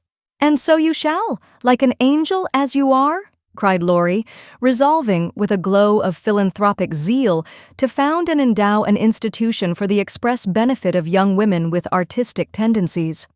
Rich people have no right to sit down and enjoy themselves or let their money accumulate for others to waste. It's not half so sensible to leave legacies when one dies as it is to use the money wisely while alive and enjoy making one's fellow creatures happy with it. We'll have a good time ourselves and add an extra relish to our own pleasure by giving other people a generous taste. Will you be a little Dorcas, going about emptying a big basket of comforts and filling it up with good deeds? With all my heart, if you will be a brave St. Martin, stopping as you ride gallantly through the world to share your cloak with the beggar. It's a bargain, and we shall get the best of it. So the young pair shook hands upon it, and then paced happily on again, feeling that their pleasant home was more home-like because they hoped to brighten other homes, believing that their own feet would walk more uprightly along the flowery path before them if they smoothed rough ways for other feet, and feeling that their hearts were more closely knit together by a love which could tenderly remember those less blessed than they. Part 2, Chapter 45, Daisy and Demi. I cannot feel that I have done my duty as humble historian of the March family without devoting at least one chapter to the two most precious and important members of it. Daisy and Demi had now arrived at years of discretion, for in this fast age babies of 3 or 4 assert their rights, and get them too, which is more than many of their elders do. If there ever were a pair of twins in danger of being utterly spoiled by adoration, it was these prattling Brookes. Of course they were the most remarkable children ever born, as will be shown when I mention that they walked at 8 months, talked fluently at 12 months, and at 2 years they took their places at table, and behaved with a propriety which charmed all beholders. At 3, Daisy demanded a needler, and actually made a bag with 4 stitches in it. She likewise set up housekeeping in the sideboard, and managed a microscopic cooking stove with a skill that brought tears of pride to Hannah's eyes. while Demi learned his letters with his grandfather, who invented a new mode of teaching the alphabet by forming letters with his arms and legs, thus uniting gymnastics for head and heels. The boy early developed a mechanical genius which delighted his father and distracted his mother, for he tried to imitate every machine he saw and kept the nursery in a chaotic condition with his sew-and-sheen, a mysterious structure of string, chairs, clothespins, and spools for wheels to go wound and wound. Also, a basket hung over the back of a chair in which he vainly tried to hoist his too confiding sister, who, with feminine devotion, allowed little head to be bumped till rescued, when the young inventor indignantly remarked, "Why, Mar, dat's my lely waiter, and me's trying to pull her up." Though utterly unlike in character, the twins got on remarkably well together and seldom quarreled more than thrice a day. Of course, Demi tyrannized over Daisy and gallantly defended her from every other aggressor, while Daisy made a galley slave of herself and adored her brother as the one perfect being in the world. A rosy, chubby, sunshiny little soul was Daisy, who found her way to everybody's heart and nestled there. One of the captivating children who seemed made to be kissed and cuddled, adorned and adored like little goddesses, and produced for general approval on all festive occasions. Her small virtues were so sweet that she would have been quite angelic if a few small naughtinesses had not kept her delightfully human. It was all fair weather in her world, and every morning she scrambled up to the window in her little nightgown to look out and say, no matter whether it rained or shone, "Oh, pity day, oh, pity day." Everyone was a friend, and she offered kisses to a stranger so confidingly that the most inveterate bachelor relented, and baby lovers became faithful worshippers. "Me loves everybody," she once said, opening her arms with her spoon in one hand and her mug in the other, as if eager to embrace and nourish the whole world. As she grew, her mother began to feel that the dovecote would be blessed by the presence of an inmate as serene and loving as that which had helped to make the old house home, and to pray that she might be spared a loss like that which had lately taught them how long they had entertained an angel unawares. Her grandfather often called her Beth, and her grandmother watched over her with untiring devotion, as if trying to atone for some past mistake which no eye but her own could see. Demi, like a true Yankee, was of an inquiring turn, wanting to know everything, and often getting much disturbed because he could not get satisfactory answers to his perpetual, "What for?" He also possessed a philosophic bent, to the great delight of his grandfather, who used to hold Socratic conversations with him, in which the precocious pupil occasionally posed his teacher, to the undisguised satisfaction of the women folk. "What makes my legs go, Dranpa?" asked the young philosopher, surveying those active portions of his frame with a meditative air while resting after a go-to-bed frolic one night. "It's your little mind, Demi," replied the sage, stroking the yellow head respectfully. "What is a little mine?" "It is something which makes your body move, as the spring made the wheels go in my watch when I showed it to you. Open me. I want to see it go wound." "I can't do that any more than you could open the watch. God winds you up and you go till he stops you." "Does I?" And Demi's brown eyes grew big and bright as he took in the new thought. "Is I wounded up like the watch?" "Yes, but I can't show you how, for it is done when we don't see." Demi felt his back as if expecting to find it like that of the watch, and then gravely remarked, "I des Dodd does it when I's asleep." A careful explanation followed, to which he listened so attentively that his anxious grandmother said, "My dear, do you think it wise to talk about such things to that baby? He's getting great bumps over his eyes and learning to ask the most unanswerable questions. If he is old enough to ask the question, he is old enough to receive true answers. I am not putting the thoughts into his head, but helping him unfold those already there. These children are wiser than we are, and I have no doubt the boy understands every word I have said to him. Now, Demi, tell me where you keep your mind."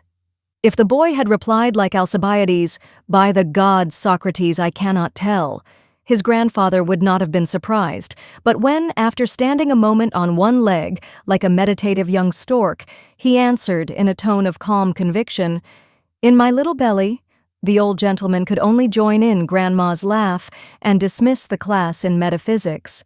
There might have been cause for maternal anxiety if Demi had not given convincing proofs that he was a true boy, as well as a budding philosopher, for often, after a discussion which caused Hannah to prophesy, with ominous nods, "That child ain't long for this world," he would turn about and set her fears at rest by some of the pranks with which dear, dirty, naughty little rascals distract and delight their parents' souls. Meg made many moral rules and tried to keep them, but what mother was ever proof against the winning wiles, the ingenious evasions, or the tranquil audacity of the miniature men and women who so early show themselves accomplished artful dodgers?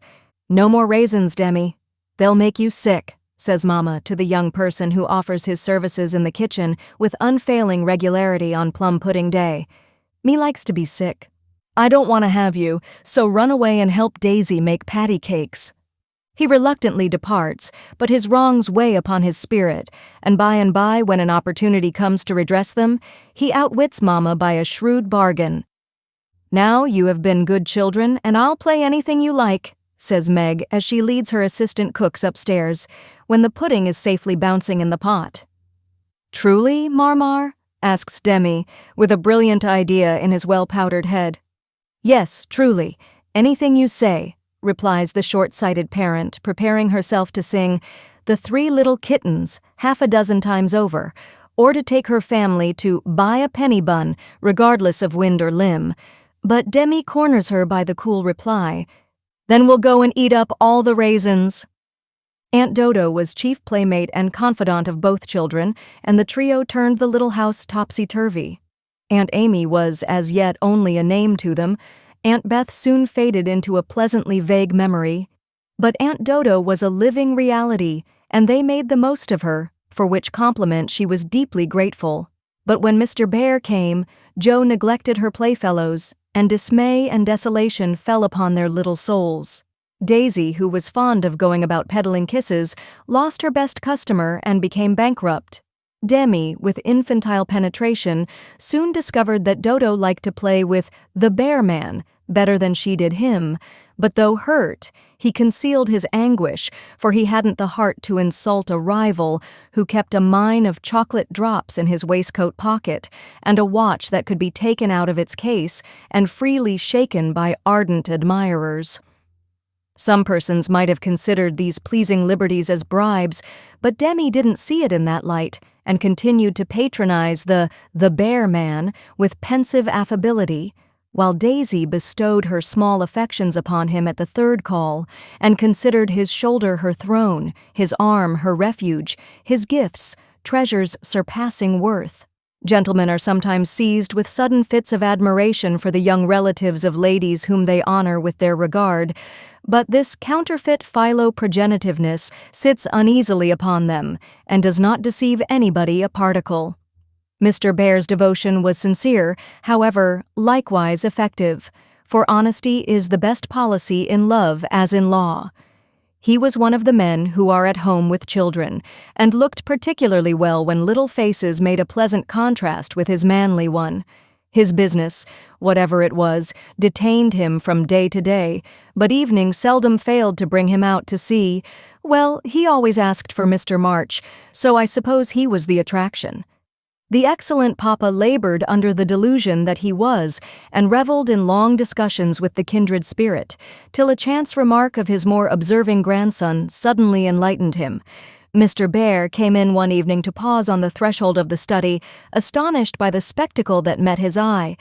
Prone upon the floor lay Mr. March, with his respectable legs in the air, and beside him, likewise prone, was Demi, trying to imitate the attitude with his own short, scarlet-stockinged legs, both grovellers so seriously absorbed that they were unconscious of spectators, till Mr. Bear laughed his sonorous laugh, and Jo cried out with a scandalized face, "Father, father, here's the professor!" Down went the black legs, and up came the gray head, as the preceptor said, with undisturbed dignity, "Good evening, Mr. Bear. Excuse me for a moment, we are just finishing our lesson. Now, Demi, make the letter and tell its name." "I knows him." And after a few convulsive efforts, the red legs took the shape of a pair of compasses, and the intelligent pupil triumphantly shouted, "It's a we, Dranpa! It's a we!" "He's a born Weller," laughed Joe, as her parent gathered himself up, and her nephew tried to stand on his head, as the only mode of expressing his satisfaction that school was over. "What have you been at today, Bubchen?" asked Mr. Bear, picking up the gymnast. "Me went to see little Mary." "And what did you there?" "I kissed her," began Demi with artless frankness. "Prut, thou beginnest early. What did the little Mary say to that?" asked Mr. Bear, continuing to confess the young sinner, who stood upon the knee, exploring the waistcoat pocket. "Oh, she liked it, and she kissed me, and I liked it." "Don't little boys like little girls?" asked Demi, with his mouth full and an air of bland satisfaction. "You precocious chick! Who put that into your head?" said Joe, enjoying the innocent revelation as much as the professor. "'Tisn't in mine head, it's in mine moof," answered literal Demi, putting out his tongue with a chocolate drop on it, thinking she alluded to confectionery, not ideas. "Thou shouldst save some for the little friend. Sweets to the sweet, manling." And Mr. Bear offered Joe some, with a look that made her wonder if chocolate was not the nectar drunk by the gods. Demi also saw the smile, was impressed by it, and artlessly inquired, "Do great boys like great girls, Professor?" Like young Washington, Mr. Bear couldn't tell a lie, so he gave the somewhat vague reply that he believed they did sometimes, in a tone that made Mr. March put down his clothes brush, glance at Joe's retiring face, and then sink into his chair, looking as if the precocious chick had put an idea into his head that was both sweet and sour. Why Dodo, when she caught him in the china closet half an hour afterward, nearly squeezed the breath out of his little body with a tender embrace instead of shaking him for being there, and why she followed up this novel performance by the unexpected gift of a big slice of bread and jelly, remained one of the problems over which Demi puzzled his small wits, and was forced to leave unsolved forever. Part 2, Chapter 46, Under the Umbrella. While Laurie and Amy were taking conjugal strolls over velvet carpets as they set their house in order and planned a blissful future, Mr. Bear and Joe were enjoying promenades of a different sort along muddy roads and sodden fields. "I always do take a walk toward evening, and I don't know why I should give it up just because I happened to meet the professor on his way out," said Joe to herself after 2 or 3 encounters, for though there were 2 paths to Meg's, whichever one she took she was sure to meet him, either going or returning. He was always walking rapidly, and never seemed to see her until quite close, when he would look as if his short-sighted eyes had failed to recognize the approaching lady till that moment. Then, if she was going to Meg's, he always had something for the babies. If her face was turned homeward, he had merely strolled down to see the river, and was just returning unless they were tired of his frequent calls. Under the circumstances, what could Joe do but greet him civilly and invite him in? If she was tired of his visits, she concealed her weariness with perfect skill, and took care that there should be coffee for supper, as Mr. Bear, doesn't like tea. By the 2nd week, everyone knew perfectly well what was going on, yet everyone tried to look as if they were stone blind to the changes in Joe's face. They never asked why she sang about her work, did up her hair 3 times a day, and got so blooming with her evening exercise, and no one seemed to have the slightest suspicion that Professor Bear, while talking philosophy with the father, was giving the daughter lessons in love. Joe couldn't even lose her heart in a decorous manner, but sternly tried to quench her feelings, and failing to do so, led a somewhat agitated life. She was mortally afraid of being laughed at for surrendering after her many and vehement declarations of independence. Laurie was her especial dread, but thanks to the new manager, he behaved with praiseworthy propriety, never called Mr. Bear a capital old fellow in public, never alluded in the remotest manner to Joe's improved appearance, or expressed the least surprise at seeing the professor's hat on the March's table nearly every evening. But he exulted in private and longed for the time to come when he could give Joe a piece of plate, with a bear and a ragged staff on it as an appropriate coat of arms. For a fortnight, the professor came and went with lover-like regularity. Then he stayed away for 3 whole days and made no sign, a proceeding which caused everybody to look sober, and Joe to become pensive at first and then, alas for romance, very cross. Disgusted, I dare say, and gone home as suddenly as he came. It's nothing to me, of course, but I should think he would have come and bid us goodbye like a gentleman, she said to herself with a despairing look at the gate as she put on her things for the customary walk one dull afternoon. "You'd better take the little umbrella, dear. It looks like rain," said her mother, observing that she had on her new bonnet but not alluding to the fact. "Yes, Marmee, do you want anything in town? I've got to run in and get some paper," returned Joe, pulling out the bow under her chin before the glass as an excuse for not looking at her mother. "Yes, I want some twilled silesia, a paper of No. 9 needles, and 2 yards of narrow lavender ribbon. Have you got your thick boots on, and something warm under your cloak?" "I believe so," answered Joe absently. "If you happen to meet Mr. Bear, bring him home to tea. I quite long to see the dear man," added Mrs. March. Joe heard that, but made no answer, except to kiss her mother and walk rapidly away, thinking with a glow of gratitude, in spite of her heartache, "How good she is to me! What do girls do who haven't any mothers to help them through their troubles?" The dry goods stores were not down among the counting houses, banks, and wholesale warerooms, where gentlemen most do congregate, but Joe found herself in that part of the city before she did a single errand, loitering along as if waiting for someone, examining engineering instruments in one window and samples of wool in another with most unfeminine interest, tumbling over barrels, being half smothered by descending bales, and hustled unceremoniously by busy men who looked as if they wondered how the deuce she got there. A drop of rain on her cheek recalled her thoughts from baffled hopes to ruined ribbons. For the drops continued to fall, and being a woman as well as a lover, she felt that, though it was too late to save her heart, she might her bonnet.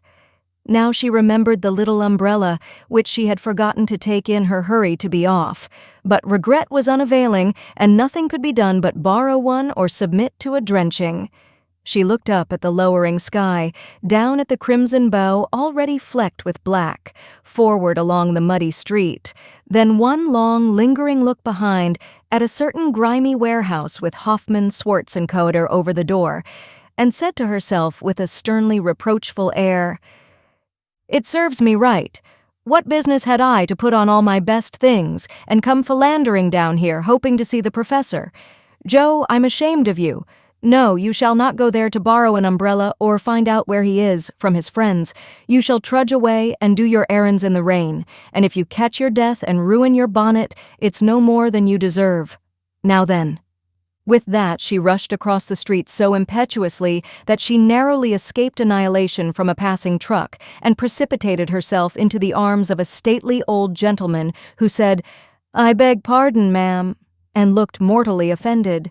Somewhat daunted, Joe righted herself, spread her handkerchief over the devoted ribbons, and putting temptation behind her, hurried on, with increasing dampness about the ankles and much clashing of umbrellas overhead. The fact that a somewhat dilapidated blue one remained stationary above the unprotected bonnet attracted her attention, and looking up, she saw Mr. Bear looking down. "I feel to know the strong-minded lady who goes so bravely under many horse noses and so fast through much mud. What do you down here, my friend?" "I'm shopping." Mr. Bear smiled as he glanced from the pickle factory on one side to the wholesale hide and leather concern on the other, but he only said politely, "You have no umbrella. May I go also, and take for you the bundles?" "Yes, thank you." Joe's cheeks were as red as her ribbon, and she wondered what he thought of her, but she didn't care, for in a minute she found herself walking away, arm in arm with her professor, feeling as if the sun had suddenly burst out with uncommon brilliancy, that the world was all right again, and that one thoroughly happy woman was paddling through the wet that day. "We thought you had gone," said Joe hastily, for she knew he was looking at her. Her bonnet wasn't big enough to hide her face, and she feared he might think the joy it betrayed unmaidenly. "Did you believe that I should go with no farewell to those who have been so heavenly kind to me?" he asked so reproachfully that she felt as if she had insulted him by the suggestion, and answered heartily, "No, I didn't. I knew you were busy about your own affairs, but we rather missed you, father and mother especially." "And you? I'm always glad to see you, sir."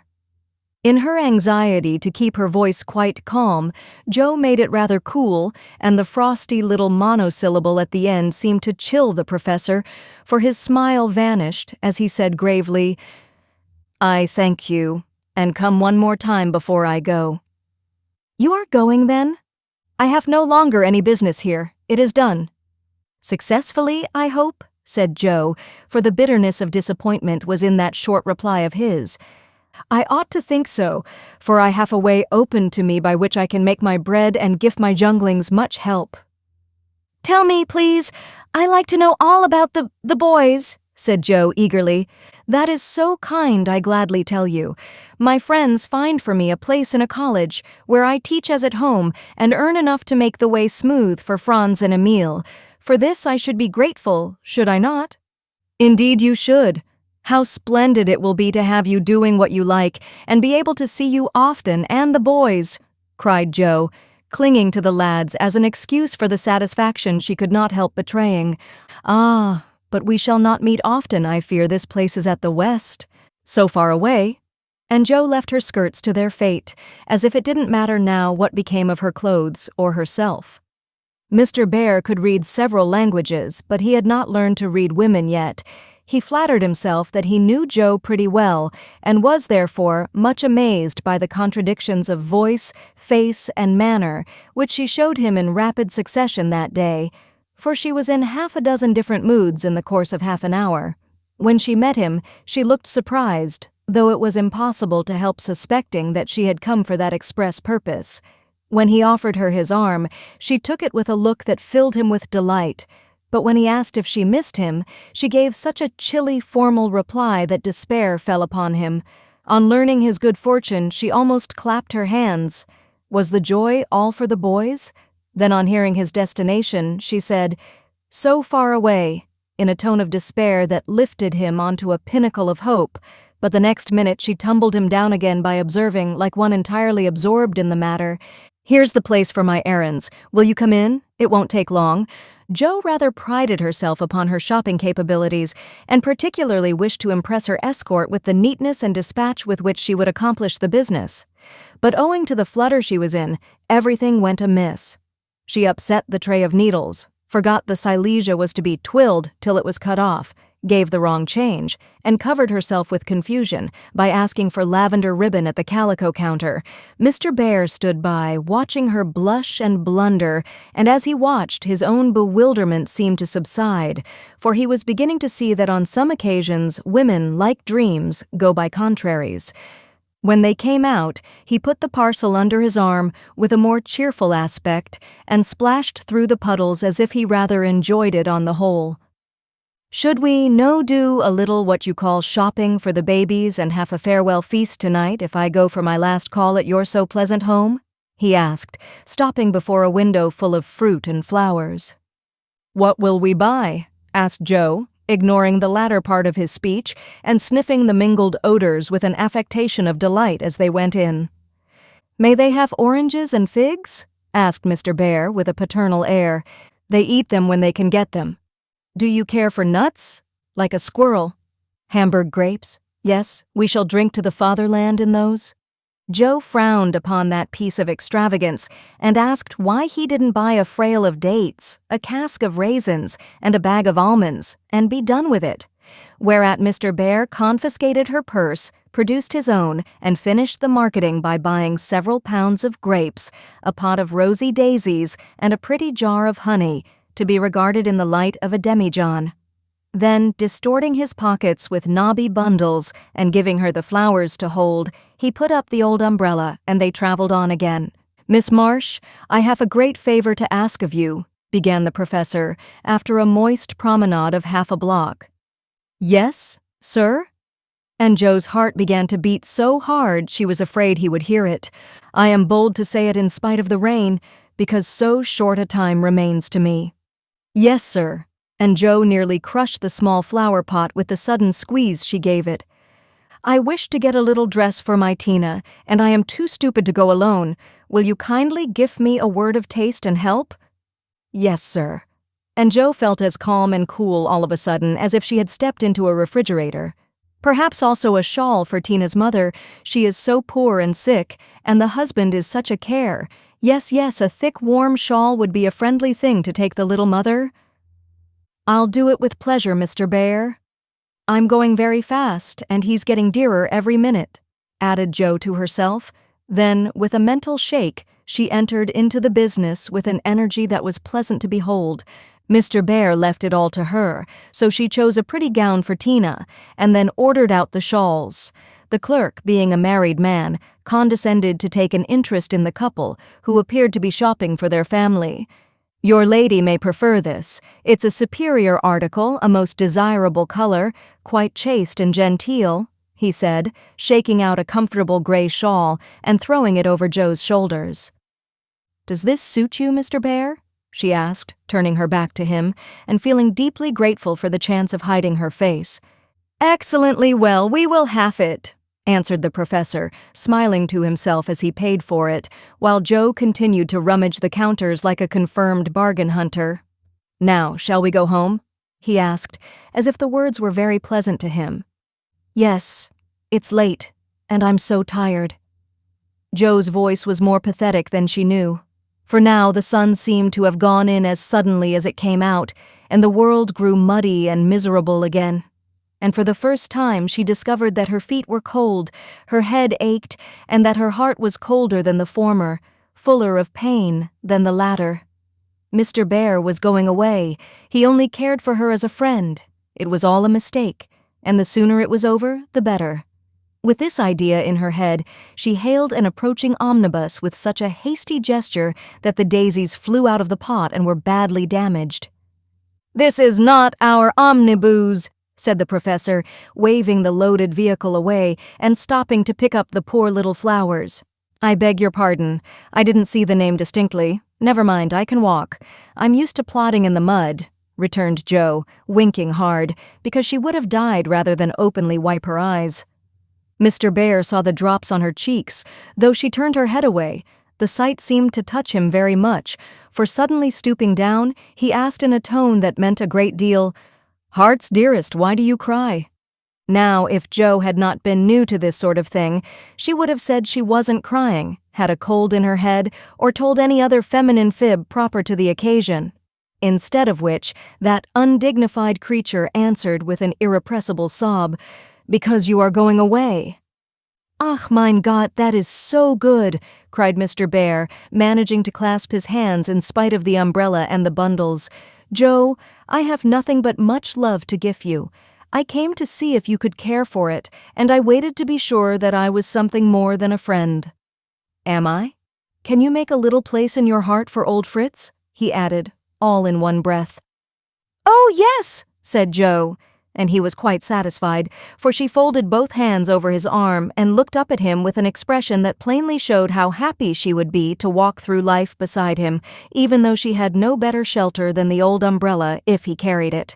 It was certainly proposing under difficulties, for even if he had desired to do so, Mr. Bear could not go down upon his knees on account of the mud. Neither could he offer Jo his hand, except figuratively, for both were full. Much less could he indulge in tender remonstrations in the open street, though he was near it. So the only way in which he could express his rapture was to look at her, with an expression which glorified his face to such a degree that there actually seemed to be little rainbows in the drops that sparkled on his beard. If he had not loved Jo very much, I don't think he could have done it then, for she looked far from lovely, with her skirts in a deplorable state, her rubber boots splashed to the ankle, and her bonnet a ruin.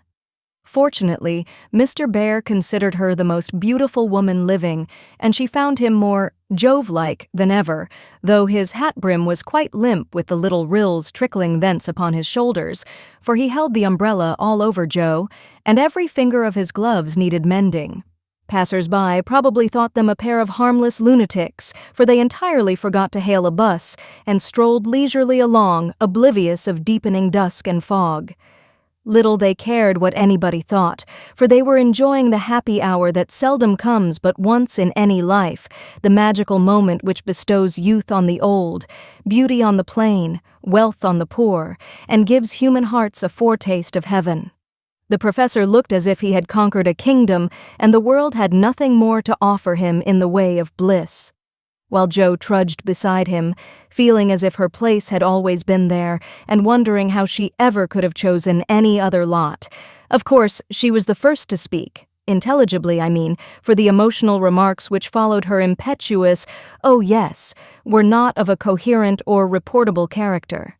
"Friedrich, why didn't you—" "Ah, heaven! She gifts me the name that no one speaks since Minna died," cried the professor, pausing in a puddle to regard her with grateful delight. "I always call you so to myself, I forgot, but I won't unless you like it." "Like it? It is more sweet to me than I can tell. Say thou also, and I shall say your language is almost as beautiful as mine." "Isn't thou a little sentimental?" asked Jo, privately thinking it a lovely monosyllable. "Sentimental? Yes. Thank God, we Germans believe in sentiment and keep ourselves young mid it. Your English you is so cold, say thou. Heart's dearest, it means so much to me," pleaded Mr. Bear, more like a romantic student than a grave professor. "Well then, why didn't thou tell me all this sooner?" asked Jo bashfully. "Now I shall have to show thee all my heart, and I so gladly will because thou must take care of it hereafter. See then, my Jo, the dear funny little name. I had a wish to tell something the day I said goodbye in New York, but I thought the handsome friend was betrothed to thee, and so I spoke not. Wouldst thou have said yes, then, if I had spoken?" "I don't know, I'm afraid not, for I didn't have any heart just then." "Prut, that I do not believe. It was asleep till the fairy prince came through the wood, and waked it up. Ah well, die erste Liebe ist die beste, but that I should not expect." "Yes, the first love is the best, but be so contented, for I never had another. Teddy was only a boy, and soon got over his little fancy," said Jo, anxious to correct the professor's mistake. "Good, then I shall rest happy, and be sure that thou givest me all. I have waited so long, I am grown selfish as thou wilt find, Professorin." "I like that," cried Jo, delighted with her new name.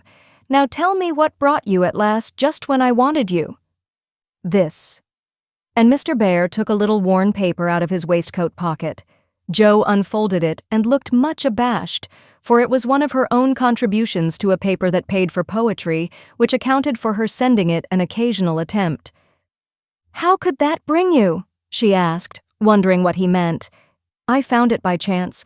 I knew it by the names and the initials, and in it there was one little verse that seemed to call me. 'Read and find him.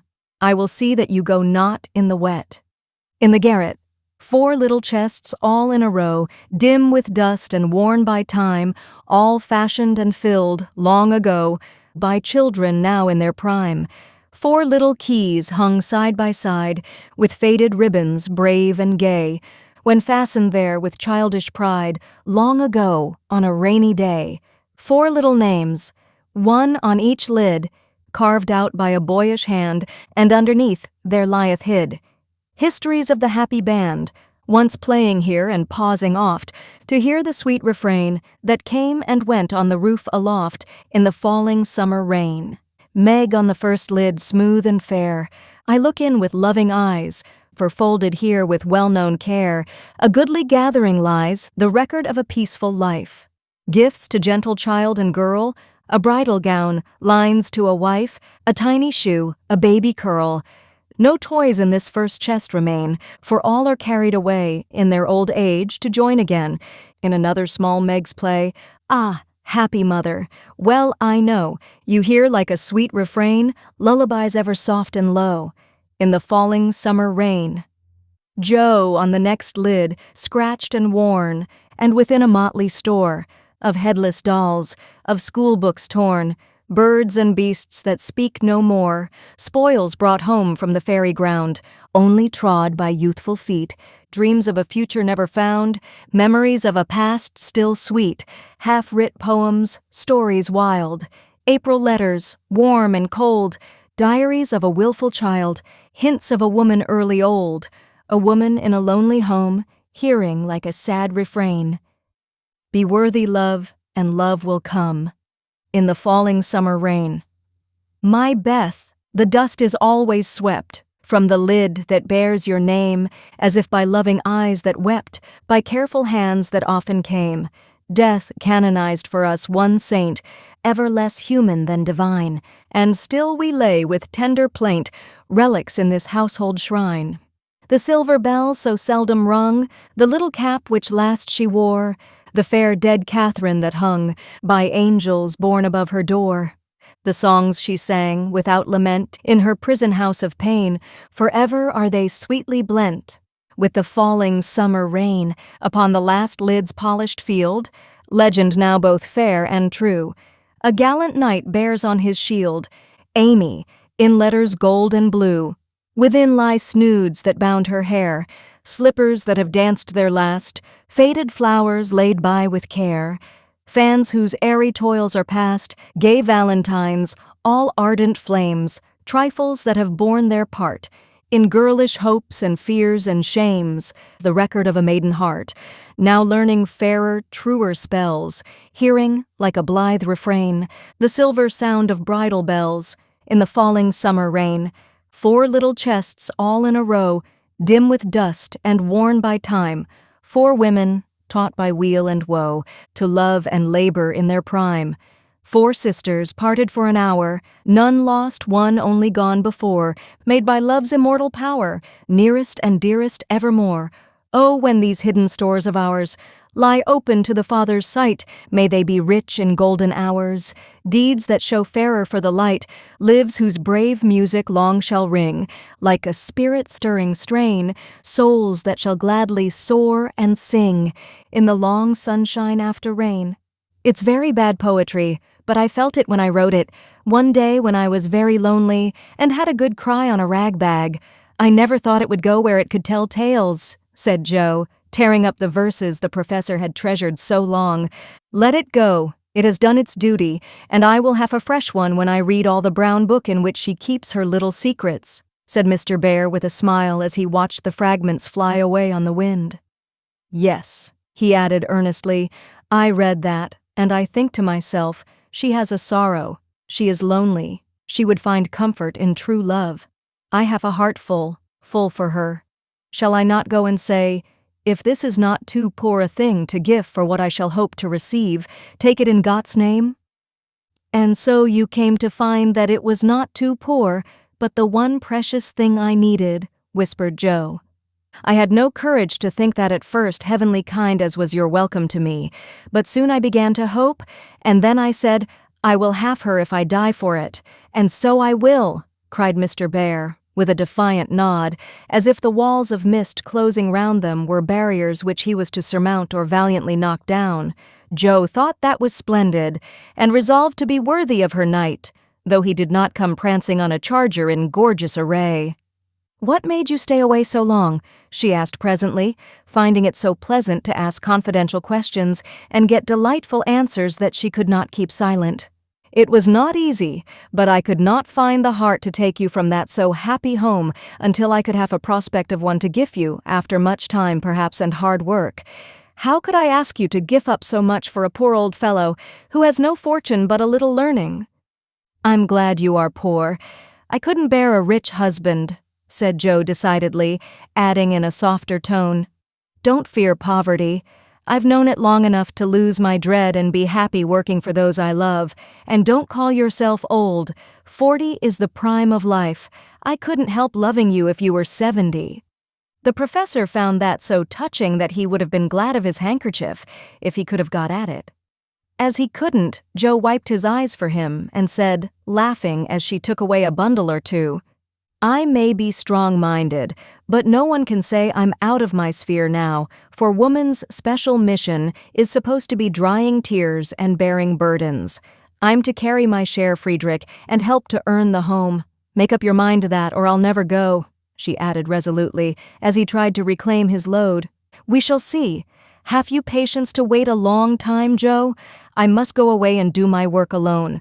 I must help my boys first because, even for you, I may not break my word to Minna. Can you forgive that and be happy while we hope and wait? Yes, I know I can, for we love one another, and that makes all the rest easy to bear. I have my duty also, and my work. I couldn't enjoy myself if I neglected them even for you, so there's no need of hurry or impatience. You can do your part out west, I can do mine here, and both be happy hoping for the best and leaving the future to be as God wills. Ah, thou givest me such hope and courage, and I have nothing to give back but a full heart and these empty hands, cried the professor, quite overcome. Joe never would learn to be proper, for when he said that as they stood upon the steps, she just put both hands into his, whispering tenderly, "Not empty now," and stooping down, kissed her Friedrich under the umbrella.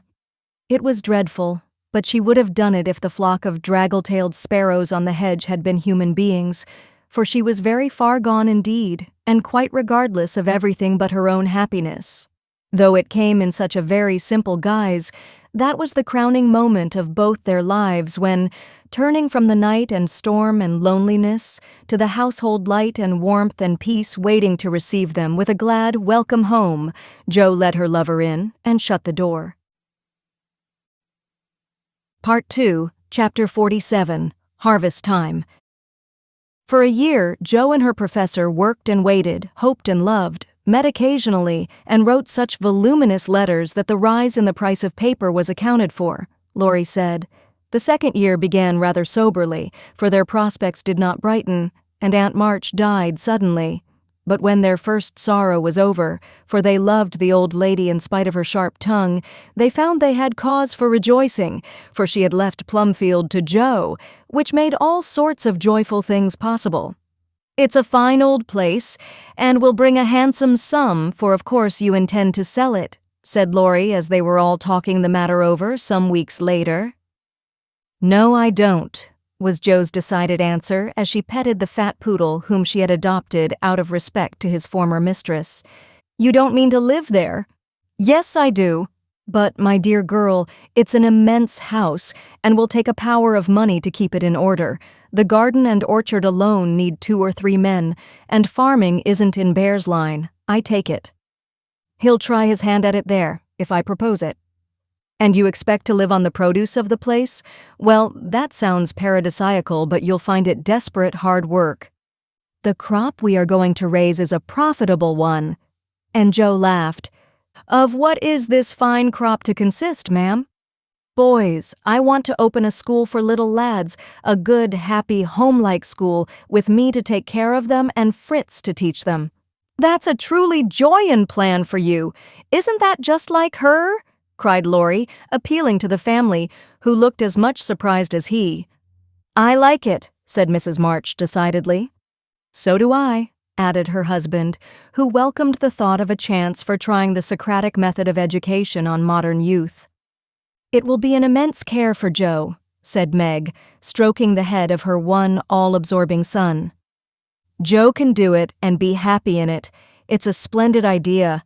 Tell us all about it," cried Mr. Laurence, who had been longing to lend the lovers a hand, but knew that they would refuse his help.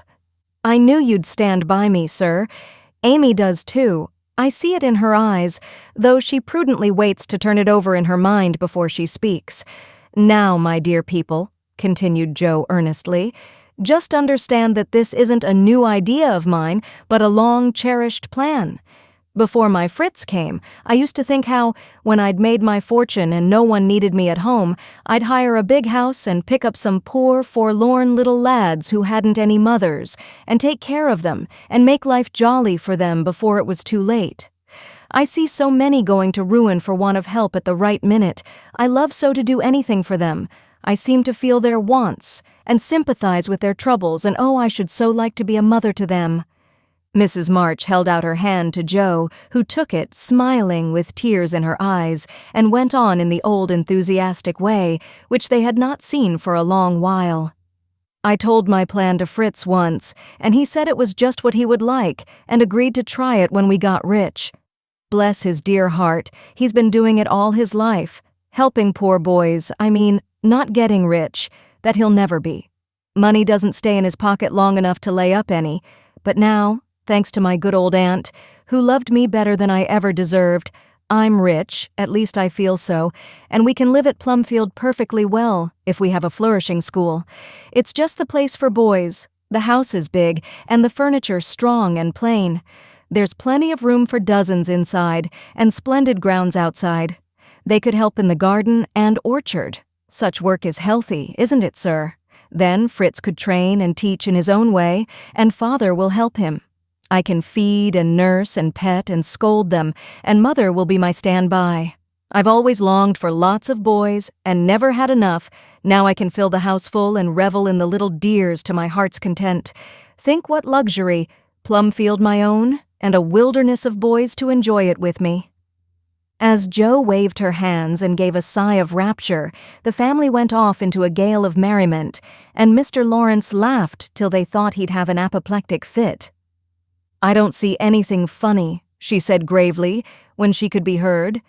"Nothing could be more natural and proper than for my professor to open a school, and for me to prefer to reside in my own estate."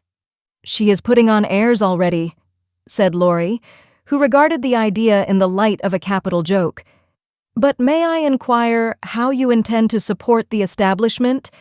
If all the pupils are little ragamuffins, I'm afraid your crop won't be profitable in a worldly sense, Mrs. Bear." "Now, don't be a wet blanket, Teddy. Of course I shall have rich pupils. Also, perhaps begin with such altogether. Then, when I've got a start, I can take in a ragamuffin or two, just for a relish. Rich people's children often need care and comfort, as well as poor. I've seen unfortunate little creatures left to servants, or backward ones pushed forward, when it's real cruelty. Some are naughty through mismanagement or neglect, and some lose their mothers. Besides, the best have to get through the hobbledehoy age, and that's the very time they need most patience and kindness. People laugh at them and hustle them about, try to keep them out of sight, and expect them to turn all at once from pretty children into fine young men. They don't complain much, plucky little souls, but they feel it. I've been through something of it, and I know all about it. I've a special interest in such young bears, and like to show them that I see the warm, honest, well-meaning boys' hearts, in spite of the clumsy arms and legs and the topsy-turvy heads. I've had experience, too, for haven't I brought up one boy to be a pride and honor to his family?" "I'll testify that you tried to do it," said Laurie with a grateful look. "And I've succeeded beyond my hopes, for here you are, a steady, sensible businessman, doing heaps of good with your money and laying up the blessings of the poor instead of dollars. But you are not merely a businessman. You love good and beautiful things, enjoy them yourself, and let others go halves, as you always did in the old times. I am proud of you, Teddy, for you get better every year, and everyone feels it, though you won't let them say so.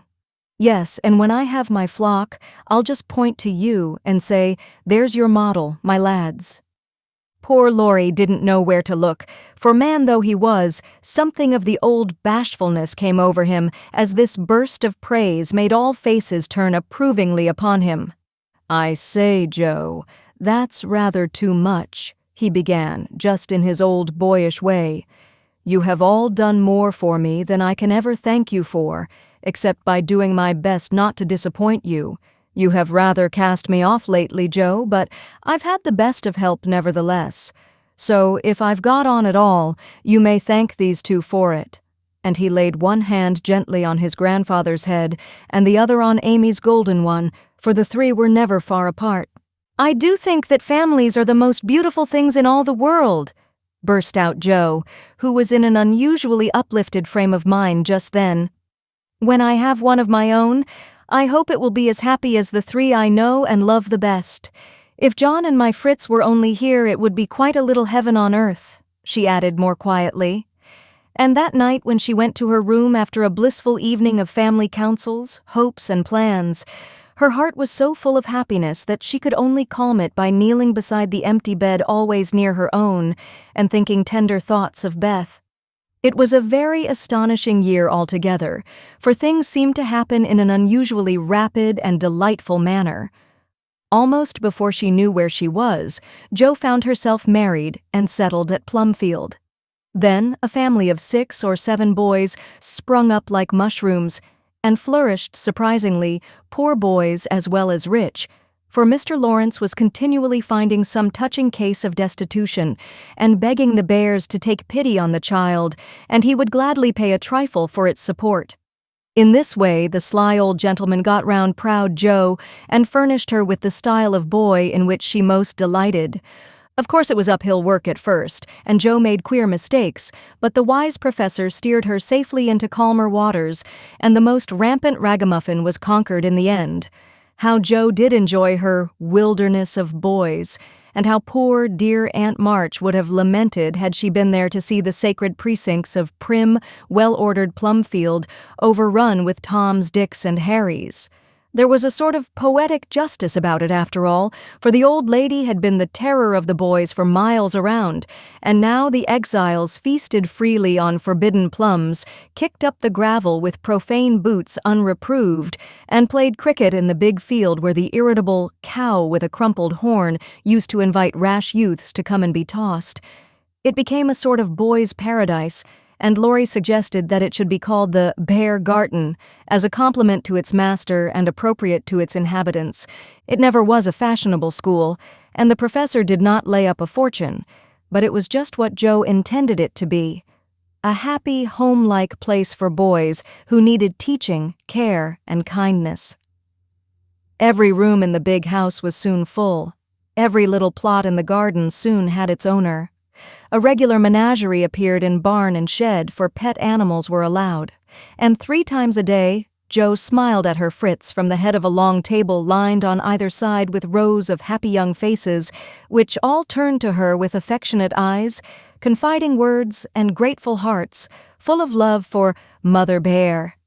She had boys enough now, and did not tire of them, though they were not angels by any means, and some of them caused both professor and professorin much trouble and anxiety.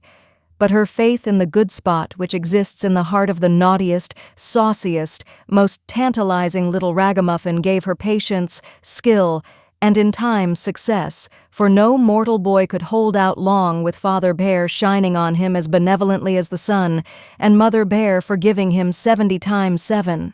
Very precious to Jo was the friendship of the lads, their penitent sniffs and whispers after wrongdoing, their droll or touching little confidences, their pleasant enthusiasms, hopes, and plans, even their misfortunes, for they only endeared them to her all the more. There were slow boys and bashful boys, feeble boys and riotous boys, boys that lisped and boys that stuttered, 1 or 2 lame ones, and a merry little quadroon who could not be taken in elsewhere, but who was welcome to the Bear Garden, though some people predicted that his admission would ruin the school.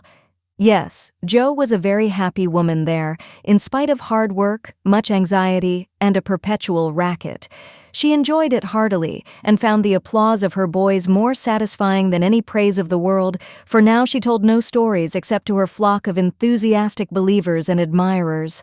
As the years went on, 2 little lads of her own came to increase her happiness, Rob, named for Grandpa, and Teddy, a happy-go-lucky baby, who seemed to have inherited his papa's sunshiny temper as well as his mother's lively spirit. How they ever grew up alive in that whirlpool of boys was a mystery to their grandma and aunts, but they flourished like dandelions in spring, and their rough nurses loved and served them well. There were a great many holidays at Plumfield, and one of the most delightful was the yearly apple-picking. For then the Marches, Laurences, Brooks, and Bears turned out in full force and made a day of it. 5 years after Jo's wedding, one of these fruitful festivals occurred, a mellow October day when the air was full of an exhilarating freshness which made the spirits rise and the blood dance healthily in the veins. The old orchard wore its holiday attire. Goldenrod and asters fringed the mossy walls, grasshoppers skipped briskly in the sere grass, and crickets chirped like fairy pipers at a feast. Squirrels were busy with their small harvesting, birds twittered their adieu from the alders in the lane, and every tree stood ready to send down its shower of red or yellow apples at the first shake. Everybody was there. Everybody laughed and sang, climbed up and tumbled down. Everybody declared that there never had been such a perfect day or such a jolly set to enjoy it, and everyone gave themselves up to the simple pleasures of the hour as freely as if there were no such things as care or sorrow in the world. Mr. March strolled placidly about, quoting Tusser, Cowley, and Columella to Mr. Laurence while enjoying the gentle apple's winy juice. The professor charged up and down the green aisles like a stout Teutonic knight with a pole for a lance, leading on the boys, who made a hook and ladder company of themselves and performed wonders in the way of ground and lofty tumbling.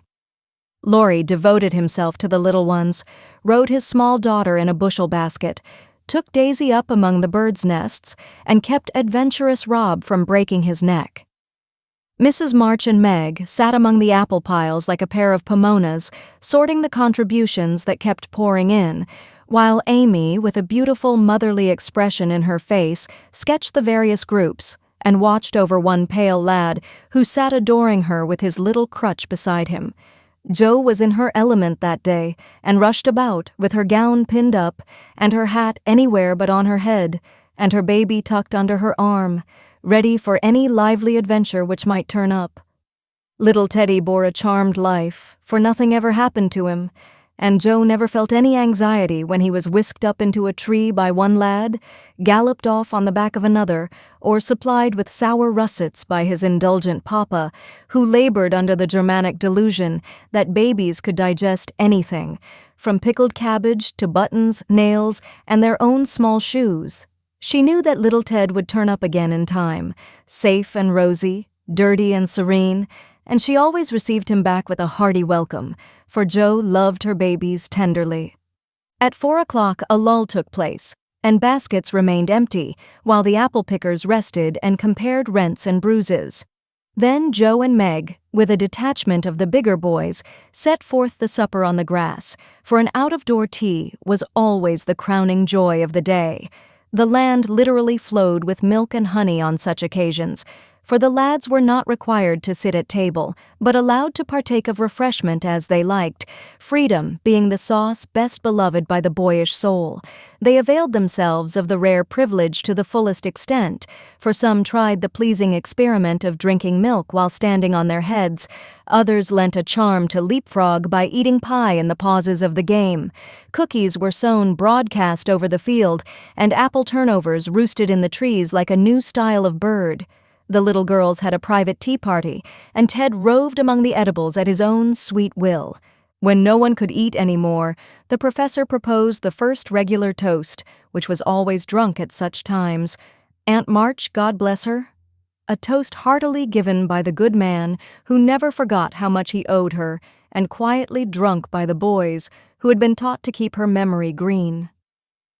Now Grandma's 60th birthday, long life to her with 3 times 3? That was given with a will, as you may well believe, and the cheering once begun, it was hard to stop it. Everybody's health was proposed, from Mr. Laurence, who was considered their special patron, to the astonished guinea pig, who had strayed from its proper sphere in search of its young master. Demi, as the oldest grandchild, then presented the queen of the day with various gifts, so numerous that they were transported to the festive scene in a wheelbarrow. Funny presents, some of them, but what would have been defects to other eyes were ornaments to Grandma's, for the children's gifts were all their own.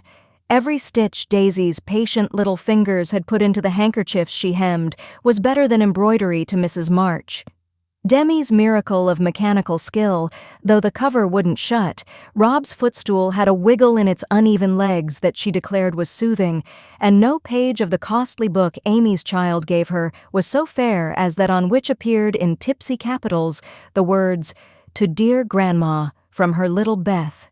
During the ceremony, the boys had mysteriously disappeared, and when Mrs. March had tried to thank her children and broken down while Teddy wiped her eyes on his pinafore, the professor suddenly began to sing. Then from above him, voice after voice took up the words, and from tree to tree echoed the music of the unseen choir, as the boys sang with all their hearts the little song that Jo had written, Laurie set to music, and the professor trained his lads to give with the best effect. This was something altogether new, and it proved a grand success, for Mrs. March couldn't get over her surprise and insisted on shaking hands with every one of the featherless birds, from tall Franz and Emil to the little quadroon, who had the sweetest voice of all. After this, the boys dispersed for a final lark, leaving Mrs. March and her daughters under the festival tree. I don't think I ever ought to call myself Unlucky Joe again when my greatest wish has been so beautifully gratified, said Mrs. Bear, taking Teddy's little fist out of the milk pitcher, in which he was rapturously churning. And yet your life is very different from the one you pictured so long ago. Do you remember our castles in the air? Asked Amy, smiling as she watched Laurie and John playing cricket with the boys. Dear fellows, it does my heart good to see them forget business and frolic for a day, answered Joe, who now spoke in a maternal way of all mankind. Yes, I remember, but the life I wanted then seems selfish, lonely, and cold to me now. I haven't given up the hope that I may write a good book yet, but I can wait, and I'm sure it will be all the better for such experiences and illustrations as these. And Joe pointed from the lively lads in the distance to her father, leaning on the professor's arm, as they walked to and fro in the sunshine, deep in one of the conversations which both enjoyed so much, and then to her mother, sitting enthroned among her daughters, with their children in her lap and at her feet, as if all found help and happiness in the face which never could grow old to them. My castle was the most nearly realized of all. I asked for splendid things, to be sure, but in my heart I knew I should be satisfied if I had a little home, and John, and some dear children like these. I've got them all, thank God, and am the happiest woman in the world. And Meg laid her hand on her tall boy's head, with a face full of tender and devout content. My castle is very different from what I planned, but I would not alter it, though, like Joe, I don't relinquish all my artistic hopes, or confine myself to helping others fulfill their dreams of beauty. I've begun to model a figure of baby, and Laurie says it is the best thing I've ever done. I think so myself, and mean to do it in marble, so that, whatever happens, I may at least keep the image of my little angel. As Amy spoke, a great tear dropped on the golden hair of the sleeping child in her arms, for her one well-beloved daughter was a frail little creature, and the dread of losing her was the shadow over Amy's sunshine. This cross was doing much for both father and mother, for one love and sorrow bound them closely together. Amy's nature was growing sweeter, deeper, and more tender. Laurie was growing more serious, strong, and firm, and both were learning that beauty, youth, good fortune, even love itself, cannot keep care and pain, loss and sorrow from the most blessed for. Into each life some rain must fall, some days must be dark and sad and dreary. She is growing better, I am sure of it, my dear. Don't despond, but hope and keep happy, said Mrs. March, as tender-hearted Daisy stooped from her knee to lay her rosy cheek against her little cousin's pale one. I never ought to, while I have you to cheer me up, Marmee, and Laurie to take more than half of every burden, replied Amy warmly. He never lets me see his anxiety, but is so sweet and patient with me, so devoted to Beth, and such a stay and comfort to me always, that I can't love him enough. So, in spite of my one cross, I can say with Meg, thank God, I'm a happy woman. There's no need for me to say it, for everyone can see that I'm far happier than I deserve, added Joe, glancing from her good husband to her chubby children, tumbling on the grass beside her. Fritz is getting gray and stout. I'm growing as thin as a shadow, and am 30. We never shall be rich, and Plumfield may burn up any night, for that incorrigible Tommy Bangs will smoke sweet fern cigars under the bedclothes, though he's set himself afire 3 times already. But in spite of these unromantic facts, I have nothing to complain of, and never was so jolly in my life. Excuse the remark, but living among boys I can't help using their expressions now and then. Yes, Joe, I think your harvest will be a good one, began Mrs. March, frightening away a big black cricket that was staring Teddy out of countenance. Not half so good as yours, Mother. Here it is, and we never can thank you enough for the patient sowing and reaping you have done, cried Joe, with the loving impetuosity which she never would outgrow. I hope there will be more wheat and fewer tares every year, said Amy softly. A large sheaf, but I know there's room in your heart for it, Marmee dear, added Meg's tender voice. Touched to the heart, Mrs. March could only stretch out her arms, as if to gather children and grandchildren to herself, and say with face and voice full of motherly love, gratitude, and humility, "Oh, my girls, however long you may live, I never can wish you a greater happiness than this." The end. Best audiobooks for free hopes that you have enjoyed this production of Little Women by Louisa May Alcott. Please subscribe to our channel on YouTube and Rumble, as your subscription is the support we need to create more great, free content. Please look to our website at bestaudiobooksforfree.com for a complete list of our audiobooks.